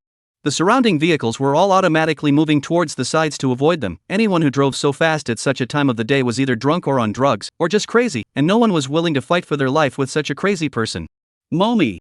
Is this a movie? Driving over 100 yards on a road like this, is he trying to kill himself? My dear mother, this dude is really arrogant, racing in broad daylight. There is actually another one behind. Luckily, I reacted quickly and flashed to the side in time, otherwise this crazy person would have crashed me directly out of the guardrail. Song Jing driving a Volkswagen sedan all the way through, however, behind the black Buick sedan is no longer cover up, directly accelerated towards their own chase up. The two cars immediately staged a scene of speed and passion on the rush hour road. Song Jing constantly looking toward the rearview mirror, he gritted his teeth, gas pedal directly to the bottom. Behind the Buick also chased after, the two sedans madly chased on the road. Buick sedan, two police officers in plainclothes staring at the front of the Volkswagen sedan, saw the car suddenly turned away from the road mouth. The police officer on the passenger side directly pulled out the wireless intercom. Call the command center. Here is the police officer number 12X. The suspect vehicle from the intersection of Southwest Boulevard right turn is a high-speed drive to the station before the West Road. It's heading to West Station Road at high speed. Command center received. We will immediately send police to set up roadblocks at the intersection to intercept. Please follow the suspect vehicle closely and pay attention to your own safety. Police officer number 12X received. The police officer sitting in the co-pilot put down the wireless intercom and then rushed to the side of the police officer driving the car and said, "Drive a little faster, give the suspect a little bit of pressure. The station has set up a roadblock on the West Road waiting for him." Understood. Driving police nodded, then stepped on the gas. The Buick sedan suddenly sprayed a black smoke, speeding up to chase the Volkswagen sedan ahead. Song Jing still looked toward the rearview mirror, saw the black Buick behind him in hot pursuit. His face became more and more ugly, his foot gas pedal has been stepped on the dead, did not dare to slow down. He drove the vehicle along the station West Road, all the way towards the direction of the station straight away. At this time the road becomes spacious, the road vehicles do not look so congested, but Song Jing is still all the way wildly honked the horn, warning the vehicle in front of the road to give way. The vehicles in front of them also saw a car coming from a long distance, and all of them consciously gave way to the road. Song Jing's eyes were fixed on the station in the distance. As long as he passed the intersection in front of him, he would be able to arrive at the station immediately. Although he wasn't sure if the station had arranged for police forces to surround him, he knew that he had to find a place to hide immediately, and the station was a good choice.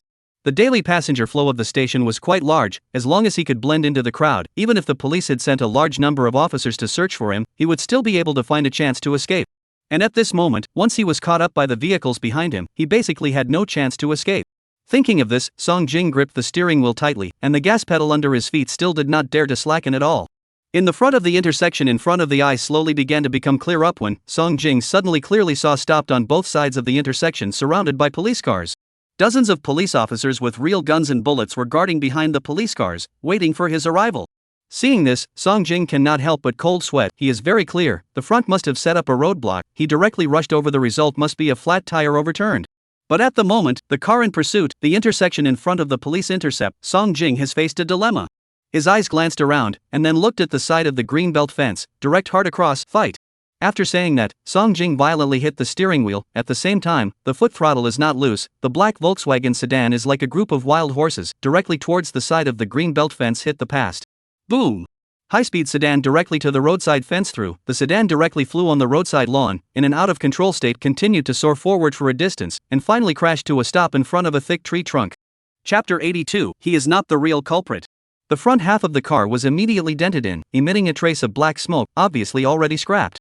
With a bang, the car door was kicked straight open. Song Jing directly jumped down from the car, the bag in the car also completely disregarded to take away, spread his legs and ran forward. He towards the front of the green belt and the jungle frantically fled. Head also dare not return a bit. He is very clear, behind there will be a dozen or 20 police officers are chasing him with all their might. Through the end of the jungle, in front of him was another down an avenue. If he could stop a car halfway, he might still have a chance to escape. Thinking of this, Song Jing didn't dare to stop at all. He frantically ran towards the end. Blinding bright light surged from the end. Arriving at the entrance, seeing the situation in front of him, Song Jing's pupils quietly shrunk. A row of police cars had already blocked off the entire road, and police officers with real guns and bullets were half crouching on the ground, their blackened muzzles aimed straight at him. These police officers had already anticipated that he would choose to crash through the roadside guardrail and escape from the green belt to other roads when he was blocked from front to back, so they had already blocked off the nearby roads in advance, and the police force in reserve was waiting for him to throw himself into the net. Hands on your head, crouch down. Howe similarly gripped the blackened pistol and aimed it straight at Song Jing in front of him. Don't have any thoughts, immediately crouch down with your hands on your head. Looking at the flush of gun muzzles in front of him aimed at him, where did Song Jing have any thoughts of escaping? If he showed any unusual behavior, these police officers would most likely shoot himself into a sieve. His legs went limp and he directly fell to his knees with his hands on his head. Howe and the others immediately rushed forward and held Song Jing down on the ground while handcuffing his hands with clanking handcuffs. Teacher Lee, you can guess really accurately, calculating in advance that he would run towards this road. Howe rushed to Li Zhe, who was on the side, and said, "This kid really threw himself into the net. He was pinned front and back. He could only think of a way to break out from the side. I've seen the map of the West Road in front of the station. Only this side has a green forest which is the most suitable for escaping, so he had no choice at all." Li Zhe said, "All right, the person has been captured. Bring him back to the police station for interrogation first." Howe nodded and tucked the gun back into his waistband, then rushed to the police officers behind him and said, "Escort the person back, call it a day." Hong Kong City. City Council, interrogation room. Name? Song Jing. Age? 36. Gender? Male. After some interrogation, Song Jing's performance was very surprising to the crowd, as he confessed to all the crimes almost without resistance. "Why did you kill Ding Kier?" Howe asked coldly. "She signed a contract with our hotel and had to stay at the hotel for half a month and complete the subsequent video shooting." Song Jing lowered her head and said, "But she suddenly wanted to break the contract in the middle of the process. She wanted to leave our hotel early, and the subsequent filming work refused to be completed, and I got into an argument with her because of this matter." "So you killed her?" Howe raised his eyebrows. "How did you get her into the water tank on the roof?" Song Jing still didn't dare to raise her head. "I didn't stuff her into the water tank. It was her own jump." "Jumped herself?" Howe sneered. "Are you trying to absolve yourself of your crime?" "No. She really jumped off by herself." Song Jing said, "At that time, I asked her to come to the rooftop to talk. After an argument, she claimed that if she continued to force her, she would make all the insides of our hotel public. I was hot-headed and said harsh words, saying that if she did so, those videos of her making out with Wang Lei would be sent to every contact mailbox on her cell phone, and she wouldn't want to walk out of this hotel alive." "So, you already knew about the camera in that utility room?" Howe chortled. "You lied about all of them before?" "These were all told to me by Auntie May, the cleaner." Song Jing said, "I didn't dare to tell the truth because I was worried that you guys would suspect me. What your hotel did is really disgusting." Howe snorted coldly and continued to pursue. "After you threatened Ding Kier, she couldn't think straight, so she committed suicide. After she learned at that time that our hotel had a private video of her in her room, her whole spirit was unusually broken, and she even wanted to jump off the building in the first place." Song Jing said, "Then I don't know what she was thinking. Maybe she felt that jumping off the building was easy to get involved with our hotel, and she wanted to take revenge on our hotel, so she just climbed up to the water tank and opened one of the lids and jumped in." "Why didn't you save her at that time?" Howe asked coldly. "I have never encountered such a thing. At that time, the whole person was scared, dumbfounded, and did not know what to do, so I directly went downstairs to hide, and did not dare to mention this matter to others." Song Jing wiped the cold sweat on her forehead. "I just wanted to scare her at that time. Who knew that she would actually do something so over the top? You are tantamount to indirectly killing her." Howe's expression was cold and hard. "No matter what, you won't be able to escape the law, so prepare yourself mentally." In the interrogation monitoring room, Li Zhe listened to the conversation between the two people in the interrogation room, his brows locked up. Usually, but whenever the murderer admitted to the crime, the system would have a beep of successfully solving the case, but this time, the system's beep did not sound. This might mean that this Song Jing is not the real murderer. Since he wasn't the murderer, why did he confess to the crime? And who exactly is the real murderer? Suddenly, as if Li Zhe had figured something out, he picked up the wireless intercom and rushed to Howe in the interrogation room. "He's lying. He's not the real murderer." Chapter 83 Skyrocket Law. Hearing Li Zhe's voice in the headset, Howe could not help but stare. He couldn't help but look carefully at Song Jing in front of him. Since he wasn't the murderer, why did he still confess to the crime? Li Zhe said in the wireless intercom, "Ask him where Ding Kier went during those 3 days when she disappeared." Upon hearing this, Hao immediately rushed to Song Jing in front of him and said, "We've seen the security camera footage. After Ding Kier finished the weird performance in the elevator for your hotel, until she died in the water tank, she was nowhere to be found for 3 days during this period. Where did she go during these 3 days?" This. Song Jing seemed to have not expected Hao to ask such a question. He froze for a few seconds before he stammered a little and said, "How could I possibly know this? Since you don't know, then how did you ask her out on the rooftop 3 days later?" Hao forced the question in a cold and harsh tone. Song Jing was momentarily speechless, his complexion somewhat nervous as he looked at Hao in front of him, half a day without saying a word. "You are not a murderer at all," Hao said coldly. "Why do you want to help someone take the blame?" Fine beads of sweat broke out on Song Jing's forehead, but he suddenly changed his previous cooperative stance and stopped answering any questions no matter how Hao pressed him. "I'm warning you, Song Jing, if you continue to be uncooperative like this, even if you're not the real culprit, you're hardly culpable," Hao said in a bad tone. "As for the real culprit, we will find it as usual, and by then both of you will only add to your crimes." But no matter how Hao threatened Song Jing, he remained silent and had absolutely no intention of opening his mouth. Inside the interrogation monitoring room, Li Zhe looked at Song Jing on the monitor with a deep gaze. From his current behavior, his own deduction is not wrong. He is definitely not a murderer. He is helping someone to take the blame. The fact that he took the initiative to take all the crimes on himself meant that the real murderer definitely had an extraordinary relationship with him. Thinking of this, Li Zhe immediately rushed to the side of the police officer and said, "Bring over all of Song Jing's interpersonal information, the faster the better." "Understood." The police officer beside him didn't dare to delay at all. After a few minutes, he immediately came to Li Zhe with a stack of information. "Mr. Li, this is the detailed information of all of Song Jing's friends and relatives." Li Zhe received the information and immediately carefully flipped through it one by one.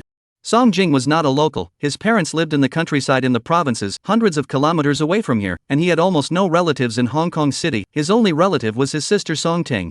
Apart from that, Song Jing has not had any girlfriends or close friends in the past few years, and his interpersonal relationship in Hong Kong City can even be considered as zero. Seeing this, Li Zhe couldn't help but be stunned. For whom could such Song Jing bravely take all the charges on himself? Suddenly, a bold idea surfaced in Li Zhe's mind, and he himself couldn't help but freeze for it for a moment, then immediately took out Song Ting's information and carefully looked at it. Li Zhe's pupils instantly shrunk. The information in the profile even made him feel a few surprises. How could it be? Li Zhe finally understood why Song Jing had deliberately carried the suitcase to the car to make the officers on the stakeout think that he was preparing to run away. His purpose was to attract the police's attention, to make a move to distract the police, thus covering Song Ting's departure from Hong Kong City. And before he was in the hospital, he also intentionally wore a pendant containing a peace talisman. The purpose was to make himself and others focus on him. Thinking of this, Li Zhe immediately took out his walkie-talkie and rushed to Hao in the interrogation room. "Song Jing, he's dragging his feet. Leave him alone for now. Ask him where Song Ting is." After hearing Li Zhe's voice in the headset, Hao immediately rushed at Song Jing in front of him and asked, "Where is Song Ting now?" Upon hearing this, Song Jing, who had been silent with his head down across the room, suddenly raised his head as he looked at Hao in front of him, a hint of fear finally showing in his eyes. "What do you mean, you suspect my sister is the murderer?" Song Jing's tone became a bit anxious. "Are you guys kidding? I've already admitted to all the crimes. What more do you guys want?" Seeing Song Jing's mood change, Li Zhe's heart was completely clear. He didn't think Song Jing would take the initiative to reveal Song Ting's whereabouts, and having Hao ask him like this was just to confirm the identity of the murderer. "Alright, come out, we don't have much time," Li Zhe said at the wireless intercom. Hao in the interrogation room ignored the agitated Song Jing. He immediately got up and directly left the interrogation room.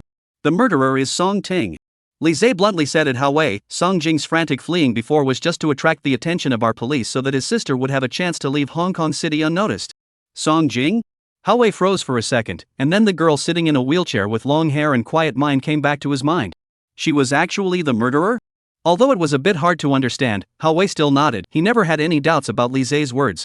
Since Song Ting wanted to run away, driving herself off from the highway is the most prudent. Taking trains and airplanes requires a certain waiting time, and even if she was able to get on the car, there is a high possibility that she would be caught by the passenger police that we had notified beforehand, so the probability is that she fled by car.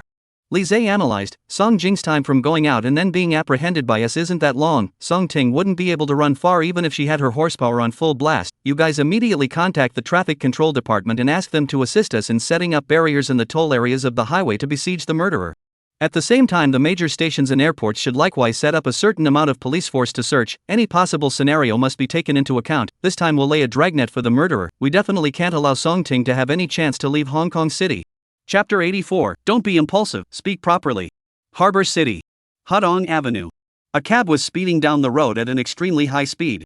Song Ting was sitting on the passenger seat, holding a school bag in her arms, looking towards the rearview mirror somewhat nervously. She didn't open her mouth to speak, but took out her cell phone and wrote a few words on the memo page. Master, please drive faster. Already driving fast enough.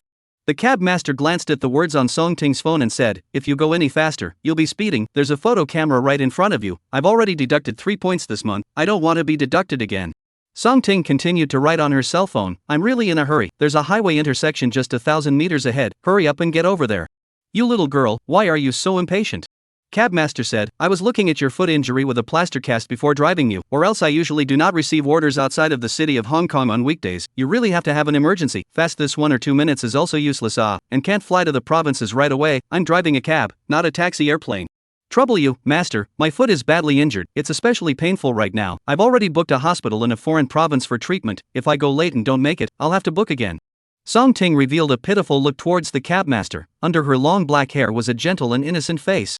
Alright, I'll try to speed up as much as I can, and you don't continue to rush. The cab master waved his hand towards Song Ting and said, even if I'm in a hurry, I can't joke with both of our lives, don't you think so? Thank you, master. Song Ting wrote on her cell phone. The driver continued to step on the deep gas, and in his heart, he couldn't help but sigh, how beautiful a girl. With a lame foot even if it's still a mute. The cab was speeding on the horse, and the highway intersection in the distance gradually became clear. Only a few police cars were parked near the intersection, and uniformed police were inspecting every vehicle that passed through the toll barrier. What is this situation? The cab driver somewhat unexpectedly glanced a few times towards the front, his face full of curiosity. This is the first time I've met so many police officers at an intersection in the past half year. What are they checking? Doing a big case? Song Ting, who was sitting on the co-pilot, also similarly saw the police officers who were carrying out inspection work in front of her, and her face swished to become pale. She pulled out her cell phone somewhat tremblingly, then wrote down a few words on the memo, Master. Turn around. Quickly turn around. Are you kidding me? This is a toll booth entrance, how can you turn around? That's a 12-point deduction and a fine. The cabbie said, besides, the police are right in front of us, so if you tell me to turn around, aren't you letting them catch you? Master, I beg you, please turn around. Watching the car getting closer and closer to the toll intersection, Song Ting's emotions became more and more tense. She looked in front of her somewhat uneasily, her face becoming more and more ugly. The cab master looked at Song Ting's cell phone, still shaking his head. I say you, this girl is not sitting in the car sitting stupid. Here really can not turn around. Suddenly, the cab looked like it had thought of something, then rushed aside Song Ting and said, You wouldn't be some kind of criminal, right? You have drugs hidden on you? Seeing the side of Song Ting's face iron blue, cab driver face also suddenly became extremely ugly up. He glanced at Song Ting's arms of the school bag. I said, you with the bag really with what should not bring something, hurry to me off, do not woe me, my family still have a wife and children waiting for me to go back to dinner at. Song Ting on the side had been hooking her head low, her hand had been tightly tugging on her school bag. Suddenly, she fiercely drew a sharp dagger from her school bag and directly pressed it against the driver's neck. Before Song Ting could say anything, the driver immediately jerked the steering wheel very sensibly. Girl, don't be impulsive, have a word. I'll turn the car around for you. While turning the car around, the driver raised his head and said carefully, I've been driving a cab for so many years, and to be honest, I've seen all kinds of people. You're still young and so pretty, don't make irreparable mistakes because of your impulsiveness. Song Ting didn't say anything. The dagger against the driver's neck pressed a few more points tighter. The sharp blade directly cut through the skin on the driver's neck, oozing out the slightest trace of blood. Although the driver's face was pretending to be calm, his legs had already stopped shaking. Don't you mess around, I won't nag, I'll drive back. In front of the highway intersection, this green cab suddenly made a sharp 180-degree turn in place, staring the vehicles behind it directly and instantly changed lanes, and crashed head-on into the guardrail next to it. The police officers at the toll intersection also noticed this immediately. Reporting to the command center, a suspicious rental vehicle has been spotted trying to make a U-turn from the Ring City Expressway intersection. A police officer rushed to the radio to report. Received by the command center, police forces have been dispatched to block the road to ensure that no vehicles enter the subsequent roads and reverse the siege towards the Ring City Expressway intersection. Please report the location of the suspect vehicle in real time. Understood. That police officer replied while rushing to the Five Wise Emperors, while greeting the police officers on the side and said, leave a small group of people to continue guarding here and checking the other vehicles, while the others follow me to chase them up. Roger. Those few police officers all answered, and then they all immediately put on their helmets and mounted the more convenient police motorcycles. Buzz. The police officers all violently twisted the gas pedal, and the police motorcycles simultaneously ejected a tail gas, and then immediately chased towards the direction where the cab had turned around. Chapter 85, Is She a Man? At the same time, the green cab was traveling in reverse at a very high speed, scaring many vehicles along the way by frantically changing lanes and honking their horns. However, the further backward they went, the fewer and fewer cars came from behind, and in the end, no other vehicles could be seen on the entire road. The cab driver was driving the vehicle with a nervous face, the cold blade on his neck filled his heart with fear. He simply couldn't imagine why this little girl beside him, who looked so soft and weak, would carry a dagger with her, and also put the dagger so decisively on her neck. Could it be that she was really a small-time drug dealer just as she had guessed, and was worried about being caught by the police at the barrier in front of her, so she came up with this plan? However, the cab driver no longer had time to think so much, because behind him came a burst of sirens, and a few police motorcycles were rapidly catching up. The cab driver very consciously stepped on the gas, and the cab once again accelerated steeply. He didn't even need Song Ting to open his mouth to tell him what he should do next. The cold blade resting on his neck had already told him what to do. In this situation, if he didn't cooperate with Song Ting, he might only end up dead. Despite the cab's full horsepower, the car had been driven for 7 or 8 years after all, and many of its parts had already aged, so its speed never reached its limit. The police motorcycle behind him gradually caught up, and Song Ting on the side pressed the knife against the driver's neck even tighter.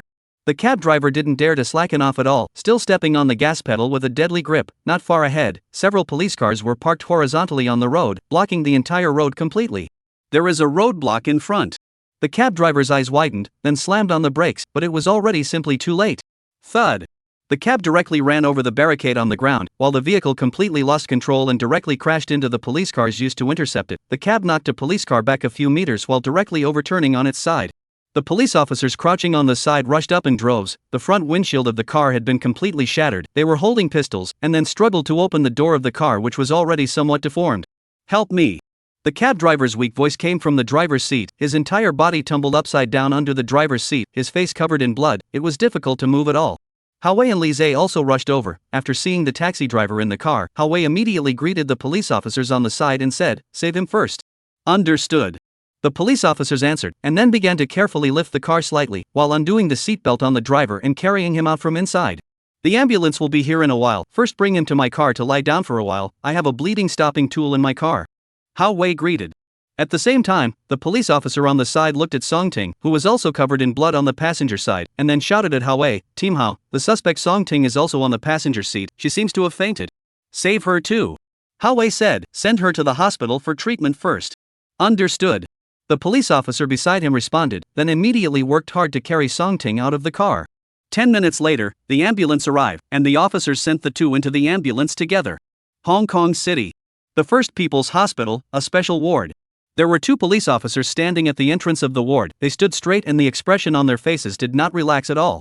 A sound of footsteps sounded. Hao-wei and Li Zhe came to the entrance of the ward together. The two police officers immediately bowed towards them, while respectfully shouting, "Team Hao. Mr. Li. You guys have worked hard, go rest for a few minutes first, I'll be here with Teacher Li." Hao-wei handed the 2 bottles of mineral water in his hand to the 2 officers, then patted the shoulders of the 2 officers and said, "Go and rest, we will call out to you if there is a situation in a while." "Thank you, Team Hao." The 2 police officers smiled and took the mineral water handed over by Hao-wei, and then left the entrance of the ward together. Hao-wei pushed open the door and then walked into the ward with Li Zhe. Song Ting was sitting on the hospital bed. One of her hands was handcuffed to the head of the bed. Her whole face was quite rosy, but her spirit looked a bit depressed.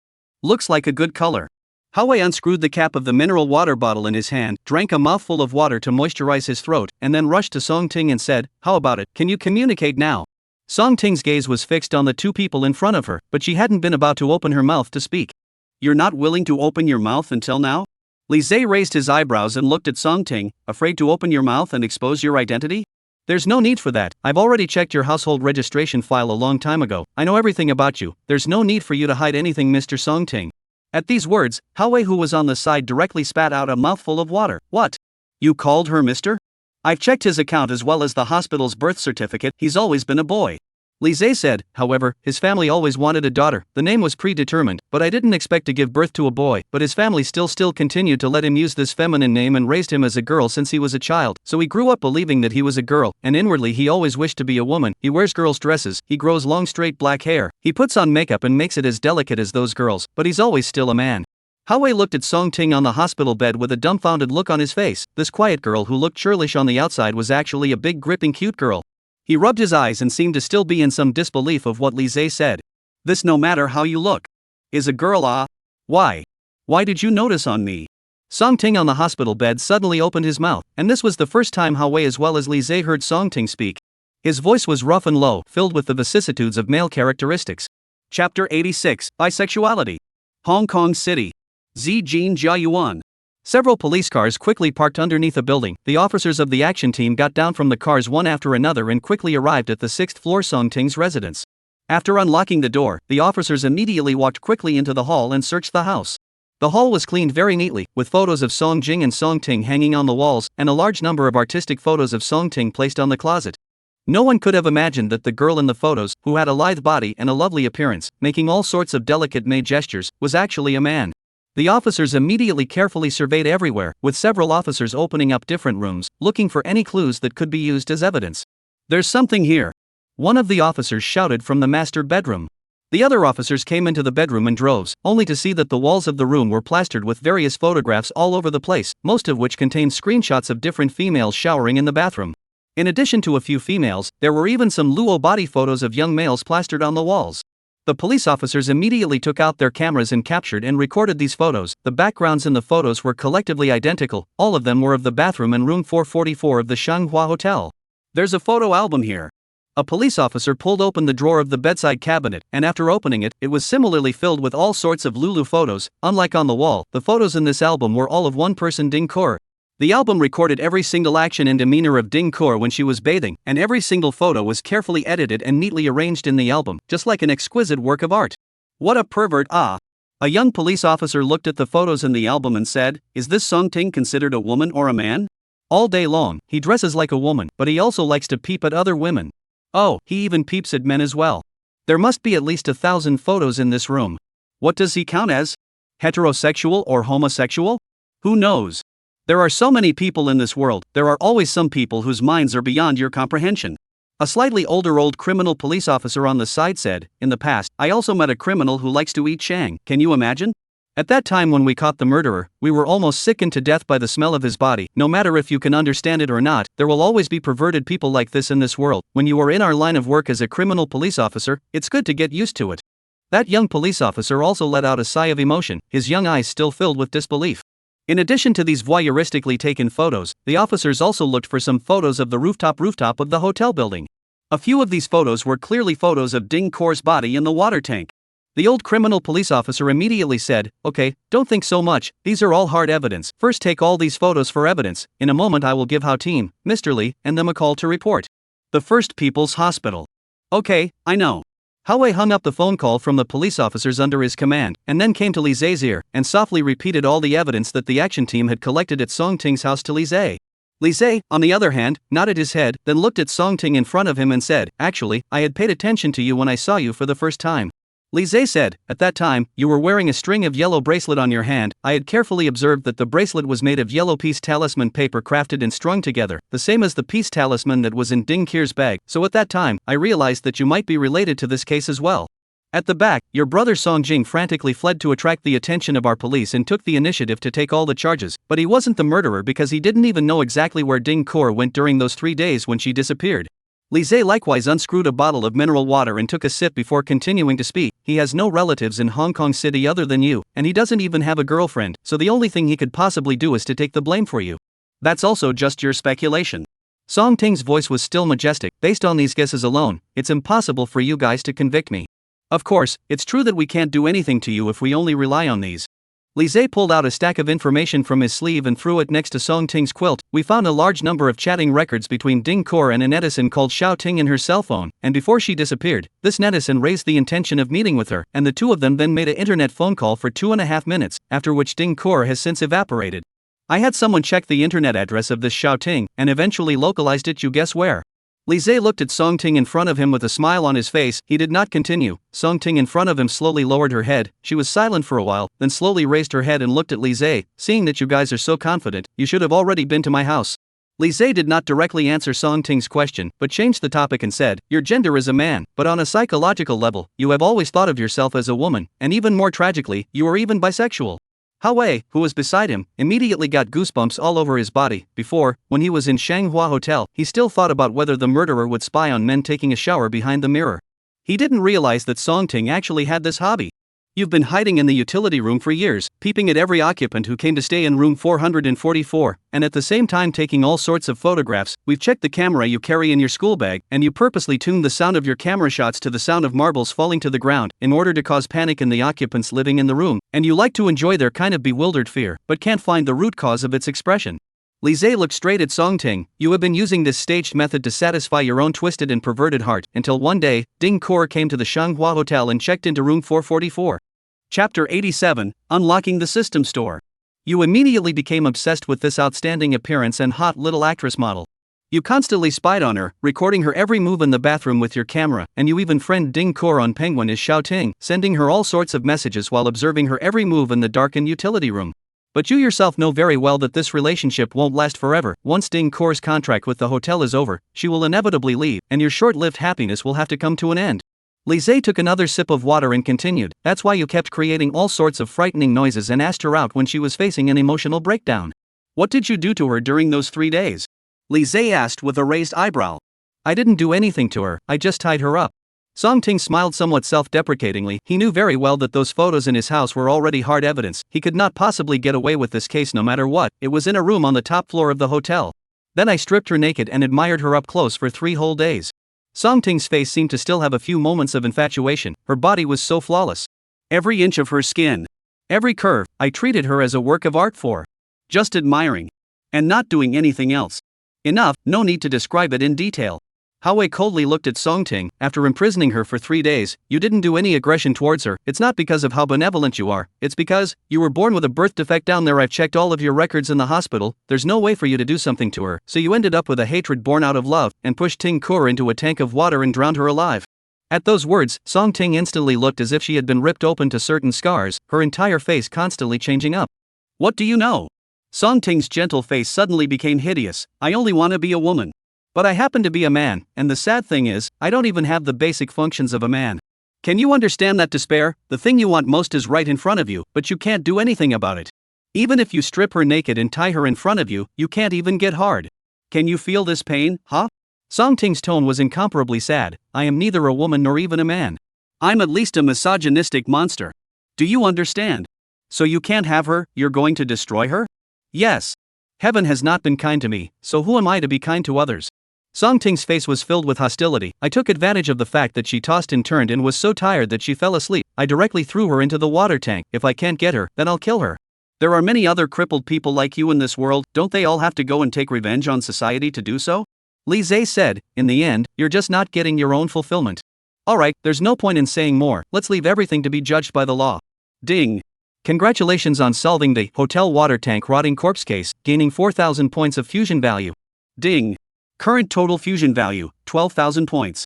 As the fusion value will similarly rise automatically when he carries out crime-solving work on weekdays, currently Lise's fusion value already has more than 10,000 points, but he didn't directly choose the lottery. In addition to the lottery page, he also saw quite a number of functional areas to be unlocked, collectively requiring the use of fusion points in order to be able to unlock them, and he could have had more choices altogether.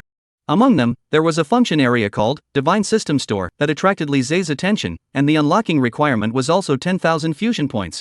He did not rush to unlock the function, but first chose to merge the criminal ability. After all, the good things have to stay in the back of the appearance well. However, the difficulty of this time's case wasn't high, and the criminal's abilities weren't very strong, so there basically weren't many abilities worth fusing, and after carefully selecting them for a while, Lise barely managed to choose 2 abilities to fuse. Ding. Ability fusion in progress, obtaining, makeup. Ding.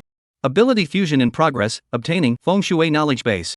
Songting believed in feng shui and carried various talismanic tools on her body all year round, so she had dabbled in the related knowledge and culture, which was helpful for Lise. After all, he wasn't interested in these things before, so he hadn't understood them either. After fusing the 2 slightly ribbed abilities, Lise couldn't wait to enter the system interface, which was something to get excited about. Selecting the pending unlocked, Divine System Store, interface, he directly consumed 10,000 fusion values to unlock it. Ding. Consumed 10,000 fusion values, the God Tier System Store has been unlocked. As the system beep sounded, Lise's heart became all agitated. Finally here it was, the system store. Entering the store interface, the goods and props on the shelves inside were a dazzling array of various props, like the Power Pills, Advanced Physical Strengthening cards, Akuma Mountain God of Cars skill cards, there were all kinds of things. In addition, there are also some auxiliary crime-solving props, such as invisible tracker, miniature voice recorder, advanced drone, and so on, which are generally used to chase the murderer or auxiliary crime-solving props. What satisfied Lise the most was that there was even a shelf called Arsenal in the system store, on which all kinds of exquisite firearms were displayed. Revolvers, Sand Eagles, AKs, Type 95s, AWMs, from handguns to automatic rifles to sniper rifles, there were all kinds of firearms. This is indeed a small arsenal. This is indeed a small arsenal. Chapter 88, Appointment as Captain. However, the exchange price of all these firearms was very high. Even the cheapest one, a pistol, would require more than 5,000 fusion values to exchange. But Lise wasn't worried about this. He realized that the fusion value reward he got for each case he solved was gradually increasing. It was still early days after all. As long as he kept solving cases, he wouldn't have to worry about fusion value at all later on. City Bureau. Director's Office. Dong Guohua sat in front of his desk, flipping through the information on his desk. A knock sounded on the door. "Come in," Dong Guohua said. The office door opened and Lise walked in, bowing slightly towards Dong Guohua. "Director Dong, you're looking for me? You sit first." Dong Guohua greeted Lise with a smile on his face as he sat down, and then said, "This time, I called you over because I have a very important matter to inform you of. The appointment document from the provincial department has come down?" "Brilliant." Dong Guohua smiled as he pulled open the drawer under the table and pulled out a stack of paperwork from it, on top of which was clearly Lise's file information within the police department. "We've already done all the formalities for you. This is your police file."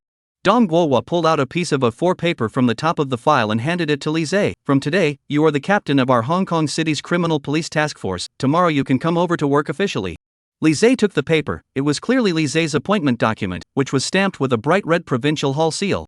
"Thank you, Bureau Director Dong." Lise saluted towards Dong Guohua. After becoming the head of the criminal police, he would be able to access more cases, and at the same time, he would no longer have his hands tied when handling cases. Most importantly, Lise was finally able to have his sidearm with honor. His marksman skill had not been used once until now, and he was already getting itchy. "You're welcome. Our city council has also standardized an official car for you. Here are the car keys."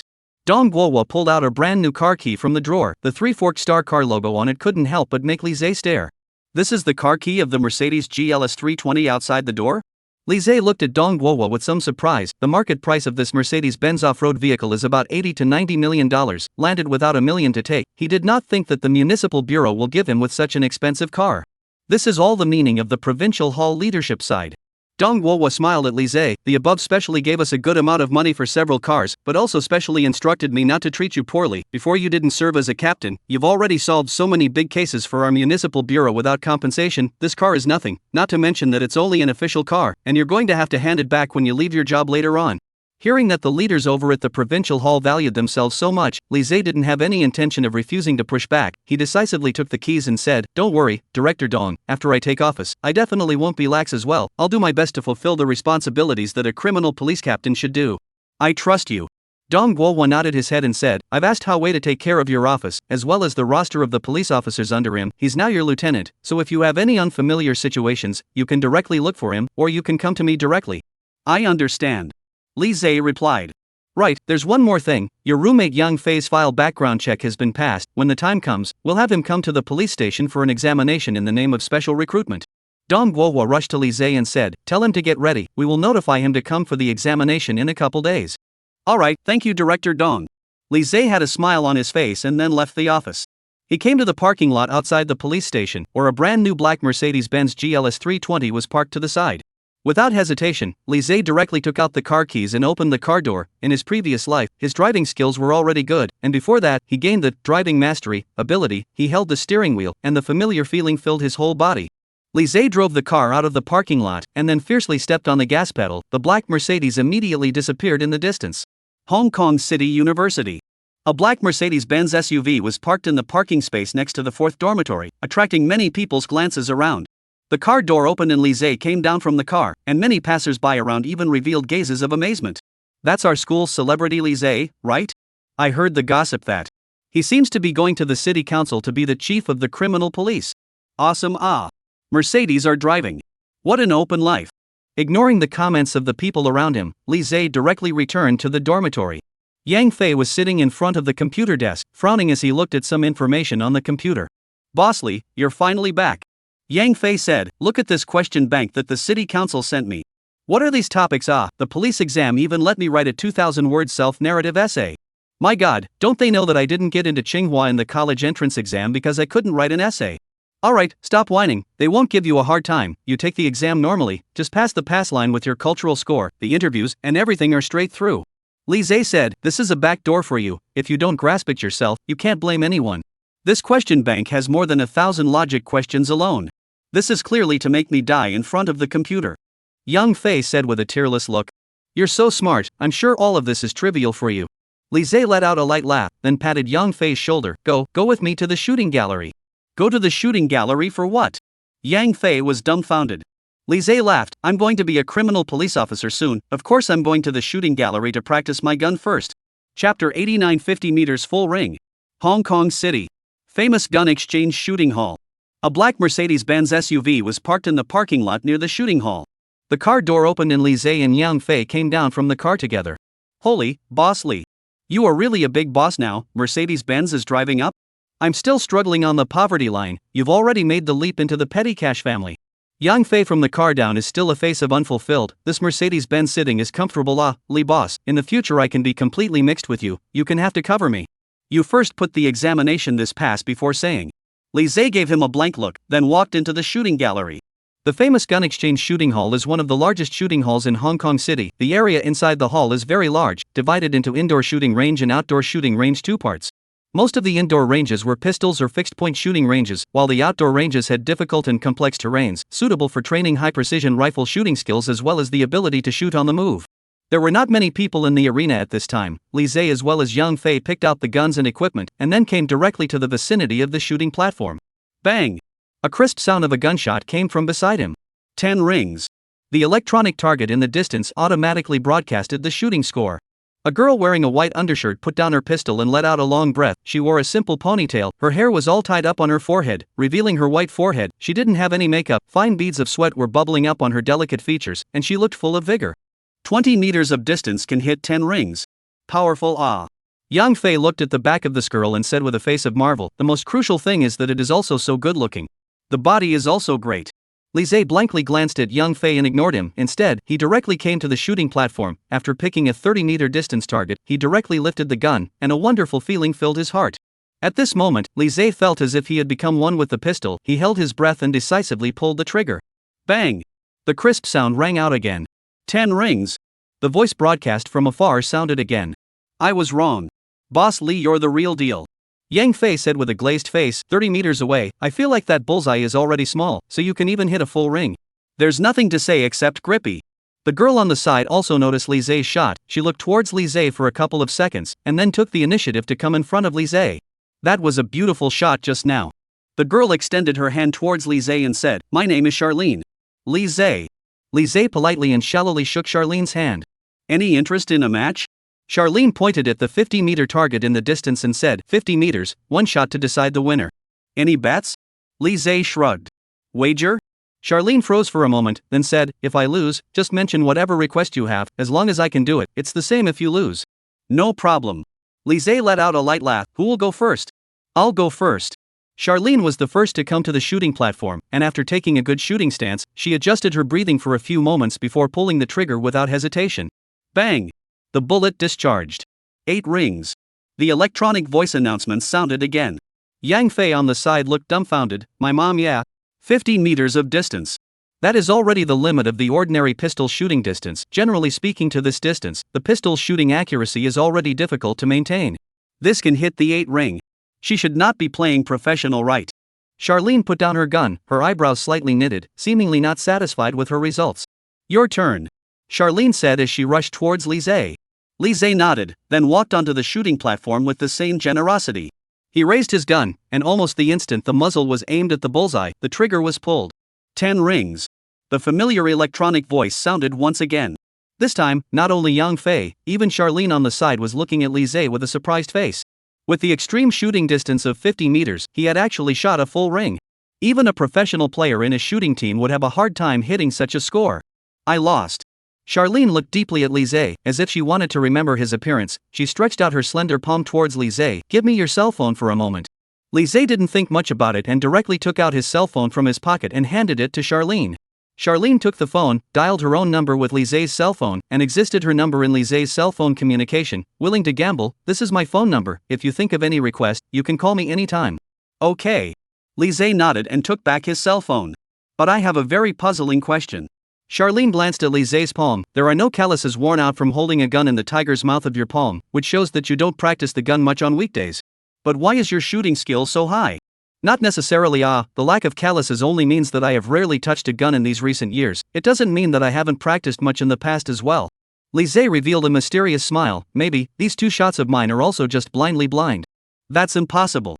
Charlene shook her head. Your gun discharge speed is very fast, and your breath adjustment and gun holding posture are all quite professional. Unless one has received professional training, it is impossible to naturally reach this level. But since you're not willing to disclose it, that's fine. Charlene took out her own cell phone and shook it towards Lise. Call me when you have time. I still want to compete with you if you have the chance. I still have things to do. I'm leaving first. Chapter 90, A New Official. Looking at Charlene's departing figure, Yang Fei on the other hand lamented, this is really a superb beauty, bossly, your lustful fortune makes me envious. Lise lightly laughed and ignored Yang Fei's flirting, but directly raised his hand and fired another shot towards the 50-meter target. Bang! 10 rings. The familiar voice announcement sounded again. Lise put down his gun. Let's go to the outside field to try your hand. Yang Fei looked at Lise's walking away figure with a dumbfounded face. This shooting method. He has been practicing shooting since he was in his mother's womb? Harbor City. City Council. A black Mercedes-Benz SUV slowly parked in the parking space of the police station. A young man with a straight body and a handsome appearance came down from the car. He was wearing a straight police uniform and was full of heroic spirit. Team Lee. Good morning, Team Lee. The police officers at the door directly bowed and greeted Lise. Lise also smiled and waved towards them, although he didn't show up much in the police station, but after Hawei's guidance, most of the police officers had already recognized Lise's looks, and moreover they understood that he had helped the city bureau to solve several big cases in a row, so their eyes were full of respect when they looked at Lise. Mr. Lee. Hawei Station jogged all the way from the corridor in front of him. Oh, now I really have to change my name to Team Lee. You can call me Teacher Lee Team Lee if you like. Lise shrugged. I don't mind much about this name calling issue. Hawei looked Lise up and down for a while, nodded his head and praised, Mr. Lee, you are really a natural criminal police material, wearing a police uniform or so temperament. I estimate that in the future, our municipal bureau to shoot the criminal police propaganda film, Dong Bureau will certainly be the first to pick you. Okay, let's not talk so much first. Lise said, first take me to familiarize myself with the structure of our police station. Although Lise had carefully observed the structure of the police station when he first came to the city council, but he was after all a student foreign aide. Except for Hawei's office and the conference room, he had not gone in to see the other places. Okay. Hawei nodded his head, and then took Lise around the police station for a while to understand the location of each department. This side is the police officer's office of our specialized criminal police team, and in front is your separate captain's office. Hawei came to Lise's ear and said softly, I purposely applied for a little more funding from the director to give you a good decoration for your office. Am I good enough? Lise smiled, then rushed to Hawei and said, first go and take a look at the police officers of our team. Hawei immediately took out a piece of information from his coat pocket and handed it to Lise. This is the roster of our team. Some of the people in it are personally named by Dong bureaus to get them in. He has taken the trouble to do so, and these are all very good talents in our bureau. For example, this. Sun Yuan, next door to the 3 teams of the technical section of A Good Hand, join our municipal bureau for 5 years. Dong Bureau directly carry him to your team. The 3 teams over there is a pain in the ass. Hawei laughed. There is this Yang Jun, action ability, integrated fighting technology first class, in several times to capture the murderer's action made great achievements. Meng Yun, my team's technical flow of talent, can open the lock will turn the wall. The key also know how to listen to, and also transferred to our special case team. Listening to Hawei one by one to introduce the excellent police officers in the team, Lise also cannot help but feel happy. When Yang Fei passes the examination in these 2 days, the strength of their own police force can be said to be quite horrible. He took the roster and carefully looked at it for a while. After seeing a familiar name, Lise also couldn't help but have a few moments of surprise. Ding Wei? This is the young police officer who helped us keep the clues last time, right? Right. Hawei nodded. I know that you appreciate him more, Mr. Lee, so I took the initiative to carry him into our special criminal investigation team. Very good. Lise glanced at Hawei with satisfaction. He had a good eye for people. Ding Wei was definitely a police officer with potential, and being able to become the fresh blood of his own police force was really something to be happy about. After briefly browsing through the police roster, Lise then followed Hawei into the police office. The office was very spacious, with dozens of police officers sitting in front of their respective desks, busy with their own work tasks. Hawei lightly coughed twice. The officers in the office were all looking towards the door. After seeing Hawei and Lise 2 people, all the officers were up, shouting towards the 2 people, Lee team, how vice team. Li Zhe waved his hand towards them, signaling them all to sit down. Everyone, I'm sure you all know me more or less. Yes, I'm still a college student, but here, I'm wearing this police uniform. I'm your captain. I, Li Zhe, lead the team and have only one request. Li Zhe's tone slowly became solemn, that is, the police officers under me must not have any trash. All those who hold the idea of waiting for death in the police station, please take the initiative to leave my police force. I, Li Zhe, only want elites. If you choose to stay in this team, you must show your 102% performance. Otherwise, you will be kicked out of the police force by my initiative and become a disgrace to the police community. Li Zhe's gaze swept over the crowd. His face was not angry as he said, I'm only asking once, is there anyone who wants to voluntarily quit our police force? At this moment, the aura on Li Zhe's body changed steeply, almost shocking the entire police force. Hao-wei on the side could not help but look at Li Zhe one more time. This is a kind of powerful aura from the inside out. This kind of aura, he has only seen on Dong Guowo with decades of experience in the police as well as some of the leaders of the provincial hall. No! The entire team of police officers responded with a resounding cry in unison. Very good. Li Zhe nodded his head in satisfaction and his gaze softened. Remember what I said, in the future, I need to see your excellent performance in case-solving operations. Understood. The police officers spoke in unison again, their voices resounding throughout the office. Chapter 91, Receiving a Matching Gun. After leaving the police office, Li Zhe followed Hao-wei to his office. Push open the door. The elegant and dignified decoration style in the office really let Li Zhe have a few surprises. I did not expect Hao-wei looked so big. Grin a man, for the office decoration and design of this piece is also quite good. Office space is wide, the window to the sun, lighting is very good, windowsill placed a few pots of green plants, the whole room looks very bright. Inside the overall decorative style of subdued, brand new office appliances placed very appropriate, reception with the sofa coffee table are very well thought out, the color scheme is natural, very natural. Thanks for your trouble, Captain Hao. Li Zhe sat on the soft reception sofa, the overall feeling this office gave him was very good, and Hao-wei did take great care in arranging it. Not at all, Mr. Li. Hao-wei laughed, before you helped me solve so many big cases, I have received a lot of commendations, I have always wanted to show you a thank you, except for that dinner, there has not been much of an opportunity to do so, this time, I can help you decorate and arrange this office, it's also a little bit of my heart. Besides, I'm your vice team now, just order me if you have anything. Hao-wei sat down next to Li Zhe and said, for the time being, I'll let my vice team Song Ruegwa handle all the matters in my own team, he's been working in the police force for 20 years now, it's time for him to experience what it's like to be the captain of the team. Li Zhe also nodded, at present he was not familiar with the police department, Hao-wei put down his own side of the police force affairs, fully come over to help himself, it is also really interesting enough. Hao-wei glanced at the time on his cell phone, at this point, the police masters in the weapons storage room should have already gone to work as well, let's go, Mr. Li, collect your matching gun and go. Upon hearing this, Li Zhe immediately brightened up, he had been thinking about the matching gun for a long time, China is very strict on firearms management, except for a small number of special people, it is basically impossible for ordinary people to hold firearms, of course, certain criminals or criminal gangs are able to secretly purchase firearms through special channels, but this is all illegal behavior. This is the reason why Li Zhe chose to join the criminal police, not only can he investigate the case reasonably and legally, but he can also be equipped with a gun, which is a very great help in catching the murderer. Led by Hao-wei, Li Zhe came to the weapons depot.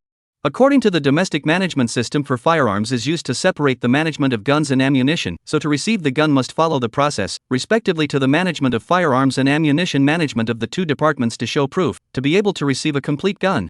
Hao-wei brought Li Zhe to the firearms management office, after knocking on the door, the two of them directly walked into the firearms management warehouse. Master Chen, I'm bringing Team Li to claim the guns. Hao-wei said towards the police officer in the storehouse. An old policeman who was around 50 years old and already had some gray hair glanced at Li Zhe beside Hao-wei, his eyes were a bit surprised, as if to say, such a young captain?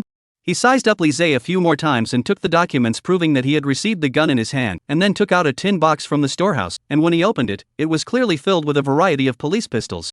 Master Chen took out a pistol with a short barrel from inside and took a cloth to gently wipe it. 10mm style revolver blast pistol. Li Zhe looked at the pistol in Master Chen's hand and said, the gun weighs about 370 grams, has a capacity of 5 rounds, the effective shooting distance is only 15 meters, it is mainly used for deterring, striking, dispersing and subduing suspects, it is not very lethal and reduces the psychological burden of the person using the gun. Yo, know quite a lot? Master Chen glanced at Li Zhe with some surprise, a relative in your family is a police officer, right? He somewhat tentatively pulled out another pistol from the case, then disassembled the various parts of the gun and said towards Li Zhe, try loading the gun? Master Li is testing you. Hao-wei on the side looked at Li Zhe with a smile and said, Master Li was a famous sharpshooter in our city bureau back then, there are not many police officers who can make him interested. Hearing this, Lise is also a light smile. His previous life as a good player of guns, for the firearms assembly is very proficient, and now even more has the gun god skills. The group of guns these operations is not a matter of course. He assembled the firearms in a sharp manner. Type 0.59mm police revolver, effective range of 50 meters, capacity of 6 rounds. The initial velocity of the bullet is more than 220 meters per second, with a certain degree of lethality, but this is a police improved version. The initial velocity of the bullet is faster, and the accuracy is also higher. As his words fell, with a thump, the pistol was successfully assembled. Master Chen was a little surprised to receive the assembled gun from Lise, carefully observed it, and indeed it was assembled without any problems. In less than 10 seconds, you were able to assemble this pistol. This is a level that only people who play with guns all year round can achieve. Master Chen, don't think too much. Our Captain Li is only in his early 20s this year, and is still studying at the university in Hong Kong City. Howei laughed. He's purely gifted, he's particularly quick at everything. Others may not be able to reach his level even if they've been practicing for decades.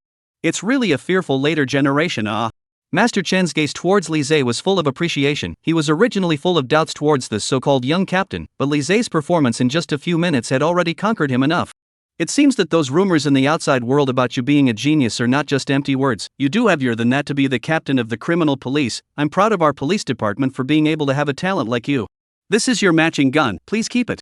Master Chen solemnly handed that Type 05 revolver to Lise. I hope you can use this gun wisely in the future to catch more criminals. I will. Lise took the gun with the same solemnity and said. Chapter 92 Gunman. Hong Kong City. Deng's Jewelry Store. As one of the most famous jewelry stores in Hong Kong City, Deng's Jewelry Store was exquisitely decorated, with gold and blue everywhere, and all kinds of bright and expensive gemstone necklaces were placed under the transparent glass cabinets, all of which were glittering and glittering.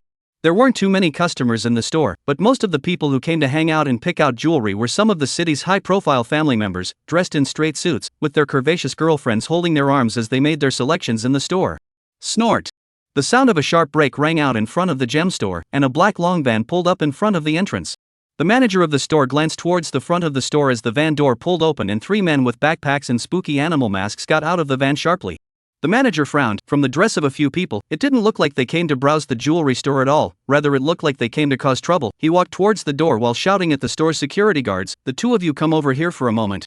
The 2 security guards immediately nodded, along with carrying their security batons, and followed. The manager came to the entrance of the store and met the 3 men face to face. He frowned and shouted sternly, "Hey, what are you 3 doing? This is not a place where you can make trouble." As soon as the words fell, one of the men wearing a wolf head mask at the head of the group directly pulled out a blackened pistol from his pocket. Bang! A violent gunshot rang out. The manager's thigh was instantly shot, and a blood splash came out. A heartbreaking scream rang out, and the manager wailed and fell to the ground, covering his shot thigh and desperately wailing. The people in the jewelry store all screamed, but the 3 were blocking the doorway. These people didn't dare to escape towards the doorway, they could only desperately look for a corner to hide. Bang! The man directly aimed a shot at the manager's head. A bloody hole suddenly appeared on the manager's head, his eyes widened, his howling stopped abruptly, and the life in his pupils gradually drained away. What a noise! The man in the wolf head mask seemed to say with some impatience. On the side, a man wearing an owl mask also pulled out a pistol and fired 2 shots towards the ceiling. "I'll give the old man a little quieter. Whoever shouts one more time, I'll give him a shot." The entire jewelry store immediately became silent. Everyone was looking at these 3 men with a look of horror. They desperately covered their mouths, afraid to make any whimpering sounds to anger these people. On the other side, the security batons in the hands of the 2 security guards also fell to the ground with a clang. They looked like they were frozen in place, standing in place, looking at the 3 men in front of them with a face of fear, not daring to move in the slightest.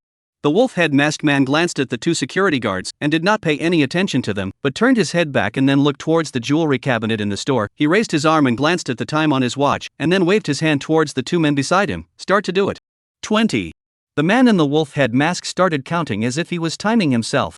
The 2 men beside him looked like they had received orders, and immediately rushed to the front of each glass cabinet with their backpacks at a fast pace, pulling out the special hammers in their bags, and directly whacking the glass against the corners of the cabinets.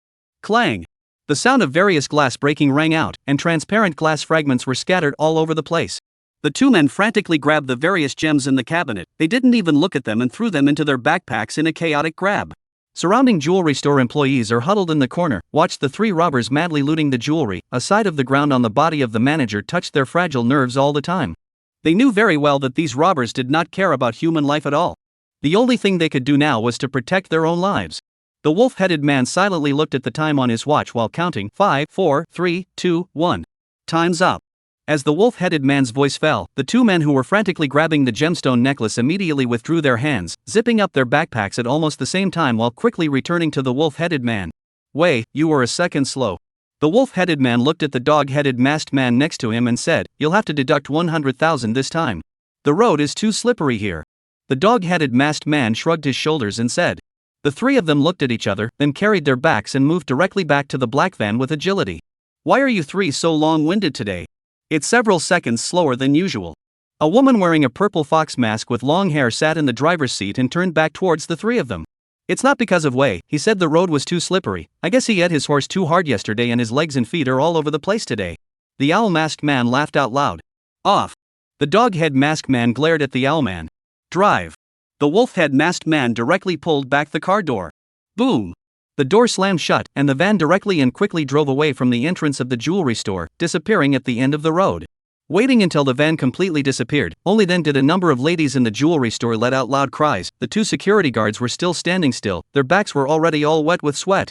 The store's employees looked at the body of the manager on the ground. "This is the body trembling pulled out a cell phone. Report." The police. City Council. Li Zhe office.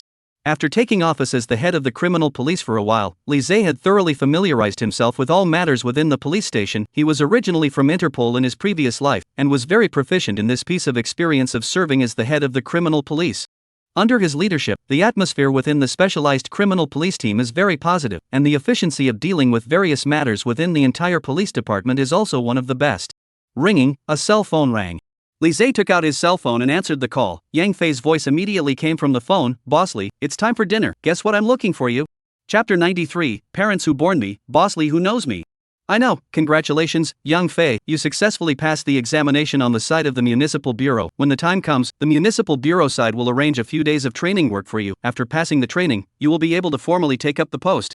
Li Zhe said, "I've read that exam question of yours. It's really quite difficult. You can familiarize yourself with the question bank to this extent in just a few days. Excellent." "I go." Feelings I myself fell the last one to know that I passed the examination. Yang Fei said angrily, "You captains are really powerful. You can even see my examination results in advance." "Dark, too dark. That exam of yours is all open and transparent. Of course I can see it." Li Zhe knew that Yang Fei was deliberately flirting and laughed. "I know what you want to say. Getting into the police is certainly worth celebrating. Say it. Where do you want to eat?" He had been Yang Fei's roommate for many years, a standard relationship, so he was also clear that Yang Fei had also always wanted to become a criminal police officer, except that back then he didn't make it to the police academy because he didn't meet the standard of the physical fitness test, so he also had always silently kept this wish in his heart. After the university, Yang Fei is also daily fitness exercise practice martial arts, and now has become a physical fitness strong boy. Now with the help of Li Zhe, Yang Fei finally realized his dream, which is really a happy thing for him. "Those who gave birth to me are my parents, and those who know me are also Boss Li." Yang Fei laughed. "That newly opened Hanlin Sichuan restaurant in the city tastes pretty good." "No problem." Li Zhe got up while heading towards Yang Fei on the other side of the phone. "Since you want to celebrate, call your girlfriend Lu Fei Fei together, and I'll call Sushi. By the way, there are more people to liven things up. Boss Li arranging things is just solid." Yang Fei's tone was filled with excitement. "I'll be waiting next to your car." "Got it." Li Zhe smiled and hung up the phone. Hong Kong City. Hanlin Sichuan Restaurant. Li Zhe drove the Mercedes-Benz SUV to the vicinity of the cuisine restaurant. After finding a parking space and parking the car, Li Zhe and the others were all coming down from the car one after another. "I came to the Sichuan cuisine restaurant with Fei Fei once last time. The flavor is really good," Yang Fei said, "especially their signature dish, light and shadow beef. The flavor is really overwhelming." "Yes, this store's flavor is really good." Yang Fei's girlfriend Lu Fei Fei also nodded her head. "It's just that their business here is too good. It's often full. There's not even a location, like the compartments and the like even have to be booked in advance, otherwise there's no way there'll be any compartments left empty." Sushi gently held Li Zhe's arm, sweetly smiled. "Being said by you guys, I am looking forward to it. Let's go in first and order food for dinner." Li Zhe nodded and said, "Today Yang Fei passed the examination of the city council. In the future he will be a criminal police officer of the city council. This really has to be celebrated. In a while you guys feel free to order food. Boss Li is bold." Yang Fei laughed. Afterwards, all the people walked into the hotel together. The business of the store was very hot. It was filled with customers. Several waiters kept walking around to receive the guests. Seeing Li Zhe and the others, the receptionist immediately greeted them with a paper and pen menu. "4 of you, please take a seat over here." Under the waiter's guidance, the 4 of them came to a round table by the window and sat down. Due to the fact that the business of the store was really too hot, looking around, they couldn't even find any other spare seats, not to mention the private rooms and so on, so a few people didn't care too much and directly picked up the menu and ordered. After ordering, a few people are chatting. 4 people in the university already know each other for several years. The relationship is very familiar and harmonious. Chatting is also very opportunistic. For Yang Fei to join the city bureau to become a criminal police officer, his girlfriend Lu Fei, although a little reluctant to do so, thinking that in the future the two of them will spend less time together, but still chose to respect Yang Fei's choice. You can rest assured, I only boss every day or dormitory living. The city bureau from our school is not far, and our oldly has a big Bennett. This every day do not drive a few laps, how wasteful. Yang Fei laughed to comfort Lu Fei said, moreover, the police department cannot have a big case every day, even if there is not necessarily divided into our special case team to deal with. Li Zhe nodded and said, the degree of specialization of our special case team is relatively high. Ordinary cases will be handed over to other teams to deal with. Usually it's the difficult cases that will be handed over to us to take over. I see. Lu Fei nodded her head, then rushed at Yang Fei. Then if you are usually fine in the police station, remember to call me more often, and also, look at my messages, must return one in time, otherwise I will be worried. Sushi on the side gave a light smile and said, Fei, actually you don't need to worry so much about Yang Fei, he will definitely take care of his own matters. She gently held Li Zhe's arm tightly and looked at Li Zhe with a gaze full of deep love. I don't think we should give them so many constraints, as long as they are good to us, and can accompany us when they have time, it's enough. Li Zhe also gently wrapped his arms around Sushi's slender waist. Sushi grew up with himself, she will always be that gentlest harbor behind him. When he feels tired, she can always soothe his spirit. A few minutes later, the waiters brought up the dishes one by one. The 4 of them talked and laughed while eating. The atmosphere was very cordial. At the same time, the Harbor City TV channel on the wall to the side started broadcasting the daily real-time news. At 9:30 this morning, the city's Deng's jewelry store suffered a bad case of robbery. 4 robbers entered the jewelry store with a gun, shot one of the store's managers, robbed a large number of jewelry. The amount of specific losses jewelry store is still in the liquidation. The police have intervened in this case, waiting for follow-up news. Chapter 94, Do you have confidence? Li Zhe glanced towards the TV set hanging on the wall with some surprise. There seemed to be a similar robbery that happened half a month ago, but this case was not handed over to the specialized team for the time being. The few people at the next table had similarly heard the broadcast from the television set, and they seemed to be equally knowledgeable about this matter, and they were all talking about it. I didn't think that Deng's jewelry store had been ransacked. Good guy, the jewelry in that store has to be more valuable. These robbers can really pick a place. If I remember correctly, half a month ago there should have been a similar thing, right? Yes, the first half of the month seems to be the west of the city of that jewelry store was also robbed. I heard also shot and injured 2 shopkeepers. These robbers are really ruthless. Just listen to the news, this time is not injured, directly killed one. I heard that it seems to be the manager of Deng's jewelry store. These robbers are really lawless. These robbers still have guns in their hands. It's really dangerous. I hope that the police in our city will be able to wipe them out earlier. Li Zhe couldn't help but look a little gloomy as he listened to the murmurings from the tray table. From the current situation, it seems that this robbery has become worse and worse, and the robbers have even started to shoot and kill people recklessly. Jingling, a cell phone rang. You guys eat first, I'll take a call. Li Zhe greeted the 3 of them and then walked out of the restaurant to take the call. Howei's voice immediately came over from the cell phone. Mr. Li, the director just sent a notice. A meeting will be held at 2 o'clock in the afternoon to discuss about the new case. I know that you're eating outside. I'll find a greeting with you in advance first. Don't eat too late. Remember to rush back just before the meeting. Is it because of the case where the gold store was robbed in the morning? Li Zhe asked. Yes, it is said that the robbers in this one are the same group of people as the one half a month ago. Howei said, this case was taken over by the 3rd team next door. Half a month did not catch half of the murderer. Even the murderer's whereabouts are not even a little clear. The captain of the 3rd team, Nye Fong, is being criticized in the old director's office. I know. Li Zhe nodded and said, I'll rush back after dinner. After hanging up the phone, Li Zhe once again returned to the dinner table. Sushi looked at Li Zhe with some concern and said, What's wrong, Li Zhe? Is there an emergency over at the police station? Yes, it just so happens that we have almost eaten. If there is an emergency, I will take a taxi to send the 2 of them back first. You hurry back to the city council. Yang Fei said. I have a meeting at 2 o'clock, but it's still early. You guys don't need to rush.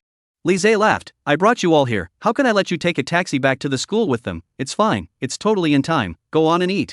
Hearing Li Zhe say this, the crowd then nodded their heads and continued to chat while eating with laughter. Harbor City.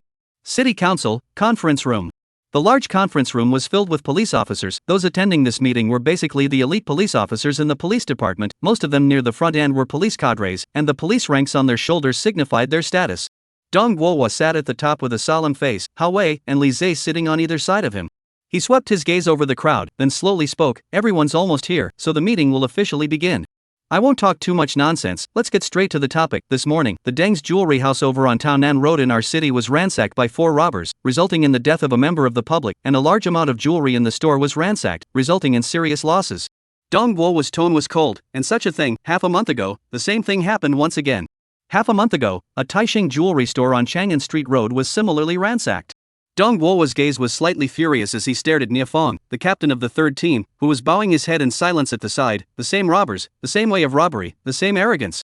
Robbing a jewelry store in broad daylight and even shooting people, these robbers didn't even put our Hong Kong City police in their eyes. Bureau Dong.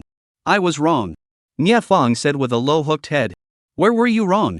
Dongguo stared sharply at Niafeng, his face unruffled. I was wrong in not grasping the team's work progress, so these murderers dared to continue to commit crimes so arrogantly. Niafeng said with some self-reproach, I didn't fulfill the responsibility that being a captain should have, and I'm willing to accept the organization's criticism and punishment. You still know that you haven't done your duty? As a captain, all you know is socializing and drinking all day long. Dongguo coldly rushed at Niafeng. Even this morning when the robbers committed another crime, you were still drinking. I can still smell the odor of alcohol on you from this far away. Tell me yourself, is this the way a criminal police captain should behave? We gave you the case to handle, we trust your ability to handle the case, and you're answering us with actions like this, aren't you? Niafeng lowered his head even lower. Director. There are some trivial matters at home these days. I'm not in a good mood, so I went out to drink mulled wine. I don't want to hear these explanations from you. Dongguo said, you are the chief of the criminal police, your own life and work, how to deal with that is your thing, but you have made a mistake, you have to accept the punishment. The specific punishment notice behind me I will arrange. You first prepare a 2,000 words of review to me. Understood. Niafeng replied with a voice somewhat like a fly. Alright, let's get back to the topic. As you can see, this time the robbers were very arrogant, and their style of operation was very high profile. This matter spread very quickly, and caused a bad public opinion within the city. Dongguo said, I estimate that they will likely commit another crime in a short period of time, so I need a capable person to take over this case. As he swept his gaze over the people in the room, many of them lowered their heads and avoided Dongguo's gaze. In this situation, if they took over this case but didn't handle it properly, the consequences could be even worse than Niafeng. Dongguo suddenly turned his head to look at Li Zhe, who was at the side. Li Zhe, do you have any confidence? Chapter 95. We have to be more professional than them. I'm very confident. Li Zhe said with a calm face, on behalf of our specialized criminal police team, I am willing to take over this case. Very well. Dongguo glanced at Li Zhe with great satisfaction. Did you all see that? This is the kind of courage and confidence that a criminal police captain should have. You are all my old subordinates, most of you I know well. It's not that you don't have the ability, but you don't dare to take the risk. Dongguo said, but this is exactly what you all need to learn from this new young captain. Be brave enough to challenge risks and difficulties. Only with challenges will there be breakthroughs. The robbers this time are indeed tricky, and I'll understand if we encounter any setbacks or upsets halfway through. After all, none of us are gods, and it's impossible to handle every case perfectly. Dongguo's tone was resounding, but what I need is a subordinate with a responsible attitude, not a criminal police captain who was swayed by family matters and then leaves the case in hand. Do you understand? Understood. The police officers responded in unison. Alright, today's meeting ends here. Dongguo rushed to Li Zhe, who was at the side, and said, I'll have Niafeng hand over all the details of the case to you in a while. Hard work. Since I'm already the chief of the criminal police, then solving the case and catching the murderer is a responsibility I'm obligated to fulfill. Li Zhe said, don't worry, chief, I will do my best to arrest the several robbers. Very well. Dongguo nodded, then raised his hand and said, dismissed. Li Zhe's office. Howe followed Li Zhe back to the office together. He directly sat on the sofa and said, Mr. Li, this case is not simple. It's not like Niafeng, he didn't try to go over there to investigate the case. It's just that this group of people are really very professional. I've seen the surveillance records of the crime scene. This group of robbers throughout the robbery process skilled, and the action is simple, fast and rough. From the time they arrived at the jewelry store, and then to the time they finished robbing and left, the whole process is just a minute to a minute. The nearby streets, even if there are patrols, but also simply too late to support. Howe picked up the teapot on the coffee table, gave himself a cup of water, said, and this group of people robbery time is very regular, a total of just 20 seconds. The one who led the way seems to count the time every time. Once it reaches 20 seconds, these people will immediately close their hands and leave. They are very aware of our police support capabilities.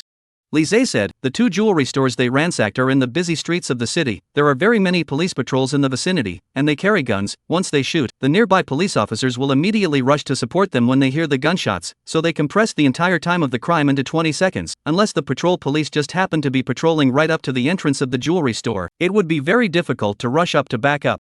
And these people are experienced in committing crimes and act professionally. It's absolutely impossible for them to commit a crime when there are patrols on the street. Lise, also similarly to a cup of water, moistened his throat and said, they will definitely look out beforehand and pick the best time to commit the crime. Yeah, these people do know us police very well. Hao said, and their counter-surveillance ability is also very strong. Niefang sent several teams of police officers out to investigate, and they didn't find any clues at all. That's why we have to be more professional and stronger than this group of robbers. Lise said, we are the most professional criminal police, we have to show the most professional performance. Knock knock knock. A knock sounded on the door. Come in. Lise said directly towards the door. The office door was pushed open and Niefang walked in with a stack of information in his hand. Captain Li, this is the case handover material from our side, keep it. Niefang handed over the materials in his hands. Lise immediately got up from his chair and somewhat unexpectedly took the materials and said, Captain Nia, this kind of information can just be sent over by the police officers under you, there's no need for you to personally make a trip. It's okay. Niefang said with a somewhat depressed mood. Before, Director Dong was right. My performance these days was simply dereliction of duty, and I myself feel very ashamed. Lise patted Niefang's shoulder. Captain Nia, cheer up, I can understand your feelings. As a criminal police officer, sometimes you really can't help it. The low tide period will be there for anyone. Adjust your mindset properly, take care of the things at home, and devote yourself wholeheartedly to the work of the criminal police, and I'm sure that you will do well in the future. Thank you, Captain Li. Niefang said, although you're not very old, your speech and demeanor are more mature than those of us veteran criminal police officers who have been working for 10 years or so. I believe that Director Dong made the right choice in giving this case to you, and you'll definitely be able to catch those robbers. You're welcome, Captain Nia. Lise said, I will suppress the arrogance of these robbers, none of them will be able to escape. Good job.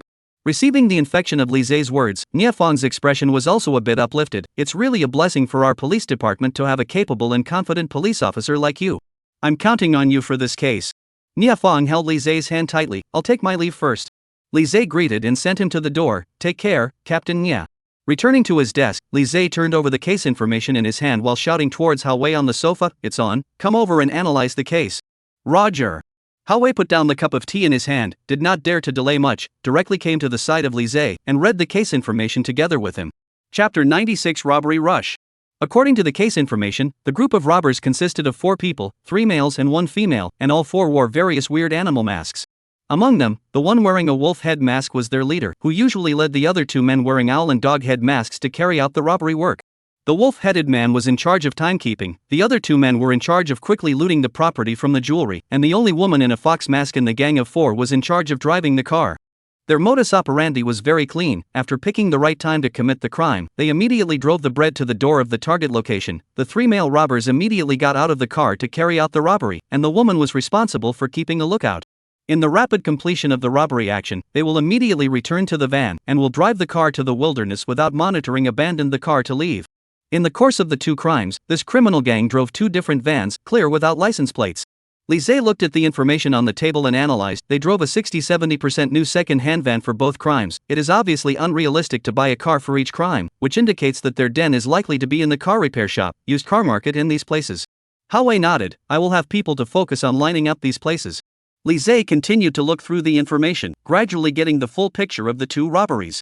On the last page of the information was a USB flash drive. He directly took out the USB flash drive and plugged it into the computer. Inside it had the surveillance recordings of the 2 jewelry stores when they were ransacked. Lise immediately clicked on the videos and watched them one by one. Because the speed of this crime gang is very fast, so these 2 videos add up to only a few minutes. Lise did not choose to accelerate, according to the normal speed to watch up. After the 3 people appeared in the surveillance screen, Lise immediately pressed the pause button. Wolf head masked man, height is around 1.75 m, body type is thin, left hand holds a gun, a left-handed person, skilled with a gun, shooting action is standard, it should be an expert in playing with guns. Owl mask man, height around 1.7 m, body type robust, calves as well as arms muscular, walking calmly, should be a fighting expert. Dog head mask man, height about 1.78 m, left foot heel wear serious, and some slight limp, but the fingers are narrow and slender, finger belly as well as the wrist at the callus, if not always playing the piano, then it is always knocking on the keyboard, maybe a hacker. Yang Fei is because of the perennial keyboard, 10 fingertips as well as the wrist have been worn out thick calluses, so Lise also able to judge at a glance that the dog head mask man is a hacker. The general characteristics of the 3 male robbers are these. Lise said, only the female robber we know nothing about for now. Hao Wei, on the other hand, carefully recorded these characteristics analyzed by Li Zhe, and then said, from the surveillance video, it seems that these people are very agile in terms of their movements and pace, and judging from their voices, they don't seem to be very old, they should all be within 35 years of age. Li Zhe nodded, expressing his approval of Hao Wei's analysis. A knock sounded on the door. Come in. Li Zhe said directly at the door. The office door opened, and the police officer named Ding Wei saluted towards Hao Wei and said, Team Li, Vice Team Hao, I just made some new discoveries while searching online about the recent jewelry case news. Upon hearing this, Li Zhe couldn't help but brighten up Ding Wei's eyes with a glance. Speak directly about your discovery. When I was browsing the discussion threads related to the case, I found out that a lot of people were discussing a web game called Robbery Rush. I thought it was strange at that time. These people were obviously discussing the recent jewelry robbery case. How could they properly involve the game? Ding Wei said, so I entered the game interface of this, Robbery Rush, based on the link address provided by other people, and casually registered an account to try out the game, and as a result, I found that the content in this game seems to be very similar to the two recent robbery cases. Very good. Li Zhe gave Ding Wei a somewhat approving look and said, send me the link address immediately. Ding Wei nodded, then took out his cell phone and sent the link address of the game to Li Zhe. This game is supposed to be a break-in system. With each level you break through, you'll be able to move on to the next level, and the content background of the first two levels is exactly the same as the two previous robberies. Ding Wei was a little embarrassed and scratched his head. I have little talent for this piece of esports, and this game is also particularly difficult too. So I didn't even pass the first level, but there are quite a lot of people in the posting bar who have passed the first level and said that the background of the second level screen is indeed Ding's jewelry line. These game makers have not gone too far, right? Hao Wei frowned and said, how dare they make an online game out of a case with such a bad influence? I'll send someone to find out the information of the company that made this game in a moment and apply to the relevant authorities to block this webpage. It's hard for ordinary people to know so much about these two robberies. Li Zhe said, this game might be made by those robbers themselves. He immediately opened the link address on his computer, and an intense CG image of a gunfight immediately appeared on the browser page, and then the page jumped to the registration screen. The web page is rather well made. Li Zhe squinted his eyes and said, it should be made by professionals. He turned back and rushed at Ding Wei, how many levels are there in this game? I'm not sure about this. But there are people online who have played up to the third level. Ding Wei said, but they didn't post screenshots online, so I don't know exactly what the third level looks like. Chapter 97, This Wave of Heavenly Show. After quickly registering his account, Li Zhe immediately clicked on the Start Game interface. This game is a standard FPS first-person shooter, although it is a web game, but the graphics are very well produced, compared to some of the games on the network. For the purpose of money seems to be much more attentive. After entering the game, there are robbers and police identity for you to choose. The robbers' character models are all the same as the robbers of the first two robberies, while the police's character model is a bit of a surprise to Li Zhe, but it is Nia Feng. Li Zhe chose the police cam, and then the game began. The content inside the game almost realistically restored the scene content of the first case. The police character controlled by Li Zhe was patrolling the streets near Taisheng Jewelry House, and the street scenes inside were quite highly restored. After a few seconds passed, the violent gunshots coming from the next street, Li Zhe was very clear that the robbers had already arrived at Taisheng Jewelry House. He maneuvered his police role and sent a radio message at the first opportunity to notify the other police forces nearby to come over for support, while immediately rushing towards Taisheng Jewelry House. The robber's time to commit the crime was only 20 seconds, and he had to arrive at Taisheng Jewelry House within those 20 seconds. However, the movement speed of the characters in the game was all set. Li Zhe himself was also a proficient gamer. In just 2 seconds, he had already judged that with the current movement speed of his character, he was unable to arrive at the jewelry store within 20 seconds. Thinking of this, Li Zhe immediately scanned around, then directly intercepted an electric car on the side of the road, and then drove the electric car towards the street where Taisheng Jewelry House was located. Bang! Another gunshot rang out. At this point, the gunshots were already very loud, and Li Zhe was already only a few dozen meters away from Taisheng Jewelry House. However, 3 male robbers had already come out of the jewelry store, their backpacks bulging behind them, seemingly full of harvest. The 3 robbers got into the car within 2 seconds, then closed the door and the vehicle started up. Li Zhe was clear that it was impossible for him to catch up with them on his electric bike. He directly maneuvered his character to pull out his pistol, then aimed at the moving van and fired a shot. Bang! One of the van's rear tires was instantly shot and burst. The vehicle immediately tilted a little to one side, and at the same time, its speed also slowed down a little. Bang! Another shot rang out. The other rear tire of the van also blew up. The 2 rear wheels blew up at the same time. The van's speed immediately decreased greatly, and the female robber driving the vehicle immediately stepped on the brakes. The door of the car opened and the 4 robbers got down from the car one after another, at the same time using the door of the car as a cover, shooting directly towards Li Zhe's side to suppress the firepower. NPC. These robber NPCs' shooting skills were set to be very sick. If Li Zhe operated a little slower, I'm afraid the game would already be over. The other party has been using firepower to suppress Li Zhe, but Li Zhe is not in a hurry. These robbers' car tires have been ruined. Want to drive to escape is almost impossible. Before he has notified the nearby police support, within a few minutes, these robbers will be completely surrounded. The ones who should be anxious at this moment are the 4 NPC robbers. As expected, those 4 robbers also understood that they and the others had been stalled by Li Zhe, and the only way to solve the problem was to finish off Li Zhe. Almost instantly, the 4 robbers unanimously ran out from the back of the car and flanked towards Li Zhe along the 4 directions. Their tactics were almost flawless. In this situation, it was difficult for Li Zhe to deal with 4 robbers in different directions at the same time. Once Li Zhe probed and shot, the other robbers were able to fill in and kill him. Under the game programmer's design, the intelligence of these NPC robbers was beyond imagination. Bang bang bang bang.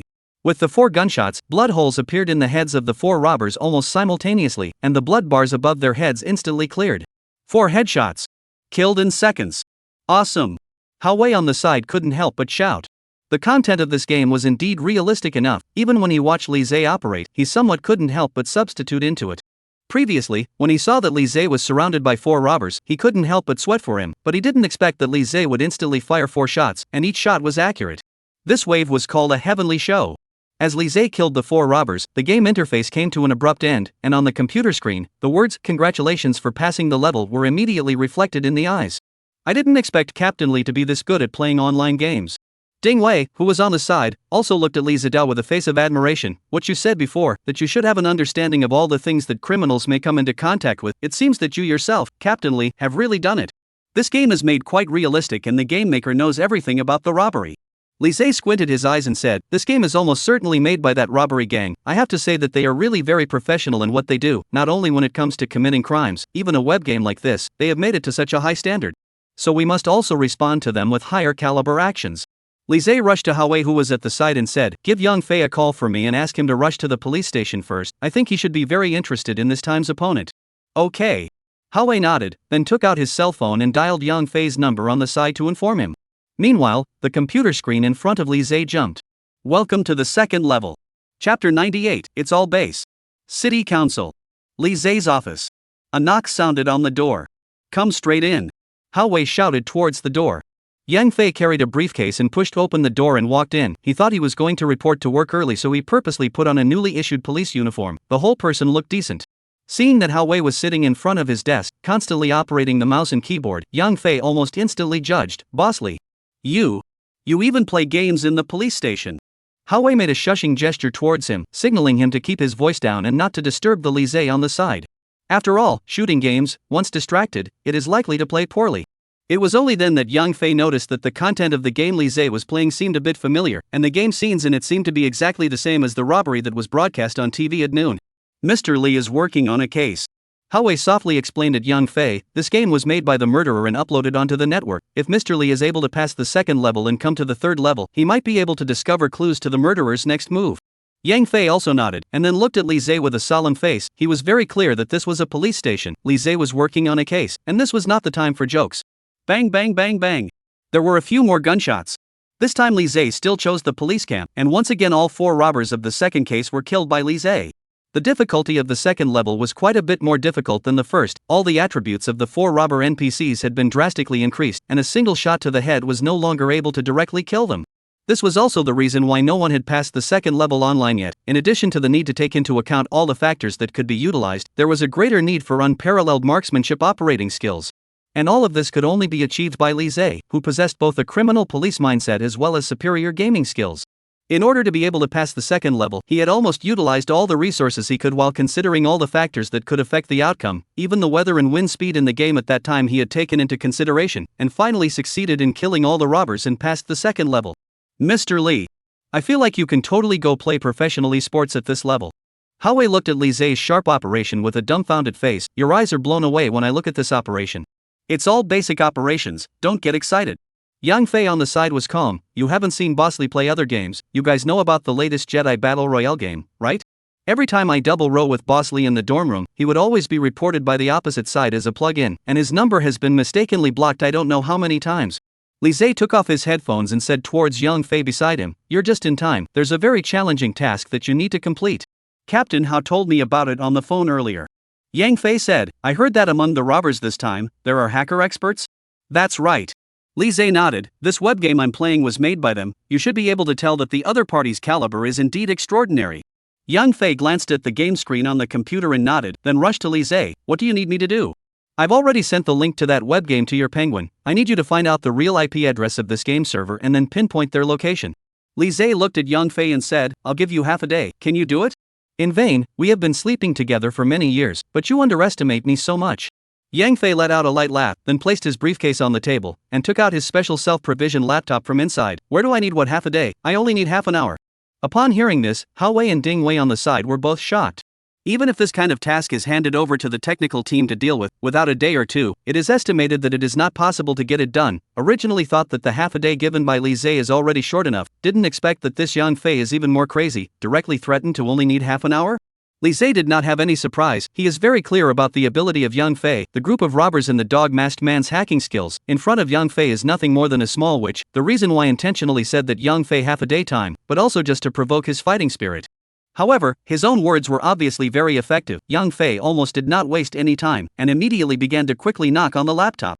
His expression was focused while his fingers flew, constantly tapping down code after code on the computer. Li Zhe nodded his head in satisfaction, and then continued to look at the screen on his computer. The screen was still stuck on the words, congratulations for passing. Li Zhe moved his mouse and clicked on the screen a few times, but there was still no change on the page. They couldn't have only made the first two levels, right? Hao Wei, who was on the side, said, could it be that the third level is related to their next crime plan, so it's still in the planning stage? There is this possibility. Li Zhe nodded his head. At the same time, the phone screen in front of him finally jumped, and a few lines of large red letters came into view against the dark background. Announcement, congratulations on being the first user to pass this game, the third level will be open tomorrow night at 8 p.m. sharp, please look forward to the specific game content. Sure enough. Li Zhe's eyes narrowed slightly, it seems that this group of robbers are already planning to carry out their next crime within these 2 days, and there is a great possibility that it will be synchronized with the game. That is to say, when the third level of the game officially opens at 8 o'clock tomorrow night, this group of robbers may also set off for the first crime location at the same time. Li Zhe said coldly, we must stop them. Chapter 99, there's something about this man. Hong Kong City. A certain spacious, but rather dimly lit underground warehouse. In front of the computer table, a man wearing a dog's head mask looked at the data screen and the computer screen, then let out an exclamation. Wow, someone actually passed the second level, yeah. Let me see how much time he used. The dog-head masked man away's fingers flew, and the screen once again transformed a channel of data. Nanny, 1 minute and 38 seconds, a one-time pass? So gripping? De Fei, come and take a look, someone broke your record.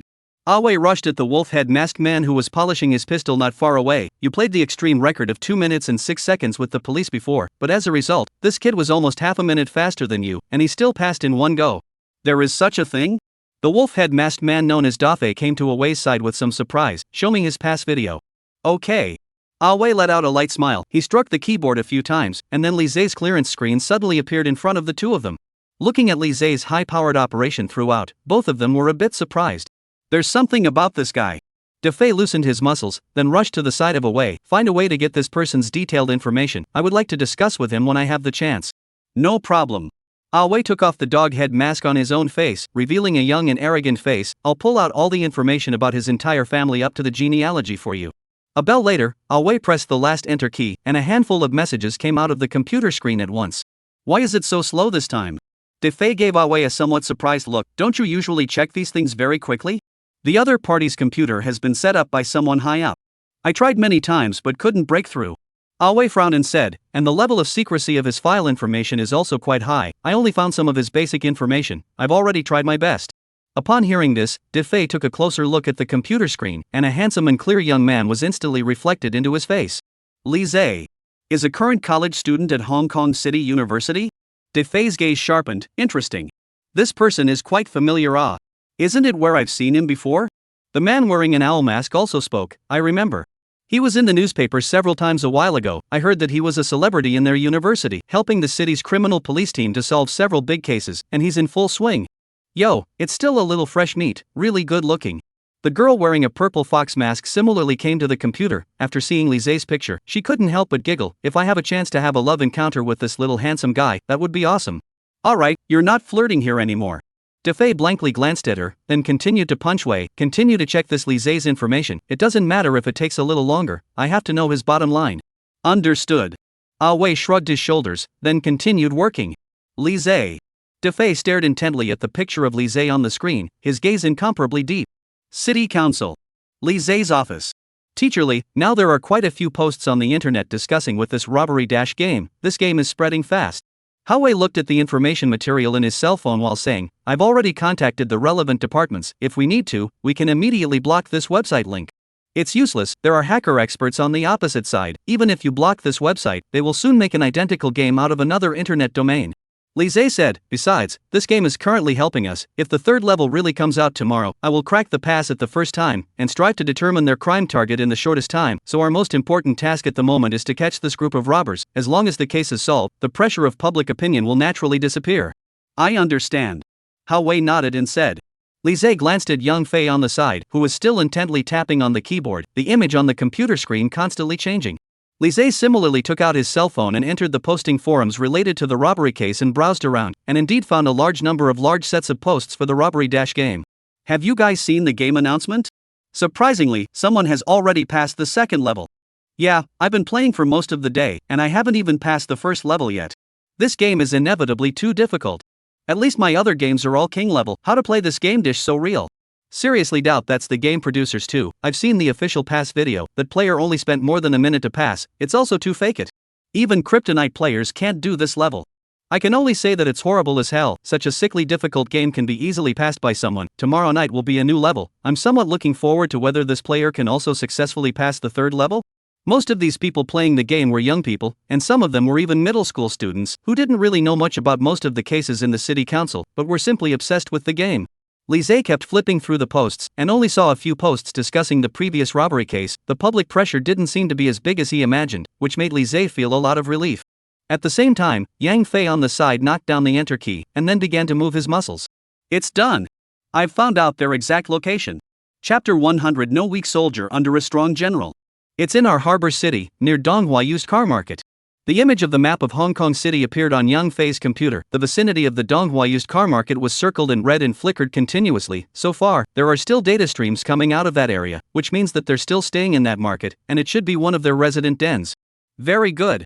Li Zai's eyes lit up. Yang Fei's performance really didn't disappoint him. In such a short period of time, Yang Fei had already scouted the exact location of that group of robbers' den. Just now, while Yang Fei was working, Li Zai checked the details of this robbery rush game. The opening time of the first two levels of this game matched perfectly with the time of the robbers' crimes. The first level was opened 15 days ago. After the game level was officially opened to the public, Shanghai Jewelry Company was also robbed, and the same was true for the second case. After the level was opened, the group of robbers came to Deng's Jewelry Company at the same time to carry out the robbery. From the previous situation, these robbers did have the intention of playing the game and reality at the same time, but Li Zai knew very well that these robbers were able to advance the robbery operation at any time, and there was absolutely no need for them to abide by this unwritten rule. If they just sat here and waited for them to commit a crime, they would only be passively beaten. This was the reason why Li Zai wanted to call Yang Fei to come over. Taking the initiative to find the location of these robbers and arrest them in advance was the most correct approach.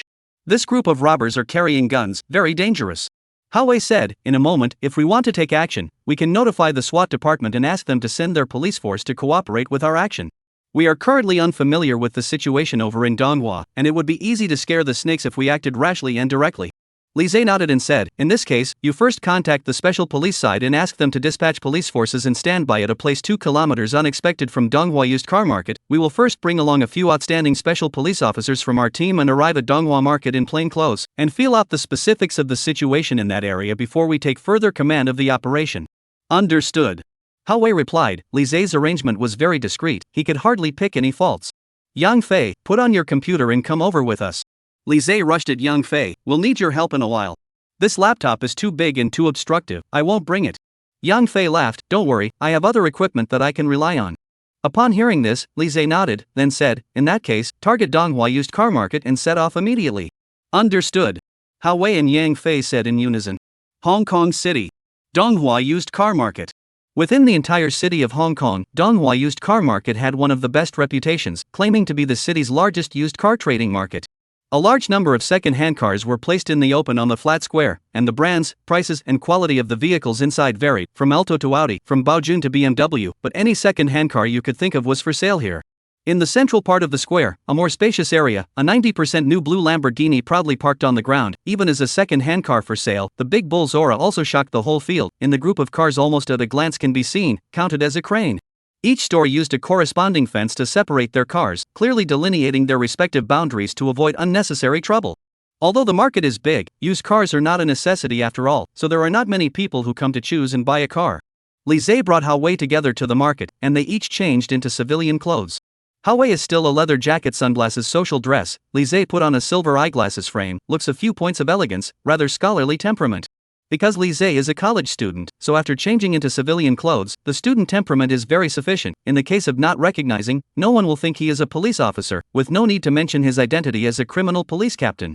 And Hao Wei is naturally a bold and generous character. Casual dress is full of social style, so no one will think that he is also a criminal police captain. Yang Fei, what's the situation now? Has a more precise location been determined? Lise said with a slight sideways glance towards the wireless microphone on his collar.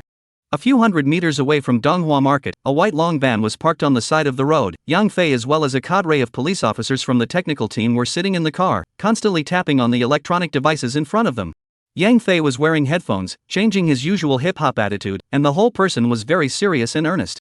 While looking at the projection screen in front of him, he said towards the wireless intercom, "I've been narrowing down the exact coordinates of the target location as much as I can. You guys look towards 9 o'clock, there's a store with a red signboard there, and the source of the signal is within 10 meters of that neighborhood." Although he had just joined the criminal police and had absolutely no experience at all in the area of computer technology, Yang Fei was definitely at the level of a grandmaster, so there was no need for any guidance from the technical police officers beside him, and he was already professional enough to take control of the current situation. The other police officers on the side were also looking at Yang Fei with some surprise and whispered, "This new police officer seems to have something this computer level of his, absolutely extraordinary." "That's not true, this is our Li team's college roommate, also he personally named to be sent to the police force. Li team valued people, absolutely no waste." "That's right, there are no weak soldiers under a strong general. Our special case team will not accept any waste. Those who can stay in this team are either talented or have a dedicated work ethic. There is absolutely no one who is just waiting to die." "Roger that," Lise responded, then looked a few times towards the neighborhood beside him. He had already arranged 5 plainclothes around him to be responsible for patrolling and observing the situation. As soon as there was any situation, they would also immediately rush over to provide support. "Target that store with the red signboard." Lise rushed to Hao Wei, who was at the side, and said, "Let's go over and try to find out the exact location of the signal source." Chapter 101, Underground Garage. Understood. Hao Wei nodded, then followed Lise together towards the store at 9 o'clock. When they arrived at the entrance of the store, there was a lacquered red signboard hanging above Tongda Used Cars. The store owner immediately welcomed him out from the house. He was slightly chubby and had a 1 centimeter short-inch hair, revealing a shrewd smile. "Two of you came over to see the car?" "Yes, this cousin of mine just graduated from college. The place where he works is far away from the company, and he wants to buy a substitute car to drive first." Hao Wei said, "Do you have any cheaper small cars, newer in color and with slightly lower fuel consumption?" The store owner immediately understood the needs of Hao Wei's two people. He turned his head to look at the side of Lise and said, "The young man's height, looks and temperament are quite good, even if it is to buy a second-hand car, but also cannot let themselves look too cheap. You say is not it? Don't worry, the car I recommend to you is definitely affordable and practical." The store owner pointed to a piece of cars in the square opposite to the store entrance and said, "See, there are all the cars in my store. You can look around first. If there is a favorite you can talk to me. I will also recommend some suitable ones for you to choose." Under the store owner's leadership, Lise as well as Hao Wei came to the used car plaza and wandered around in a large sea of used cars. "Friend, this Buick Kayu, you see how the 13 models, opened about 5 years, the owner of the car on weekdays with less, 5 years only opened more than 30,000 kilometers, the car maintenance is quite good." The store owner introduced, "This car was sold in our country is quite hot, the value of workmanship are quite good, reputation is also good." The owner directly opened the car door and showed the interior of the car. "Look at the interior of the car, isn't it nice? This car rear seats can be put down, weekdays driving long distance tired want to sleep is also very convenient, and the trunk volume and expandability are very good, out of a long distance with some things are not a problem." Hao Wei glanced at this Buick Kayu, the price tag on it was 48,000, he opened his mouth and said, "This car looks good, but I remember that this car seems to be quite gas guzzling. I'll be honest with you, in fact, the gas mileage of the car at this price is not much different." The boss said, "If you really do not like, you can look at this Ford Focus, 12 models, the appearance of moderate, but fully functional, gas mileage is also better than before that the Kayu S. The most important thing is that the price is very affordable." Li Zhe didn't forget the purpose of his trip with Hao Wei. He pretended to survey the car for a while, then said, "This car body is too short, I don't like it." "Boss, are these the only cars you have here?" Li Zhe raised his eyebrows and clicked on his cell phone's payment software, refreshed the balance in his cell phone, which had a total of 100,000 yuan placed in it. "This really isn't much to look at, I've got my money ready, just waiting for a satisfactory car. Why don't we go to the next store to take a look at it? It seems like he's got a few more cars there." "Hey, wait a minute, two big brothers, don't be in a hurry. When did I say I only have these cars here?" The store owner's eyes glittered as he glanced at the balance in Li Zhe's phone. He hesitated for a while before slowly opening his mouth. "In the Donghua used car market here, who doesn't know that I, Tongdai used car shop, am the one with the richest resources? Don't look at me putting a few cars on this square, I still have a lot of used cars in the underground garage that I haven't put up yet." Underground garage. Hearing these words, Li Zhe couldn't help but brighten up. According to what Yang Fei said, those robbers' den is within a 10-meter radius of this Tongdai used car store, but this is surrounded by all kinds of other used car stores. It's not too realistic for those robbers to hide and use these stores as a den, it's too easy to be exposed. Therefore, the most likely, is hidden in the neighborhood underground garage or something like that. Now that the store owner took the initiative to expose the news of the underground garage, Li Zhe could not help but be energized.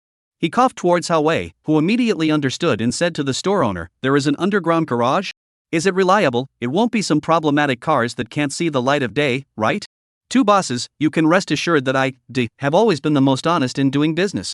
The store owner said, "The car that I will recommend to you in a while, I guarantee that it is absolutely reliable. If you find any special problems in the future, you can come to me at any time, and I will give you a full refund." "Okay, just waiting for your words." Hao Wei pretended to pull Li Zhe's sleeve and said, "Since he has said so, let's follow him over to have a look first, we have enough time anyway." "Alright then." Only then did Li Zhe nod his head and said, "Take us over to have a look first." "Okay." Store owner with a smile on his face leading the way, "I tell you, my garage is absolutely all good goods, good price, absolutely no kidding. The general public, I do not take them to this garage to see, no? I am looking at this little brother just graduated, people also look quite kind, and sincerely want to buy a car, so only introduced to you." Upon hearing this, Li Zhe couldn't help but let out a light laugh. His own $100,000 had been revealed, could he not be sincere? The store owner was rambling on the side while leading the two of them, Li Zhe Hao Wei, through a long corridor downwards to the entrance of the underground garage. He took out the key and opened the roller shutter door of the garage, and all the sensor lights in the garage lit up at once. The garage area is very wide. In the light of the underground garage, rows and rows of vehicles are immediately reflected in the eyes of several people. Inside the vehicle style, the price from tens of thousands to hundreds of thousands of ranging from all. There are some cars are even brand new. At first glance at the car surface paint reflections and even some eye-piercing. "How is it? These cars are always enough for you to pick, right?" Store owner revealed some proud expression, smiled. "These cars are my cooperation with some car owners in need of money, privately help them sell, privately to give you a bottom. The price of these cars is cheaper than outside the platform to be cheaper than at least 10 points or more." Chapter 102, Discovering a Precision Den. So cheap? Li Zhe was also a bit surprised. He squinted his eyes and pretended to look at the vehicles while meticulously observing everything in the garage. "Boss, why is there still an iron door there?" Li Zhe said as he absently looked at an end of the garage. "I rented this garage, the side of the iron door is a big warehouse. At that time I thought it was convenient for vehicles to enter and exit this side, so I rented this place, but the opposite warehouse seems to have been rented by someone. The iron door was welded shut, and a wall was built at the entrance to completely seal it." Store owner said, "But this is also just what I want, just so many cars here, there is an iron gate, I still think it is not safe."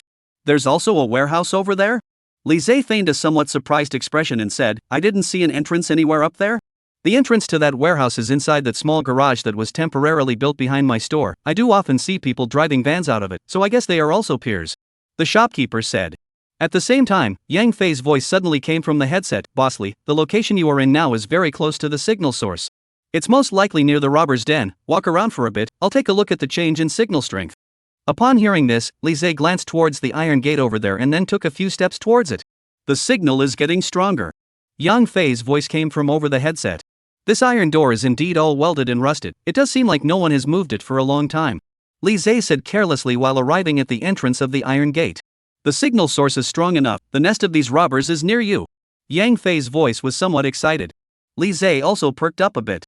The closer he got to the piece of the iron gate, the better it got, the stronger it got, and it seemed that the den of those robbers was on the opposite side. After receiving the information he wanted, Li Zhe instantly returned to the vehicle side. He came to a brand new looking Audi A6L, carefully looked at it and said, "How can I sell this car? The brand new market price of this kind of Audi car is around $500,000. If it enters the second-hand market, the price is at least half of the discount." This car you also see, almost brand new, the owner bought only half a year, because of the urgent lack of money so low price processing, outside the market this color of the car less to say 300,000 to start. Store owner he smiled, if you want, my side can give you a 10% discount, but just do not know whether you have this purchasing power. There was a typhoon a while ago, I heard that there is a large batch of soaked cars waiting to be disposed of in the next coastal province and city. Lise looked at the Audi in front of him while looking straight at the store owner. The cars you have here shouldn't be those soaked cars, right? Upon hearing this, the store owner across the street immediately changed his face slightly. Even if the car is brand new before soaking, due to the bottom parts of the body in water contact for a long time, the risk factor is also very large and cannot be completely repaired, prone to all kinds of failures. There is a certain amount of potential safety hazards. Many car owners in the car accidentally flooded, but also can only bear the pain of the car sold to the second-hand market. This car doesn't seem to have any abnormalities on the surface, but the interior in the car was originally leather, but now it has been replaced with ordinary seats. Lise raised an eyebrow and said, that's because the leather seats of the soaked car can no longer be used due to the severe water immersion, so you can only replace them, and the dashboard you have also replaced. Usually speaking, the general car trim will not replace the dashboard, unless it's a soaked car. The dashboard will have all kinds of grit and water stains, which is difficult to eradicate, so you can only replace it. This kind of worthless soaked car, you sell it to us at the line price of a used car? Lise shrugged his shoulders and said, boss, you're really good at doing business, aren't you? I'm warning you not to talk nonsense, the cars I have here are absolutely free of any problems. Being exposed by Lise, the store owner's face was also a bit untenable. You guys love to buy or not, if you can't afford to buy it, you say that other people's cars are soaked cars, what kind of people are they? Okay, you are so dishonest, I don't see the need to continue to look. Lise made a wink towards Hao-wei on the side. That is, soaked cars still want to sell the price of a normal car, I think you want money crazy right? Hao-wei put on his sunglasses again and said helpfully, it's bad luck to come here for nothing. Go go go. The store owner directly fanned his hand towards them, with a look that he couldn't wait for them to leave. Lise and Hao-wei came out from the underground garage together, then Lise immediately said towards the wireless microphone on his collar, the specific location of the robber's den has been mapped out, notify the SWAT team and have them come to the vicinity of Donghua used car market immediately, waiting for the order to act at any time. Understood. The answering voice of the police officer came from the other side of the headset. At the same time, in a dimly lit underground warehouse, Hao-wei, who was wearing a dog head mask, looked at the computer screen in front of him with a grave expression on his face. His fingers flew, inputting one command after another under the screen. Daffy, there's a situation. Hao-wei said with an ugly face, someone has hacked our game server, it should be someone from the police side, our location may have been exposed. What are you up to? Didn't you say before that the game protection you made was foolproof? Daffy's voice was a little displeased. There are also connoisseurs in this area on the police side. Hao-wei directly shut down the computer in front of him and then came to the electric gate of the warehouse and directly turned off the main power supply. I'm directly cutting off the power now, cutting off the signal source. If we follow the normal speed, they should have only detected our approximate location. We need to move immediately. Just now I seem to have heard a sound from the opposite parking lot. Daffy's tone was incomparably grave. What if the police have already determined our precise location? Chapter 103, already escaped. Donghua used car market. After Lise, Hao-wei, and a few plainclothes police officers arrived at the Tongda used car store, a makeshift improvised garage room immediately came into view. This is the warehouse entrance right here. Building this temporary garage is just to cover up the warehouse entrance below. Lise said, let's first guard the neighborhood, and when the SWAT team arrives, we'll start acting immediately. Understood. The police officers beside him responded. Tick-tock, a current sound rang out, and Yang Fei's voice came from the headset. Bossly, the signal source in the warehouse has suddenly disappeared. I suspect that they cut off the server's main power supply. They may have realized our actions. I know.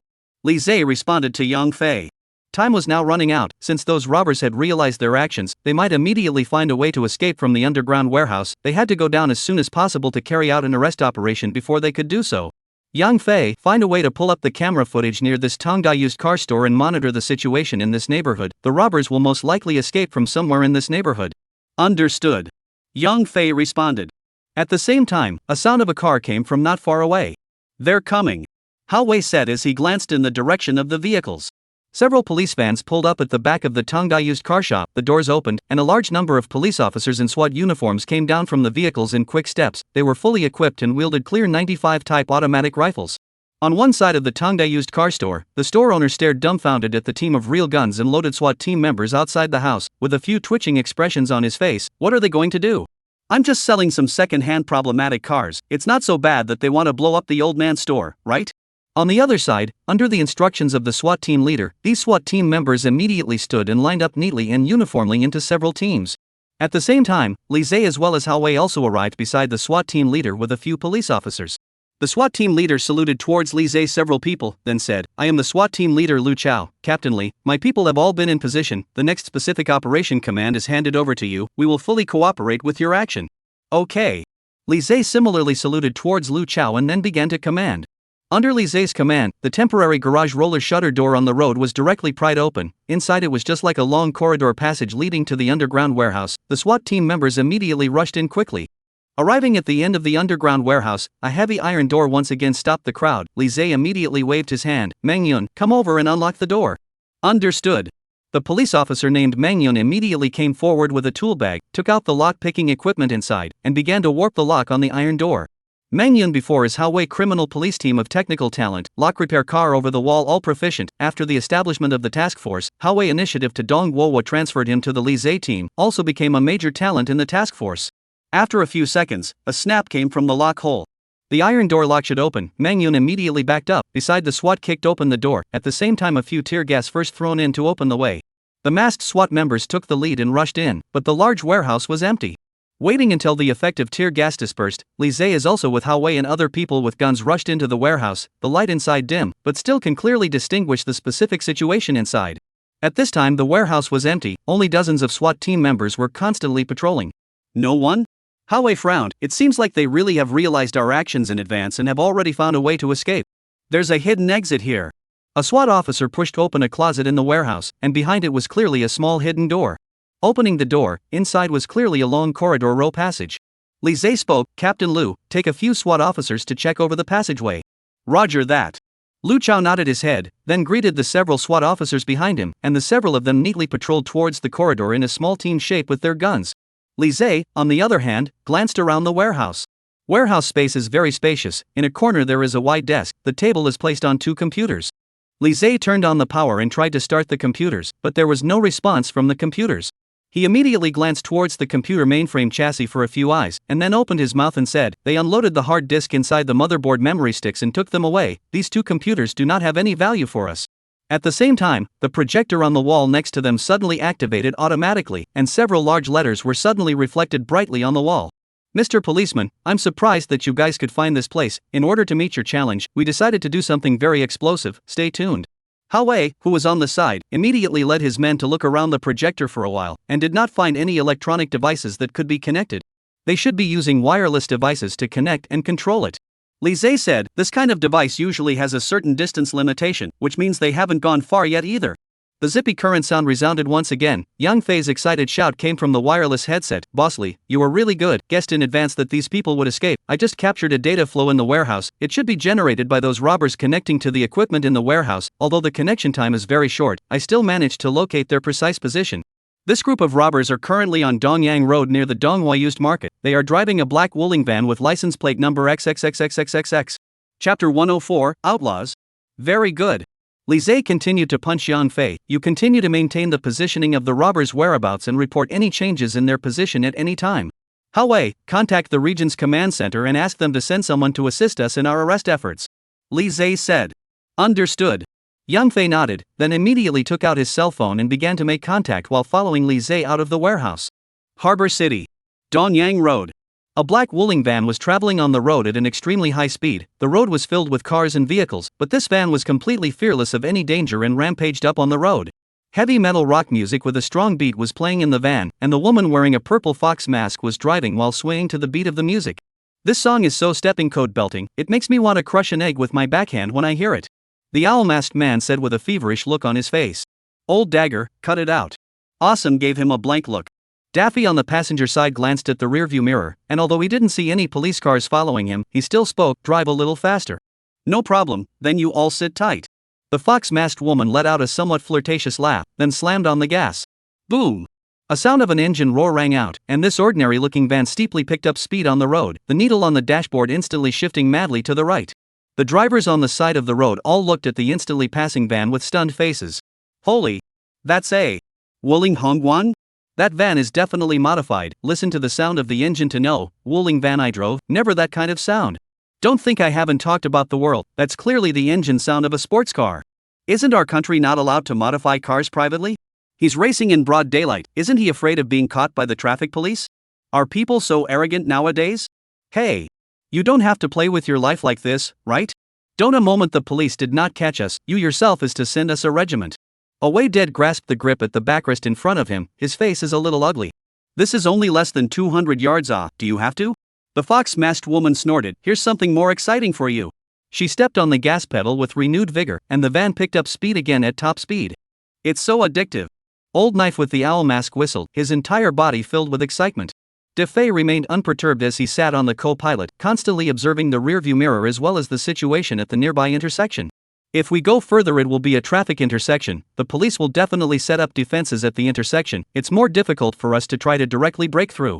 DeFay calmly commanded, Min, slow down and turn right ahead, enter the alleyway. Understood. The woman known as a Min immediately skillfully slowed down and then leapt into the alleyway entrance with the van. After coming out of the alleyway entrance, DeFay once again directed Amin to move forward towards the road. Daffy, our current situation is not optimistic. Alway looked at the laptop placed on his lap and said with a grave expression, the police have mobilized a large number of soldiers and horses to surround us. If we continue to flee like this, we shouldn't be able to hold out for more than 10 minutes before we are caught. How far is the nearest police force from us? DeFay asked. Around 5 kilometers. Alway replied, we shouldn't be able to catch up in a short period of time, but they're setting up a police siege towards the main roads around us, so our room for maneuvering will be getting smaller and smaller next. Then find a good place to with them. Old Knife glanced at the large cloth bag on the seat behind him. The last time I just came into the AK over here, I haven't even tried my hand at it yet. I've long been itching to have a firefight with them. Don't be so impulsive. DeFay immediately stopped the Old Knife. Playing like this ends too early. You can't enjoy the fun of the game. It's not fun. You don't believe in our strength that much? Old Knife shrugged. I have no problem drawing out 10 cops by myself. Of course I believe in your abilities. Daffy let out a light laugh. I am afraid that those cops will lose too quickly. It's still Daffy who has insight. Old Knife let out a light laugh. Then how do you want to play? Make a big wave. Daffy rushed to the two behind him. Banks, want to play? Awesome, robbing a bank? The Old Knife excitedly slapped his thighs. When I was a kid, I heard people talk about robbing banks all day long, and that tempted me. Such an exciting thing. We have to do a vote. Wei, can you do it? Old Knife squinted at Wei and said, waiting for your opinion. I have no opinion, you guys feel free. Wei shrugged his shoulders and said. What about you, Min? Daffy said as he turned his head to look at the woman in the driver's seat. I thought you knew me best, I didn't expect you to ask me this kind of question. Amin suddenly laughed twice maniacally. Robbing a bank is such a fun thing. Since you've already opened your mouth, don't want to stop me anymore. I can't stop this car anymore. When to the bank, when to stop? Crazy. Are all crazy? Wei shook his head with a helpless face. This is not called crazy, we are outlaws. Amin laughed as she drove. Okay, since you're all okay with it, let's do a big job. DeFay immediately commanded. Right now the police here are still some distance away, not exactly a lot of time, but that's where the most excitement is. We need to complete the bank robbery operation in the fastest time possible. If we're slow we'll be caught by the police. Daffy's face that had been bland suddenly revealed a few wry smiles. It's the same old rules, 20 seconds time, load as much as you can, 1 second slower deduction of 100,000. If there is a gunfight, 100,000 prize for killing a police officer, 50,000 for injuring one. If you yourselves are killed or captured alive by the police, then not a dime. Chapter 105, Robbing a Bank. Hong Kong City. Construction Bank.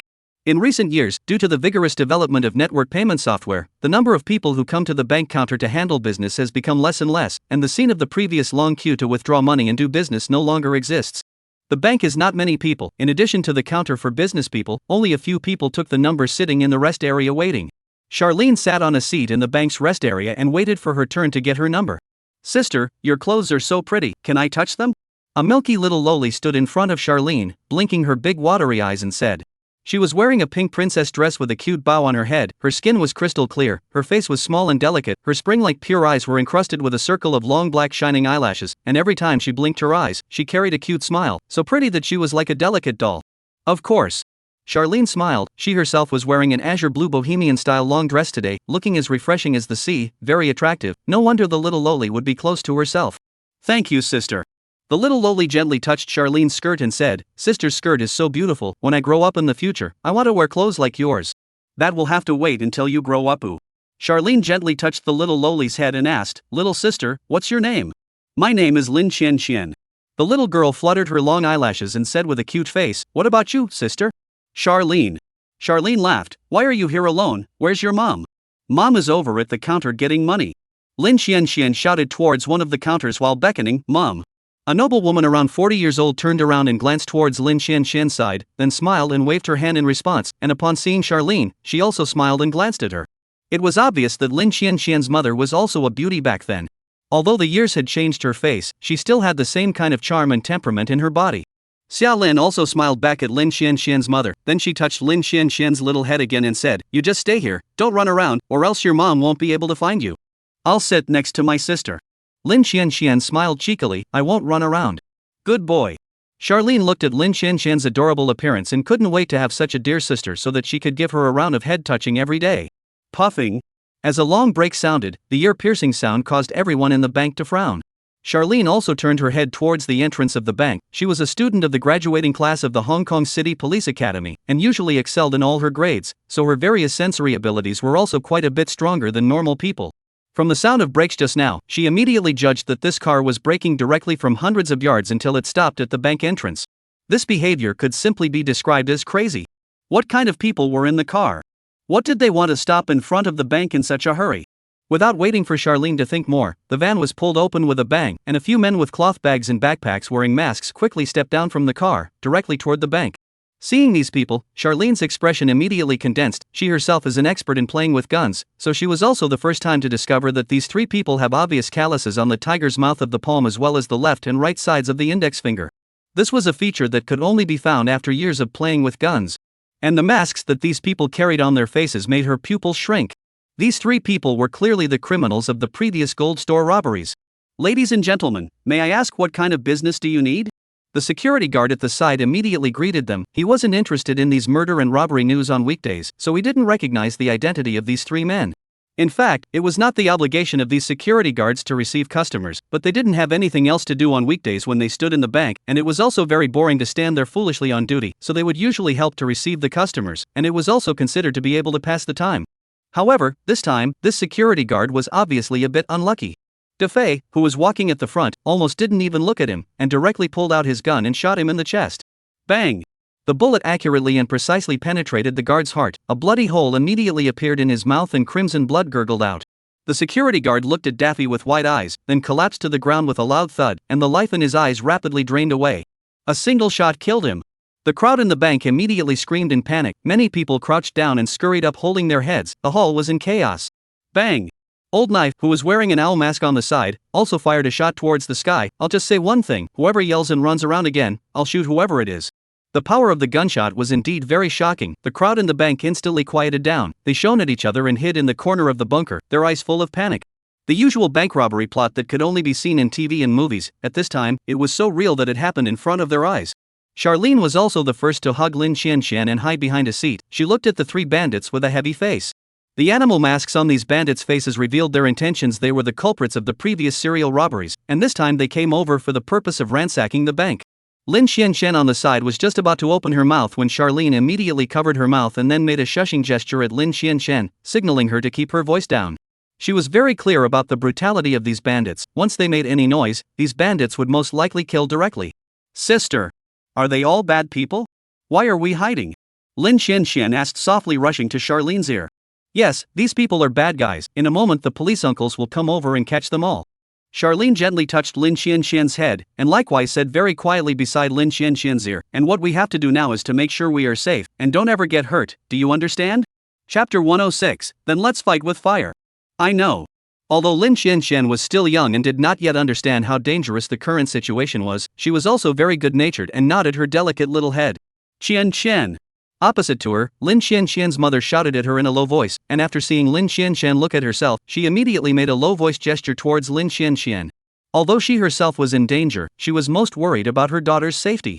On the other hand, Charlene made a reassuring gesture towards Lin Xianxian's mother, signaling that she would take care of Lin Xianxian, and only then did the other party breathe a sigh of relief and made a thank you gesture towards Charlene.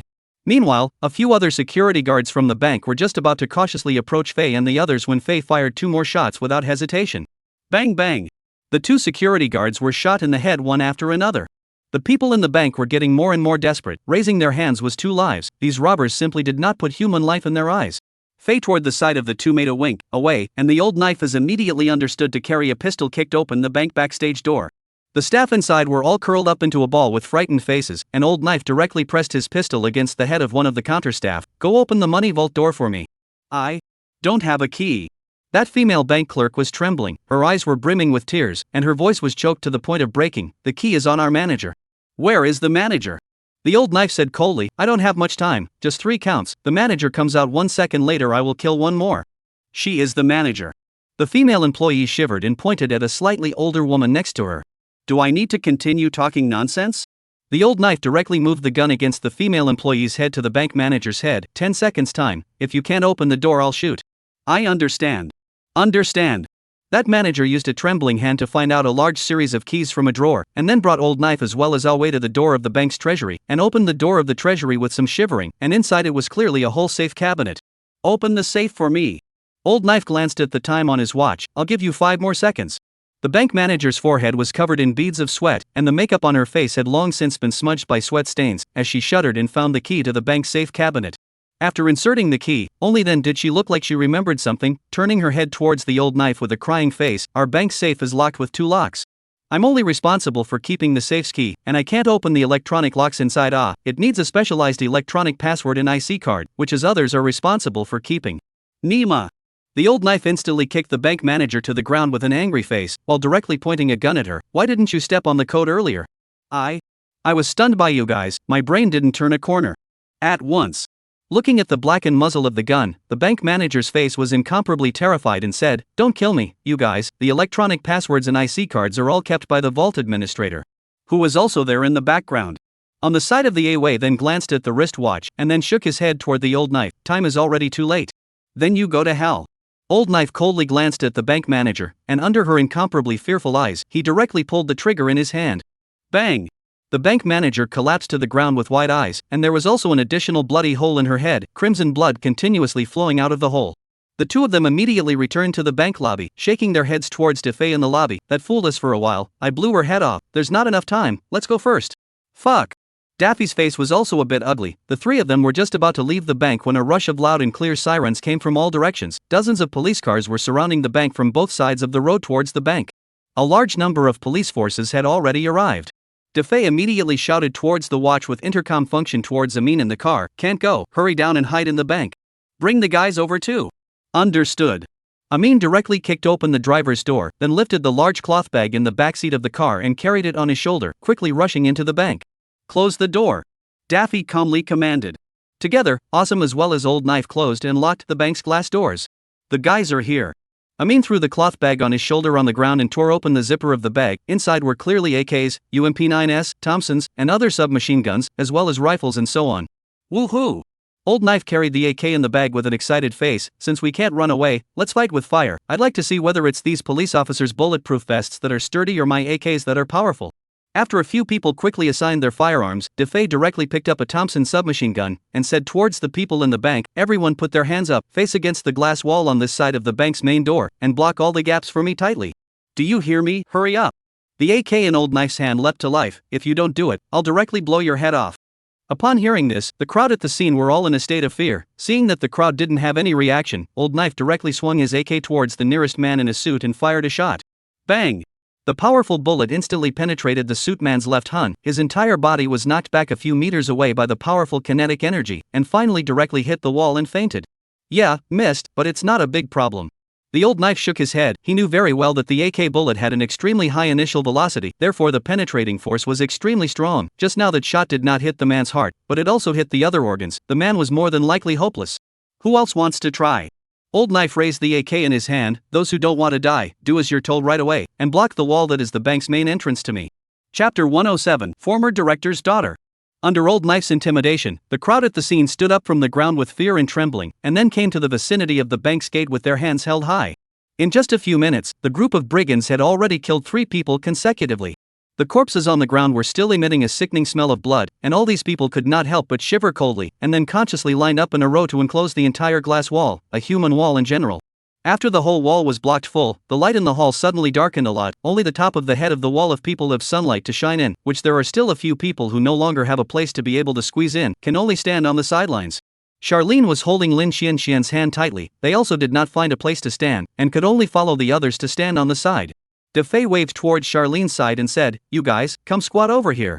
Charlene didn't hesitate and immediately brought Lin Xianxian to the corner to crouch down. She was clear about the style of these robbers. Once there was any uncooperative action, these robbers would not hesitate to shoot immediately. So now all they have to do is to keep themselves safe. A large number of police force has arrived nearby. Soon the police will surround the place and respond. "Sister, don't be afraid." Lin Xianxian held Xiao Lin's hand. That tender, delicate little face was full of brave light. She came to Xiao Lin's ear and whispered, "There is Qian Shen beside you to accompany you. A moment later the police uncle will come over to arrest all of them." Xiao Lin was touched by Lin Xianxian. This little girl who looked like she was only 7 or 8 years old was more calm and brave than these adults in this dangerous scene. "Sister will protect you too." Xiao Lin touched Lin Xianxian's little head and said softly. The street outside the bank. A number of police cars quickly assembled outside the bank. A large number of uniformed, real gun-loaded special police came down from the cars and quickly stood in formation, waiting for orders from their superiors. A bright black police sedan stopped beside it. The door opened, and Dong Guohua and a few criminal police captains led by Li Zhe all came down from the car one after another. Due to the seriousness of the situation, Dong Guohua personally came to the front line to supervise and command. At the same time, he summoned a large number of police forces within the city bureau. These robbers had ruthless means, and had already killed 3 people in a row at the moment, so they did not dare to be the slightest bit negligent towards the robbers they had this time. I didn't expect this time the robbers' counterattack to be so powerful that they directly chose to come over and rob a bank while on the run. Dong Guohua rushed to the side of Li Zhe said, "But you have done a good enough job. In such a short period of time, you were able to find the precise location of the robbers and went into the arrest work. These robbers are also already a turtle in a jar. No matter how much they struggle, in the end, it is still hard to escape from the net of justice." Li Zhe said, "Director Dong is flattering. We still didn't do a perfect job, otherwise these robbers wouldn't have had the chance to rob the bank at all. No need to be so modest." Dong Guohua said, "None of us are gods, and this kind of scene is not something we can fully anticipate. This was a fight to the death for this group of robbers. We just need to control the current situation and eliminate the robbers in one fell swoop, and this case is still considered to be handled well." Director Dong. Lu Chao, the SWAT team leader on the side, also came to Dong Guohua and directly saluted him. "How's the situation inside?" Dong Guohua glanced towards the inside of the bank and saw the rows and rows of human walls blocked by the people. "We have sent snipers to scout from the high ground. What we can find in the bank at the moment, there are a total of 18 hostages. 14 of them are all controlled by the robbers blocking this piece of glass wall at the front door, and there are still 4 hostages squatting in the corner." Lu Chao hesitated for a moment, then slowly spoke, "But we found a familiar figure inside." "Have something to say directly." Dong Guohua looked at Lu Chao and said, "Charlene, the daughter of old Director Xia." Lu Chao's complexion was also a little tense. "What?" Dong Guohua immediately widened his eyes. "Charlene is also inside? She's not hurt, is she?" "Not yet." Lu Chao shook his head. "She is now crouching in the corner with the other 3 hostages, and in the absence of any unusual behavior, the robbers do not have the intention to go on a killing spree." Hearing the word Charlene, Li Zhe also froze for a moment, and a figure wearing a white undershirt with a ponytail and a pretty figure, shooting with a gun, instantly appeared in his mind. Surprisingly, it was her? It couldn't be a rename, right? Moreover, from Lu Chao's words, it was revealed that this Charlene's identity was not simple. She was actually the daughter of the provincial director? Feeling aside Li Zhe's doubt, Hao Wei also came to Li Zhe's ear whispered, "Xiao Lin is the former Provincial Public Security Department Director Xia Guochang's daughter. Xiao old director has now retired. He and our Dong Bureau's relationship is also quite good. Back then, our from the Hong Kong City Police Academy went out, so the old director of the Xia will also deliberately put her daughter in our Hong Kong City Police Academy to study it." Hao Wei in the police force for a long time, seniority old, so on these things also than Li Zhe to be clear some, the old director and Xia director of the relationship is very good, weekdays but quite care Charlene's, simply put her as their own half a daughter to look at. This group of robbers this time even in front of the Supreme Lord moved the earth. I guess the old director to be furious. You can tell by looking at his face. Should we inform the old director about this matter first? SWAT team leader Lu Chao asked cautiously. You don't need to worry about this, I'll handle it myself. Dong Guohua's face was as cold as steel. At the moment, what you have to solve is how to eliminate all the robbers in one go while ensuring that the hostages inside are intact, or in special circumstances, just shoot them down.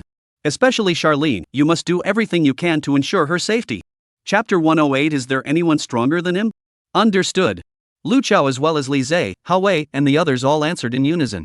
Li Zhe, you are temporarily in charge of the overall command of this operation. Hao Wei and Lu Chao are responsible for aiding and cooperating with him. Dong Guohua looked at Li Zhe with a thick gaze. The current situation is critical. This time the task is very arduous, but I believe in your talent. If it's you, you will definitely be able to do it. The experts who followed Dong Guohua to the side were stunned. They all knew something about Li Zhe's crime-solving exploits, but they still did not expect that Dong Guohua would give such an important combat mission to Li Zhe to command. I'm afraid this isn't right, Bureau Dong.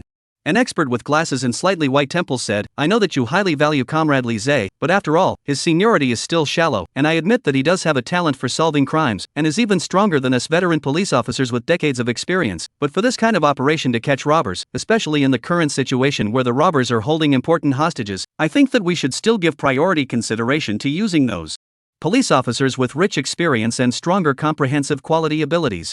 Stronger police officers? Dong Guohua turned his head to look at the expert on the side and said, I'd like to hear, do you think there is any police officer in our city bureau who has a stronger overall quality than Li Zhe? This. Cold sweat broke out on the expert's forehead. Who is stronger? This is of course not up to me. My suggestion is to ask all the captains as well as the expert gate to hold a meeting to discuss a more suitable person to command. Look at the situation now. 100,000 fire. Dong Guohua said in a stern voice, how can there be any time for a meeting to choose a command at a time like this? If you can't recommend a candidate straight away who can convince me, then don't delay. If anything goes wrong with this operation, I'll take the blame. Director Dong is overstating things. The expert hurriedly compensated with a couple of smiles. I have no intention of questioning your choice of person. Since you think that Comrade Li Zhe is completely suitable for this operation, then I have no problem with it. What about the rest of you? Dong Guohua swept his gaze over the people beside him, and these people all shook their heads one after another. Alright then, since everyone has no opinion, it's so settled. Dong Guohua turned his head to Li Zhe who was beside him. I'll leave the task of this operation to you. Thank you for Dong Guohua's trust. Li Zhe straightened his back, his entire body radiating a powerful aura of confidence. I will definitely handle these robbers and ensure the safety of all the hostages. Construction bank. Defei, the police outside have completely surrounded us. The initial judgment is that the SWAT team members are at least 50 or more, which does not include the snipers hidden in every corner. The old knight shook the AK in his hand with some boredom. You said that these police are also really inked. If they want to do it, they will directly attack and do it to us. What are they doing out there with their whimpering? Do you really think you're Superman? Amin gave Old Knife a blank look. If these cops really want to attack, 10 of you won't be enough for them to kill. At least I can change a few cushions. Old Knife licked the muzzle of his gun somewhat evilly. In this situation, I can still replace a few cops, so it's a big profit, right? You're really crazy. Wei shook his head from the side. He's also right, we can't rule out the possibility of the police getting annoyed and attacking directly. Defei said, all in all, we have to be ready for a firefight at any time, but we have a total of 18 hostages here, and these police won't joke around with so many lives. As long as we don't harm these hostages for the time being, they won't dare to act rashly. That's not certain. Awei looked at the laptop in front of him and said, right now there are at least 6 or more snipers aiming inside the bank, and your heads are probably in the snipers' collars right now. This is the reason why we set up a human wall. Not only can we compress the sniping field of view of these snipers, but we can also use them to block the shots when necessary. Defei sneered, we still have a lot of chips in our hands. Without 10,000 certainty, they don't dare to shoot rashly. This game we won't necessarily lose. In this situation, the police should send experts over to negotiate with us. If we guarantee the safety of these hostages, even if we ask them to get a helicopter over, we can't help but say that they'll also consider it. Your guess is really right. The police sent someone over to negotiate. Awei, who was on the side, laughed. As soon as the words fell, the sound of a megaphone loudspeaker came from the opposite side of the bank's main door, and an extremely magnetic male voice came in. Listen up, robbers inside, I'm Li Zhe, the captain of the City Bureau's specialized criminal police team. I want to negotiate with your chief. Dafei, he's calling out to you. The old knife laughed, also the chief. This buddy speaks quite amusing. Li Zhe. He is the kid who broke my clearance record last time? Dafei turned his head to look at Wei and said with a frown, didn't you say that he is a school student? How come he's now a city police officer and a captain? He's really a student of Hong Kong City University. I can still check his profile information on the school credit network from my side. Wei turned the laptop screen to Defei and said, look for yourself, he is only 21 years old this year, he hasn't even graduated from the university yet. How did he suddenly become the captain of the criminal police team? A criminal police captain at only 21 years old. Defei stared sharply at the information in the screen, then suddenly let out a cold laugh. It's a bit interesting. It's the first time I've heard of someone who can make the provincial hall and city bureau so break the rules. Even if it's a backdoor come up, then it's also considered to be an unprecedented person. I'd like to see what's so special about this young Interpol team leader. Defei stretched his limbs, then shouldered a Thompson submachine gun. I'll go meet him. Chapter 109, More Exciting Things. Defei came to the entrance of the bank and directly spaced out towards Li Zhe outside the opposite door. I heard that you want to find me to negotiate? Of course, in this current situation, if we police rush in and attack, naturally none of the 4 of you will survive, but the hostages in the bank are likewise very dangerous, so we need a more prudent approach. Lise said, I understand your thoughts, the 18 hostages are your biggest bargaining chip at the moment, but I think that's not enough, so we need to do further negotiations that might be acceptable to both of us. Oh? Is that so? Defei hid behind one of the hostages to avoid the police snipers being able to target him recklessly. How do you want to negotiate? I've played the games you've developed, and you're a group of people who are very much in pursuit of extreme excitement, but don't you think that what you're currently doing is a bit too wimpy? Lise said from the opposite side, this is not in line with your style at all. What, according to Captain Lee's meaning, is it that you want us to finish killing the hostages and then have a sensational firefight with your police? Defei sneered, I have to say, your proposal is indeed very exciting. If it really pushes us to this point, we will consider doing so. You understand that I don't mean it like that. Lise said, what I mean is, if you have a criminal police chief as a hostage in your hands, would it be more exciting? Oh? Defei frowned, obviously not expecting Lise to say such words. You mean, you want to take the initiative as our hostage? That's right, but in exchange, you need to let a few hostages go. Lise said, sometimes having more hostages is not always a good thing, like those few hostages in the corner. You even need someone to take care of them specifically. If the hostage is only me, the situation might be much better. As early as 10 minutes ago, Lise had deployed a special plan of action in conjunction with the other criminal police chiefs as well as the SWAT chief, which was to use Lise as the bait to penetrate into the interior of the bank to determine the exact location of the 4 bandits. Lise was very confident in his own strength. As long as he was able to enter the bank's interior, after finding the right opportunity, Lise would cooperate with the snipers hidden in all directions, and immediately eliminate the 4 robbers in one fell swoop. Although Lise did not think that the other party would easily accept such an offer, it was indeed a plan that was very worth trying. Why should I trust you? Defei raised his eyebrows, letting go a group of tame sheep and turning a fierce tiger in. Do you think we would be foolish enough to do so? Even the 18 hostages in the entire bank may not be as threatening as you alone, Captain Lee. I can go in as a hostage first, while not carrying any firearms, knives, or other weapons on me. You guys can totally subdue me completely before choosing to release the hostages. Lise said, if you find any weapons on me that can threaten you, you can always shoot me. A 21-year-old school student who is also the captain of the city's criminal police brigade is truly unimaginable. Defei let out a light laugh. Captain Lee, your guts make me very impressed, but I won't make a decision so easily. 3 hours. I won't hurt these hostages a few hairs during this period. I'll give you an answer after 3 hours. Lise frowned and pondered for a moment, then nodded. No problem. 3 hours later, I will wait for your reply. The negotiations end here. Defei shrugged his shoulders and said, Captain Lee, we will continue in 3 hours. Of course, during this period it would be excellent if you could send some mineral water bread over, although it doesn't matter to the few of us, but these 18 hostages in the bank may already have people who are hungry and thirsty. Don't you think so? That's no problem at all either. Lise said, as long as you can guarantee their safety, I will immediately send someone to buy drinks and bread right now, and if there is a need, ordering a takeaway for each of you is also no problem. Captain Lee, you are so humorous.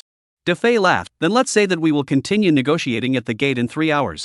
Returning to the vicinity of the command center vehicle, Hao-Wei immediately greeted them. They didn't agree to our decoy plan, yet they didn't reject it either. What exactly are they trying to do?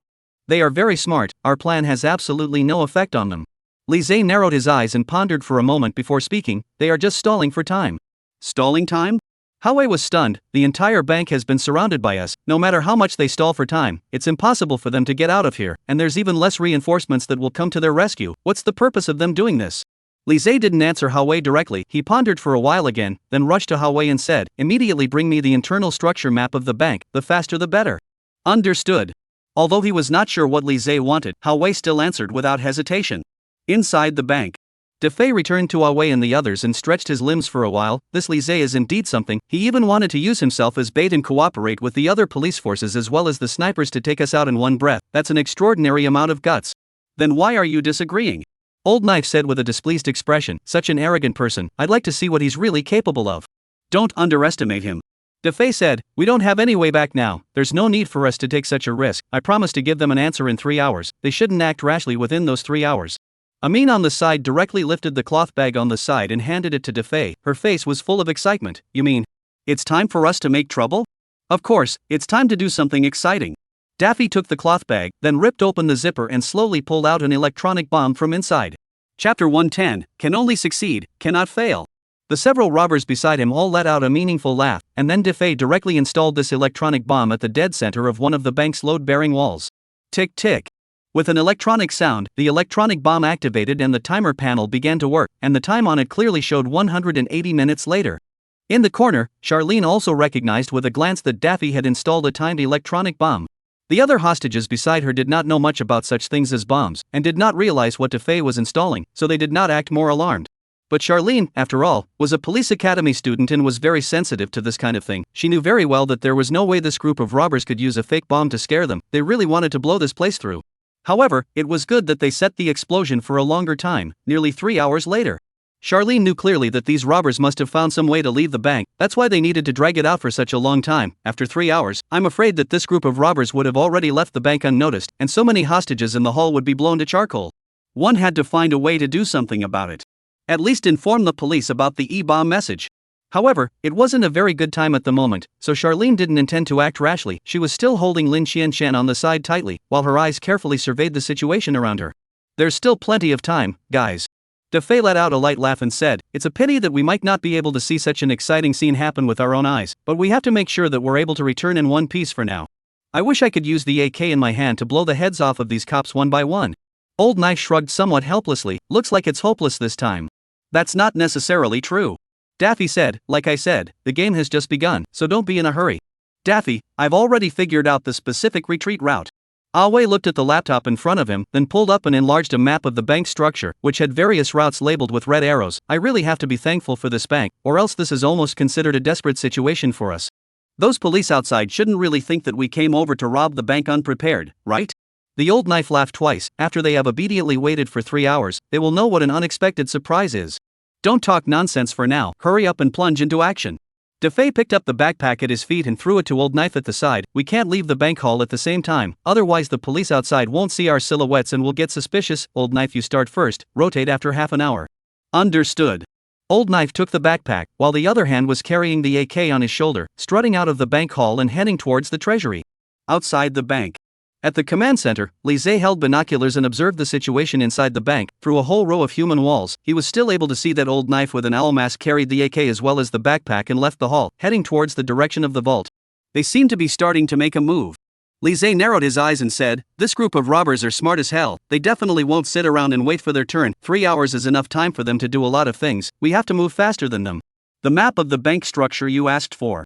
Howei handed a map like paper to Li Zhe, who immediately spread the structure map out on the table and then began to scrutinize all the structures inside the bank. "I just had someone investigate. This bank has a total of 2 doors. Apart from the piece of glass door at the main entrance, there is also a back door, but it's always locked and basically no one comes in or out." Howei said. "I greeted Lu Chao and asked him to send some SWAT team members to guard the back door as well. In any case, these 2 exits are pretty much something they won't think about." "Very well." Li Zhe nodded. Although Howei's reasoning and analyzing ability was slightly worse, he was still very good in this kind of action ability, which also saved himself a lot of time and thoughts. He continued to look at the structural diagram on the table, and then glanced a few times towards the bank's physical building. "If we attack directly from the 2 side doors, it will be too much of a commotion, and it will be easy to be discovered by those few robbers. The most east-facing part of the bank has a glass door that connects to the ATM withdrawal hall next to the bank's lobby, but from the lobby's viewpoint, you can't see what's going on in the withdrawal hall." Li Zhe said, "I will take a few SWAT team members to enter the self-service cashier hall from the side door. At that time you go to the front of the bank, to send water, to send bread, to find a way to renegotiate with the robbers inside, to attract their attention. At that time we cooperate with the snipers of each sniper point to cooperate with, and in one breath, we'll be in the hall to take out all of the robbers." "Will this be somewhat dangerous?" Howei frowned and said, "Once any of the links slip up and cause the operation to fail, these robbers will most likely shoot the hostages directly. We are already in the most dangerous situation now. With 18 hostages in their hands, we can only put ourselves in a position to die." Li Zhe said, "So this operation can only succeed, not fail. These robbers are very cunning. The wall of people set up blocked most of our vision. We have to find a way to determine the precise location of all the robbers before we can proceed with the battle plan." Li Zhe said, "Go call Yang Fei over to me." "Understood." Howei nodded and said. Chapter 111, Good skills can do whatever you want. Bank. Xia Lin crouched in the corner of the bank with Lin Xianshan in her arms. She carefully moved slightly to the side while observing the movements of the several robbers. Her movements were very tiny, and she only moved 1 or 2 bodies in a couple of minutes, so the robbers didn't even pay attention this way either. After arriving at her expected position, Charlene carefully pulled out a small makeup box from her coat pocket, and after gently opening it, there was a small mirror inside. She leaned in the corner and placed the hand holding the mirror behind her back, while adjusting the angle of the mirror with her back hand, aiming it at the glass above the wall of people. Meanwhile, near the command center outside the bank, Li Zhe was sitting in the van with a few officers from the technical team sitting inside, while Yang Fei was sitting on the side in front of the light computer in front of him with his fingers flying. The cameras in the bank lobby can't connect. The camera at the bank's backstage is also unable to connect. The camera at the vault corridor maliciously cannot connect. Several of the officers from the technical team had ugly faces. All of them can't connect? Lise frowned slightly. These robbers are really quite experienced. They have destroyed all the surveillance cameras in the bank.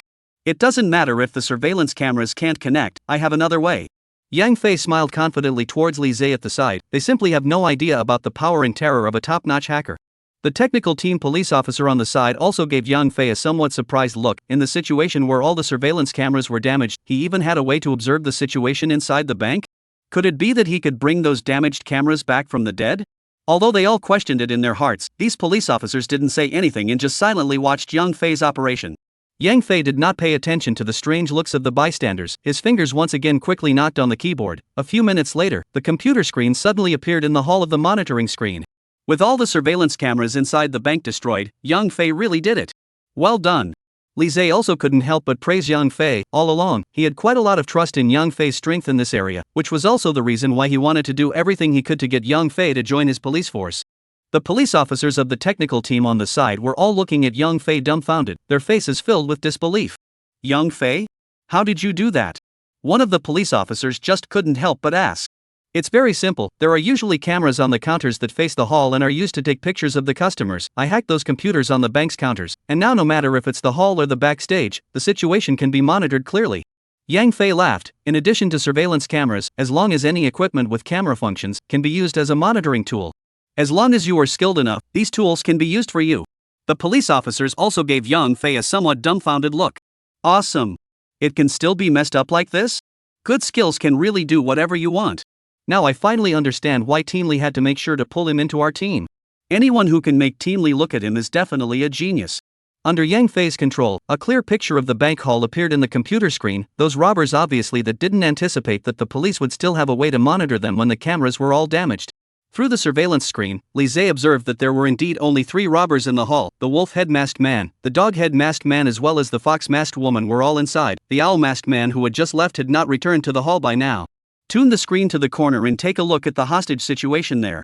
Lise immediately ordered. Yang Fei nodded, then tapped his fingers for a while, and the screen immediately changed to the 4 hostages in the corner. One of them, a woman wearing a sky-blue bohemian long dress, instantly made Lise's eyes light up. Sure enough, it was her. Yang Fei glanced at Charlene with some surprise. Isn't this the big beautiful woman we ran into last time we went to the shooting gallery? Why is she also in the bank? Lise did not answer Yang Fei's question, but stared closely at Charlene. One of her hands was behind her back. Although the movement was very tiny, Lise still keenly observed that she seemed to be making certain movements. Meanwhile, Hao Wei was outside observing the situation inside the bank through binoculars when suddenly a blinding reflection made his pupils shrink. Teacher Lee, there's a situation. Hao Wei immediately said towards Lise in the car. Lise immediately came out of the car and took the binoculars handed by Hao Wei. Right in that direction at 2 o'clock, there seems to be a special reflection. Hao Wei said. Upon hearing this, Lise immediately looked through the binoculars towards the 2 o'clock direction, and a familiar figure immediately came into his eyes. Charlene. However, before, Lise was not able to see Charlene in this direction, and it was obvious that Charlene had quietly moved some of her position so that she was able to appear in the field of view. Only a bright light suddenly flashed over, which lasted for some time before the light disappeared and then flashed over again a few seconds later. Lise stared at the change of light and observed it for a while, until Charlene stopped the action in her hands. Only then did Lise put down the binoculars and rush to the side of Hao Wei and said, "That's the Morse code that Charlene sent to us." She utilized the reflection of the mirrors to make a 3 short, 3 long, and 3 short signals. She's telling us that the situation inside is very dangerous. Very dangerous? Hao Wei was stunned, but I didn't find any abnormal behavior from those robbers. She was inside the bank. She knows the situation inside better than we do. Since Charlene sent out such a signal, it means that the situation inside must already be very dangerous. Lise said, "We must act immediately. Notify the SWAT team and select a group of elites to set off with me. Have Yang Fei maintain surveillance on the inside of the bank at all times, and give me real-time feedback on the situation dynamics via radio." Understood. Hao Wei immediately replied. Chapter 112, The robber's computer has been hacked. Inside the bank. Hao Wei was similarly tapping the laptop computer in front of him with his fingers flying. He was frowning tightly and seemed to be in some kind of predicament. "Hao Wei, how's the situation? Has the surveillance of the street outside been hacked in yet?" De Fei asked from the sidelines. "Not yet." Hao Wei said with a grim face. "The police side also seems to anticipate in advance that we will go to hack the outside surveillance. Their response protection measures are all done very well." "What's wrong with you today? You can't handle such a small thing?" De Fei also frowned and said, "Normally, don't you never put those police in your eyes? Why are you afraid today?" It's not that I'm not powerful, it should be that the police side has invited an expert in computer technology. Awei said over and over again, while his fingers kept tapping the keyboard. The other party's technology and experience are all very rich. Probably not inferior to me at all. The words just fell, only to see a sudden thump. The computer in front of Awei unexpectedly suddenly black screen. What's the situation? Defei looked at the situation in front of him with some surprise. For his part, Awei was looking at the computer in front of him that was restarting automatically with a stunned face, and a ghost face of a mocking nature suddenly appeared on the screen, infuriating Awei to the point that his face turned green. Tap the code. Lousie's computer was actually hacked. Awei was so enraged that he directly smashed the laptop computer to smithereens.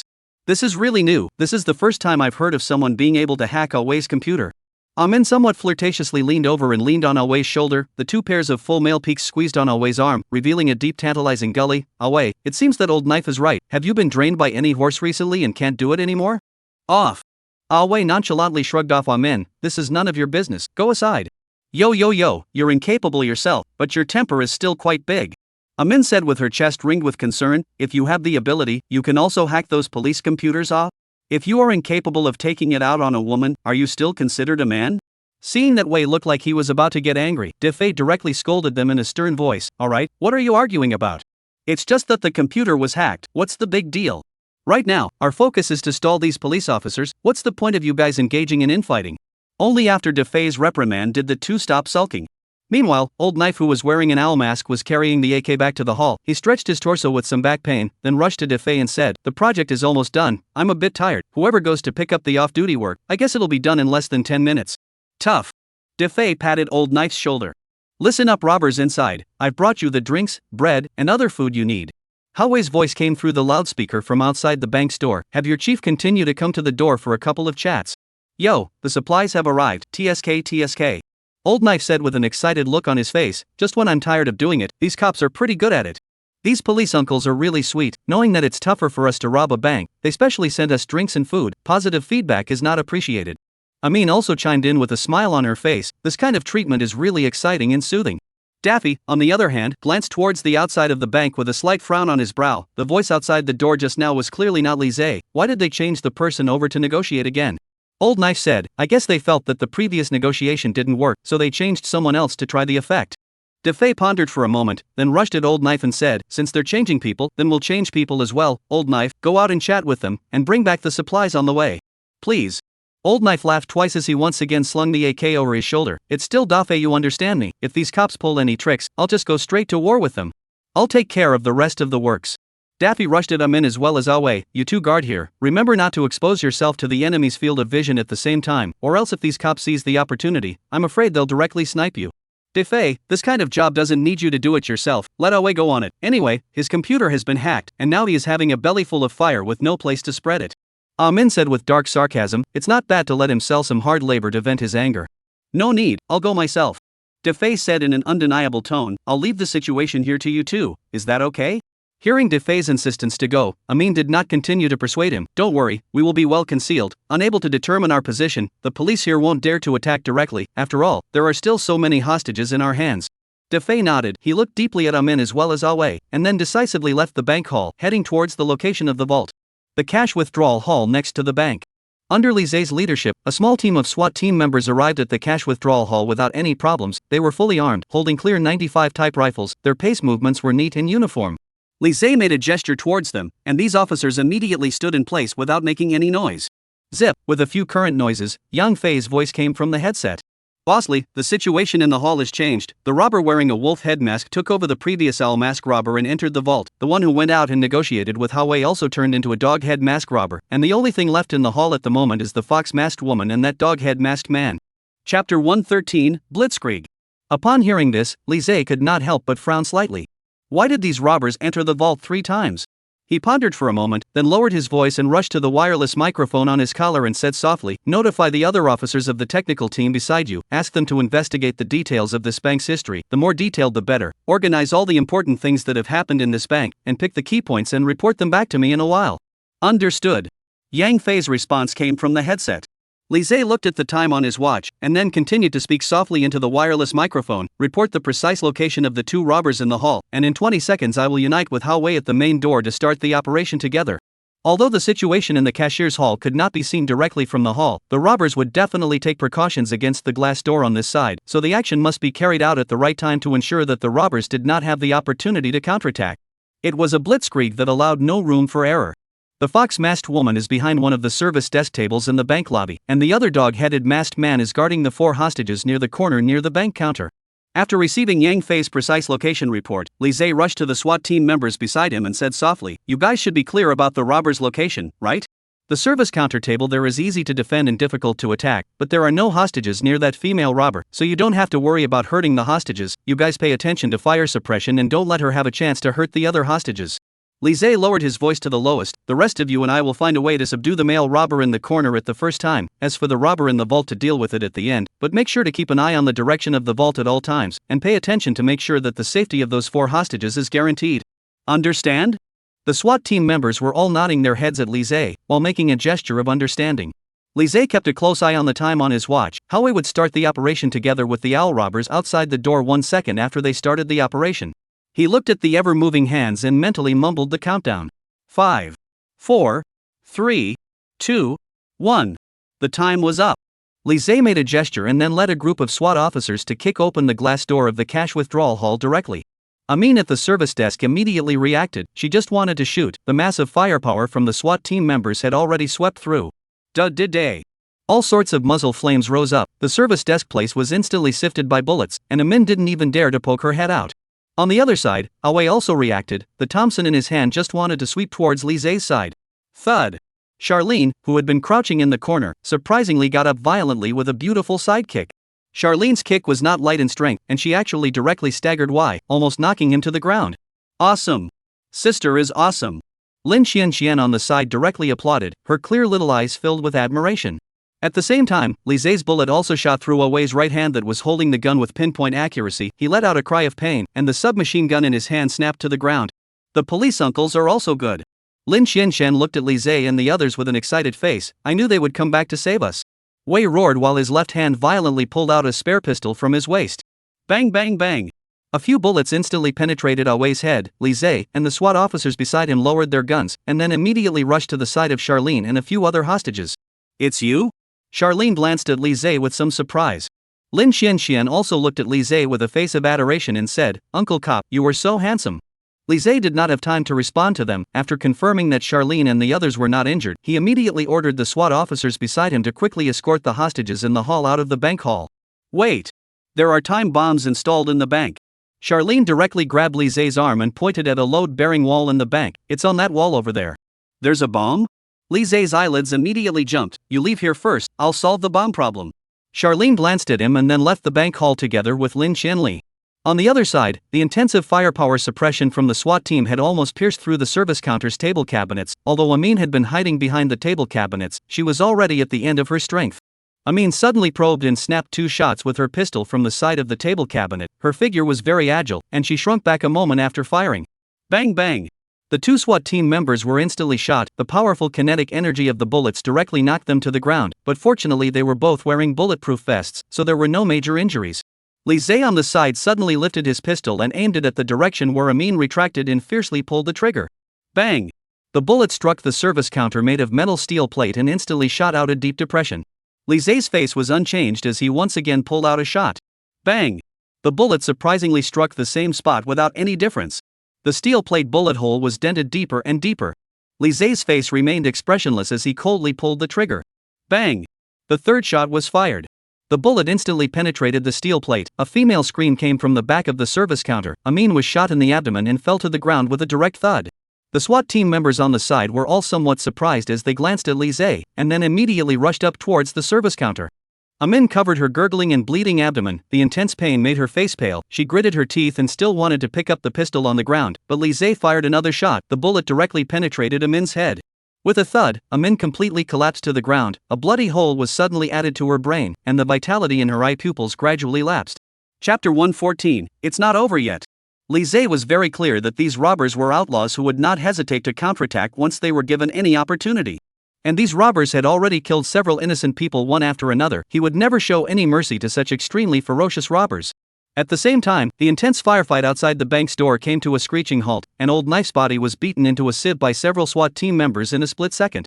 Li Zhe led the SWAT team in a beautiful blitzkrieg. These fierce robbers didn't even have any chance to resist at all, nor did they have any chance to utilize their strong shooting skills. They simply didn't expect that these criminal police officers would kill their way in from the side withdrawal hall so decisively. Boss Li, awesome, a big win. Yang Fei's excited voice came from the headset. It's not over yet. Li Zhe glanced towards the vault side with a cold face. There's still one robber left to be solved. Under Li Zhe's leadership, a group of SWAT team members cautiously approached towards the direction of the vault. There wasn't any electronic equipment that could be used for monitoring in the vault, so they had to maintain a high level of concentration at all times to avoid being surprised by the last robber. The electric switch in the vault had already been turned off, and the light inside was dim. Holding a pistol, Li Zhe led a group of SWAT team members to carefully search the vault. After a few minutes, they had already searched the entire vault, but did not find any silhouettes. The man with the wolf head mask at the end had disappeared from the vault out of thin air? The crowd of police officers at the scene were all looking at each other in a somewhat confused manner. They had carefully checked every corner inside and did not see any trace of a human figure. They had searched everywhere. Where else could he hide? A living, breathing person, just evaporated like this? Li Zhe was also frowning as he scanned around. He came to the corners of the vault and started from the corners, knocking his feet on every piece of flooring, listening to the sounds coming from the floor. The last robber definitely couldn't have disappeared into thin air, and since he wasn't in the vault, he must have left the vault by some means. Let's say a tunnel or something. At the same time, Yang Fei's voice came from the earphones. Boss Li, this bank really has a special history. Last year, there was once a criminal gang that dug tunnels, starting from the nearby underground tunnels, and directly dug into this bank's vault wanting to steal the bank. Yang Fei somewhat did not hold back laughter out, but this group of criminals is more stupid. They do not know that there is a safe in the vault. The money did not steal. The person has also been caught. To the present is still in jail, not released it. As for those tunnels, to block all the implementation is more difficult, and finally just sent people to seal the two entrances and exits. After all, the news of this tunnel are blocked, but also did not pass out. Who can think that the back even there will be people to hit the idea of this tunnel? This group of robbers should be resealed the entrances and exits and open up again. Sure enough, there are tunnels. Yang Fei's words also confirmed Li Zhe's thoughts. Li Zhe immediately greeted the other SWAT officers and said, "You guys also check the floor in the vault to see which piece is empty." Understood. The SWAT officers beside him all replied in unison, and then immediately started checking in all corners of the vault. A few minutes later, a police officer immediately rushed to Li Zhe and said, "Captain Li, this floor is empty." Upon hearing this, Li Zhe immediately came to the police officer's side, and the floor tiles had already been lifted by the police officer, revealing a dark hole inside. Li Zhe immediately turned towards the microphone on his collar and rushed to Yang Fei. "What is the location of the exit of that tunnel?" After a few seconds passed, Yang Fei immediately responded, "It's right next to the bank at a sewer manhole cover on the Green Boulevard." Upon hearing this, Li Zhe did not hesitate to rush to the SWAT team at the side and said, "You guys go all the way forward from this tunnel to check it out. Leave 2 of you up there to guard and receive. If you encounter a criminal, don't hesitate, just shoot him." Understood. Those few police officers immediately responded. After arranging the action order, Li Zhe immediately left the bank and came to the main door. Several SWAT officers were helping Hao Wei on the stretcher. His shoulder was tied with a thick bandage, which was still permeated with the color of blood. Li Zhe immediately went forward, looked at the ugly Hao Wei, frowned and rushed to the side of the police officer and said, "How is he?" The bandit in front of the bank was very brutal and had amazing marksmanship. The moment we launched an arrest operation on him, he immediately reacted and counterattacked accordingly. A police officer said, "The other side is using a foreign-made AK-47 rifle. The bullet power is very amazing, although we are all wearing bulletproof vests, but there are still 3 brothers were injured. Hao Team's shoulder was also grazed in a shot, but the good thing is that there is no injury to the bones. It should not be a big problem." Teacher Li. "Sorry, I hung up the color, let you lose face." Hao Wei's shoulder as well as made measures to stop the bleeding, but his face is still a little pale. "The robber has been killed. The target mission was successfully completed. You have done well enough." Li Zhe rushed at Hao Wei, gave a thumbs up. The strength of this group of robbers is still very strong. Just Li Zhe came a blitzkrieg, caught them off guard, otherwise rashly firefight up. I'm afraid that the damage will be even more serious. There is still one last robber left. He can't get away. Wait for my good news. Li Zhe turned his head and rushed to the side of the police officer and said, "You guys take care of Team Hao and the other injured. When the ambulance comes, send them to the hospital at the first time." Understood. The police officers beside him all answered in unison. After saying that, Li Zhe directly greeted a team of special police officers and then immediately got into a police car.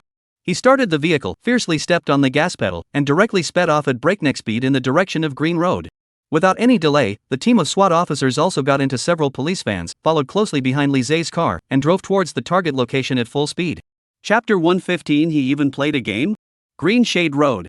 At the entrance of a remote alley, the sewer manhole cover on the side of the road suddenly moved, the cover slightly buckled upwards, a pair of eyes poked out from the slit, and after observing that there weren't any passers-by in the surroundings, the cover was pushed open, and a man covered in mud and dirt climbed out from the cover. He was carrying an equally mud-stained cloth bag, and his face was covered with a lurid wolf's head mask. After coming out from the mouth of the manhole cover in a sharp manner, DeFei reconsecrated the manhole cover, and he glanced towards the alleyway exit on the side with a cold face, but did not choose to leave through the exit. He directly walked quickly towards the old building house on one side, and then directly tumbled out of the stairway window on the second floor. DeFei was very clear that he understood the matter of this passageway, and the police side understood it as well. As long as they were able to associate this, it wouldn't take long for the police to immediately arrive at the entrance of the alley. At this time, going towards the intersection was undoubtedly extremely risky, so he had to think of a way to find a safer path by shuttling from the vicinity of these alleyway buildings and houses. After a while of tumbling between these old buildings, DeFei directly came to a nearby goat's intestine path. This road can only be walked very smoothly by people who are very familiar with the road conditions in this area, and DeFei seems to be quite familiar with this area, and he almost didn't stop throughout the whole process. He followed the path to a nearby main road, and then directly opened the door of a black sedan on the side of the road and threw the dirty cloth bag behind him on the passenger side. Daffy had unexpectedly prepared a vehicle on this road in advance. Vehicle start, DeFei mouth corner raised a touch of bizarre smile. The game is not over, the climax has just come, away. Old knife. I'm in, really sorry nah, let you guys exit the game so quickly and early. A loud and clear siren sounded. A black police car pulled up at the entrance of Green Road Lane. Lizzie immediately got out of the car and ran towards the sewer at the entrance of the alley. When he was in the car earlier, Lizzie had already talked to Dong Guohua on the phone and reported the matter of the timed electronic bomb in the bank. Dong Guohua also said that he had immediately dispatched bomb disposal experts to come and dismantle the bomb. After all, in order to stall for time, the robbers had set the bomb's explosion for a few hours later, and there was still more than an hour before the bomb exploded, so there was still plenty of time. With all the hostages in the bank evacuated, even if the bomb could not be dismantled, the damage could be minimized. Besides, with this ample time, the bomb disposal team could completely transfer the bomb to an open area or a lake to detonate it, so there was no need to be overly worried at all. Another burst of urgent sirens sounded, several police vans also rushed over, and more than 10 SWAT officers also immediately came to Lizzie's side. Lizzie squatted down and observed the manhole cover on the roadside. There are traces of the manhole cover having moved. There are footprints on the roadside. The smell of dirt on it is indeed brought from the sewers. The last robber should have already left. Otherwise, let's follow his footprints and check down. The SWAT officer on the side said, in this kind of emergency, unless he's not wearing shoes, he must have been running away at full speed and didn't have time to change his shoes. We should be able to find out where he went by following the footprints. It's too slow to look for him this way. Lizzie shook his head and denied, this neighborhood is full of old buildings and houses. The road environment is very complicated. The tracking speed is very slow. Then do we have a better method at the moment? The SWAT officers on the side were all looking at Lizzie with some doubt. Go get that laptop from my car.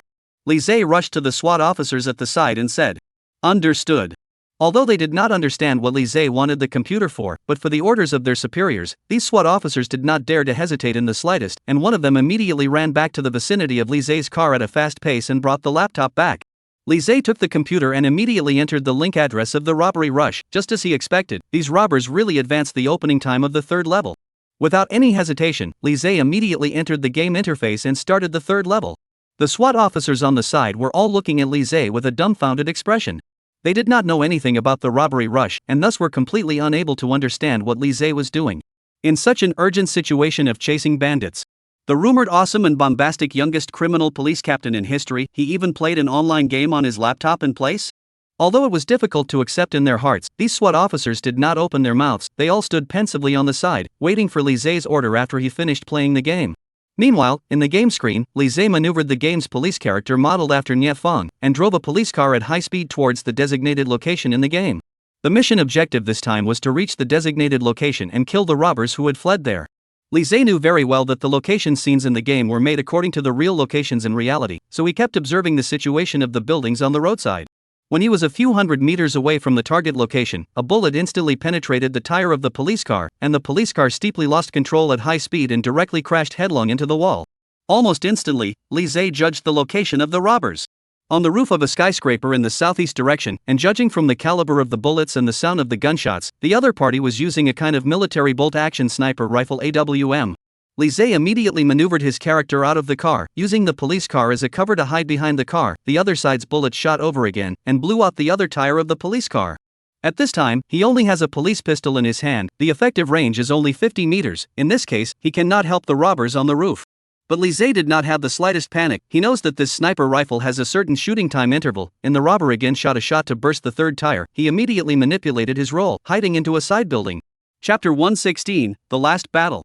Lise immediately demonstrated his genius gaming skills. Under his control, the police character in the game jumped back and forth over the wall from the back of the adjacent building and house, along the air conditioner, balcony, and the roof of the building.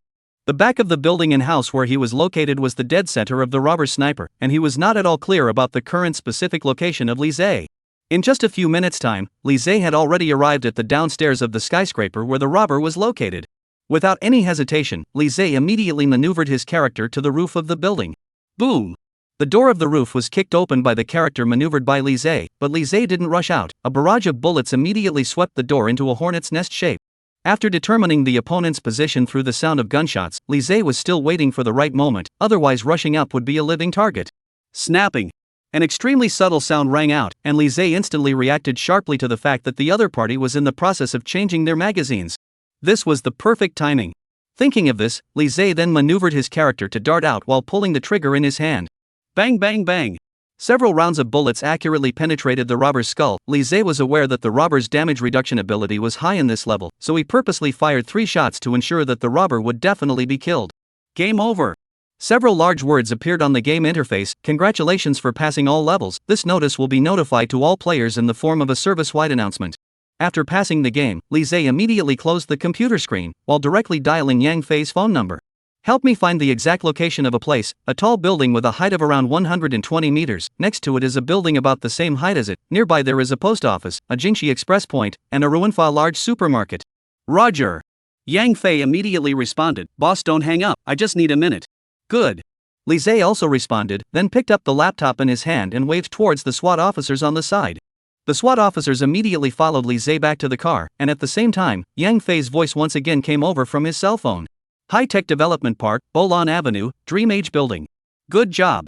Lise let out a light smile. Yang Fei's powerful hacking level manifested itself at such a critical moment. His efficiency was extremely high, saving a lot of time for Lise. You are responsible for notifying the patrol police over at the High-Tech Development Zone. Have them disperse the people in that neighborhood immediately, the faster the better. Understood. Yang Fei immediately agreed. After hanging up the phone, Lise immediately rushed over the radio to the SWAT officers on the other several vehicles and instructed, target the Dream Age building on Bolan Avenue in the High-Pay Development Park. I'll go over first, you guys come back to support me in 5 minutes. Upon hearing this, the SWAT officers all froze for half a second, but still responded with, understood. With only the last robber left, Lise decided to go over by himself to solve the last robber. Based on the previous third game level, these SWAT officers going over would only add to Lise's burden and would easily become a living target for the robbers. He could not let go of them instead. Lise closed the door of the car, and then he directly started the vehicle himself, and drove towards the direction of the High-Tech Development Park at a fast speed. High-Pay Development Park. The roof of the Dream Era building. After unlocking the door, a man wearing a wolf head mask and covered in mud and dirt slowly arrived at the rooftop. He placed the cloth bag in his hand on the ground, opened his hands and breathed in the fresh air of the rooftop. A cold wind blew in his face. Defei's somewhat ragged lapel fluttered with the wind. He came to the edge of the roof and looked towards the surroundings for a while, with the neighborhood at his fingertips. Defei squatted down and tore open the zipper of the cloth bag, which revealed several firearms. He took out one of the sniper rifles with an army green body, and then immediately found a suitable position angle to set up the sniper rifle. After lying on the ground and adjusting the gun's position, Defei looked through the scope and observed the distant intersection of Baolan Avenue. There were no longer any pedestrians to be seen on the entire road, and it was obvious that someone from the police had passed the third level of the robbery rush, and during the time he was on the floor, the nearby patrol officers had dispersed the crowd, and the intersection had been sealed off. He knew very well that the police had already known his location, and that intersection would be the path they would have to take to chase him over. Currently, he had already occupied the high ground, and with enough ammunition, he was even confident that he could overthrow a SWAT team. He hadn't reserved any retreat for himself. This was the final battle. A loud and clear siren sounded from afar, and a police sedan was coming from the intersection of Baolan Avenue at high speed. Just one car? Still really arrogant, ah. Defei glanced at the car with some surprise and let out a cold smile, then aimed his scope at the speeding police car. After adjusting his breathing rate, Defei directly pulled the trigger in his hand. On the other side, Lise drove the vehicle speedily on the road, his eyes constantly glancing towards the roof of the building where Daffy was. Abruptly, a piercing reflection swept past. Lise instantly reacted. This was the reflection of the other party's sniper scope. The other party had already aimed at him. Bang! At the moment when the bullet was shot out, the vehicle driven by Li Zhe unexpectedly drifted 90 degrees with a tricky posture and then directly straightened the body and twisted to another road. The bullet instantly missed, hitting the concrete pavement and splattering the concrete fragments. There is such a thing? Defei glanced at the speeding police car with some surprise. The other party had anticipated that he was going to shoot in advance? Even if the police car that was driving had passed the third level of the game and knew that he would be shooting at him from the roof of the building, there was no way that he could have perfectly guessed at which second he would shoot off. Chapter 117, Doesn't he need to aim? I don't believe you can dodge the second shot. Defei once again held his breath while aiming at the police car again, the trigger pressed hard. Bang! Another bullet was fired. The police car once again drifted in a bizarre tail flick, and the bullet was still empty. Outrageous? Defei looked at the police car that came towards his building unhindered. He had planned to go on a killing spree, but he didn't realize that he couldn't even stop a car now? On the other hand, Li Zhe drove the police car directly to the opposite side of the Dreamtime Square downstairs. Before in the game after all, the operation is limited. He was intercepted halfway by the sniper rifle, but in reality, Li Zhe completely have enough ways to be able to dodge the other side of the bullets. Bang! Daffy fired another shot. This time he did some prejudgment and almost hit Li Zhe's body. Snort! A sharp sound of brakes rang out, and Li Zhe could even smell the charred smell of tires rubbing against the ground. With a beautiful sideways drift, Li Zhe directly parked the police car horizontally on the road, becoming a natural cover for Li Zhe. Besides, at this angle, the robber did not have a good angle to be able to target himself. Li Zhe got down from the car and hid behind it. Surprisingly, it's you again. Li Zhe. Defei looked at Li Zhe, who was hiding in the back of the car. His gaze was incomparably grim. His own plan was completely disrupted by Li Zhe. This should have been a high-placed sniper show belonging to Daffy himself, but he didn't expect that only Li Zhe came, and he didn't hit him with a single shot. A bullet directly shot through the windshield of the police car, penetrated through the body, and directly hit the concrete pavement next to Li Zhe. Daffy was actually holding his AWM, directly peeking out from the edge of the roof of the building, constantly shooting towards the vicinity of the gas tank of the police car that Li Zhe was in. However, due to his harsh shooting posture, the gun was not stable at all, and the accuracy of his shots had also decreased. Why don't you just keep hiding? I'll blow up your car. Defei said in a somewhat grim manner, his hands constantly aiming at the police car and shooting. Just as he snapped off another shot and shot at the body of the police car, Li Zhe, who had been hiding at the back of the car, suddenly poked his body out, and at the same time, the blackened muzzle of his gun was aimed at him in an instant. 95 type rifle. In the game, Li Zhe only had a pistol available, but in reality, Li Zhe was not stupid. He directly borrowed a 95 type rifle from the SWAT team and threw it next to the driver's seat. Bang! A bullet instantly penetrated Daffy's left arm. Daffy instantly ate pain. The sniper rifle in his hand almost fell downstairs. He retracted his body from the side of the building, his face ugly to cover his shot arm. Is he shooting so accurate? Aiming do not need to aim? Daffy faced straight cold sweat. Just now Li Zhe that shot is really too fast. He cannot react in time. He forcefully endured the sharp pain on his wrist, took out a bandage from the cloth bag, and simply wrapped a few circles around his left hand, temporarily stopping the blood. The shot from Li Zhe just now made him even feel a few moments of fear. He had never seen such a fast shot before. He himself was a left-handed person, but Li Zhe had disabled his left hand with an incomparably accurate shot. However, Daffy was clear that there was no turning back. If he couldn't take care of Li Zhe, he would have to account for himself right away. Lousy didn't hit a single shot. The game can't just end in such a nasty way. Defei strongly endured the severe pain and used his other hand to hold the AWM, while probing from the edge of the roof to look down, but Li Zhe had long since disappeared. The other party couldn't possibly be sitting on their hands, they must already be on their way up the stairs. Defei directly threw away the sniper rifle in his hand, directly picked up a Thompson submachine gun from the cloth bag, came to the side of the rooftop door. The muzzle of the gun was aimed at the rooftop door. As long as the other party dared to rush up, he himself would beat him into a sieve in a split second. Thump! A rush of footsteps came from the stairway below the rooftop. It was clear to Daffy that Li Zhe had already arrived at the rooftop entrance. He took a deep breath, and his heartbeat became incomparably rapid. He had been extremely confident in his marksmanship, and had never worried about this situation at all. However, Li Zhe had dodged several of his shots one after another, and even shot through his usual arm with an extremely precise and fast shot, which gave him immense intangible pressure, and even made him feel a little bit of fear. He no longer thought that he could win steadily. Bang! A gunshot rang out from behind the rooftop gate, and the rooftop gate's lock was instantly destroyed. Defei immediately picked up the Thompson submachine gun with his right hand and swept madly towards the gate for a while. After a burst of sweeping, the gate had already been shot up with 1,000 holes. He had a heart and soul, and didn't finish all the bullets in one breath, but left 10 rounds of bullets in the magazine. As long as Li Zhe dared to rush out, he himself would dare to directly kill him. However, dozens of seconds passed, the rooftop door is still no movement. Li Zhe did not kick open the door to rush out from inside. Could it be that the other party has gone soft? Defei's forehead was filled with cold sweat. In this situation, the other party was fully able to guard him at the stairway. Wait until a few minutes later, the other SWAT team members backed up and came over. As usual, he had to be captured with his own hands. What, Captain Lee, you wimped out? Defei forced his voice to sound stronger, and despite the unbearable pain still coming from his left arm, he still didn't grunt out. I thought you were so brave, but it turns out to be nothing more than that. Defei snorted a laugh. FaZe wanted to forcefully provoke the other party up with a provocative method. He was running out of time. He had to finish off Li Zhe as soon as possible. An extremely light footstep suddenly sounded, and Defei's pupils suddenly shrunk. Because the footsteps did not come from the rooftop stairway in front, but from behind. Bang! A bullet instantly penetrated Defei's right hand that was holding the Thompson. Chapter 118, Game Over. With a snap, the Thompson submachine gun crashed to the ground. Both of Daffy's hands were ruined. He couldn't carry it anymore and directly collapsed on the ground and howled. How is this possible? How did you get up here? Daffy stared at Li Zhe, who was holding a pistol in front of him, with his eyes wide open in disbelief. After determining that Daffy had completely lost his fighting ability, Li Zhe kicked away the Thompson submachine gun beside Daffy's leg, and then dusted off his body. I climbed up from the downstairs balcony. Climbed up? Defei almost spat out a mouthful of old blood. This was the roof of a building, more than 100 meters high from the ground up. I'm sorry, I used to do air conditioning installation for a few months during my summer vacation part-time job, so my climbing ability is relatively strong, and you don't say. The building here is quite good to climb, it's just a little bit high, and it requires a bit of guts.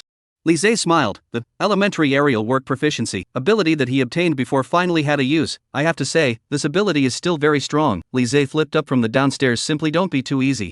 Alright, the game is over. Li Zhe looked at Daffy, who was wearing a wolf head mask in front of him, and said, I apologize for not being able to let you experience the game, Captain Nye.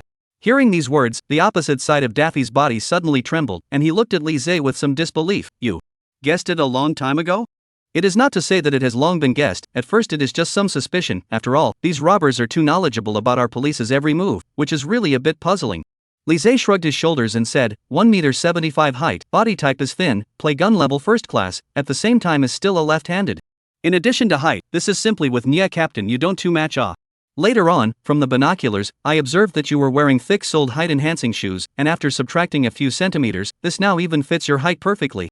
Li Zhe laughed. Moreover, in the breakout game you made, the police officer character was surprisingly modeled after yourself, and I observed that the character models in the game were made quite realistically, and even such details as you being left-handed and having a scar on your palm were recreated exactly the same, which deepened my suspicion of you even more. Even your parents don't necessarily know you that well, so what makes these robbers able to know you so well? The only explanation is that you are related to them. Just based on these, you dare to conclude that I am Nye Fong? Daffy forced himself to endure the pain and glanced at Li Zhe. Of course not, that would just be a serious suspicion. Li Zhe looked at Daffy, who was paralyzed on the ground, and continued, later on, when I found out that you had re-chiseled the sealed underground passage and left through it, I was completely able to determine that you were Nye Fong. I had people check. At that time, the news of that case of digging a tunnel and stealing didn't circulate at all. Only our police database was able to find out about that tunnel, and I also found out that the police officer who was in charge of this case and arrested the suspect at that time was you, Nye Fong. Li Zhe gazed straight at Daffy. The reason why you placed the destination of the robbery at this bank was because you were one of the few police officers who knew that there was an underground passageway there, and that the tunnel there would be your best way to retreat. That's why you disappeared without a trace so quickly after you left through the manhole cover exit, because you had arrested criminals there, and you're quite familiar with the environment there. That's really impressive. Captain Lee. Daffy let out a somewhat self-deprecating laugh as he slowly removed the wolf head mask from his own face, and a pale familiar face was instantly reflected in Li Zhe's eyes. Sure enough, it was Nye Fong. As the head of the criminal police, why did you do such a thing? Li Zhe condescendingly raised his eyebrows at Daffy and said, for the sake of thrill-seeking? Nye Fong let out a miserable laugh with an ugly face and said, do you think it's possible? Then because of what? Li Zhe's face became solemn. What exactly is the reason that can make you, a criminal police chief, turn into a murderous robber? Got a cigarette? Nye Fong both hands, although both shot, but just now the right hand that shot. Li Zhe used a police pistol. The power is relatively small, and did not pick the vital hit, just hit the skin, so his right hand is still barely able to move 2 times. Give me a cigarette. Li Zhe directly pulled out a box of Chinese from his body and threw it in front of Nye Fong. There's really I clearly remember that you don't smoke Nye Fong looked at Li Zhe with some surprise. Bought it on the way when I rushed over. Li Zhe said, Hao Wei was injured, and I was going to give it to him when I went to the hospital to see him. Nye Fong looked at Li Zhe with a dumbfounded face. The feelings of the other party completely do not take themselves seriously. There is still a mind to buy cigarettes halfway. He tried a few times, but his injured arm was no longer able to unwrap the cigarette case, so he eventually gave up. Captain Lee, I remember that you are only in your early 20s now, right? Niafong laughed miserably and said, it's so nice to be young, not having any scruples, not being tied up by any mundane matters, so the current you should never understand what I'm feeling right now. My daughter passed away a while ago. Niafong said slowly, a bit of sadness in his words. She was only 8 years old. How did the death happen? Li Zhe asked. Blood cancer. Niafong sighed and said, her mother and I divorced a long time ago. In order to cure her disease, I almost spent all the savings over the years. A month ago, my daughter's condition worsened. If she could not find the right bone marrow pair, will soon die. Did not find a suitable bone marrow? No. Found it. Niafong suddenly revealed a helpless smile, but the other party is not willing to donate bone marrow for free. He opened his mouth to ask for $1 million. Chapter 119, Closing the Case, Reward. Upon hearing this, Li Zhe was silent for a few seconds, then slowly spoke, so you chose to rob? If I had immediately chosen to go for the robbery, perhaps my daughter wouldn't have died. Niafong's face was filled with a vicissitude, but I didn't, so she died and left me forever. I approached that matchmaker many times. I told him that I am a criminal police officer of the city bureau. I have handled many big cases, arrested many criminals, and saved many innocent victims. Niafong laughed bitterly, but it's no use. He only needs money. He only has money in his eyes. I tread where there is $1 million. Watching my daughter's condition deteriorate day by day, do you know how hard it is in my heart? I know she is about to die, but I cannot do anything about it. One day she pulled my hand, whispered in my ear, I hope I have another daughter, do not be as sick as her. At that time, my tears came down. I really had no choice. I thought of everything. I sold the only house in the family, borrowed money everywhere, even borrowed loan sharks, and finally came up with $1 million. Niafong's voice choked a little. Before, when he wore the mask, he had deliberately lowered and disguised his voice, but after Li Zhe recognized his identity, all these disguises had been meaningless. But by the time I found that matchmaker, he had unexpectedly died in a car accident. Then I watched as my daughter grew weaker by the day, and eventually left me forever. Niafong's face became incomparably furious in this instant. What kind of thing do you call this treadmill? What exactly did I do wrong for the heavens to treat me like this? I've given everything for the profession of criminal police. I've caught so many criminals and saved so many people. In the end, why did I end up in such a situation? Someone please tell me why. Niafong roared somewhat hysterically. What did I do wrong by stepping in the end? So go step on the Interpol, go step on justice. Niafong's face was hideous. Since the heavens have treated me unjustly, why should I treat the world well? So I robbed, killed. I'm going to do everything that I once thought was wrong to paralyze myself. It's not me that's wrong, it's the world. Li Zhe was silent for a while, then slowly said, I can understand your feelings. This kind of thing is beyond the control of any of us. You are right. Your daughter is also right. There are some things that are destined to be unchangeable. You are wrong for not recognizing this.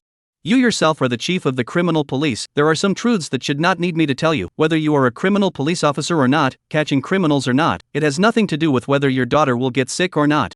Li Zhe said, if you have difficulties, you should seek help from people around you in time. We will all think of ways for you. If you had explained your family's situation to the director, and us, the chief of the criminal police, earlier, perhaps your daughter would have been successfully transplanted with bone marrow, but you didn't make the wisest move, causing your daughter to miss her only chance for a bone marrow transplant. So you blamed yourself, felt guilty, and because of your daughter's matter, you fell into this low and depressed mood every day, and eventually lost your mind, and made extreme acts of revenge, joining hands with other robbers to carry out robberies and killings several times, and in the end, you were even crazy enough to want to carry out a sniping game. Li Zhe slowly said, have you ever thought about those people who were innocently brutalized by you? Who can their families take it out on? Do they have to go and take revenge on society just like you did, until all the people in this world are dead? I sympathize with what you're going through, but what you're doing is definitely a big mistake. Those who go out to retaliate against society because of their own misery will always be a waste. At those words, Niafong's entire body trembled for quite a while before he completely collapsed to the ground as he slowly closed his eyes. You're right. I am indeed a waste of space, and if Ling Ling were still alive, she would definitely look down on me as well. It's too late to regret now.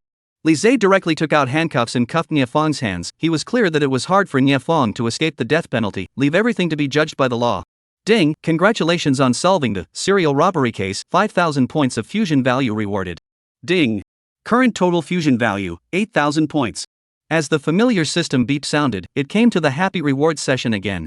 The level of criminals this time was very tough, especially Niafong. As an experienced criminal police captain, the level of all comprehensive qualities was quite high, and the various abilities were dazzling Li Zhe. Apart from the skills he had already mastered, Li Zhe picked quite a few abilities that would be helpful to him. Ding, ability fusion in progress, obtaining fighting mastery. Ding, ability fusion in progress, obtaining intermediate hacking proficiency. Ding. Ability fusion in, gain, advanced driving skills. In the ding. Ability fusion, gain, harbor city terrain proficiency. Ding. Ability fusion in, gain, bomb making skill. Ding. Ability fusion, obtaining, bomb disposal knowledge proficiency. Several system beeps rang out one after another, and stream after stream continued to pour into Lise's body, causing Lise to feel so good that he almost shouted out. In an instant of time, Lise had newly mastered several more abilities, such as intermediate hacking proficiency, for example, before Lise's knowledge in this area was almost zero. Although beside him there is already Yang Fei, a hacker bull, but mastering some hacking skills on your own is also very useful. After all, more skills are not more important, as long as it is a helpful ability. I want all of them. The fighting mastery and advanced driving skills are like reinforcing Lise's original abilities again, so they are also very helpful. As for the Hong Kong City terrain mastery, Lise has long wanted this kind of similar skills, now finally obtained. After all, most of the time in the city of Hong Kong to handle the case, this skill is simply not too strong. What surprised Lise even more was that Nia Fong was proficient in making and dismantling bombs. Although Lise had dabbled in the past, he definitely did not dare to call himself proficient. Now, after integrating these two skills, in the event of a dangerous bomb situation, Lise even has the confidence to personally dismantle the bomb. Chapter 120, Visiting Hawei. Hong Kong City. City People's Hospital. Lise came to Hawei's hospital room with a large amount of fruits and gifts. He had already asked the doctor who was responsible for treating Hawei, and the doctor said that Hawei was not in any serious trouble at the moment, so he only needed to wait for his wounds to heal, and he could be discharged after a period of careful recuperation in the hospital. Seeing Lise come in, Hawei also sat up from the hospital bed in a hurry. His face was slightly weak, but the whole person looked like he had already started to regain vigor. Teacher Li, why did you come and bring so many fruit gifts? Hawei kept glancing towards the gift bag for a while, seemingly looking for something. Alright, I know what you're looking for. Lise pulled out a box of china from his pocket and threw it to Hawei. I'm telling you, these days the injury is not good, less smoking, and remember to go to the smoking area to smoke. Still, Mr. Li, you understand me. Hawei face happy to receive the cigarette. These days can be suffocated me. To tell the truth, I actually is a little flesh wound. With chopping vegetables chopped to the hand is no difference, and no injury to the bones, which does not allow the reason for smoking. You tell me can be useless. Lise laughed. You see if the doctor promised. He knew very well that for an old smoker like Hawei, a few days without smoking was like torture for him. But also, as Hawei said, what he suffered was just a flesh wound, no bones or internal organs were injured. The impact would not actually be very big, otherwise Lise would never bring him cigarettes. Hide the cigarettes yourself, just this one pack. Lise laughed. I don't care if the nurse finds out and confiscates them. Just kidding. Hawei hide things, can someone find it? Hawei laughed. Really, Mr. Li, I feel that I can be discharged from the hospital now. It's just a little color on my arm. I can't move these days. It doesn't affect my life at all. I can do everything with one hand. You lessen this bull. Lise said in a serious manner. Get well, I still need you to help me with the case later. Mr. Li, don't worry, if there is an important case that requires me to work on Hawei, you make a phone call, I guarantee that I will be in place immediately. Hawei said, my injury is really no big deal. Just you can endure. Lise laughed. Hawei also smiled, and then slowly opened his mouth. Nia Fong's matter.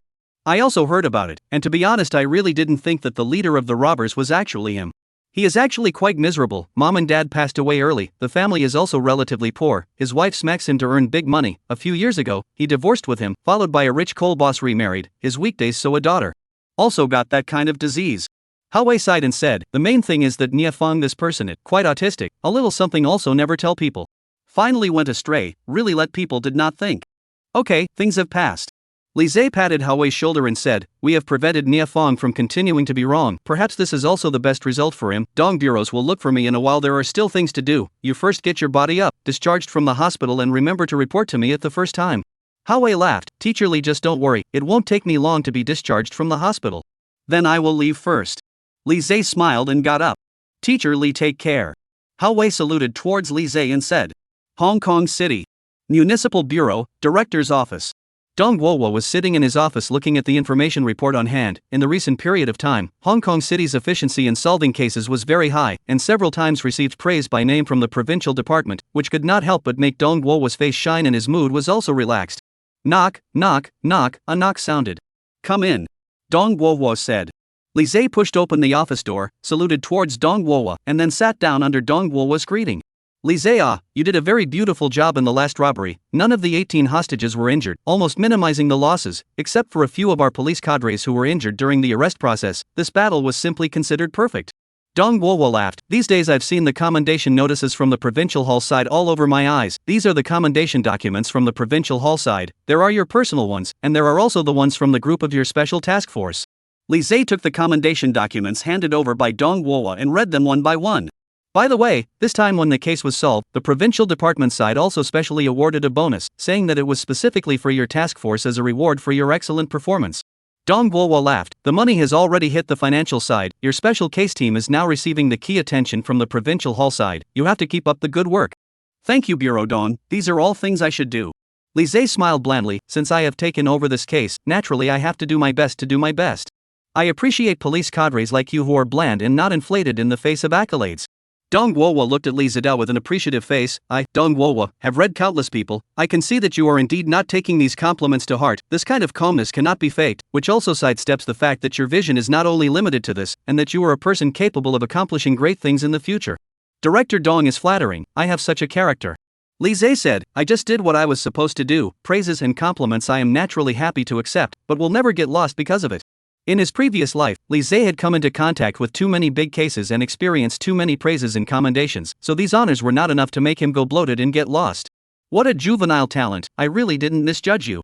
Dong Guowo nodded his head in satisfaction at Li Zhe and said, last time, among those 18 hostages you rescued, there was one called Xia Lin, who is the daughter of our former provincial director Xia Guochang, and is also considered as half of my godniece, and this time, she was able to leave this maelstrom without any injuries. It was really thanks to you.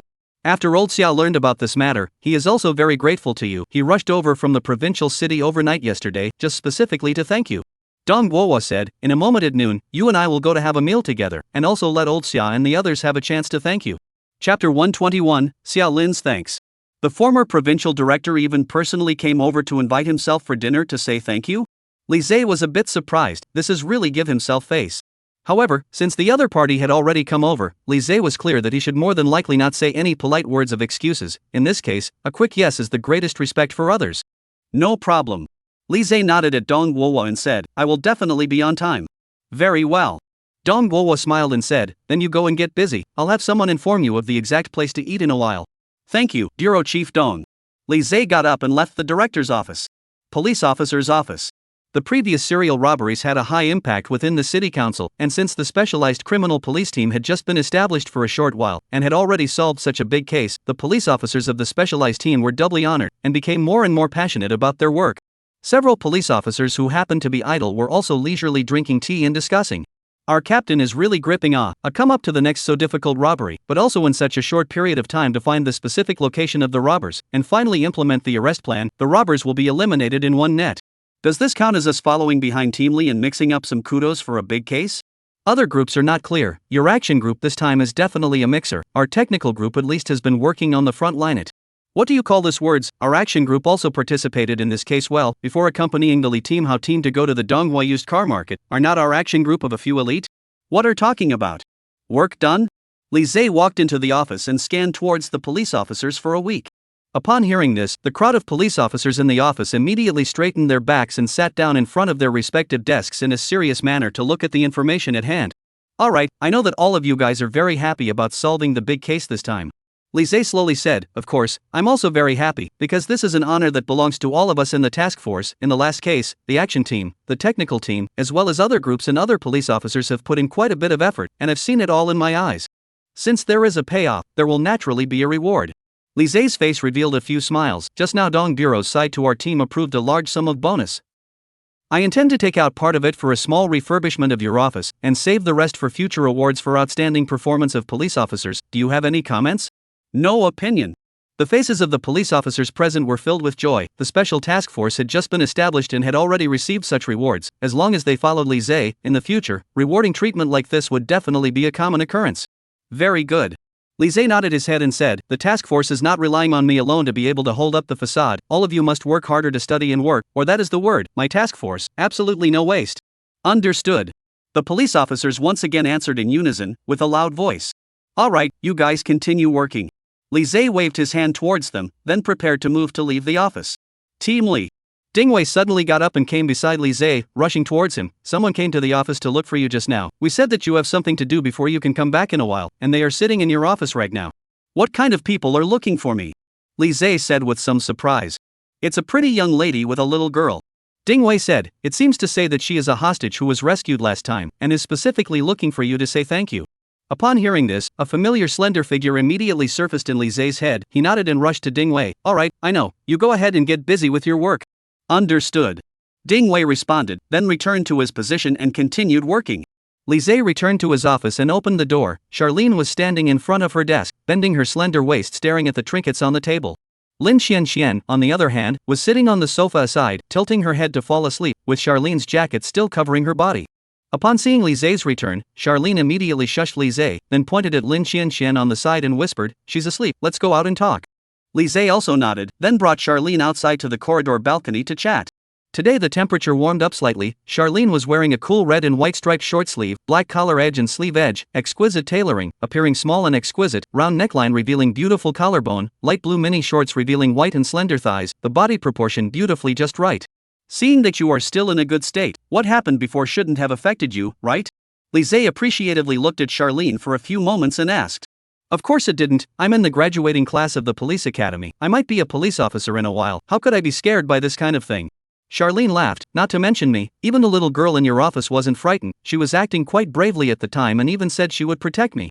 Before rushing into the bank to save the hostages, Li Zai has already seen Lin Xianlin. At that time, her performance was indeed very brave and excellent, in exchange for other children is estimated to have already cried pear-shaped rain. That little girl is. She is I recognize in the bank, called Lin Xianxian, the name is very cute, the person is even more cute, super cute. Charlene said, her mom was slightly injured in the bank and is being treated in the hospital, she couldn't come to thank you in person, so she asked Xianxian to come with me to show her gratitude to you. She gazed straight at Li Zai, those clear eyes were full of gentle light, showing up at the most dangerous time to save us, that kind of feeling is hard to describe in words, I'm really thankful to you, Li Zai. Chapter 122, The Mound of Earth Outside the Corner. Li Zai waved his hand and said, there's no need to be so polite, I'm a police officer, these are my part of the job. But I really didn't expect that you are the criminal police captain of our city bureau. I have checked your information, you are a psychology major of the Hong Kong-style university. Because of helping the city bureau to solve a few big cases one after another, you have gained the appreciation of the leadership of the city bureau as well as the leadership of the provincial hall, and you have been directly promoted as the captain of the special case team. Charlene looked at Li Zai in front of her and said, a person who can make those leaders think so highly of him must be very good in all aspects of ability. No wonder your shooting level is so high. If I have the chance, I would like to compete with you again. That's certainly no problem. Li Zai laughed, but you came over to me this time, not just to tell me this, right? Of course.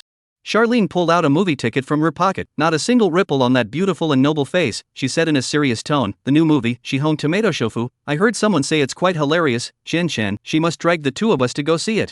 If you don't go, she will be sad. Upon hearing this, Li Zai smiled. Of course he knew exactly what Charlene meant, then he directly took the movie ticket. I will definitely go. Sister. Big brother, why don't you all wake me up? Lin Xianxian walked out from the office, she rubbed her eyes that were still awake and rushed at Li Zai and said in a milky voice, Big brother, I came over to thank you in place of my mom, the way you beat those big bad guys before was so cool. Li Zai gently touched Lin Xianxian's little head and said, you were also great and brave at that time. Thank you big brother for praising me. Lin Xianxian smiled sweetly at Li Zai and said, Big brother, will you accompany me and my sister to the movies today? My sister has been thinking about it for a long time. Cough cough. Xia Lin on the side lightly coughed twice and made a wink at Lin Xianxian. But Lin Xianxian didn't seem to eat her. Instead she pulled Li Zai's arm and said, this thing sister said all the way, she especially wants to watch a movie with you. You little villain. Xia Lin gave Lin Xianxian a glance. Lin Xianxian then made a face at Xia Lin, a playful look rushed, then Li Zai said, and Xianxian herself also watch a movie with Big Brother it. A big small two beauties invited me to watch a movie together, how could I refuse it? Li Zai smiled and gently pinched Lin Xianxian's little face, her skin is white and smooth, full of collagen, don't worry, I will go. Yeah. Lin Xianxian stretched out her own little thumb towards Li Zai, then let's pull the hook and seal the deal, if you cheat, you're a puppy. Li Zai also let out a laugh and then pulled the hook and stamped with Lin Xianxian.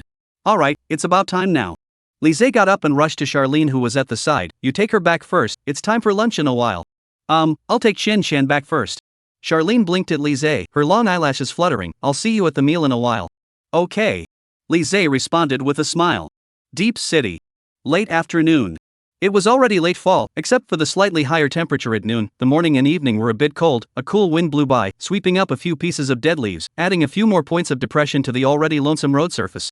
An old man riding an old-fashioned bicycle riding on the highway, because it is a suburban highway, there is no other vehicle on the road is only a bicycle squeaky pedal sound. The old man rode through a nearby construction site, far away from the workers are still in cement wall. The sky is already a little late, but these workers are not yet off work.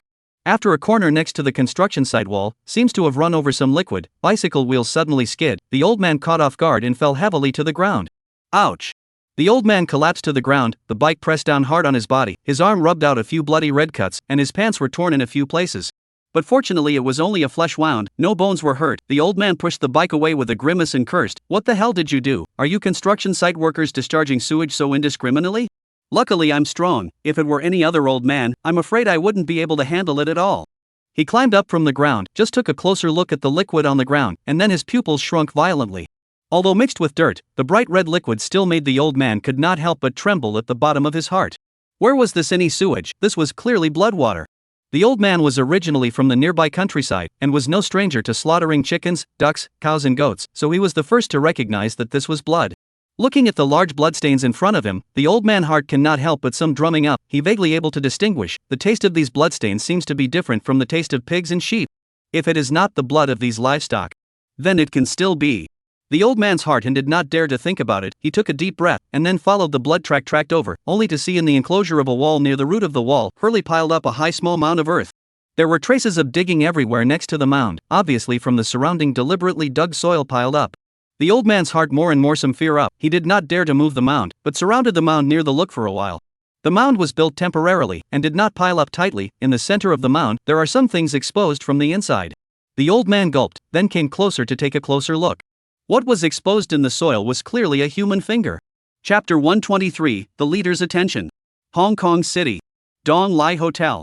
This hotel's business has always been good in Hong Kong City. Today is more of a market. The nearby parking lot has been full of all kinds of vehicles, and even the streets in front of the hotel on both sides of the car, which is full of all kinds of luxury cars. A spacious luxury box, the Hong Kong Municipal Bureau and other municipal leaders have to sit on both sides, a head full of silver, but the color is quite rosy. Man sitting in the upper seat, revealing a body not angry from the momentum.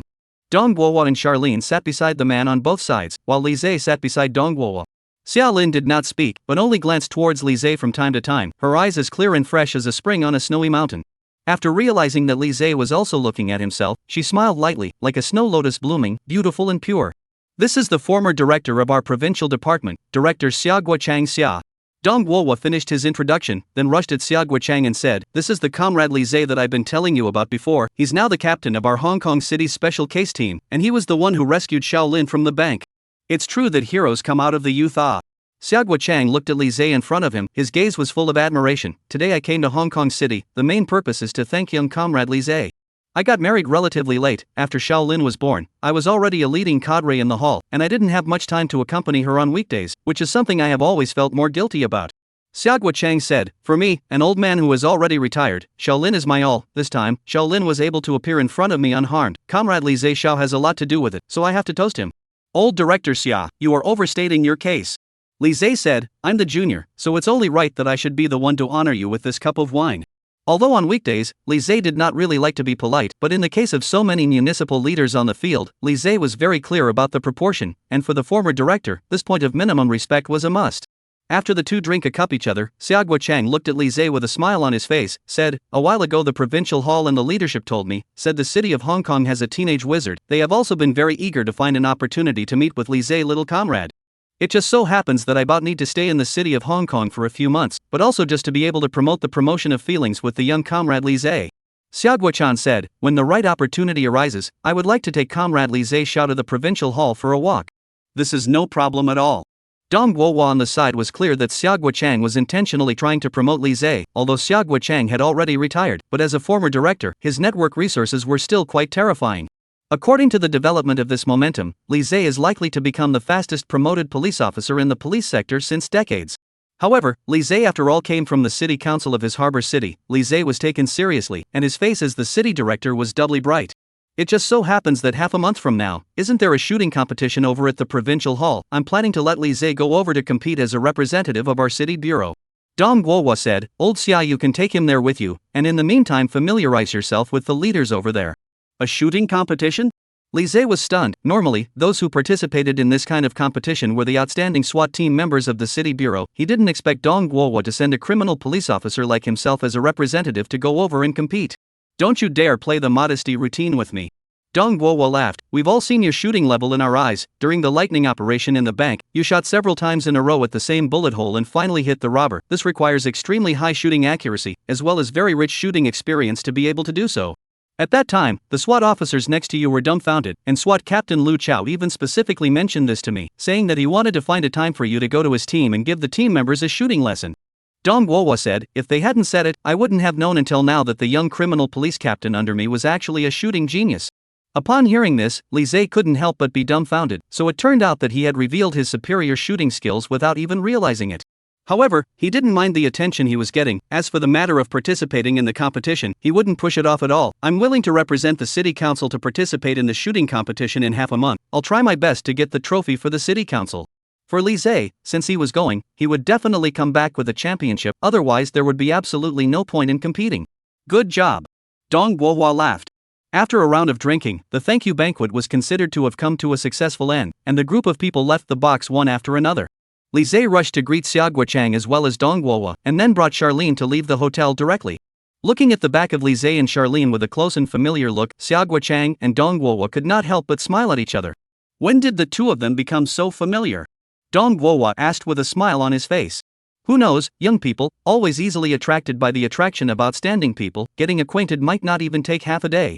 Xiaoguo Chan laughed. Seeing them, it's as if I see the epitome of my youth again. It's really nostalgic. Yes, back in the day, old Xia, you were a legend in the police world. How many girls fell in love with you? Oh, this kid's charisma does not have to be worse than you back in the day. A wave of the Yangtze River pushes a wave. Xiaolin can be with such an excellent young man together. My heart is also very happy. Xiaoguo Chang said, I see people very accurately. Comrade Li Zhe is destined to achieve great things in the future. Yes, Li Zhe, he will have a great future in the future. Dong Guohua nodded and said, okay, just now on the drinking game net focus on talking about Li Zhe's things. We have not seen each other for so long, have not properly catch up. Go back to my office, let's have a good chat. Chapter 124, inviting him over to save the day. Hong Kong City. Dong Guohua's office. After sending Xiaoguo Chang away, Dong Guohua lay down on the sofa in his office and rested. A knock sounded on the door. Come in. Dong Guohua said directly. A police officer walked into the office, saluted at Dong Guohua, and said, Bureau Director Dong, Director Chen Jinyun Chen from the next door Deep City Municipal Bureau has come to our municipal bureau, as if he came to see you specifically, and is now sitting outside in the hall. Chen Jinyun? Dong Guohua froze for a few seconds. He should be busy as hell lately. Why does he still have the heart to pay me a visit? Did he explain the purpose of his visit? No. The police officer shook his head and said, Director Chen just said he came over to see you. All right. Dong Guohua got up from the sofa and straightened his collar. You bring Director Chen here. Understood. The police officer immediately responded. A few minutes later, the door to the office opened again, and a capable middle-aged man in his 40s or 50s pushed open the door and walked in, carrying a bag of tea in his hand. Old Dong. Chen Jinyun directly gave Dong Guohua a hug. We haven't seen each other in a while, right? Weirdly miss you. Don't. Stop. Dong Guohua hastened to say, something you say directly, do not engage in this set of I cannot afford. Look at what you're saying, I just came over to see you, making it seem like I came over to plagiarize the family property. Chen Jinyun lifted the bag of tea in his hand. Look, the best Wui Mountain de Humpo, when I did a top tea business friend sent, I myself did not bother to taste, today specially brought over to the old man you taste. Come on, are you that kind?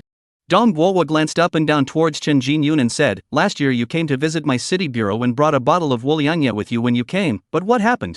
When you left you took away the 3 new Audi police cars newly purchased by my bureau. Good guy, said you borrowed it for half a year, until now I haven't seen the shadow of the car. You also know, our Deep City Municipal Bureau performance is not good, the bureau perennial funding is tight, otherwise I am also embarrassed to old buddy you down this mouth Feelings you treat my Hong Kong City Municipal Bureau as a tycoon to be slaughtered, right? Dong Guohua raised his eyebrows. You ask the entire provincial city now, who does not know that your Port City Municipal Bureau is the strongest comprehensive strength, to talent has talent, to performance has performance, to funding has funding. Chen Jinyun said with an envious face, I can't wait to jump ship to come to your city bureau as a criminal police captain. Come on, this small temple of ours can't invite you, the great god.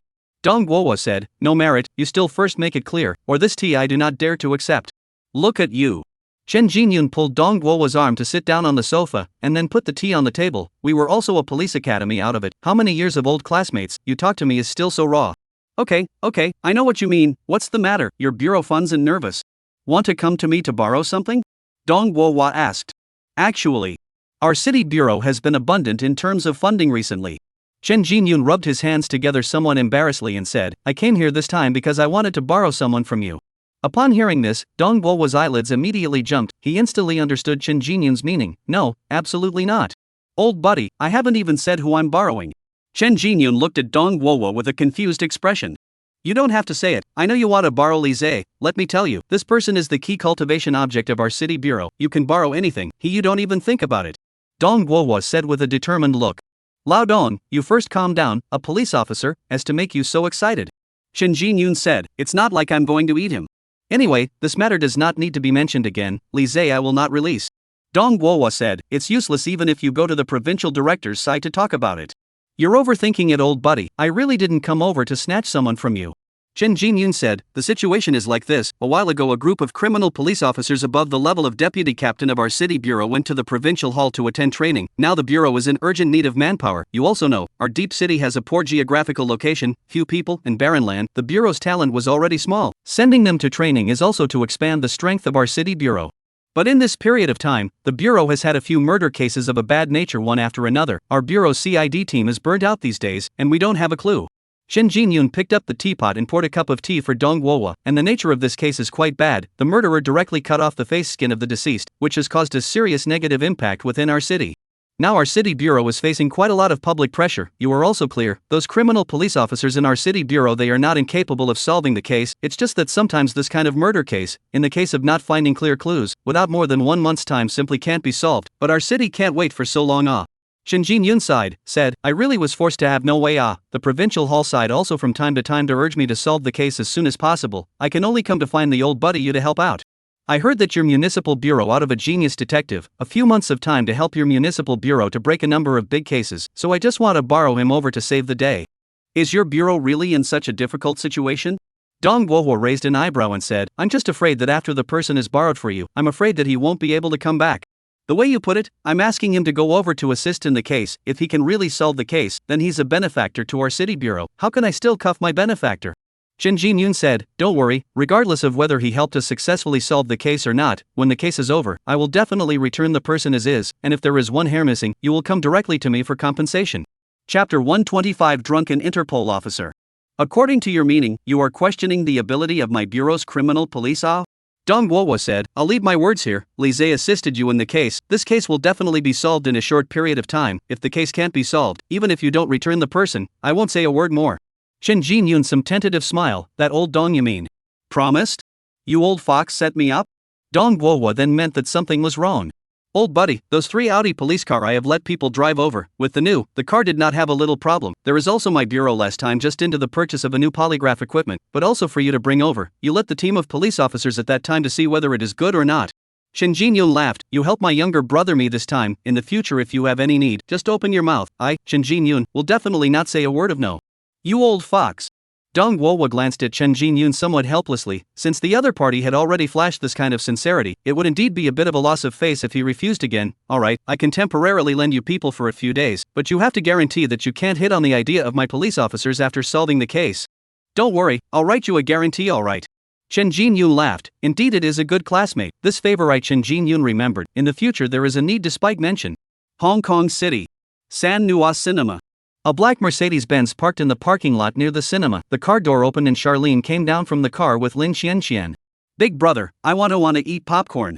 Lin Xianxian held Li Zhe's arm and said in a milky voice, and milk tea, octopus small balls. Good. Li Zhe smiled and touched Lin Xianxian's head, then rushed to Charlene and said, you take Xianxian in first, I'll go buy you guys something. Aha! Xia Lin nodded gently, then pulled Lin Xianxian's small hand and walked into the movie theater.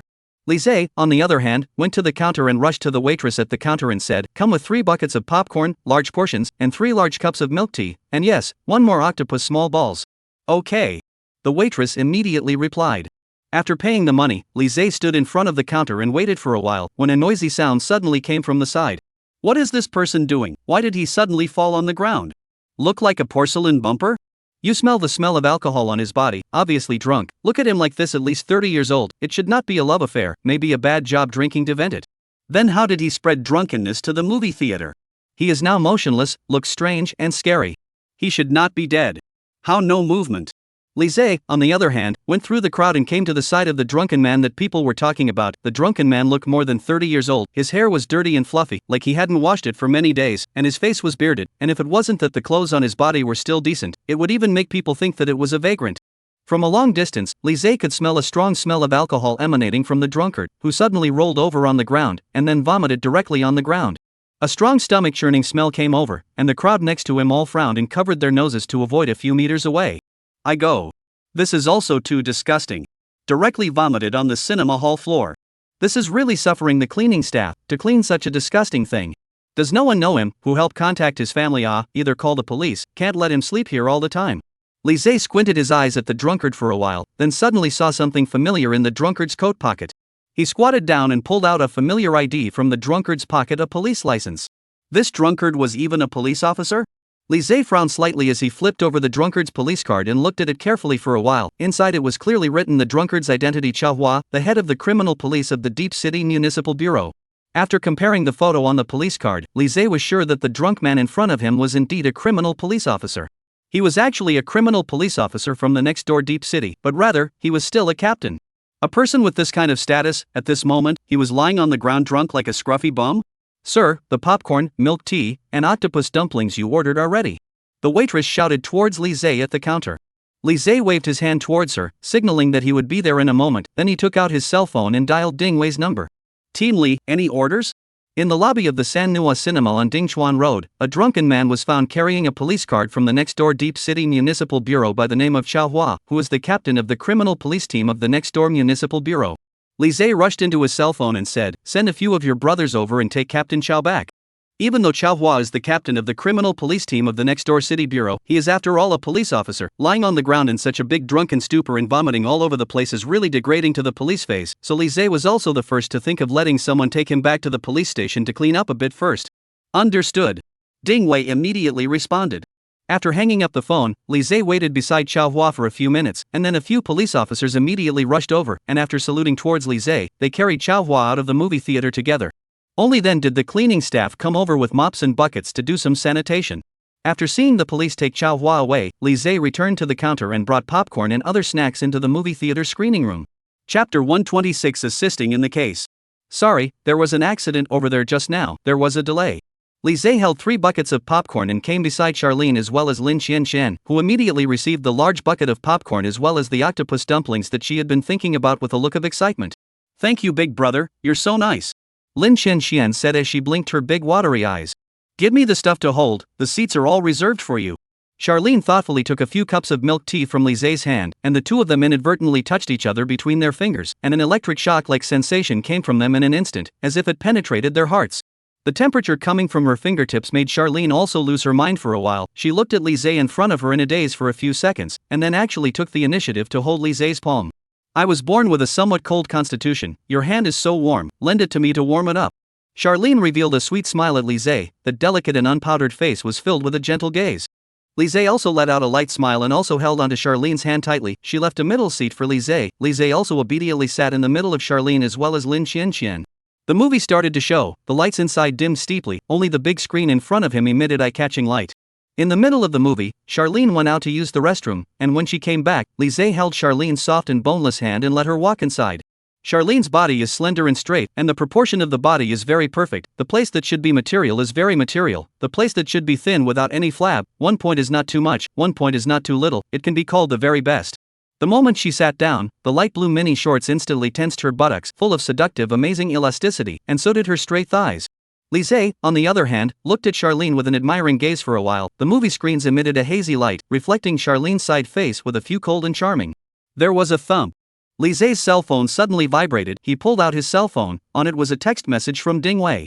"Team Li, Captain Chow we have brought back to the police station. There is no big problem with the person, he has already fallen asleep. There is also the director who asked us to explain to you. In a moment when you are done with this side of the busy back to the police station, go to his office, he has something to explain." "Okay." Li Zhe simply replied 2 words over and then put his phone back in his pocket. After a movie, Lin Xianxian was also very understanding not to disturb Li Zhe and Charlene, and had been very good at eating popcorn and watching the movie from the side. Li Zhe drove the two back and then rushed straight back to the police station. City Bureau. Director's office.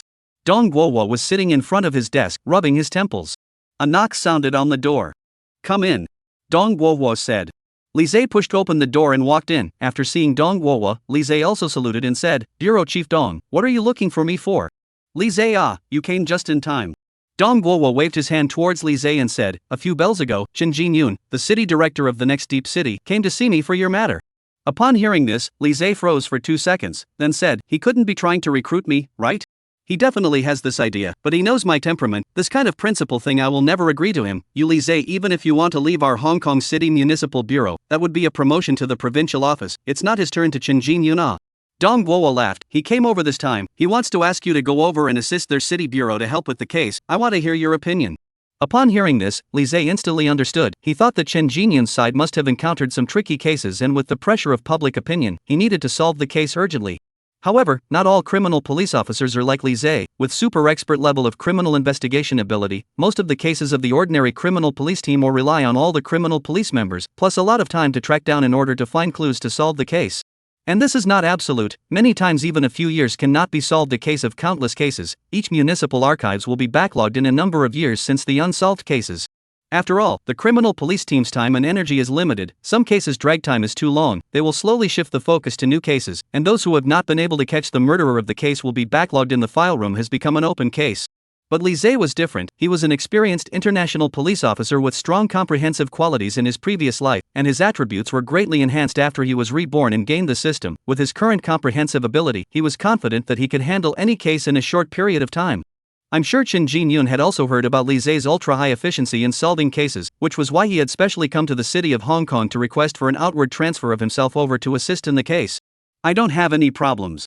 Li Zhe said, if Dong bureaus request my assistance in the past to work on the case, I will definitely do my best to solve the case as soon as possible. Very good. Dong Guoguo nodded somewhat appreciatively and said, I understand your character, I believe that you will do your best. Remember, you are representing our harbor city to go over to collaborate on the case this time. You must show the style of our harbor city criminal police. Don't worry Dong bureaus, I won't disgrace our city council. Li Zhe laughed, no matter what the case is, I will definitely catch the murderer and solve the case in the shortest possible time. Dong Guoguo said, Director Chen will have a dinner with us in a while, he will take you to Deep City then. Okay. Li Zhe nodded and said. Chapter 127, A Chance Encounter at the Hotel. Hong Kong City. It was already dusk, and the sun was setting in the distant sky, shedding its final afterglow. After having dinner with Dong Guoguo and Chen Jinyun, Li Zhe also simply packed a few clothes and directly sat in Chen Jinyun's car to leave Hong Kong City. The task force is temporarily managed by the deputy captain Hao Wei, although he is still in the hospital recuperation, but look at the police report handed over, with the phone to do some command is completely no problem. It happens that this period of time the city bureau of major cases less, some ordinary cases are also taken over by other criminal police team to deal with, so the special case team this period of time is happy to be idle. On the highway, Chen Jinyun drove the car while rushing to the co-pilot. Li Zhe said, Comrade Li Zhe, this time to be able to ask you to go over to help. I am also quite happy in my heart, to the accommodation over there and whatnot I have made arrangements for. You do not have to worry about these, all efforts to focus on the case on the line. I understand. Li Zhe nodded, suddenly remembered something and said, this afternoon when I was at the downtown movie theater, I happened to see one of your criminal police captains from Deep City, his name is Chao Hua, he was lying in the lobby of the movie theater in a drunken stupor, so I sent the police officers to bring him back to the police station to sober up, and after sobering up, it seems that he took his own taxi to go back. How did he come to our harbor city? Chao Hua? This kid came to Hong Kong City? Drunk and crazy again? He really doesn't let people worry about him. Chen Jinyun said, as you can see, Chao Hua is indeed the head of the criminal police in our deep city, and he suffered a major blow a while ago, so he's been a bit depressed for a while now. Suffered a blow? Li Zhe looked at Chen Jinyun with some surprise. His wife was killed. Chen Jinyun said, these days he has been drinking to drown his sorrows every day, and his whole person is completely disheveled, which is why I asked you to come to Deep City to assist in the case. The victim of this case is Chao Hua's wife, Yan Lan. Yan Lan is from Hong Kong City, she also works in Hong Kong City on weekdays. A while ago when Chao Hua had his birthday, she purposely took a car to go to Deep City to celebrate with Chao Hua. How did she know that this would happen? Chen Jinyun sighed and said, he came to the harbor city this time. It is estimated that it is also for Yang Lan's matter it. Case details by the time to return to the Deep City and then show you the case file, by then it is clear at a glance. Okay. Li Zhe nodded in response. Deep City. Deep City was not very far from Hong Kong City's. Chen Jinyun drove for less than 2 hours before he rushed back to the downtown area of Deep City. At this time, the sky was already completely dark. Chen Jinyun directly drove the car to a Lijia hotel not far from the Deep City City Hall. It's also already late today, so I'll send you back to the hotel to rest first. Chen Jin-yoon said, "You should first recuperate your spirit. I'll have my police officers get everything ready early tomorrow morning." Okay. Li Zhe directly got down from the co-pilot. Since the other party had arranged it this way, he wouldn't have any opinions. After greeting Chen Jin-yoon, Li Zhe directly carried a simple suitcase and walked into the hotel. After showing his identity information, the hotel attendant immediately led Li Zhe to the room he was in. "Sir, if you need anything at the hotel, please feel free to call our hotel's front desk hotline," the attendant said as he walked along the corridor. Li Zhe also nodded slightly and did not say anything more. When he passed the corner, a man wearing a duck-tongue cap suddenly walked out from the corner and directly bumped into Li Zhe's shoulder with, "Sorry." The man's voice was a bit hoarse and low. Li Zhe glanced towards him. Under the black duck-tongue cap was a somewhat vicissitudes of the face. Although the man wore a mask, but Li Zhe still keenly observed the left side of the man's face. There are scars that the mask did not cover. "Never mind," Li Zhe responded as he stared at the man's departing figure for a while. "Mister, what's wrong with you?" The waiter at the side looked at Li Zhe with some uncertainty. "Nothing." Li Zhe shook his head and said, "Continue leading the way." The attendant nodded and then led Li Zhe to his room. After arriving at the hotel room, Li Zhe comfortably took a shower, and then directly lay on the bed to rest. The following day. Deep City, City Council. A sliver of morning sunlight shot from the distant horizon, reflecting the entire world. The day's work started early in the city bureau, and Li Zhe was also the first to arrive at the city bureau after receiving Chen Jinyan's notification. Arriving at the entrance of the city bureau, a police officer with a medium build and a Chinese character face immediately greeted him. "You are the Captain Li that the director specially invited, right? I've heard a lot about you. I'm Chui Bo, the deputy captain of the second team of the criminal police in our deep city." Li Zhe also shook his hand. "Li Zhe. I didn't expect Captain Li to be really so young." Chui Bo somewhat unexpectedly sized up Li Zhe for a while. "It seems those rumors in the outside world are true. I heard that Captain Li is only in his early 20s this year? Does this have anything to do with the case?" Li Zhe glanced at Chui Bo. "If it's not related, take me to the case file. I need to understand the specifics of this case." "I'm sorry, it's my words that were ill-considered." Chui Bo somewhat apologetically glanced at Li Zhe. Although he did not mean to belittle Li Zhe because of his youth, it was indeed a bit inappropriate for him to ask like this. "Captain Li, please follow me." Led by Chui Bo, Li Zhe arrived at Chui Bo's office. Compared to the captain's office in the harbor city, Chui Bo's office did seem a bit too simple, and the area was also a circle smaller. Chui Bo came to the drawer in front of the desk and pulled out a stack of case file information from it, placing it on the table. "This case is currently taken over by me to take charge of it. This is the organized case report. Captain Li, you can feel free to look at it." Chapter 128, Slashing Face and Cutting Nose. "You're in charge alone?" Li Zhe looked at Chui Bo with some surprise. He was clear that Chui Bo was only the vice team. "Where is your captain?" Because the deceased of the case involves the captain's relatives. In order to avoid the captain to handle the case with emotions to affect the judgment, so this case will be temporarily in charge of me. Chui Bo said, "But to our shame, currently we have not found any valuable clues." Upon hearing this, Li Zhe instantly reacted. "Your captain shouldn't be Chao Hua?" "Yes. It's him." Chui Bo was a bit surprised. "Captain Li, you know him?" "I've met him before." Li Zhe said, "It's true that his current state is not suitable for handling cases." The picture of Chao Hua's big drunkenness in the Hong Kong city cinema before was still fresh in Li Zhe's mind. It seemed that the murder of his wife was really quite a big blow to Chao Hua. However, Li Zhe can also understand, see their loved ones were brutally killed, whether it is a short period of time is very difficult to accept. There must be a period of transition period, only to be able to slowly calm the mood state, so that everything will be to the right track to go. "Yes." Chui Bo sighed and said, "This matter is too great a blow to him. If he can't catch the murderer, I estimate that Captain Chao won't be able to walk out of this shadow for a long time." Li Zhe didn't chat much with Chui Bo, but picked up the case file and carefully flipped through it. According to the information, a week ago, an old man named Zhao Dejiang was riding his bicycle home when he found a female body near the fence of a construction site on the southern outskirts of the city. The body was buried in a mound of earth at the time, and Zhao Dejiang found a human finger from the mound and immediately called the police. After the police arrived, they immediately dug the body out of the mound, and after simply cleaning up the dirt on the body, the corpse was jaw-droppingly gruesome. Li Zhe flipped through the gruesome photos of the body at the crime scene, and although he had seen countless similar images, he still felt a few uncomfortable moments at the bottom of his heart. What a horrible face this was! Only to see that the entire face of the deceased had been skinned alive. There was no skin on her face, all of it had been cut off, her face was directly exposed to the morose white bones, and the blood-red muscular tissues were exposed to the air. Looking at it made one's heart grow cold. The murderer even cut off the nose as well as the lips of the deceased. The eyes were also directly gouged out. The deceased's mouth was full of a mixture of blood foam and dirt. It looked simply shocking. Cruel. Extraordinary cruelty. Li Zhe's heart immediately gave birth to these words. Even he, who had handled countless murder cases and seen countless gruesome corpses in his previous life, still felt a chill at the bottom of his heart. He finally understood why Chao Hua had become so disheveled. His wife had been brutally murdered and even had her face stripped off by the murderer. This kind of tragic encounter would have struck any person twice as hard. Cui Bo on the side also closed his eyes. Chao Hua is both his superior and his friend. He and Yang Lan are also familiar with, so Cui Bo also can't bear to see Yang Lan's tragic situation again. Li Zhe continued to look through the case file, which had a detailed autopsy report from the medical examiner. Yang Lan's time of death. In the witnesses found the body before the 12 hours or so, the body skull has been heavy hammering. According to the wound trauma judgment, the hammering object should be a diameter of 5 centimeters of the stick, and the surface of the stick is not smooth rules. What surprised Li Zhe was that Yang Lan's cause of death was mechanical asphyxiation. The forensic pathologist found soil particles from Yang Lan's throat and respiratory tract, and detected the composition of anesthetic agent from the corpse, which meant that Yang Lan was not dead when the murderer buried her in the mound. She was still in an unconscious condition at that time, and then the murderer buried her alive into the mound, and that was when Yang Lan's consciousness began to gradually revive, during which there were traces of attempted struggle, which was why her fingertips were exposed outside the soil. The deceased was cut off by the murderer before she died. Li Zhe looked at the photos of the body in the case file, slowly spoke. The dead man's wrists, the body have been rope rib binding traces. He was first stunned and tied up, and then lied the dead man's face skin cut off. The means of the cruelty, it is outrageous. Not only that. According to the report given by the forensic pathologist, the deceased's body contains less anesthetic.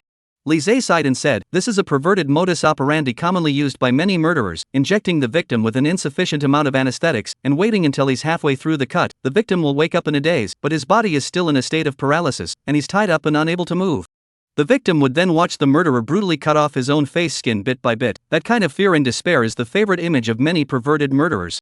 Cui Bo on the side was also stunned. All these analyzed by Li Zhe were not given in the forensic report. After all, the forensic pathologist only gives the results of the autopsy. The specific reasoning and analysis still rely on them, the criminal police, to come up with. Tap the code. Cui Bo couldn't help but hammer the table. These murderers are simply. Li Zhe finished reading all the remaining contents of the case file and organized them in his mind, then rushed to Cui Bo and said, the conclusions that can be drawn from just looking at the case file are limited, so take me to the scene of the crime to take a look at it. Okay. Cui Bo calmed down a little, nodded and said, then let's set off now.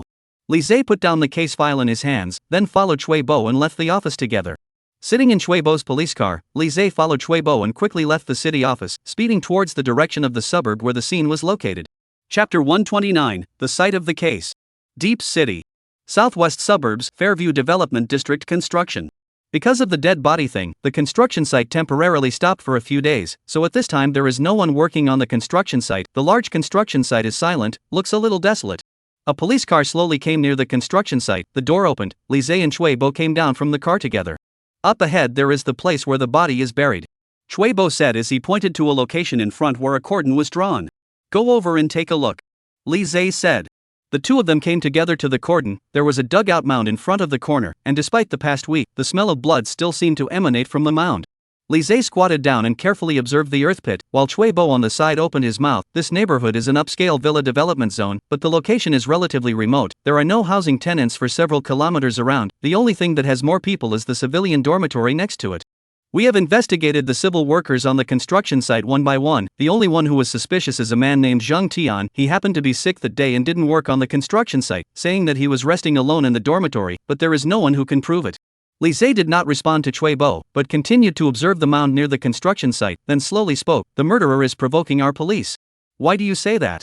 Cui Bo looked at Li Zhe with some curiosity, not really understanding why he would suddenly say this. Think about it, why would he bury the body in a conspicuous place like the construction site fence? Li Zhe raised his eyebrows and said, the purpose is obvious, he just wanted others to discover this corpse. Upon hearing this, Cui Bo was also somewhat enlightened. In that case, the murderer might have had some sort of beef with our police or something like that. Let's say, he had once squatted in a prison? There is this possibility. Li Zhe stood up, then said, have you guys investigated everyone's surveillance at the intersection near this highway? Of course. Cui Bo nodded and said, this road is very remote, usually only the residents of the neighboring townships would go in and out to pass through it, and in the 1 or 2 hours before and after Yang Lan's death, we didn't find any traces of any vehicles going in and out of the road, so we focused our suspicion on the nearby construction site. Li Zhe pondered for a moment, then rushed to Cui Bo, who was at the side, and said, did you bring a map of Deep City with you? Since he had now arrived in Deep City, the previously acquired map proficiency of Hong Kong City would not come in handy for the time being, so he could only rely on paper maps once again. Brought it. Cui Bo answered, then hurriedly pulled out a map of Deep City from his coat pocket.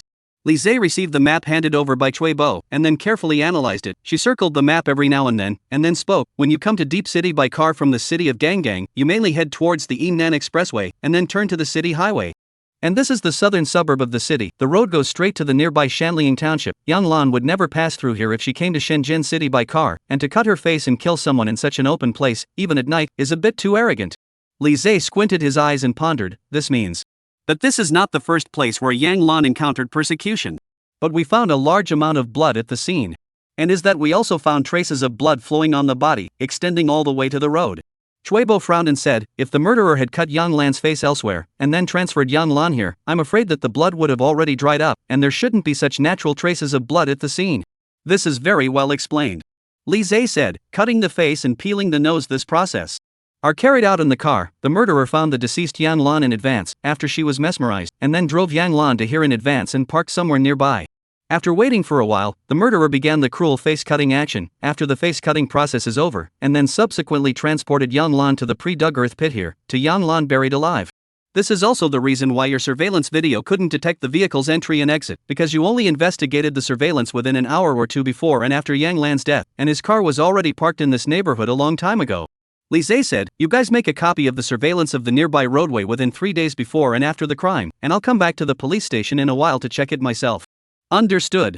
Chui Bo immediately nodded his head, then took out his cell phone and dialed the number of the police officer under him and began to give orders. Li Zhe, on the other hand, continued to check around the scene for a while, then spoke, alright, no other special clues have been found here for the time being, so let's first go and look for Zheng Tian, the only one with suspicion as you said before. Okay. Chui Bo directly took out the car keys from his coat pocket. Now the construction site is temporarily suspended for the past few days. Those civil workers also went back to their own rental house to rest, but I know Zheng Tian's specific place of residence. Last time, I also purposely went to look for him to record a statement. Oh? Li Zhe raised his eyebrows. How was his reaction? Very flustered. Chui Bo said slowly, the demeanor looked quite suspicious, but we didn't find any valuable clue evidence in his house. Alright, then take me over to see him first. Li Zhe said. Chui Bo gave a then led Li Zhe back to the police car. As the vehicle started, this police car once again sped away from the construction site. Chapter 130, The Smell of Blood in the Kitchen. Deep City. The outskirts of the city, a group rental housing. Chui Bo drove the police car and arrived at a nearby open space, and after parking the car, the two of them came down from the car together. He lives on the second floor of that 2-story building. Chui Bo said as he pointed to an old 2-story building not far away. Li Zhe nodded, then followed Chui Bo and walked over together. The building house looked a bit old, with dark and dirty walls, and muddy domestic sewage flowing from the ditch next to the house. As the house was covered by other buildings, the lighting was not good, so the light inside was a bit dim, and a small power incandescent bulb was lit at the stairway, emitting a faint white light. The two of them arrived at the door of the house where Zheng Tian was located, and were just about to knock on the door, when a dangling noise suddenly came from the house. Li Zhe frowned slightly, then made a wink at Chui Bo, who immediately nodded and knocked on the door of the house. After a few seconds passed, a man's somewhat lazy voice came from the house. Who is it? Me, Officer Chui. Chui Bo said. Ah. Officer Chui, why did you suddenly come? That wait a moment The man in the room somewhat stammered in response, and after a few minutes of dilly-dallying, he then opened the door in his slippers, kicking and stomping. Li Zhe carefully surveyed the Zheng Tian in front of him, not very old, not more than 30, about the same height as Chui Bo, probably around 1.7 m, thin body type, pale face, facial cheekbones protruding, looks a little malnourished, non-mainstream long hair, sideburns, hair is about to grow to the chin. In just a few seconds, Li Zhe had already remembered Zheng Tian's physical features clearly, in terms of screening the murderer later. After Zheng Tian saw Li Zhe next to Chui Bo, he said with some surprise, Officer Chui. He is? This is Captain Li, coming over to help us with the case. Chui Bo said, it's still for that case last time, you have to fully cooperate with our investigation. Captain Li. Li? Zheng Tian looked at Li Zhe with some confusion and couldn't help but mutter in his heart, how does this look like a college student, right? What are you still standing there for? Open the door completely and let us in. Chui Bo gave Zheng Tian a blank look. Zheng Tian immediately nodded, then opened the door completely. 2 officers, please feel free to enter. The two of them walked into the house, which was a 1-room, 1 kitchen and 1 bathroom structure. The room was not very spacious. Apart from a bed, it was a dining table, which still had overnight meals on it. The place is a bit small. 2 officers don't mind. Zheng Tian rubbed his head and said, I don't have any extra stools here either, otherwise you guys can just sit on my bed. No need, we can just stand and talk. Li Zhe said while looking around the house for a while. When he was close to the kitchen, Li Zhe couldn't help but shrug his nose. Even though the kitchen door was closed tightly, there seemed to be some kind of smell coming out from the kitchen. After a few seconds, Li Zhe suddenly came back to his senses. This was clearly the smell of blood. However, the smell was slightly fainter, thus Li Zhe had difficulty in distinguishing what type of blood odor it was for a while. Li Zhe immediately tried to unscrew the kitchen door, several times failed to unscrew, the kitchen door even locked. Obviously the lock of the kitchen door had been purposely replaced, otherwise a normal kitchen door would be able to be opened directly. Open the kitchen door. Li Zhe rushed to the side of Zhang Tian and said sternly. Zhang Tian froze for 2 seconds, then said with a somewhat ugly face, "There's nothing inside." "Don't talk nonsense, open the door." Li Zhe's tone was full of unquestioning. Cui Bo on the side also realized that there is something wrong, immediately rushed to Zhang Tian said, "Do you hear me? Hurry to open the door. Whether there is something inside to check it is not known." Seeing Li Zhe's serious look, a drop of cold sweat crossed Zhang Tian's forehead. He somewhat reluctantly came to the kitchen door, took out a set of keys from his body, and then aimed at the lock hole and inserted it. Snap! The lock hole opened in response, and Zhang Tian slowly pushed the door open.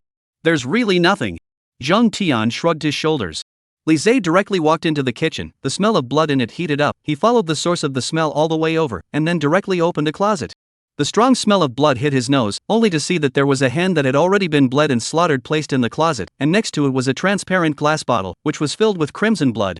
Li Zhe put on his gloves and took out the bottle and put it between his nose and sniffed. "It's the smell of chicken blood." Li Zhe rushed to Cui Bo who was at the side and said.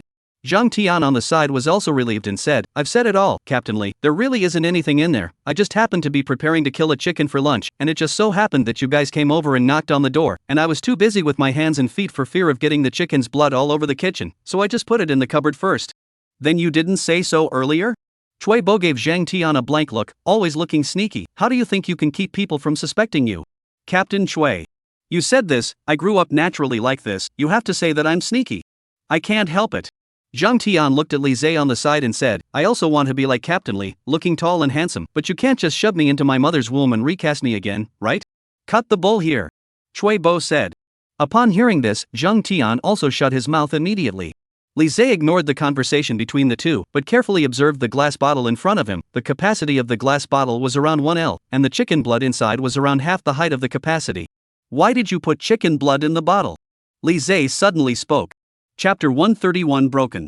"Does this need a reason?"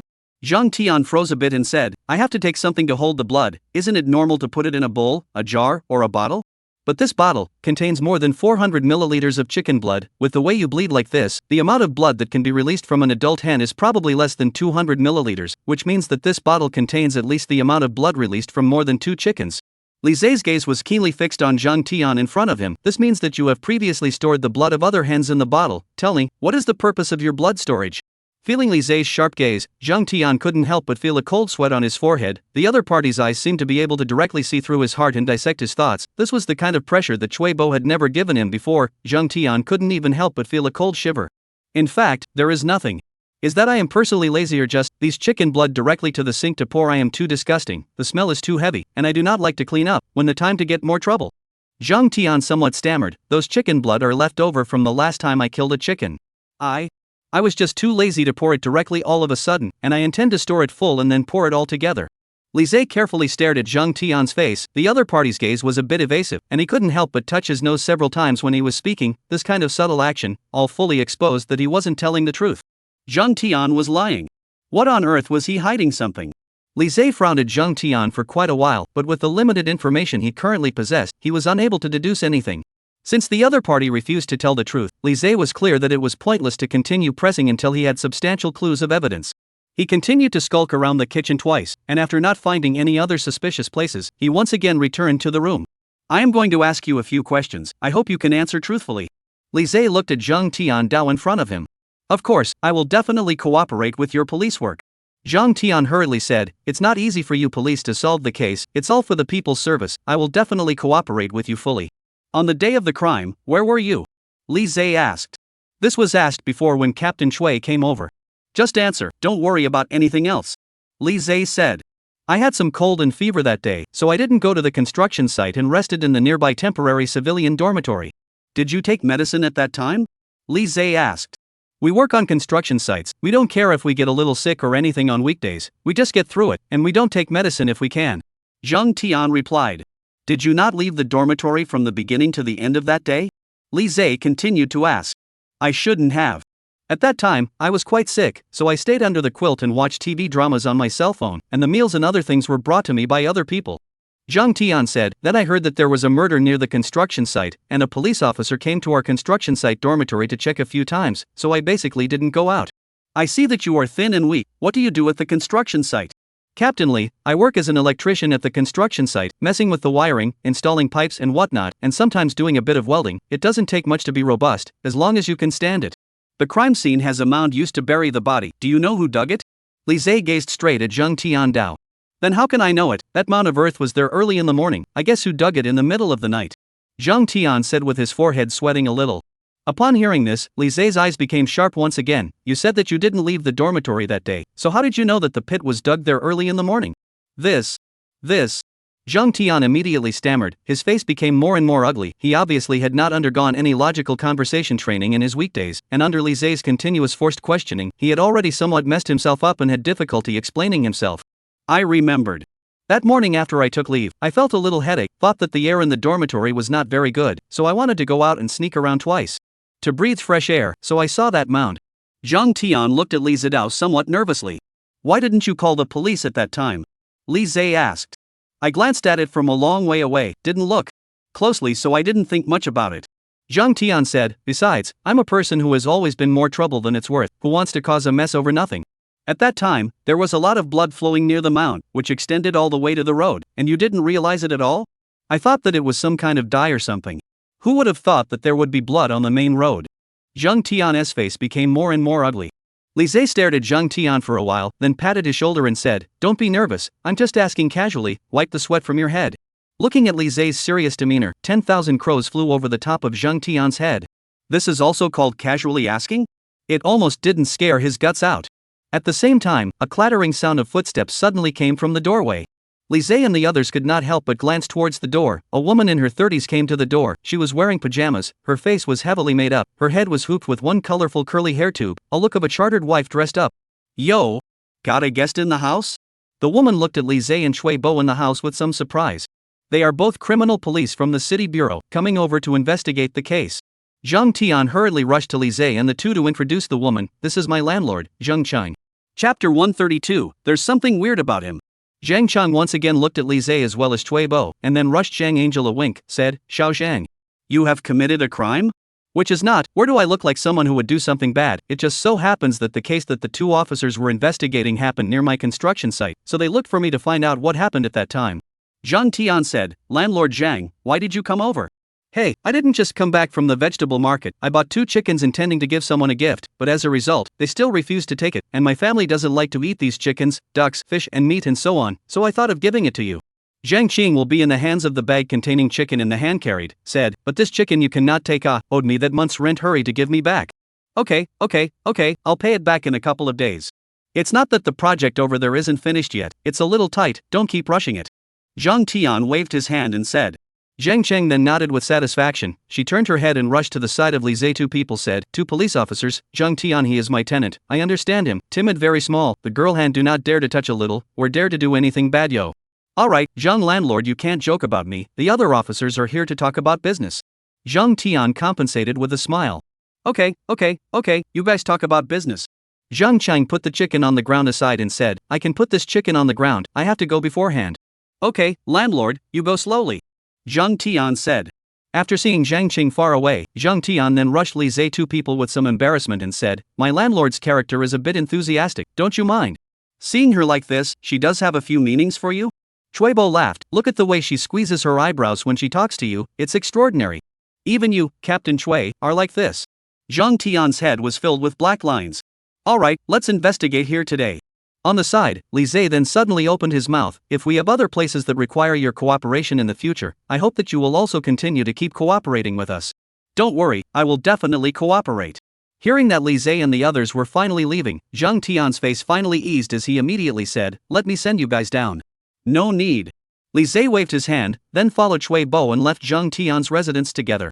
Returning to the police car, Li Zhe rushed to Cui Bo and said, this Zhang Tian is indeed very strange, his every move is filled with a very weird aura, but I can't say what's weird about it at the moment for a while, but there must be something wrong with him, and his conversation with me is full of loopholes as if he's trying to hide something. Yeah, the last time we took a statement with him, he had a sense of being pre-verbal, that's why I said he's suspicious. Treble said. Get someone to rent a room in the opposite building to keep an eye on him. Lise narrowed his eyes and said, pay attention to his travels, report back to us promptly wherever he goes. If he really is the murderer, then his travels are very important to us. Understood, I will immediately arrange manpower to monitor him. Chuebo nodded, then took out his cell phone and instructed 2 sentences to his subordinate police officers before starting the police car and leaving this group of rented rooms. Deep City. City Bureau, Captain's Office. Lise sat on the sofa next to the coffee table and continued to look at the stack of information on the coffee table, while Chuebo poured tea on the side. Good iron goddess of mercy, taste it. Chuebo poured a cup of tea for Lise. Lise also picked up the tea and gently sipped it. The tea aroma is rich, smooth, no astringency, the tea broth is cool, the taste is full and mellow, it is indeed a top quality. I didn't realize that Captain Lee is also so knowledgeable about tea. Chuebo glanced at Lise with some surprise. He had thought that at Lise's age, he wouldn't have any interest in such things as tea, but from Lise's simple sentence of evaluation, he could sense that the other party did have something. Can't talk about having a research, I just drank more tea since I was young. Lise also did not intend to go deeper with Chuebo on this issue. A knock sounded on the door. Come in. Chuebo shouted towards the door. The office door opened and a police officer walked in with a USB flash drive, saluted towards the 2 of them and said, Team Chui, Team Lee, the surveillance videos you asked for have been copied, they are all here on the USB flash drive.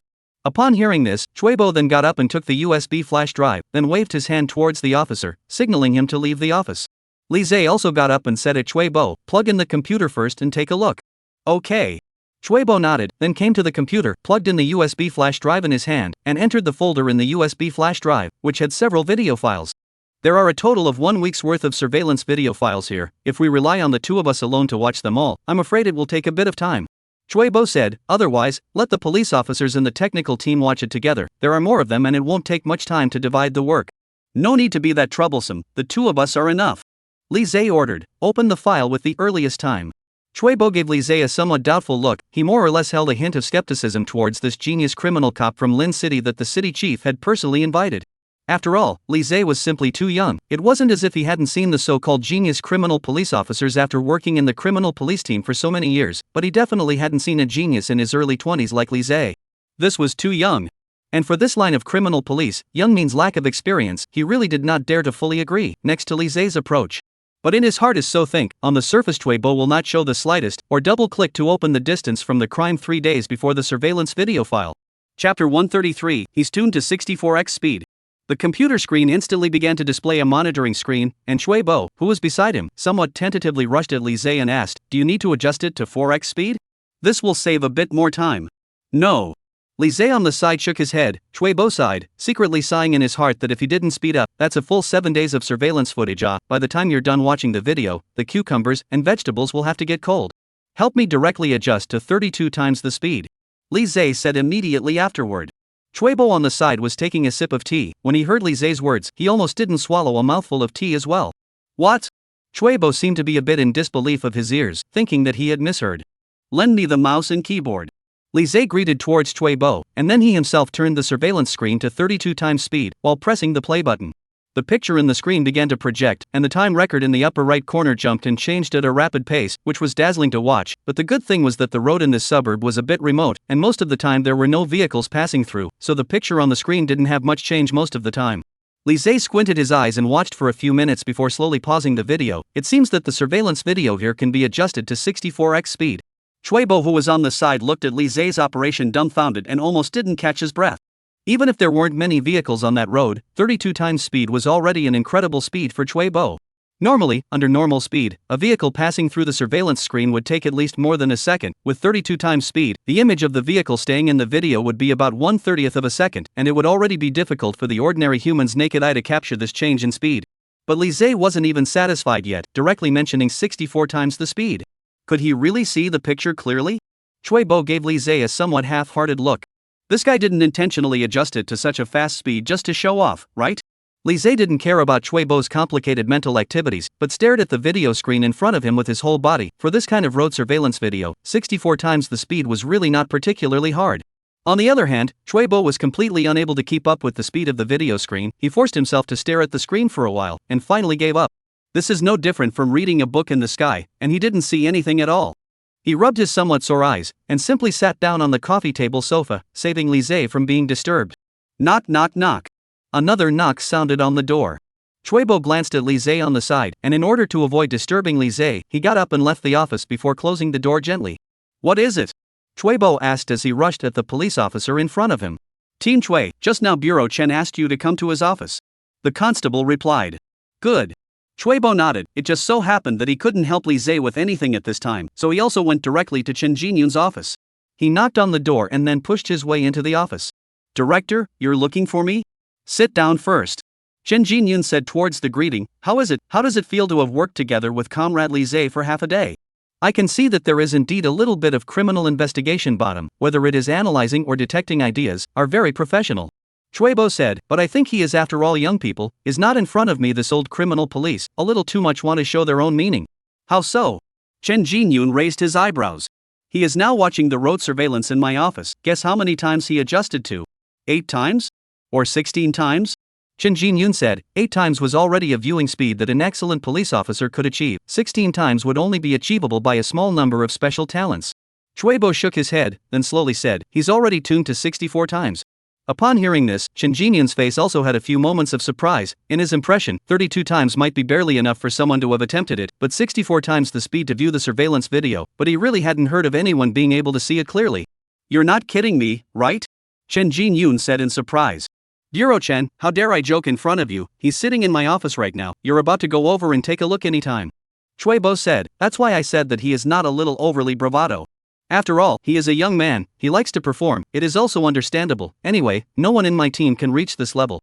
Chen Jinyun then pondered for a moment, and then shook his head and said, he is not showing off, because he simply does not have the need, we are on the case, not in the show, the person is what I invited back, I believe in his ability. I've heard of his deeds, in just 1 month, he has continuously solved several major cases, this is no joke, the Hong Kong City Municipal Bureau side won't be stupid enough to hype up a college student, and I also believe that he must have real skills. Chuebo also nodded and said, it's just that his performance is really a bit out of my expectation, but as a mule is a horse, pull it out to sneak around and we'll know. Does he have real skills? A moment later when he finished watching the video it will be clear. He is in our city bureau to assist in solving the case of this period of time, you must fully cooperate with him, you are also clear, now our city bureau shoulders a heavy burden. Chen Jinyun patted Chuebo's shoulder and said, he's a strange move I hired, you must utilize it well. It's hard to solve the case just by his strength alone, my own side is also sending officers to investigate from multiple aspects and look for clues. Chuebo said, don't worry, Director, I will solve the case as early as possible. Very well. Chen Jinyun nodded and said, alright, there's nothing else, you can go back to work first. Understood. Chuebo responded, then got up and left Chen Jinyun's office. Chapter 134, Important Clues. Captain's Office. Chuebo pushed open the door and entered, finding Lise already sitting in front of the coffee table drinking tea. How's it going? Chuebo asked, did you encounter any obstacles? Otherwise, it's better to leave this video to the technical team. No need. Lise shook his head and said, I've already watched all of the video. Ha? Chuebo looked at Lise in shock for a while, then looked at the clock hanging on the office wall. After he himself had left Chen Jinyun's office earlier, and then went to the police office to have a meeting with the officers under him, adding up to a total of less than 2 hours, Lise had already watched all of the week's surveillance records? Even at 64 times the speed, he couldn't finish it so quickly. This Lise couldn't really be bluffing, could he? Seeing Chuebo's doubts, Lise took a sip of tea and slowly spoke, there's almost no movement on that highway at night, so I directly adjusted it to 128x speed, and during the day it's still the usual 64x speed, so I can see it faster. Captain Lee is still really refreshing. Ah. Chuebo laughed awkwardly twice, now that you've finished watching the video, are there any new findings? Of course. Lise nodded, then got up and went back to his desk, opening a folder on his desktop, in which there were several screenshots of images from the surveillance video. In this week's footage, there are a total of 12 vehicles that passed through this camera on the front section of the construction site before the crime, and left after the crime was over, of which there are a total of 2 vehicles that fit the category of arriving at the construction site early and did not pass through the camera on the back section of the construction site, that is, they did not leave the vicinity of the construction site. Lise opened 2 of the screenshot photos at the same time and spread them side by side across the entire computer screen. One of them was a black SUV-type Toyota, and it was clear from the screenshot that the number plate of the car had been illegally obscured. The other was a white wooling van with what appeared to be some damage to the front left light and yellow tape on the light. This car's license plate is not obscured, but Chuebo is also a glance out, this van hanging is a fake license plate. Chuebo looked at Lise with some difficulty in believing that in such a short period of time, he had actually finished watching the video. And he didn't just finish it, he really found the important clues in it. Awesome! Chui Bo marveled in his heart. The previous doubts about Li Zhe had been completely swept away, but he didn't show much on his face. He coughed lightly and said, "It's really hard on you, Captain Li. After finding such an important clue, I'll immediately send people to conduct a citywide search and investigation of these two suspicious vehicles." After saying that, Chui Bo immediately took out his cell phone from his body and then dialed the phone of the technical team officers under him and instructed them. After hanging up the phone, Chui Bo looked at Li Zhe with some admiration. Since ancient times, heroes come out of youths. Captain Li really deserves to be the outstanding representative of our youth in the police force. Your ability is indeed enough to amaze people. For this kind of praise words, Li Zhe has already heard too much. In normal times he is also happy to accept, but at present the case is important. He directly waved his hand, signaling that Chui Bo does not need to say more. The deceased Yang Lan is the wife of your Captain Chao Hua, right? Li Zhe asked. Where is your captain now? Last time he has come back from the harbor city by his own car. I need to meet with him. There are some questions I need him to cooperate and answer. Upon hearing this, Chui Bo's face immediately revealed a few difficult colors. Our captain has been not answering the phone since a few days ago. He has been running around in Shenzhen City, Hong Kong City for the past few days, and he is drunk every day. The cell phone is also not on his body, and we don't know where to look for him. You guys have no one to control him? Li Zhe frowned and said, "You are the vice captain of the team. How can you be indifferent when you see him like this?" It's not that I don't want to take care of it. I've been so busy over the past few days with the case. I've already sent my officers to look for Captain Chao's whereabouts, but there's nothing I can do if I can't find him. Chui Bo sighed and said, "The director also knows about this matter. He told me to focus on the case first. On Chao's side, when he gets over this bout of grief, he'll come back later on his own. But I need his exact location now." Li Zhe said, "You immediately send someone to find him out." "I will try my best," Chui Bo said. "Try your best?"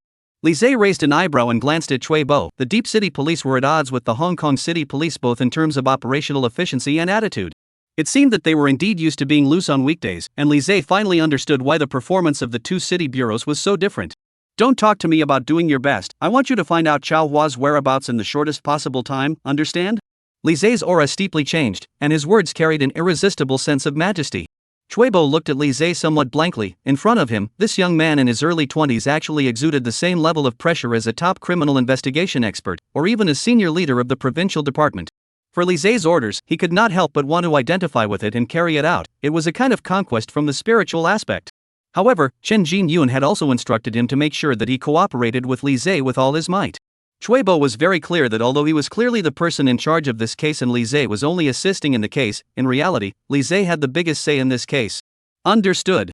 I'll immediately have the officers find Team Chao." Chui Bo raised his volume and replied in a solemn tone. "Very well." Li Zhe nodded. This was the kind of attitude he wanted in his work. Determined, serious, and carry out orders with full force when he received them. Chapter 135. Chao Hua is in a fight with someone. Deep City. A convenience supermarket. A man wearing a wide jacket coat and a masked duck-tongued cap walked into the convenience store. "Welcome," the cashier at the counter said with a smile on her face. She was sweet-looking and welcomed everyone she saw with a smile, which was the secret recipe for the store's booming business. But the man didn't seem to notice the cute cashier at all, as he walked straight into the convenience supermarket and then walked around the rows and rows of merchandise containers, picking them out. The cashier still had a smile on her face, but in her heart she chattered, "What kind of person even looks at me without even looking at me? Forget it, don't bother with him. After all, I'm a cute little fairy, ah." Half a minute later, the glass door of the convenience supermarket was once again pushed open, and the cashier once again showed her standard smile, "Welcome." The word "pro" had not yet been exported. The strong smell of alcohol on the visitor's body instantly made her cough, and she was almost a little out of breath. "This gentleman, are you drunk?" the cashier asked carefully. But the drunkard similarly ignored her and walked straight into the convenience store, his entire body looking drunk and his steps stumbling a bit. The cashier didn't dare to stop her. She was a girl after all. If the drunkard played drunk, she really didn't know what to do.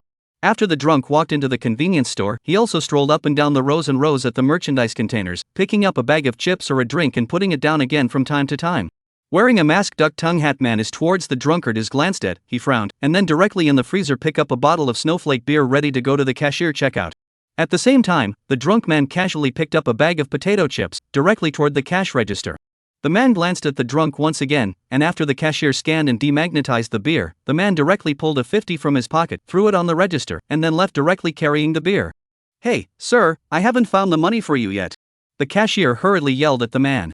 But the man acted as if he didn't hear, still carrying the beer away regardless. The drunken man also immediately came to the cash register, where he directly threw the chips in his hand and said, "I don't want it."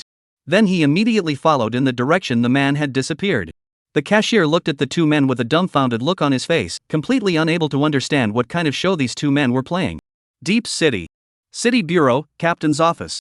Lise was still sitting in front of his desk looking at the stack of information on his desk, while Chui Bo was looking at the report presented by his subordinate police officers. Knock, knock, knock. A knock sounded on the door and a police officer directly pushed open the door and hurriedly ran in. Team Chui, Vice Team Lee. The constable gasped for breath while saluting towards the two. Have something to say straight away. Chui Bo said. We've found Team Chow's whereabouts. The police officer said, it's at an alleyway over on Southeast Road. He seems to have gotten into a fight with some passerby. What? Chui Bo's face changed. Team Chow fought with someone? He must have gotten drunk again. We've already sent the nearby patrol officers over to dissuade the fight. I heard that the fight was quite fierce. That police officer said cautiously. Alright, I know. Chui Bo got up and rushed to the side of Li Zhe and said, Captain Lee, we have already found the whereabouts of Team Chow. It's over on Southeast Road. It's not too far away from us. Let's go over there together to look for him now. Li Zhe likewise heard the conversation between the two. He nodded, then got up and followed Chui Bo to leave the office together. Deep City. An alleyway entrance on Southeast Road. At the entrance of the alley, there were glass bottle fragments broken on the ground, and the ground was sprinkled with bubbling liquor, obviously a sign of a dry fight, and there were some onlookers standing around, and a few patrolmen were maintaining the order of the scene. Before the drunkard is sitting on a stone pier at the entrance of the alley, he covered his head with a white towel, forehead also oozing droplets of blood, apparently was opened with a beer bottle. On the other hand, the brain with a masked duck tongue cap face painfully collapsed on the pavement. He was a bruised and swollen woeful appearance, his arm looks like a broken bone, the hat also fell in the middle of the road, revealing his somewhat overwhelming hairline. Although he was opened up, this fight was clearly a win for the drunken man. Captain Chow. Are you okay? A patrolman squatted beside the drunkard and asked. I'm fine, go to the nearby drugstore and buy me some stumbling wine.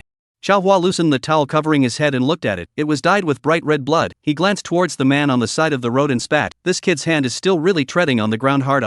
After all, he is the chief of the criminal police. All through the systematic fighting training, hands are still much better than ordinary people. Therefore, before the two are not really a fight, the other party in the first with a bottle to give him a blow to the head, the rest of the time are Chow Hua unilateral and hanging each other. A siren sounded from a short distance away. A police car drove over from the other side of the alleyway entrance. Due to the narrow road at the entrance of the alleyway, the nearby patrolman greeted the passers-by to avoid the road. The police car stopped. Chui Bo and Li Zhe came down from the car together. Team Chow, what happened? Chui Bo frowned when he saw Chow Hua. He approached Chow Hua's body and sniffed. You're drunk again. I'm not drunk. Can't you see that I had that kid over in 3 tries? Although Chow Hua said this on his lips, his eyes were a little hazy, obviously a little drunk. On the side, Li Zhe was scanning towards the scene for a while. The situation was very obvious. The two had fought. Chow Hua had his head blown off by a bottle, while the other party had been beaten up by Chow Hua. However, Li Zhe was not surprised. Chow Hua was after all a professional criminal police officer. If he couldn't even beat a passerby, what would he take to catch criminals? Li Zhe continued to scan. After seeing the man lying on the ground wailing, he could not help but shrink his pupils. This is actually the man that he met in the last hotel. Chapter 136. Why are you being followed? Why did Chow Hua with him? Could it be that the two knew each other before? Team Chow, this is Li Zhe, Captain Lee, whom the director invited from the next harbor city, over to assist our team in solving the case. Chui Bo directly introduced. Chow Hua covered his injured brain and sized up Li Zhe for a while, then spoke with some surprise. Have we met before? Of course. Li Zhe said, in a movie theater in Hong Kong City. Captain Chow, you were drunk at that time, and I was the one who asked the police officers to send you back. Upon hearing this, Chow Hua suddenly came to his senses. Although his face was a little drunk, there was no confusion between his words. So it's you. Last time, I was in a hurry to leave your city council. I didn't have time to say thank you to Captain Lee. No need to be polite. Li Zhe said, I can understand Captain Chow's mood at that time, but what I am curious about is why you went to which movie theater? Upon hearing this, a look of sadness surfaced in Chow Hua's eyes. There's not really much of a reason. My wife is from Hong Kong City, and she and I met in Hong Kong City back in the day. That movie theater was the place where we had our first date. Sorry, I shouldn't have mentioned that. Li Zhe glanced at the man next to him and changed the topic. Captain Chow, how did you get into a fight with him? It's nothing, I happened to be on his way at that time, so I kept walking behind him, but he suddenly turned his head and took a bottle to my head, then I beat him up. Chow Hua picked up a bottle on the ground and said, it's okay to see those people in the movie with bottles smashing around, swinging it to their own head, only then do they know how hard the bottles are. Chow team. You are fine, don't hang around, the phone is not answered, our police force people are looking for you, old half a day cannot find. Chui Bo sighed on the side, look at it, this is still plain to be opened by someone, thanks to the injury is not serious. Xiao Hua patted Cui Bo's shoulder and said with slightly moist eyes, "You don't have to worry about me. I've already taken a month's vacation, so I'll rely on you to take care of the team." On the side, Li Zhe was looking at Xiao Hua with narrowed eyes. The other party obviously did not tell the truth to himself. He would never believe that a criminal police chief would wrestle with someone for such a reason. But Xiao Hua, what did he have to hide? And why would he hide it? Thinking of this, Li Zhe came to the side of the man, who had been wailing on the ground for quite a while, and now the pain had eased a little. When the man saw Li Zhe, his pupils also shrunk slightly. Apparently there were also a few surprises. Li Zhe squatted down and rushed at him. "What's your name? Does it have anything to do with you?" The man said through clenched teeth, his face still a little twisted from the pain. Li Zhe directly took out his police license. "Do you know that you exploded the head of the city's chief of criminal police? Although you were beaten up by him later, but after all, it was you who moved first and used a bottle as a weapon merchant. This behavior of yours is very dangerous. He can totally sue you for malicious wounding as well as assaulting a police officer." "Then sue." The man said coldly, "Aren't all of you police officers these dogs anyway?" Snap. Li Zhe directly slapped over. This slap he controlled most of the force and did not send the man flying, but it was enough to make his face swollen and memorable. "No insulting the police. I won't say this sentence a second time." Li Zhe's gaze was sharp as iron. Although the man was wearing a mask, he was obviously able to tell that half of his cheeks were already somewhat swollen. He looked at Li Zhe's palm with a few moments of horror in his gaze and silently closed his mouth. "What's your name?" Li Zhe's tone was cold and stern. The man's body couldn't help but tremble for a few moments. The pain coming from his face caused him to answer, "Su Wenjun." "Why did you attack Captain Chow?" Li Zhe continued to ask. "Because he has been following me." Su Wenjun looked at Li Zhe's palm with palpitations. The force of Li Zhe's slap was controlled just right. It would not injure a person but also make them feel the shiver from their soul. "Stalking you?" Li Zhe slightly raised his eyebrows. As expected, Xiao Hua did not tell the truth before. He and the Su Wenjun in front of him could not be any chance encounter at all. Why would Xiao Hua hide such a thing? "Yes. He followed me for 2 whole blocks. I entered the convenience store, he also entered. I turned left, he also turned left." Su Wenjun glanced towards Xiao Hua, who was on a stone pier to the side, a look of displeasure in his eyes. "If you guys hadn't told me that he was a police officer, I would have even thought that he was a pervert." Li Zhe looked at Su Wenjun in front of him, adding a few more moments of doubt to his expression. Not only had Xiao Hua stalked Su Wenjun, but also in such an obvious way? With a tracking method like his, even an ordinary person with no anti-detection ability would be able to completely sense that he was tracking him. This was by no means like something that a criminal police captain would do. Could it be that he is deliberately trying to anger Su Wenjun? Both of these two people obviously had some mysterious places, but both of them seemed to be unwilling to say anything in detail, which made Li Zhe very surprised. What exactly was the relationship between the two of them? What kind of faults did they have? "You guys didn't know each other before?" Li Zhe continued to ask. "Of course I don't know each other." "Then why is he following you?" "How can I possibly know that? You should ask him because of that." "What are you doing in Deep City?" Li Zhe suddenly asked. Su Wenjun suddenly realized something. "How do you know that I came from out of town? Your accent is not from this side of Deep City." Li Zhe looked at Su Wenjun with a keen gaze. "You are from Hong Kong City." Chapter 137. Just call me an old driver. Su Wenjun looked at Li Zhe as if he was looking at a monster. The other party's aura completely subdued him, and he felt like he couldn't even speak properly. "I am an online car driver." Su Wenjun slowly opened his mouth. "I also came to the Deep City because a while ago I took an order from the city of Hong Kong to the Deep City. I was not in a good mood for a while, and it just so happens that I have relatives in the Deep City, so I'm in the plan to stay in the Deep City for a while, so that my relatives can take me to the Deep City to walk around and stroll around." Li Zhe raised his eyebrows and looked at Su Wenjun. He clearly remembered that he had run into him at the Lijia Grand Hotel, going to a relative to tour around and take a break, not staying at the relative's house, staying at a hotel. "I'm a person who doesn't like to trouble others," Su Wenjun said. "Staying in a hotel is a bit more comfortable." Li Zhe gazed at Su Wenjun for a while. The other party's eyes fluttered as he spoke, obviously not completely telling the truth. Li Zhe rushed to Cui Bo, who was at the side, and said, "Take him back to the police station in a while to make a statement and investigate the detailed reason why he fought with Captain Chow." "Okay."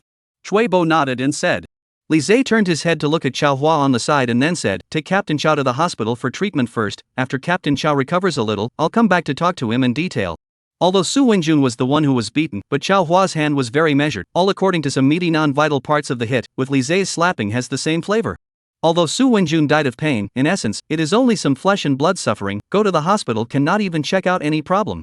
On the contrary, Xiao Hua received this bottle of wine is quite serious. If not timely go to the hospital to deal with it, the wound may become infected.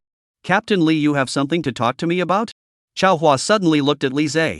"There are some issues related to the case that I want to talk to you about, but you go and treat the wound first. I will find a time to talk to you then," Li Zhe said. "Okay." Hua also covered his injured brain and stood up. Chuibo, who was beside him, hurriedly helped him. Team Chao, you really shouldn't drink so much again, be careful of stomach bleeding. This you don't have to care, now I'm suspended, a little bit of alcohol won't get in the way, when I'm in a good mood myself I won't drink anymore. I'm afraid that your mood will not be good for most of the year. Chuibo muttered in a low voice, assisted Hua into a police car, and then ordered a patrolman to take Hua to the hospital. Jingling, a cell phone rang. Chuibo took out his cell phone and answered the call. The voice of the technical team's police officer came over from the cell phone. Team Shui, we found the whereabouts of the two cars you asked us to investigate earlier, one of them, the Wuling Hongguang. Report the exact location immediately. Chuibo was also a few moments of exhilaration, not expecting the technical team to make progress so quickly. Although it was only the location information of one of the cars, it was already a big breakthrough for the current situation. It's still in that direction in the southwestern suburbs, in the middle of Dongshan Road, in a clothing manufacturing factory called Yongqi Clothing Factory. The police officer immediately replied. Very good. Chuibo immediately dialed the number of the police officers under his action team again, informing them to immediately head to the Yongqi Clothing Factory. After hanging up the phone, he rushed to Li Zhe, who was at the side, and said, Captain Li, there's news about the van found in the last surveillance. It's in the Yongqi Clothing Factory on Dongshan Road. I've already notified the action team officers. Let's rush over there immediately now. Wait.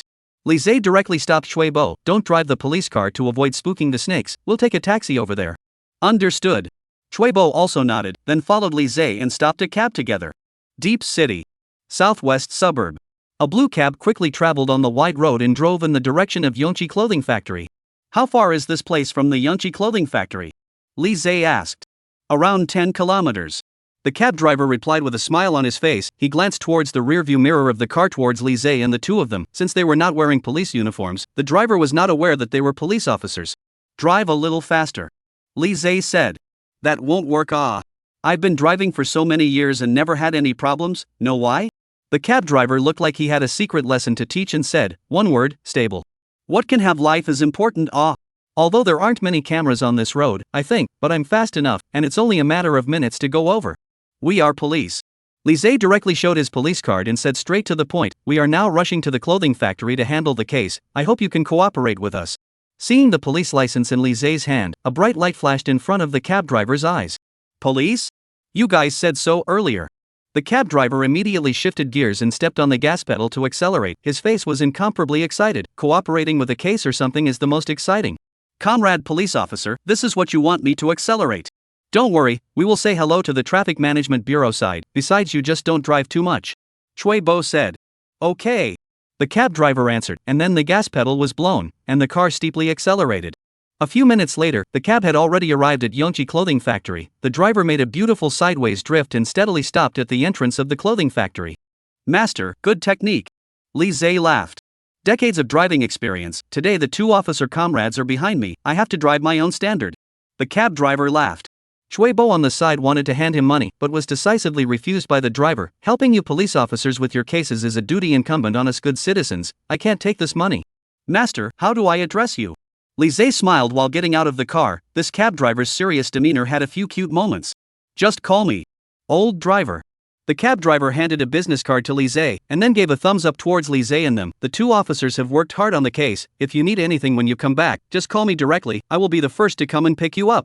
Chapter 138, Social Society. With a giggle, the cab suddenly disappeared at the end of the road. The action team will only arrive in about 10 minutes. Chuibo said, Captain Li, let's go in first and poke around. Wait, go to the nearby grocery store and buy 3 bottles of mineral water over. Li Zhe ordered. 3 bottles? Chuibo was stunned. There were only 2 of them in total. What would they need 3 bottles of water for? Yes, by the way, bring another pack of cigarettes. Don't need to be too expensive. A pack of Licoon will do. Li Zhe said. Okay. Chuibo looked at Li Zhe with some doubt. The other party didn't have any smell of smoke on his body, and there was no tobacco tarnish on his teeth, so he obviously didn't smoke often, but since Li Zhe asked for it, he could only do as he was told. 2 minutes later, Chuibo carrying 3 bottles of mineral water jogged all the way over, at the same time from the pocket took out a box of Licoon cigarettes to Li Zhe. Li Zhe stuffed the cigarettes back into his pocket, then picked up 2 bottles of mineral water. Alright, let's go. Chuibo followed Li Zhe to the entrance of the garment factory. The security guards in the security booth immediately stopped them. What are you doing? You can't just come and go here. Do you have a work permit? I'm a current student of the next Harbor City University. I'm participating in a social research work. I would like to understand the workflow of your clothing factory as well as the sales model. This is my student ID. Li Zhe pulled out his university student ID from his pocket and handed it to the security guard in front of him.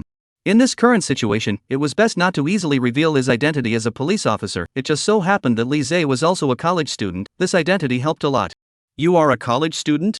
The security guard scanned up and down on Li Zhe's body for a while and didn't pick out any faults. Then he turned his head to look at Cui Bo on the side. What about him? Wouldn't be a college student too, right? He's not. He's my cousin uncle, more familiar with this piece, afraid that I'm going to jump up and down, specially accompanied me here. Li Zhe smiled and handed a bottle of mineral water to the security guard in front of him. Big brother security guard, look at this big sun. You guys are standing guard here is also quite hard. Have a drink of water. Seeing Li Zhe handing over the water, the security guard was a bit flattered. He was just a clothing factory security guard. On weekdays, not many people would look at them, not to mention sending water for them to drink. Thank you. The security guard smiled at Li Zhe. He had been standing for half a day and was a bit thirsty. Li Zhe sent this water at the right time. No need to be polite. Li Zhe smiled and took out the box of cigarettes from his pocket and handed another one to the security guard. Our school's teaching task is tight, and this social research is worth 2 credits. If I can't finish it, I'm afraid that it will affect my graduation, so I hope that you will do me a favor on the security guard's side. Small matter. It's just to go in and do a research. The security guard took the cigarettes handed by Li Zhe and said with a pat on the back, you guys can register here and go in at ease. Thank you, big brother security. Li Zhe smiled at the security guard, at the same time said the words, I saw a white van drive in your factory before. Is that the car used to transport goods? You said that car, ah? The security guard while lighting a cigarette said, so a little big van were enough to transport goods, ah? Our factory is a special cargo truck regularly over to load the goods. The van is the warehouse of the small Lu Open. This buddy can be very dashing. I heard that he is a distant relative of the boss. Usually work time is nothing to drive a car from the factory in and out. No one dares to say he. The security guard shrugged his shoulders and said, this is not. He also made 2 trips out of the door during duty hours today. I don't dare to stop him. Which side is the warehouse on? Li Zhe smiled and asked, in a moment we may also have to go to the warehouse side to research. The warehouse is on the right-hand side of the warehouse. It's very recognizable. The house where you see the van parked at the door, is it? The security guard said. Okay, then thank you, big brother security. We'll go in first. Li Zhe made a wink towards Cui Bo, who was on the side. The 2 of them just wanted to go in. The security guard suddenly shouted at them again. What's wrong? Li Zhe gave the security guard a somewhat puzzled look. Put this work tag on. The security guard picked up a blue work tag and gave it to Li Zhe. To cope with the inspectors, this belongs to a friend of mine. He just happened to have something to go out, so he put the work tag here. You guys were to go in and do your research. No one will say anything about you. Seeing that the security guard was so considerate, Cui Bo on the side couldn't help but secretly give a thumbs up towards Li Zhe. Awesome. Really social enough. In the effort of a bottle of water and a cigarette, let the security guard take the initiative to help them blend in. Li Zhe put on the security guard's work card, waved his hand, and then walked into the garment factory. The security guard, on the other hand, unscrewed the bottle of mineral water and drank a mouthful. He looked at the back of Li Zhe's 2 people and couldn't help but sigh. Nowadays, the quality of college students is really high. And polite and know how to do things. Captain Li is high. Cui Bo couldn't help but praise Li Zhe. I didn't expect that you, a school college student, mixed up this set of society to be so slippery. At these words, Li Zhe smiled noncommittally. The Cui Bo in front of him was only in his 30s, and in terms of social experience and life experience and whatnot, Li Zhe was much more sophisticated than him. The 2 of them followed the security guard's statement and walked towards the right side of the factory building, and they really saw a warehouse building, and a white wooling van was parked in front of the warehouse. It's that van, all right. Li Zhe's eyes keenly observed towards the van's headlights for a while. The left headlight was damaged and had yellow tape on it, which was a fairly easy feature to recognize. Go over and take a look. Li Zhe waved his hand towards Cui Bo, then the 2 of them walked towards the warehouse entrance together. Chapter 139, Chasing the Bald Head. Coming to the entrance of the warehouse, at this time, the door of the warehouse was tightly closed, but certain sounds came from inside from time to time, like the sound of heavy objects dragging the floor. The 2 of them looked at each other and were just about to approach the door when the dragging sound from inside suddenly got closer and closer. Li Zhe immediately beckoned towards Cui Bo, and then the 2 of them immediately found a corner to hide. Creak! The door of the warehouse unexpectedly opened of its own accord. A bald man dragged a huge bag out from the warehouse. His skin was dark, he was wearing a warehouse uniform on top and a torn jeans underneath. His forehead was full of sweat. God damn it, which Yakuza took my wheelbarrow? While dragging the bag with great effort, the bald head chirped, if I know who took it, I'll see if I don't him up later. Li Zhe, who was at the side, looked at the bald head's strained appearance, then made a wink towards Cui Bo, and the 2 of them walked out from the corner with a natural look. The bald head also noticed Li Zhe and the 2 of them. After seeing the work license on Li Zhe, his face then did not look different and continued to drag the bag. Little Lua, why are you the only one moving things today? Li Zhe deliberately said in a flirtatious tone. "Uing. Little Lou is what you can call." The bald head immediately pulled down his face. He stopped the work in his hands and rushed at Li Zhe. "Which workshop are you from?" "Brother Lou, I'm joking with you." Li Zhe smiled and came to the side of the bald man, said at the bald man, "I see you moving this thing alone is quite heavy, let's give you a hand." "No need." The bald head obviously waved his hand towards Li Zhe with some caution and said, "I'll move it alone, you guys stay wherever you are." "Brother Lou, what are you carrying in this bag?" Li Zhe asked. "It's so heavy that you don't call out to others to help people not to move it." "It has nothing to do with you guys." The bald man glared at Li Zhe and said, "I said, why are you so nosy? Want to find me trouble?" "What are you talking about, Brother Lou? We are simply trying to help out." Li Zhe made a wink towards Cui Bo on the side, and the two of them directly approached towards the bald head. The bald head instantly realized what was going on. His complexion instantly became a little tense. "I'm warning you too, don't come over again and I'll be rude to you." But Li Zhe and Cui Bo completely ignored his words and walked towards him with large strides. At the same time, the bald man keenly noticed Cui Bo had a hand touching his waist. This was clearly the habitual movement of a police officer who wanted to pull out his gun. Baldhead's pupils shrunk violently, and then, without even caring about the bag on the ground, he directly pulled his legs and fled. "Don't run!" Cui Bo on the side directly pulled out his pistol and aimed it at the bald head in front of him. "Run again and I'll shoot." At this time they weren't sure if this bald head was a murderer or not, so Cui Bo pulled out his gun just to scare him and didn't dare to shoot him easily. But the bald head fled towards the factory building as if he was crazy, simply ignoring Cui Bo's warning, and in a blink of an eye, he leapt into the factory building and disappeared. "Chase!" Li Zhe shouted towards Cui Bo, then the two of them also immediately chased towards the direction of the plant. The two of them quickly arrived at the factory. The large space was separated into several workshops. Most of them were older women sitting in front of the sewing machines and working seriously. The workshop was lit up with countless bright energy-saving lamps, and it was a bit noisy inside, with the sound of machines operating and workers chatting mixed together, buzzing. A workshop director wearing glasses and walking in an upright and proud posture was making his rounds. The bald figure had long disappeared. Li Zhe came directly to the workshop director and showed his police card. "We are the criminal police of the city bureau. We are now investigating a case. Where did the bald warehouse manager who just ran and go?" Seeing the police card in Li Zhe's hand, the workshop director was also a bit confused. He pointed to the workshop exit on the side and said, "You mean Xiaolu, right? I saw him just run there in a hurry." Upon hearing this, Li Zhe and Cui Bo immediately chased towards the direction indicated by the workshop director again. After leaving the plant, still did not see the figure of the bald head. Surrounded by all kinds of buildings in the factory, Li Zhe and Cui Bo are not familiar with the terrain of this factory, so for a while even temporarily do not know where to chase. At the same time, a cell phone ringing. Cui Bo picked up the phone. The phone came from the voice of the police officer under him. "Team Cui, we have arrived at the entrance of Yongqi Clothing Factory. Did you guys see a bald guy leaving in a hurry at the entrance?" Cui Bo asked somewhat anxiously. "No, there is only one security guard standing at the entrance. We didn't see anyone else," the police officer replied. Upon hearing this, Cui Bo's brows became more and more locked. He rushed to the police officer and said, "You leave a few police officers to guard the entrance of the clothing factory. The others come in and search for the suspect's whereabouts with me. Remember his features: bald head, blue factory uniform on top, a pair of black jeans underneath. The pants have a hole broken on the right leg's knee." "Understood," the police officer immediately responded. After hanging up the phone, Cui Bo then glanced at Li Zhe on the side. "Team Li, let's start searching from this neighborhood." Li Zhe did not answer Cui Bo, but closed his eyes and pondered for a while. He suddenly snapped his eyes open as if he remembered something, then waved his hand towards Cui Bo and said, "I know where he ran off to, follow me." Upon hearing this, Cui Bo glanced at Li Zhe with a surprised expression, and without saying much nonsense, he directly ran after Li Zhe. Chapter 140. I am a good citizen. Yongqi Clothing Factory, a fence. The bald man panting came to the wall near. Compared with the surrounding wall, only this one of the wall is slightly lower, and beside the wall grows a thick balsam fir tree, can very well help him climb over the wall. He looked around for a few moments, then directly with the help of the camphor tree, while stomping on the tree trunk, while stomping on the fence to climb up. He didn't do things like this on weekdays, so his movements were also very sharp, and he soon tumbled to the outside of the factory. Thump! The bald head landed smoothly. He patted the dust on his body and spat under his breath. Damn bad luck. When did these two cops set their sights on me? As soon as the words fell, he turned around and saw two familiar figures. A pistol was directly pressed against the bald man's head. Still quite capable of running? Cui Bo's pistol pressed the bald man's body straight down. "You guys can even catch up here?" The bald man crouched on the ground with his hands holding his head, his face incomparably ugly. Cui Bo also looked at Li Zidao with a face of amazement. "Captain Li, how did you know he would run here?" "Earlier when you were buying water, I purposely took a few steps and looked around, and then after entering the factory, I also observed all the way and realized that the fence here is relatively low and there are camphor trees planted nearby, which is perfect for escaping over the wall."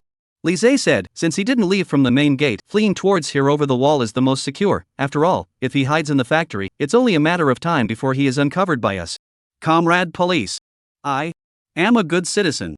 The bald head squatted on the ground, compensated with a smiling face and said, what are you arresting me for?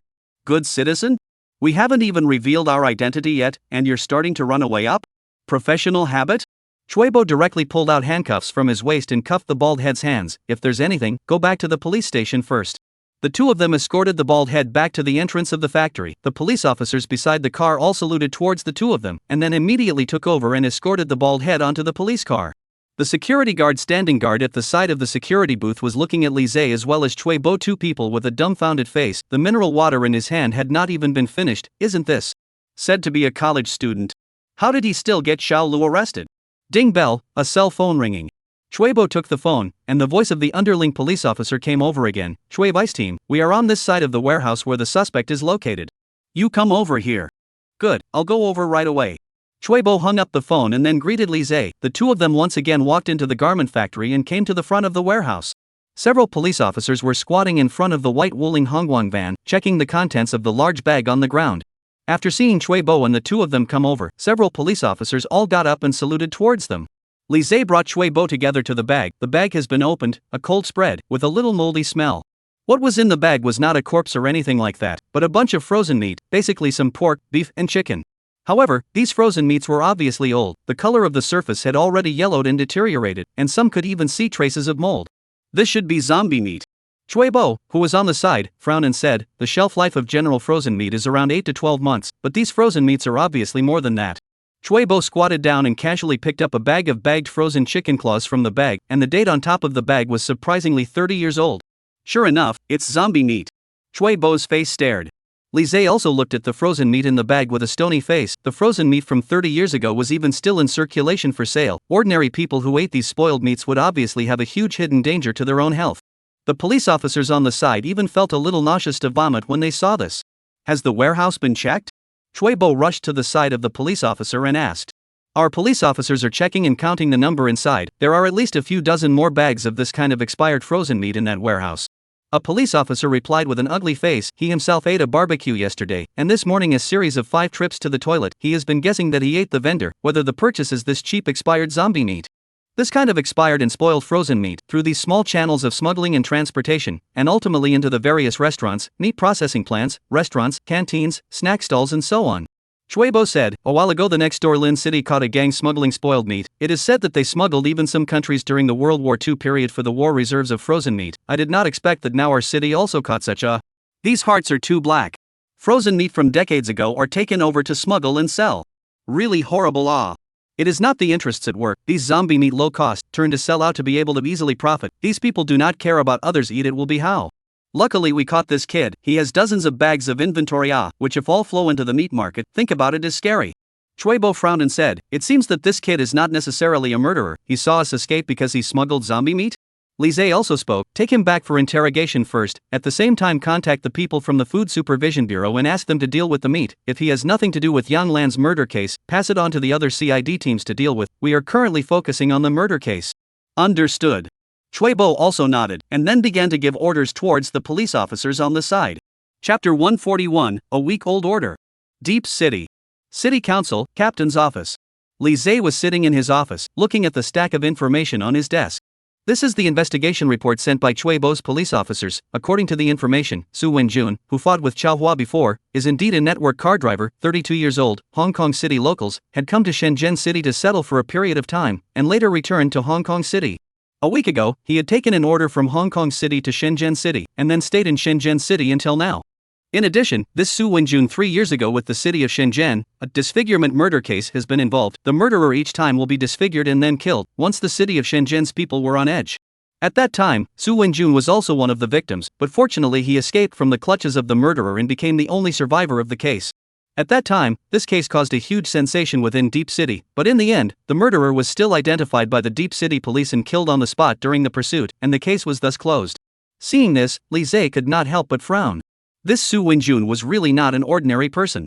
He definitely didn't come to Deep City for some sightseeing tour either. With a creak, the office door was pushed open and Chuebo walked in with a stack of information. Just finished interrogating that bald guy. Chuebo put down the information in hand and sat on a sofa. He really has nothing to do with this case, it's just pure smuggling and selling expired and spoiled frozen meat. At that time of the crime, this bald guy was sunbathing in front of the factory's warehouse, and it was clear to see in the surveillance. But this bald head is also unlucky, just happened to be caught by us. Chuebo laughed. We are also considered to be by the way for the people and accept a harm. Yeah.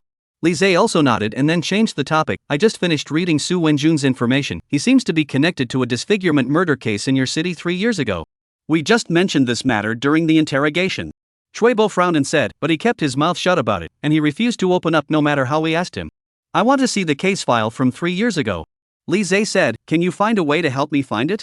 This case has been closed, there's a bit too much information from the case in the past few years, it's a bit troublesome to find it might take a bit of time. Chuebo rushed at Lise and said, I'll instruct Old Wu in the archive room to look for it. There is one more thing. Lise put down the information of Su Wenjun in his hand and said, I need to know the detailed information of Su Wenjun's webcar order for the day he came to Shenzhen City, so notify the police officers under you to help look into it. This is no problem. Chuebo promised, I'll immediately send my subordinate police officers to do it, there should be results soon. Lise nodded slightly, then continued to look at the information in his hands. A few minutes later, a sharp cell phone ring rang. Chuebo immediately took out his cell phone and answered the call. Team Chui, we have just investigated the last few orders information of Su Wenjun a week ago. It has been sent to your mailbox, please you pay attention to check it. Good, I know. Chuebo responded, then immediately hung up the phone.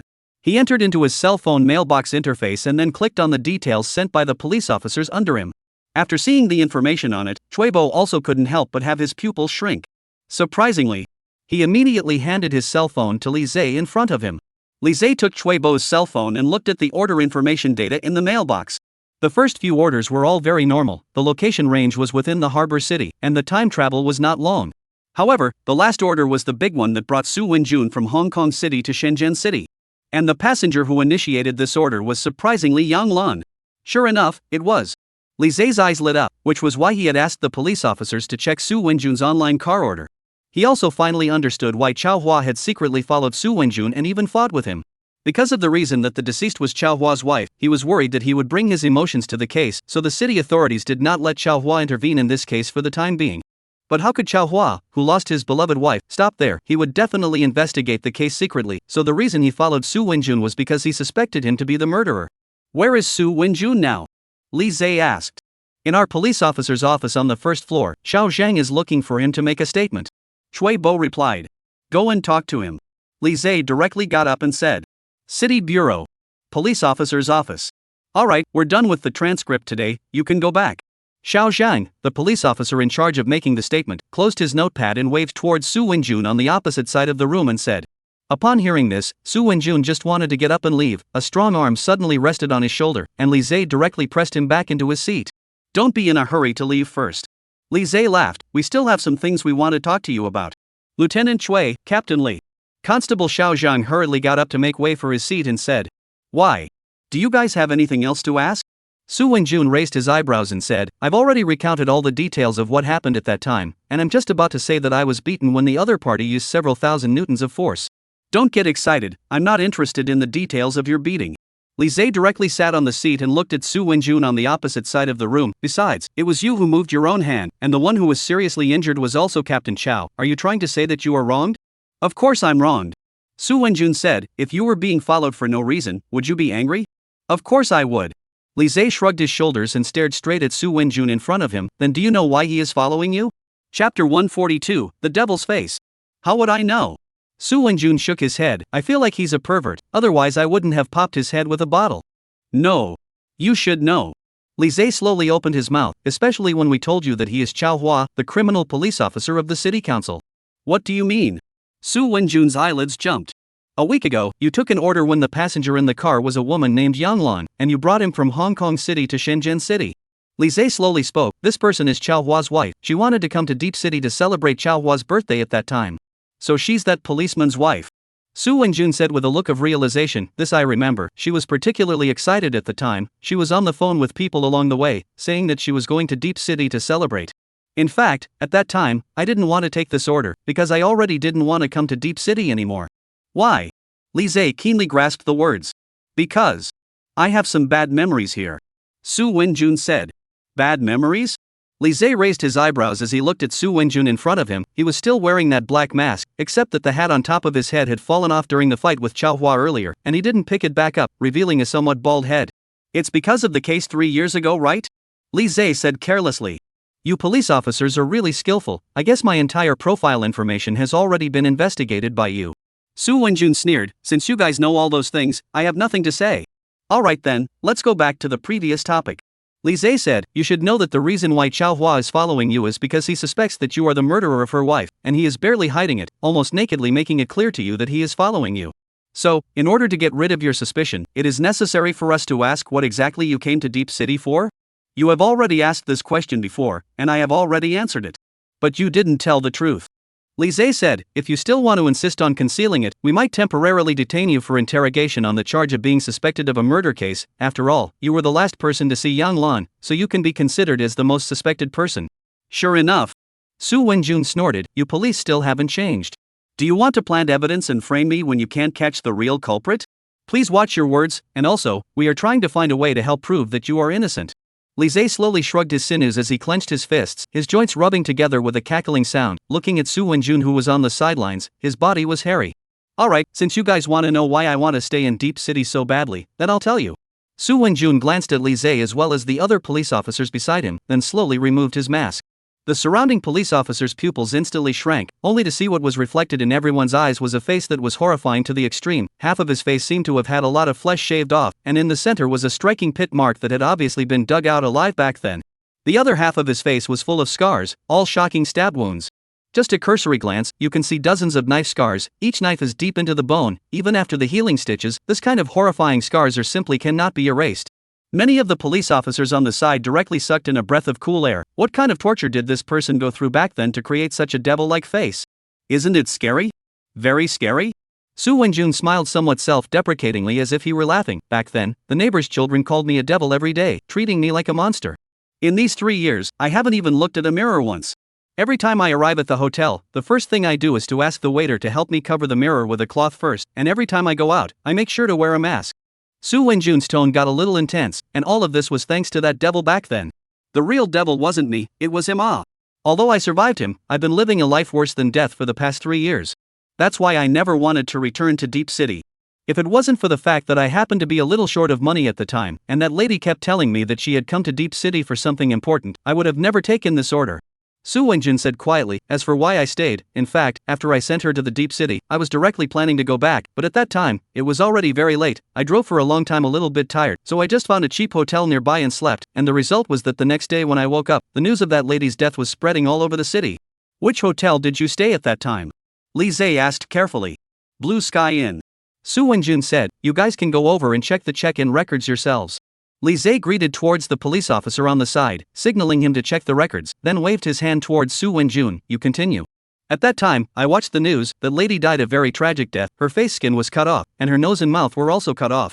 Su Wenjun said, that familiar feeling once again filled my entire body. This familiar disfiguring technique, although there are differences, that brutal feeling is the same. I seem to sense that the demon from back then, he didn't die, he's back again. So you're planning to stay in Deep City and want to investigate this matter yourself? Li Zhe raised his eyebrows. That's right. I don't believe in the ability of your Deep City police at all. Back then maybe it was just that you couldn't catch the murderer and hastily shot down a criminal to use to take the blame. The real devil, he is still alive. Su Wenjun said coldly, I took out all my savings and stayed in a hotel near your police station in order to get as much information as possible. Since your police are incapable of catching the murderer, then I, the victim back then, will personally sanction this murderer. Chapter 143, Disciplining Chuebo. Chuebo said in a cold and stern tone, Mr. Su, although I greatly sympathize with what you're going through, if you continue to speak out and insult our Deep City police force, I'll pursue your responsibility according to the law. It was you guys who had to make me open my mouth to say this. Su Wenjun's lurid face was filled with a vicissitude of color. Alright, I've finished what I have to say. Do you guys have anything else to ask? Describe the detailed process of how you drove Yan Lan to Deep City at that time. Li Zhe slowly spoke. Just like what I said before, I took her order and drove her from Hong Kong City to Shenzhen City. Su Wenjun said, at that time, it was a bit late. There was no longer a shuttle bus from Hong Kong City to Shenzhen City, so she chose to take a taxi. At that time, I purposely observed her. She was talking to someone on the phone along the way, but it didn't look like she was calling her husband. How did you tell? Li Zhe asked.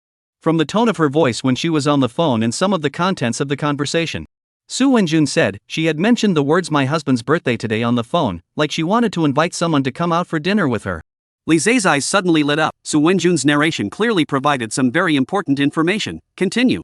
At that time, I directly sent her to the downtown Yan'an Avenue side. She said that there will be a friend to pick her up. After putting her off the car, after that I did not think so much, and directly drove away.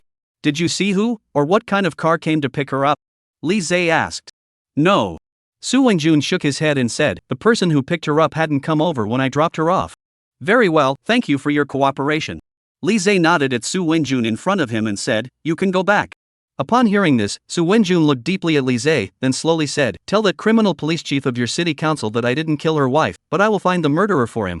That's not something you need to bother with. Li Zay's gaze keenly locked with Su Wenjun. The murderer can't hop around for a few days anymore, we'll catch him soon. Really?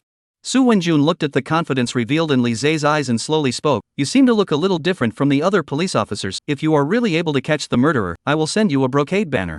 No problem, we are happy to accept something like a brocade flag. Vice Captain Chui will be waiting for you to send it at any time. Li Zay said. I hope you guys do what you say. Su Wenjun scanned the police officers in the office for a week before getting up and leaving the office. Chui Bo, on the other hand, looked at Su Wenjun's departing figure with a somewhat deep gaze. This person seems to have a big preconceived notion about our police. Then you have to ask yourselves if there's something you've done wrong.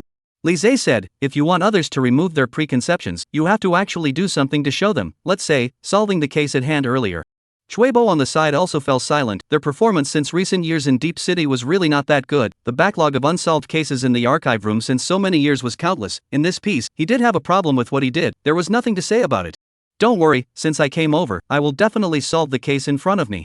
Li Zay patted Chui Bo's shoulder and said, as a criminal police chief, you must have some commitment, because we are the law enforcers who maintain the public order. If we can't solve the case efficiently and deter the criminals, what performance, and what to talk about maintaining the public order?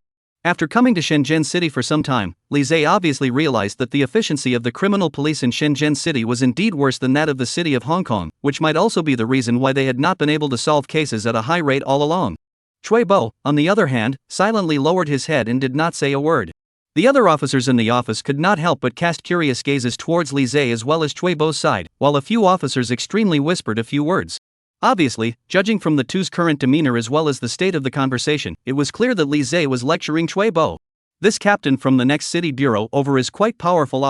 Our vice team is usually quite an arrogant person inside, although on the surface it won't show it, but in the heart no one is convinced. Yes, usually Chow team also often fall out with the vice team. This Captain Li even so powerful, even our vice team dare to train? The key is that Team Chui didn't even say a word back. You all don't know how powerful this Li Zay is, right? Lin City's genius criminal police. It is said that this year is only in his early 20s and is still attending Hong Kong City University. It's the provincial hall and their city council that promoted him up. I said how he is so powerful. Such a young criminal police chief, I still see for the first time. All be quiet. Li Zay suddenly turned his head towards the other police officers in the office and roared sternly. His aura at this moment instantly shocked the entire scene, and the police officers present all immediately shut their mouths and continued to do their jobs. Seeing that the scene was completely quiet, only then did Li Zay turn his head to look at Chui Bo on the opposite side of the room and said, I believe that most of the police officers who are able to join the criminal police team must be capable people. You as the captain must provoke their motivation and utilize their strengths to speed up the efficiency of their work. Alright, I don't want to say more about these truths, you should understand it yourself. After all, the other party was the vice captain of the Deep City Municipal Bureau, some words Li Zay could only point out. If the other party couldn't comprehend it in this way, then Li Zay had nothing to say. Thank you, Captain Li. Chui Bo, who was on the side, suddenly opened his mouth. There were a few points of guilt in his tone. You're right, our police force does have some problems. It's just that on weekdays we all selectively ignore these problems, and what you said today made me wake up. Don't worry, I will find a way to solve these problems well. Chui Bo's complexion became a few points of determination. We are criminal police officers who maintain the stability of social security. Some faults must be changed. Chapter 144, New Clues. Very well. Li Zay nodded his head looking at Chui Bo in front of him. He slightly pointed out a few sentences. The other party was able to come to his senses, showing that he still has awareness. I look forward to seeing the subsequent progress of your police force. You will talk to the officers under you in a while to adjust. I'll go to the office to analyze the case and go to the hospital tomorrow to talk to Captain Chow. Li Zay said. Okay. Chui Bo bowed deeply towards Li Zay, then turned his head to look at the police officers on the side. After work today, everyone stays behind. I'm going to give you a meeting, understand? Understood. Seeing Chui Bo with such a serious look, the police officers present did not dare to be sloppy at all, and answered in unison. Are you guys not eating? Straighten your backs and answer me loudly. Understood. The police officers in the office sat upright one by one and responded in unison with a loud voice. Seeing this, Li Zhe also gave Cui Bo a satisfied look. He patted Cui Bo's shoulder and then left the police officer's office. Deep City. The city's second hospital. A police car slowly parked on the open parking lot near the hospital, and Li Zhe got down from the car together with Cui Bo. When they came to the ward where Chao Hua was lying on the hospital bed, peeling an apple. His head was wrapped with a white bandage, looking a bit funny. After seeing Li Zhe and the others come in, Chao Hua did not feel much surprise. He put down the apple in his hand and slowly spoke. You guys came over so early. Cui Bo placed the gifts in his hands on the table and said, it's still early, Team Chao, you don't even look at what time it is. We asked the doctor before. He said that the wound on your forehead is not a big deal, it's just that you have some slight concussion. You have to stay in the ward honestly in these few days, don't run around, Team Chao. Cui Bo said, especially don't drink, you were already injured, and then drink some alcohol that is not looking for their own suffering? Where can I get alcohol to drink in this ward? Chao Hua shook his head and said, besides, I'm actually fine, just bleeding a bit. The doctor exaggerated a bit. If I didn't happen to want to stay in the hospital for 2 days to rest, I would have been discharged and left. You do have to take a good rest in the hospital. Cui Bo said, save you from running around. Alright, don't nag me, you're like a deep-rooted. Chao Hua couldn't help but let out a laugh. The two of them, he and Cui Bo, were already old partners, although both of them were a bit arrogant in nature and didn't clash a lot on weekdays, but the feelings of colleagues for so many years were still there. Captain Li, I know that you are specifically here to find me to inquire about the case, so just tell me what questions you have.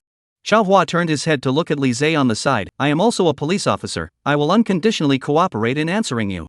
Li Zhe nodded, then opened the door and said, I know you've been investigating this case of your wife's murder for a while now, and that Su Wenjun who you thrashed yesterday was the driver who drove your wife to Deep City at that time.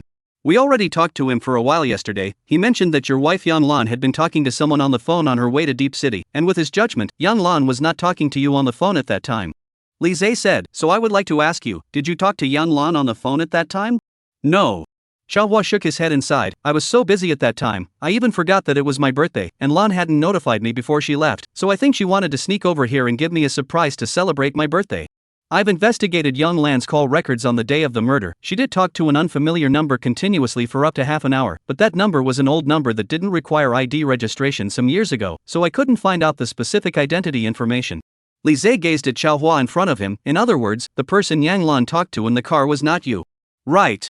Chao Hua's brow also frowned. Other than me, it's rare for her to talk to someone on the phone for so long.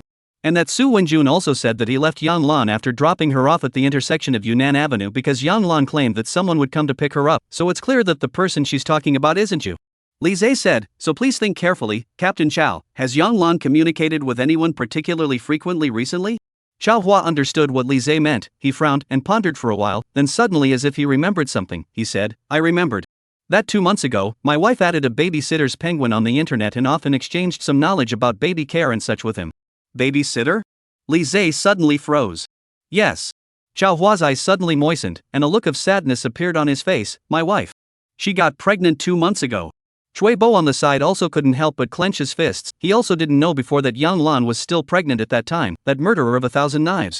2 lives were brutalized by him just like that. Chao Hua took a deep breath, the sadness on his face still there. I originally wanted to wait for a few months, then ask the team for leave to go back and accompany her. I didn't expect. Since Yang Lan's cell phone was not found at the crime scene at that time, obviously the probability is that it was taken away and destroyed by the murderer, so Li Zhe was also unable to find the corresponding clue information through Yang Lan's cell phone. He asked Chao Hua in front of him, are you clear about this babysitter's detailed online account information? This is a very important clue. Chao Hua froze for 2 seconds, then pulled out his cell phone, opened the photo album inside and said, I remember that I seem to have saved his account information page in my cell phone's photo album. After rummaging through the album for a while, Chao Hua said with a bright flash, this is the photo. Chapter 145 Zhang Tian's whereabouts. Li Zhe took Chao Hua's cell phone and took a look at it. It showed an account interface. The account notes were clearly written babysitter Xiao Zhang. He took out his cell phone and took this picture. Send this account information to the comrades of the technical team so that they can locate the precise position of this account in the fastest possible time. Understood. Cui Bo nodded, then immediately took out his cell phone and ordered from the side. After a few lectures from Li Zhe yesterday, Cui Bo's response speed was obviously a lot faster than before, which was also something Li Zhe was happy to see. I've already sent them the account information, Captain Li, don't worry, they will definitely send the location over in a short period of time.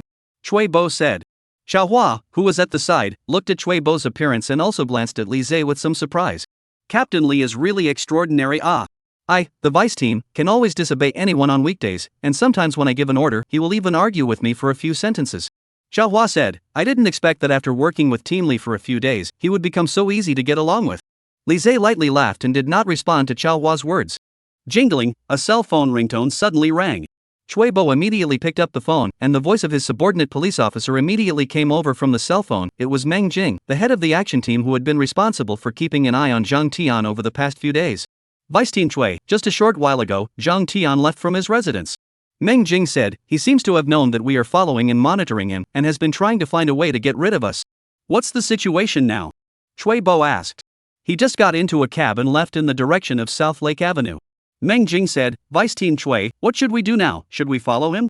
Li Zhe, who was on the side, also heard the conversation between the two. At the moment, they weren't sure whether Zhang Tian was suspected of murder or not, thus they couldn't make a hasty arrest. No matter what, we can't easily let Zhang Tian leave out of our sight. Li Zhe said, have your officers follow him? Upon hearing this, Chui Bo revealed a comprehending look towards Li Zhe, then rushed to Meng Jing on the other side of the cell phone and said, did you hear what Captain Li said? You must follow Zhang Tian, and you must report to us at the first time if he has any abnormal behavior. Understood. Meng Jing responded and then hung up the phone. Deep City. Southwest suburb, a poultry farm. A cab stopped at the entrance of the farm, then Zhang Tian got down from the car, and after paying the fare, he scanned around for a few moments and directly walked into the farm. Half a minute later, a black van slowly parked on the roadside a few hundred meters away from the farm, and through the frosted car film, a few police officers were sitting in the car constantly looking towards the direction of the farm. After glancing a few times towards the farm, Meng Jing directly dialed Chui Bo's phone. Lieutenant Chui, we're currently near a farm in the southwest suburbs. Just now Zhang Tian has entered the farm. We've lost his exact movements for the time being. You send the others to circle around the farm a few times and observe if there are any other exits besides the main entrance. If there are, have them stand guard there until Zhang Tian comes out from inside. Chui Bo ordered. Roger. Meng Jing responded, and then started dividing up the duties towards the few other officers in the car. With a thump, the door of the car opened, and several police officers in civilian clothes got out of the car and headed towards the farm's surroundings from different directions. Meng Jing, on the other hand, sat in the car and kept observing the situation at the main entrance of the farm. A few minutes later, the voices of the police officers under her command came through the wireless intercom. Team Leader Meng, we've just discovered a suspicious man trying to roll into the farm from the side fence. Describe his features. Meng Jing said in a hurry. The man was wearing a black jacket with a mask on his face and no hat, but his hair was a bit bald. The subordinate police officer reported. Okay, I know, I'll report it to Vice Squad Chui and the others right away. Meng Jing said. Deep City. City Bureau, Captain's Office. Li Zhe was still sitting in front of his desk looking at the case report on his desk, while Chui Bo on the side poured a cup of tea for him and said, take a break first. Team Li, you've been running around for this case of ours since you came to Deep City. It's really hard on you. Although Chui Bo's age was quite a bit older than Li Zhe, but in front of Li Zhe, he was just like a junior and his tone was respectful. No need to be so polite. Li Zhe waved his hand and said, since I took over this case, naturally I will go all out. Before I catch the murderer, I am not qualified to take a break. Hearing this, Chui Bo looked at Li Zhe with more and more admiration in his eyes. The reason why he was so convinced of Li Zhe, one of the important reasons was Li Zhe's leading by example. His strict attitude towards the profession of criminal police made Chui Bo feel ashamed of himself. Ding bell. A cell phone rang again. Chui Bo picked up the phone, and Meng Jing's voice once again came over from the other side of the phone. Team Chui, our officers didn't find any other intersections at the farm, but we still sent officers to squat at different locations so that Zhang Tian doesn't quietly leave over the wall. Very good, you guys deployed the operation very well this time. Chui Bo praised. However, 2 minutes ago, some of our officers discovered that an unknown man had climbed over the wall and entered the farm, and it's unclear what his purpose is for now. Meng Jing's voice came from the cell phone. The man was wearing a black jacket with a mask over his face and no hat, but his hair was a bit bald. Hearing Meng Jing's description, not only Chui Bo, but Li Zhe on the side also showed a few unexpected colors on his face. This man's physical features were simply too familiar for them to be familiar with. Surprisingly, it was Su Wenjun. Chapter 146, Capturing Zhang Tian. Alright, I know, you guys continue to monitor the situation outside the farm first. Chui Bo said. Understood. Meng Jing answered. After hanging up the phone, Chui Bo frowned and said, why did Su Wenjun also appear somewhere? He might be rushing towards Zhang Tian. Li Zhe narrowed his eyes and pondered for a moment. This Su Wenjun has been secretly investigating Yang Lan's case. He should have been keeping an eye on our police's movements, so he's also set his sights on Zhang Tian. What now? Should we go to the farm and take a look at the situation? Chui Bo asked. Although they were currently not clear about the situation in the farm, Chui Bo vaguely felt that nothing good would happen inside. Li Zhe also pondered for a moment, then nodded and said, "Bring a small group of people along. I reckon that there might be a big scene to happen in a while." Big scene? Chuibo froze for a moment, not really understanding what Li Zhe meant by these words. But Li Zhe didn't answer, so he didn't ask any more questions. After calling and informing the police officers under him, he followed Li Zhe and left the office together. Deep City. Southwest Avenue. Several police cars were traveling quickly on the road, which was very desolate, and they didn't even see any other vehicles along the road. Chuibo drove the police car to the vicinity of the action team's police car, followed by several other police cars that stopped over. Meng Jing was planning to say hello to Chuibo, when Chuibo's voice suddenly came from the wireless intercom. "Don't get out of the car first. Is it clear what's going on inside?" "Not clear yet." Meng Jing said. "No one has entered or exited this farm during this period of time." On the other hand, Chuibo glanced towards Li Zhe on the passenger side and said, "This Zhang Tian has a great suspicion and is consciously trying to get out of our police line of sight. Should we start an operation immediately and bring him back to the police station to be restricted first?" For his part, Li Zhe pondered for a moment and was just about to open his mouth when Chuibo's cell phone rang again. He glanced at the caller number on his cell phone screen. It was a call from the technical team police officer, greeted towards Li Zhe, and then took the call. "Team Chui, the address of the network account you asked me to check before has been found." The police officer's voice carried a few moments of excitement. Upon hearing this, Chuibo's face also had a few moments of relief. After some of his own lectures yesterday, the efficiency of the police officers under him had indeed improved significantly, and all of this was thanks to Li Zhe's nudges yesterday. Sometimes people are comfortable for a long time, indeed will lose the struggle to fight, must be someone with external force to push them a hand, in order to stimulate their fighting spirit. And yesterday's admonition from Li Zhe as well as himself was the root of inspiring the fighting spirit of these police officers. "I've already emailed the precise map coordinates to you, just go in and take a look," the police officer from the technical team said. "Very good, you guys moved quickly this time, you deserve a commendation. I hope that you can maintain this kind of work efficiency in the future as well. Team Chui, don't worry, we will definitely continue to work hard." After hanging up the phone, Chuibo immediately went into his cell phone email and clicked on the email sent by the police officer. There was a map photo uploaded in the email attachment. Chuibo opened the photo, and inside was a localized map of the suburbs of Deep City, with one place circled with red precise coordinates. After seeing the location of the red circle, Chuibo's pupils could not help but shrink. It's really him. Li Zhe was also seeing the precise location map in his cell phone, and above the red circle was clearly Zhang Tian's residence in that group rental. That babysitter was indeed Zhang Tian. So the person Yang Lan was talking to on the phone all the way in the car is actually Zhang Tian? Chuibo said. The two of them had already chatted quite familiarly on the internet, and it just so happened that Yang Lan had learned that this so-called babysitter was a local of Deep City, so she wanted to ask him out to celebrate her husband's birthday together? Li Zhe did not respond to Chuibo. For now, this inference did not seem to be a problem. However, he always felt that there seemed to be something wrong. Was there something wrong somewhere? But with this current situation, Zhang Tian definitely had the greatest suspicion. Before there were enough clues to rule out Zhang Tian's suspicion, they had to immediately take control of Zhang Tian and bring him back to the police station for interrogation. Immediately send out the police to enter this farm and arrest Zhang Tian, Li Zhe ordered. Understood. Chuibo answered, then immediately took out his wireless walkie-talkie and rushed to the officers of the Action Group and ordered, Action Group 1 and Group 2 will go into the farm with me to arrest Zhang Tian, the rest of them will guard the outside according to the original plan, and absolutely cannot let Zhang Tian escape. Group 1, copy. Group 2, copy. The car door opened, more than 10 officers of the action team immediately set up their formation in a neat and orderly manner, and under the leadership of Chuibo as well as Li Zhe, the officers immediately entered this grand farm. This farm covers a relatively large area, with 3 major subfarms as well as 3 major scientific research laboratories, and is a formalized animal husbandry enterprise that integrates farming, breeding, scientific research, improvement, and promotion in the city of Shenzhen. After showing his police card to the guards at the door, Li Zhe directly opened the door and asked, "Was there a man of about 1.7 meters, with a thin body type and a pale face who entered your farm before? What did he come to your farm for?" Since the farm hadn't been visited by anyone else for a while, the guard at the entrance also immediately nodded and said, "Yes, he's an old customer of ours here," as if he has some relationship with the staff inside, and often comes over to buy poultry such as chickens, ducks, and sheep at a low price, but the amount he buys each time isn't much. He often comes over to your place to buy poultry? Li Zhe narrowed his eyes and pondered for a moment, then asked, "Do you know his exact location?" "He usually buys more poultry like chickens and ducks. He should be in the chicken and duck breeding subfarm over there. There's a pond there." The security guard pointed in the direction of a pond at the farm and said. Chapter 147 Disfigured Murder. Upon hearing this, Li Zhe immediately nodded his head and greeted the police officers at the side, arranging for some officers to search from other directions before leading the remaining officers straight towards the pond. From a long distance, Li Zhe saw what seemed to be a dark figure collapsed near the pond. "Is there a person there, Team Li?" Bo also noticed the figure near the pond. Go over and take a look, Li Zhe said, then led a group of police officers to the pond in front. The figure on the ground gradually became clear in front of his eyes, the familiar dress code, and the black mask tightly worn on his face. This was clearly Su Wenjun, who had gone in over the wall earlier. At this moment, he was lying on the ground motionless. His chest seemed to have been stabbed by a sharp instrument. Crimson blood continuously flowed out from his mouth, staining the surrounding ground red.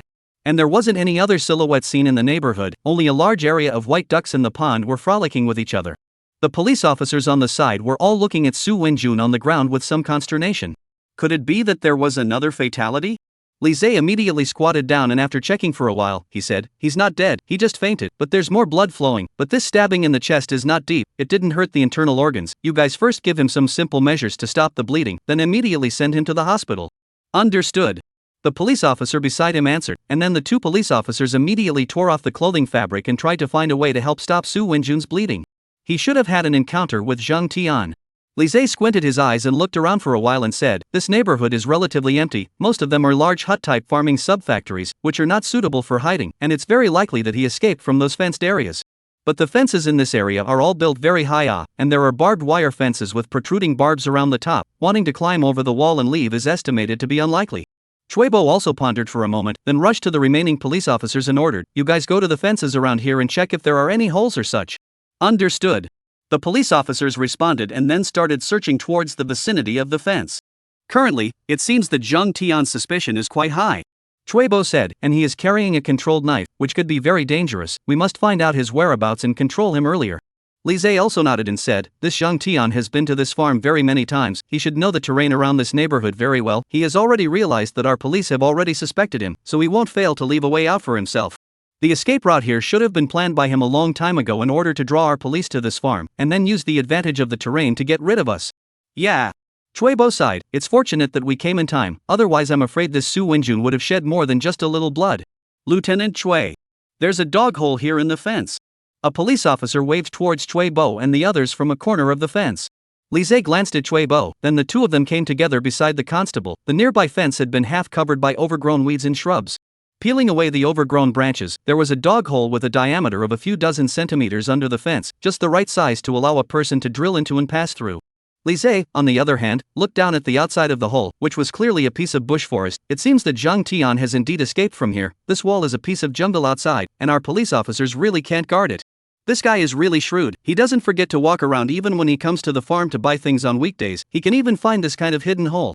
The police officer on the side also exclaimed, "I guess the staff inside the farm is not even aware that there is a hole here. Maybe this Zhang Tian has nothing to do and just comes over to take 2 chickens and ducks by the hand and then leaves through the hole." Li Zhe, on the other hand, got up and patted the dust on his body before speaking. "Contact the traffic control department and ask them to help monitor the surveillance on the several roads in this neighborhood, and if they find a suspected Zhang Tian's figure or a suspicious vehicle, report back to us at the first time." Understood. Bo nodded, then took out his cell phone and started communicating with the people from the Traffic Management Bureau. "Alright, there is no gain here for the time being. Take Su Wenjun to the hospital for treatment, leave 2 officers to visit the staff in the farm and ask them if they know anything about Zhang Tian. The others will first close up with us and return to the police station," Li Zhe ordered. "Roger." The police officers all answered in unison. Deep City. City Bureau, Captain's Office. Li Zhe was sitting in front of his desk, drinking tea while looking at the case file information on the table. After a knock on the door, Bo directly pushed open the door and walked in while holding a file bag in his hand. "Captain Li, this is the case file from 3 years ago that you wanted to check earlier."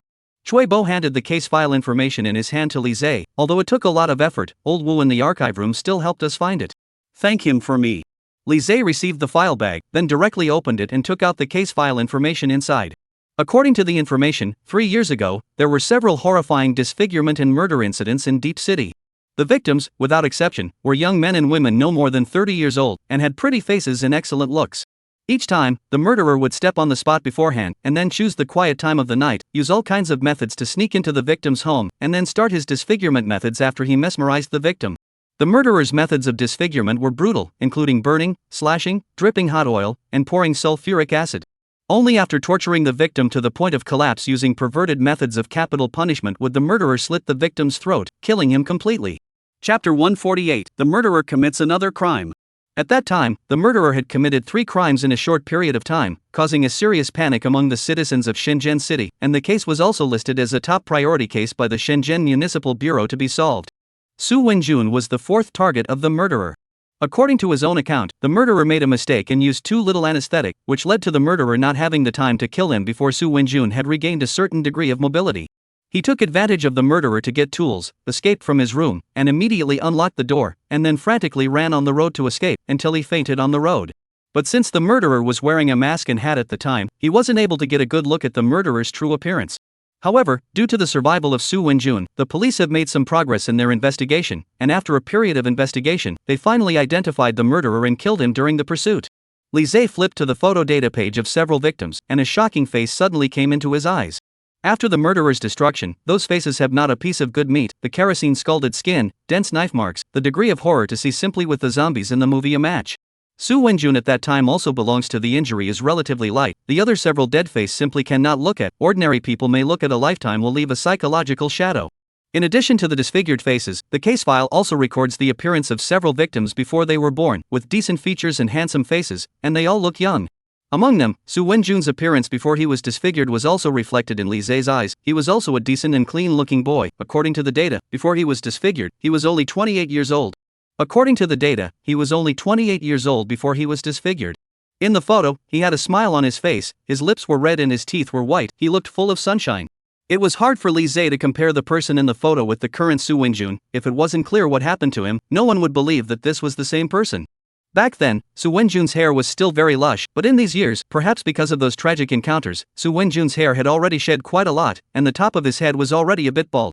Chuebo on the side also couldn't help but shake his head inside. This Su Wenjun is indeed quite miserable, suffered this kind of extinction for no reason, where he now looks like a person in his early 30s. Don't know, still think he's 40 or 50, but at that time, this case was the Bureau's temporary establishment of the Special Task Force to take over, and I don't understand it very much. Li Zhe briefly skimmed through the case for a while before slowly speaking. The modus operandi of the two cases are indeed very different, and the murderer's personality is also very different, so it shouldn't be possible that it's done by the same person. Of course, the murderer of this case in that year have been killed. Chuebo looked at Li Zhe with some surprise. Could it be that Captain Li, you think? That the task force caught the wrong murderer back then? I haven't analyzed the detailed details of the case back then, it's not good to jump to conclusions. Li Zhe said, but since Su Wenjun thinks that the murderer is still alive, he must know something, that's why he's so persistent. Maybe he received too much stimulation, and that murderer has become a demon in his mind. Chuebo said, having suffered such a persecution, no matter if it was anyone else, their mind might have suffered some damage. Li Zhe didn't respond to Chuebo's words, what he said wasn't unreasonable, and before getting hold of the specific details of the clues, Li Zhe wouldn't go for easy conclusions. Knock knock knock. A knock sounded on the door. Come in. Chuebo shouted towards the door. The office door opened and a police officer with a somewhat tense expression came before Chuebo. He gasped for air and spoke somewhat sharply at the two people in front of him. Vice team, just now there was another murder near a river bank on Newtown Road. The deceased's face skin was also cut off. Upon hearing this, Chuebo immediately stood up from his chair, his face becoming more and more grave.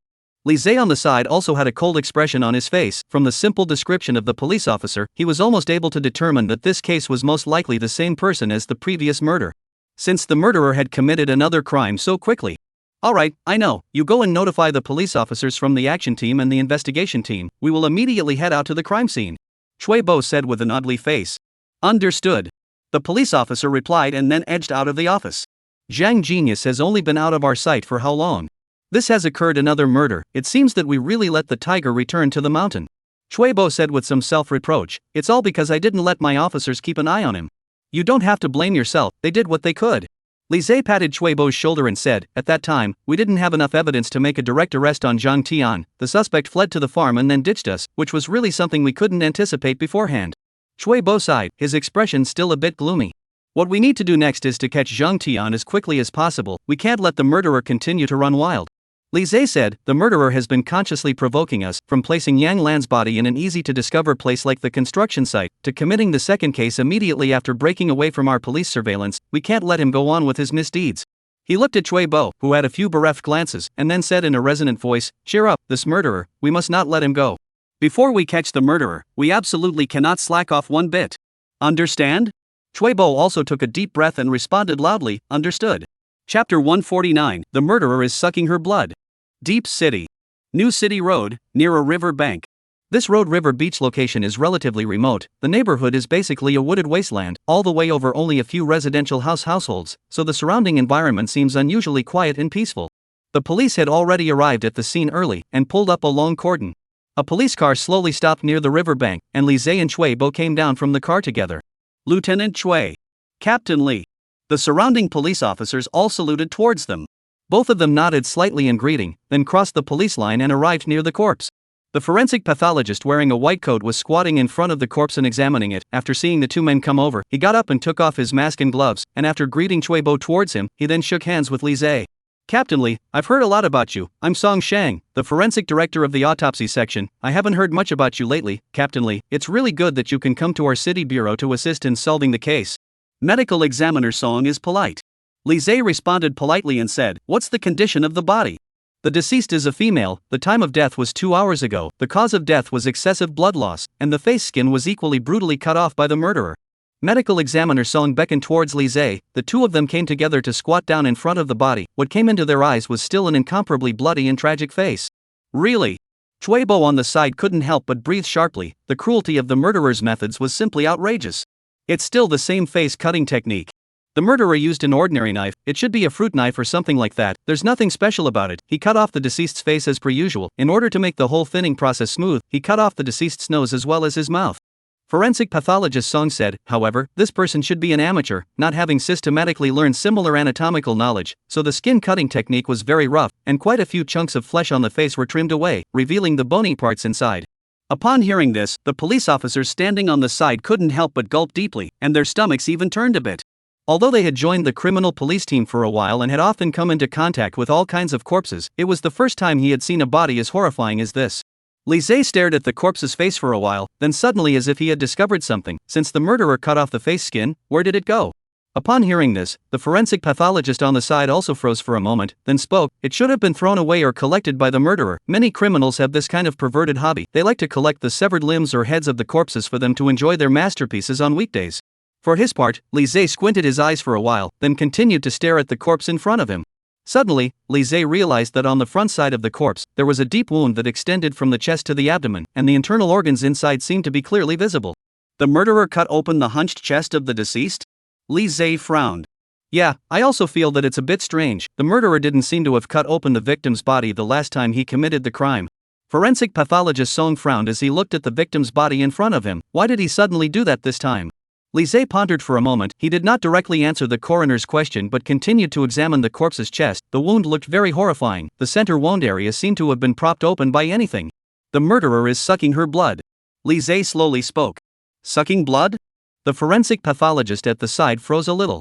The other police officers also glanced at Li Zhe with some curiosity. Li Zhe seemed to be speaking in a somewhat mysterious manner. They also wanted to know the subsequent analysis. Pay attention, the wound near the chest of the corpse looks like it has been propped open by something, and there are traces of drip like blood drops on the body of the deceased. Li Zhe said, this is because the murderer used a certain shaped vessel to take a certain amount of blood inside the body, and these drops of blood are the same drops that flowed and dripped from the outer surface of the vessel after the vessel scooped up the blood. In his previous life, Li Zhe had encountered similar blood-sucking cases, where the murderer would cut open the chest of the deceased every time he committed a crime, and then take more than a few hundred milliliters of blood from the body and drink it, sometimes even mixing it with beer or even milk, which was the height of perversion. So this time, Li Zhe also immediately saw the murderer's intention to cut open the dead body. Apart from that, there was another reason for Li Zhe to immediately associate this with the murderer, that was the cup of chicken blood stored in Zhang Tian's kitchen cupboard. Li Zhe had predicted the purpose of that cup of chicken blood before, and now this corpse further validated his inner thoughts. The reason why Zhang Tian had to kill chickens at home and even had the chicken blood in a glass bottle was for the purpose of drinking the blood. Only now he had upgraded this perverted action and changed it to drinking human blood. Are there any other injuries on the body? Li Zhe rushed at forensic Dr. Song and asked. The deceased suffered a heavy blow to the skull of the head. Just like the last case, the striking object was a stick with a diameter of about 5 centimeters, with a rough and irregular surface. The forensic pathologist said, the murderer should have habitually used the club to knock the victim down first, and then used an anesthetic to completely daze the victim before carrying out his face-cutting operation. In a moment I will bring the body back for a detailed autopsy, and I should be able to detect the composition of the anesthetic within the body. Li Zhe also nodded and said, you guys pay attention to the autopsy when the time comes to check if the victim has been pregnant, and call me at the first time to inform me when you come to a conclusion. Upon hearing this, medical examiner Song gave Li Zhe a somewhat surprised look, but still nodded. Okay. Only then did Li Zhe get up and rush to the side of the police officer and asked, who was the first to discover this body? It was a young couple who came over to the river bank to sketch. The constable said, they're in the police car on our side taking statements. Bring them over. Li Zhe directly ordered.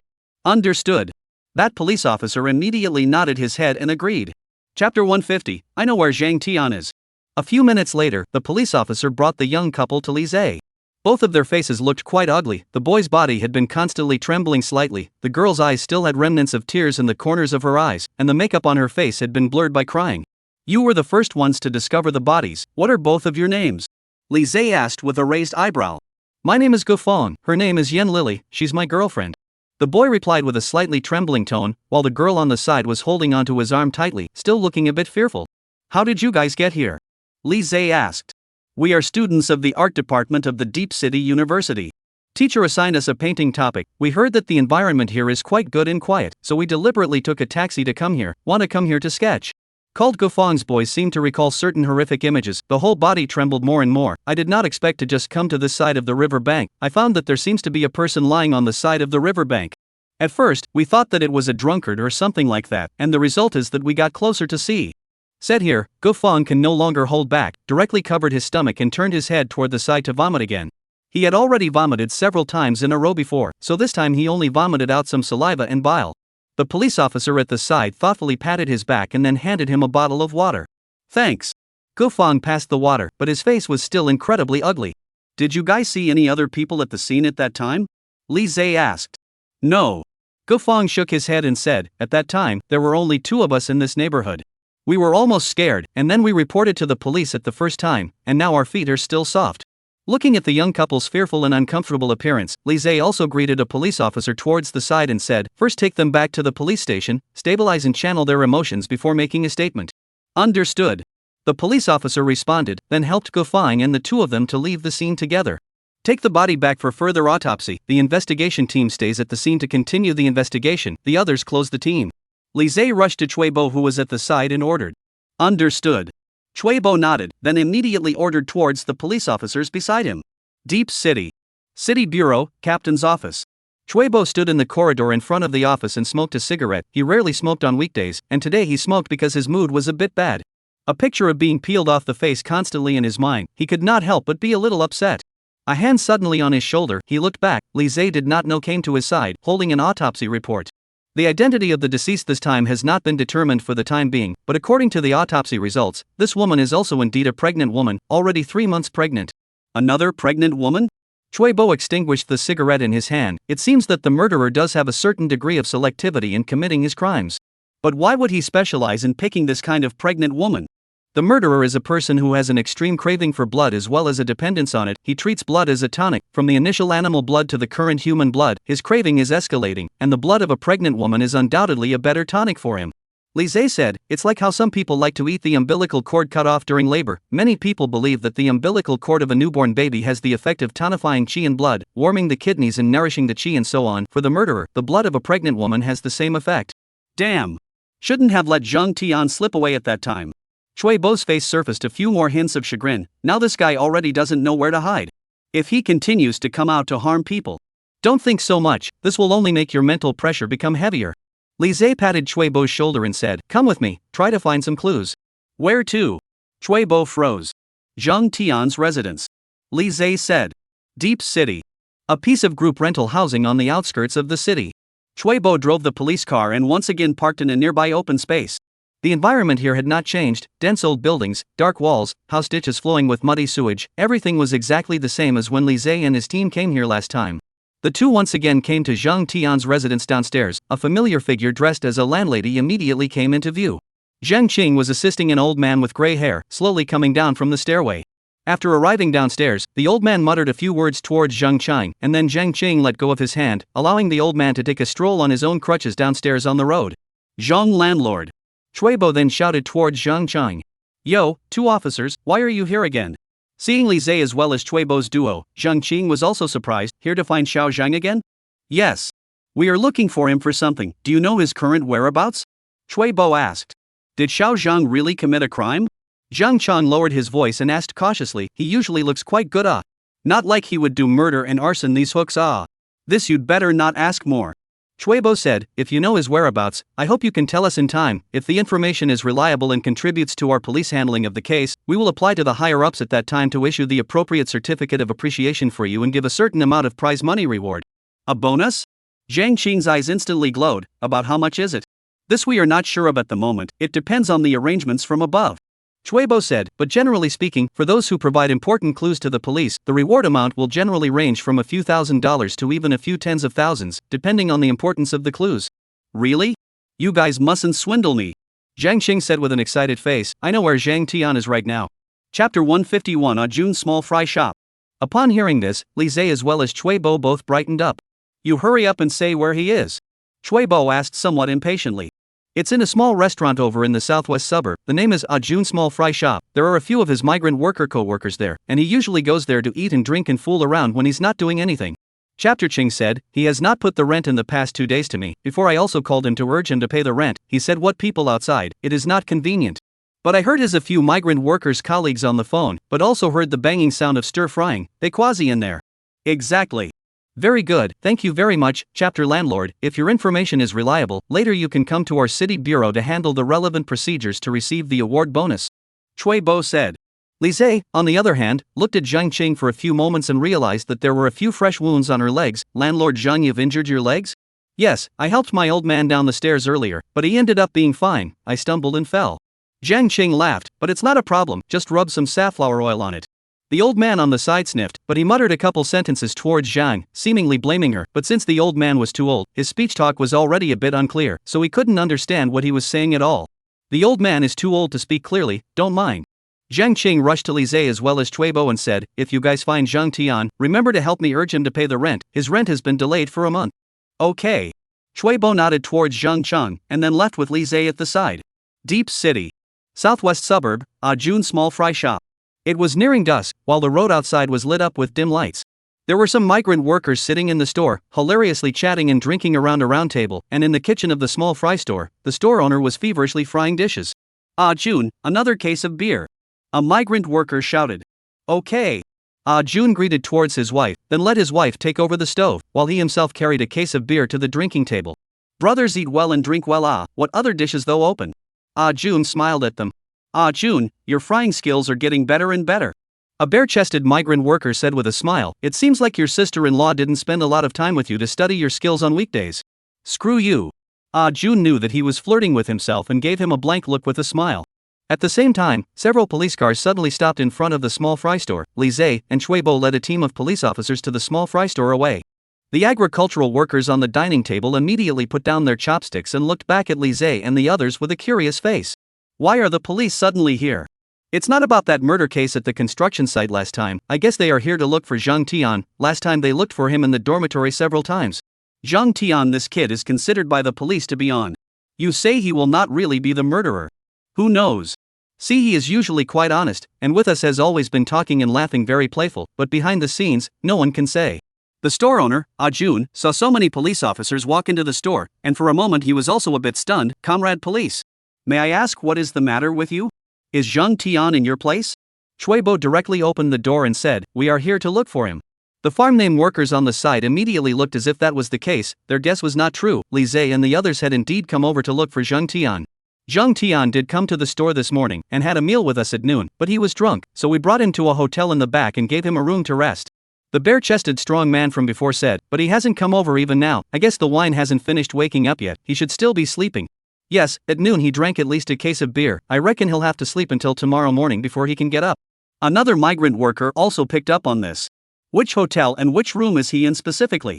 Chuebo turned his head to look at the farm worker on the side and said, right behind this store in the Rue Dream Inn. I can't remember exactly which room. You guys go directly to ask the lady at the counter. We're regulars at the inn. She recognizes Zhang Tian. The bare-chested strong man replied. Upon hearing this, Li Zhe and Chuebo glanced at each other, then immediately led the officers through the store and left directly towards the back door of the kitchen. A somewhat old building came into view, with a neon sign hanging above it. A few of the lights were no longer on, and the words Rue Dream Inn came into view. Li Zhe and the others immediately came to the hotel. The front desk waitress saw so many police pouring into the hotel, also immediately became a little nervous. Comrade police, are you here to check the room? The waitress hurriedly tightened the buttons of her open collar. Our hotel is a regular place with a business license, and there are absolutely no special services or anything like that inside. Li Zhe interrupted the words of the waitress and said directly to the point, check which room Zhang Tian is staying in. Upon hearing this, the waitress froze for a moment, and after realizing that Li Zhe and the others did not come over to raid the room to sweep for pornography, she let out a long sigh of relief. You guys are looking for Zhang Tian, he's just upstairs in room 306. From the time he checked in this period besides us, has anyone gone up to look for him? Li Zhe continued to ask. This I don't know. Even if someone came to the hotel, I don't know who they were looking for. The waitress replied. Upon hearing this, Li Zhe also stopped nagging and directly led Cui Bo and a group of police officers to leave the counter and directly ran towards the third floor. Chapter 152, The Murderer is Someone Else. The crowd came to the front of room 306. The room was quiet, not a single sound was emitted, but it was the hotel room next door that had a burst of noisy human voices coming from time to time, and the clamor continued to enter the ears. At Li Zhe's gesture, a police officer immediately went forward and knocked on the room door. Is it Mr. Zhang Tian? The takeout you ordered has arrived, please come out and get it. The room was still quiet and there was no response. Mr. Zhang Tian? It's you who ordered the bridge rice noodle, right? Can you please come out and get the takeout? The police officer once again tentatively shouted towards the house, but there was still no response. Seeing this, Li Zhe immediately made a wink, and a police officer behind him who was proficient in lock-picking immediately stepped forward and started to pick the lock on the door in front of him. Snapping sound. The lock hole opened in response, and the police officer who opened the lock immediately stepped aside. Cui Bo made a gesture towards the other police officers, and then all of them pulled out their pistols and carefully aimed them at the door of the room. At Cui Bo's signal, a police officer immediately stepped forward and kicked the door of the room, which was directly kicked open. Cui Bo then led a group of police officers to directly rush in. The house is an ordinary hotel structure, an ordinary-sized room plus a narrow bathroom. The room placed a 1 meter 2 single bed. Inside the environment, although the general but also was relatively clean. At first glance, the room was empty, but the window of the room was open. This kid has run away? This was the first thought of the police officers present. Li Zhe similarly came into the room. He shrugged his nose a few times, then came directly to the room bed, and lifted the white bedding on the bed with one hand. A strong smell of blood immediately hit his face. Zhang Tian was lying on the bed with his eyes wide open. There was a striking and horrifying wound at his throat. Crimson blood flowed out from the wound, coloring the entire bed red. Zhang Tian unexpectedly also died. The police officers present were all looking at Zhang Tian's body on the bed with stunned faces. The suspect they had worked so hard to hunt down for so long had been killed as well? Li Zhe, on the other hand, was frowning as he looked at the body on the bed. Zhang Tian's upper body was naked, and the jeans on his lower body were half unzipped. The muscles on his face were clenched, and apart from that moment of fear, Li Zhe could actually see a few moments of exuberance. He was in a very hyperactive state before his death, and with his upper body naked, pants zipper unzipped, and his whole body in a defenseless state, it means that he was planning to make out with the murderer at that time, but the murderer used a pre-prepared blade to slit his throat. Li Zhe continued to analyze Zhang Tian's corpse, and suddenly, he noticed that Zhang Tian's palm seemed to have been clenched tightly, as if he was holding something in his hand. He wrenched open Zhang Tian's palm, and he suddenly found a strange plastic fragment, which seemed to have half a broken hair on top of it. After seeing the entire plastic fragment, Li Zhe's gaze became extremely sharp at this moment. If so, Zhang Tian is not the murderer of the previous two cases. Li Zhe slowly spoke, the murderer is someone else. Not Zhang Tian? Cui Bo also looked at Li Zhe in front of him with some surprise, and the surrounding police officers also turned their gazes to Li Zhe one after another. The murderer is Zhang Cheng. Li Zhe put that plastic fragment into the evidence bag. This is the curling barrel fragment from Zhang Qing's hair. There is still Zhang Qing's broken hair on it. When the time comes, you guys will take it back to the police station's evidence section to examine it. Why did Zhang Qing kill Zhang Tian? Cui Bo on the side also looked at Li Zhe with a questioning face. To cover up his previous crimes. Li Zhe slowly said, Zhang Tian understands everything Zhang Qing has done. Now that Zhang Tian is being targeted by us, then he will definitely not survive. There is no way Zhang Qing will let him go. Time is short now, I will analyze the specific details later. Li Zhe rushed to Cui Bo and said, now the primary mission objective, arrest Zhang Cheng. Understood. The police officers present all responded in unison. Deep City. A piece of group rental housing on the outskirts of the city. Several police cars quickly surrounded the building where Zhang Cheng's residence was located. The uniformed police officers came down from the cars one after another, under the leadership of Li Zhe as well as Cui Bo. These police officers quickly arrived at the door of Zhang Cheng's residence on the second floor. Because Zhang Cheng's residence is also an old-fashioned door lock, so Cui Bo also immediately greeted the police officers who are proficient in locksmithing, and after prying open the door lock, he directly kicked the door open. With a bang, the door was directly kicked open, and a large number of police officers poured into Zhang Cheng's residence. Inside was an ordinary residential structure with 2 rooms and 1 hall, and an aged old man was sitting in a wheelchair in the hall, dozing off. After the door was kicked open, the old man was immediately awakened from his sleep, and after seeing so many police officers intruding into his home, he mumbled inarticulately and seemed to be a bit agitated. Chuebo greeted the police officers beside him, then the police officers immediately divided into several groups and began to search in each room. Lise, on the other hand, came in front of the old man and gestured at the old man while saying, "Old man, we are police officers, you don't have to be too agitated. Where did your daughter go?" The old man shook his head and then yelled with slurred speech again. Seeing this, Lise made a stick gesture again and asked, "Old man, then where did you put your walking stick?" The old man understood what Lise meant, and he stretched out his arm, which was as withered as a tree root, and tremblingly pointed to a corner of the hall wall. Lise immediately followed the old man's instructions and came to the corner of the hall, removing several paper boxes piled up in the corner, and an ordinary walking stick immediately came into view. This walking stick is obviously the one that Zhang Qing was holding when he took the old man for a walk earlier. Chapter 153, Organ Brewing Wine.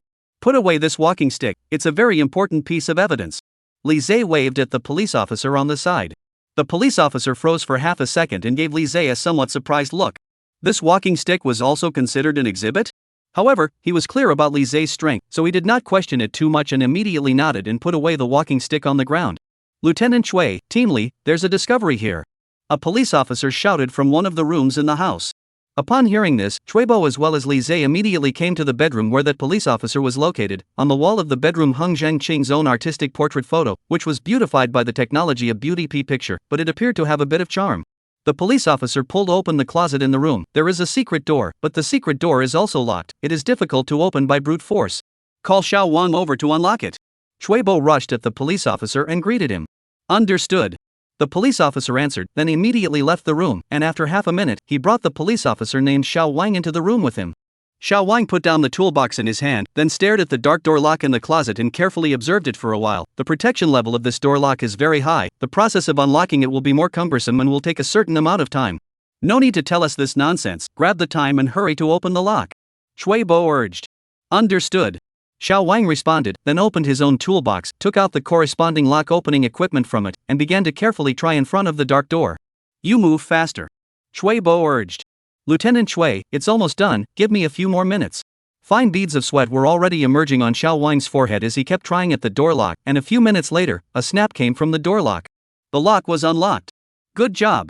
Chuebo smiled and glanced at Xiao Wang, then once again gripped the pistol in his hand, and after Lise exchanged a glance with each other, Chuebo directly unscrewed the dark door, and the two of them carefully walked into the dark room. There is no window in the dark room, it is a completely closed structure, there is only a small vent in the corner. The light in the room was very dim, a few rays of light penetrated into the room through the exhaust fan, but still could not add much light to the dark room. Lise and the others turned on the flashlights they had prepared in advance, and started searching the room for a while, then turned on the light switch of the room. The dim bulb above their heads suddenly lit up, reflecting the entire darkroom in yellow. The situation in the room became clear. The space inside was not big. In one corner of the room there was a desk. On the desk was placed a stack of thick books. Lise came to the table and carefully spread out the books on the table one by one. Human Anatomy, Knife Use Skills, the complete book of baby care knowledge, psychological communication. It was the skills Zhang Qing learned from these books that she relied on during the weekdays to accomplish her crime of slashing and killing people's faces over and over again. Lise flipped through one of those books, the complete book of nursing and healthcare knowledge, which was very rich in content, covering a series of care knowledge from pregnancy to after the baby was born. Seeing this, Chuebo and the others on the side also instantly understood clearly.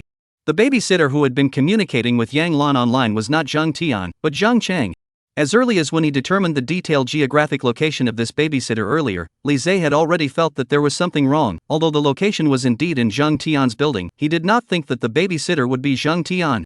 After all, Yang Lan was the wife of the chief of the criminal police. More or less, she would still have a few more hard eyes than ordinary people. She would never be so stupid as to call and chat with a male babysitter that she had not met before, or even ask him to pick up and drop off himself.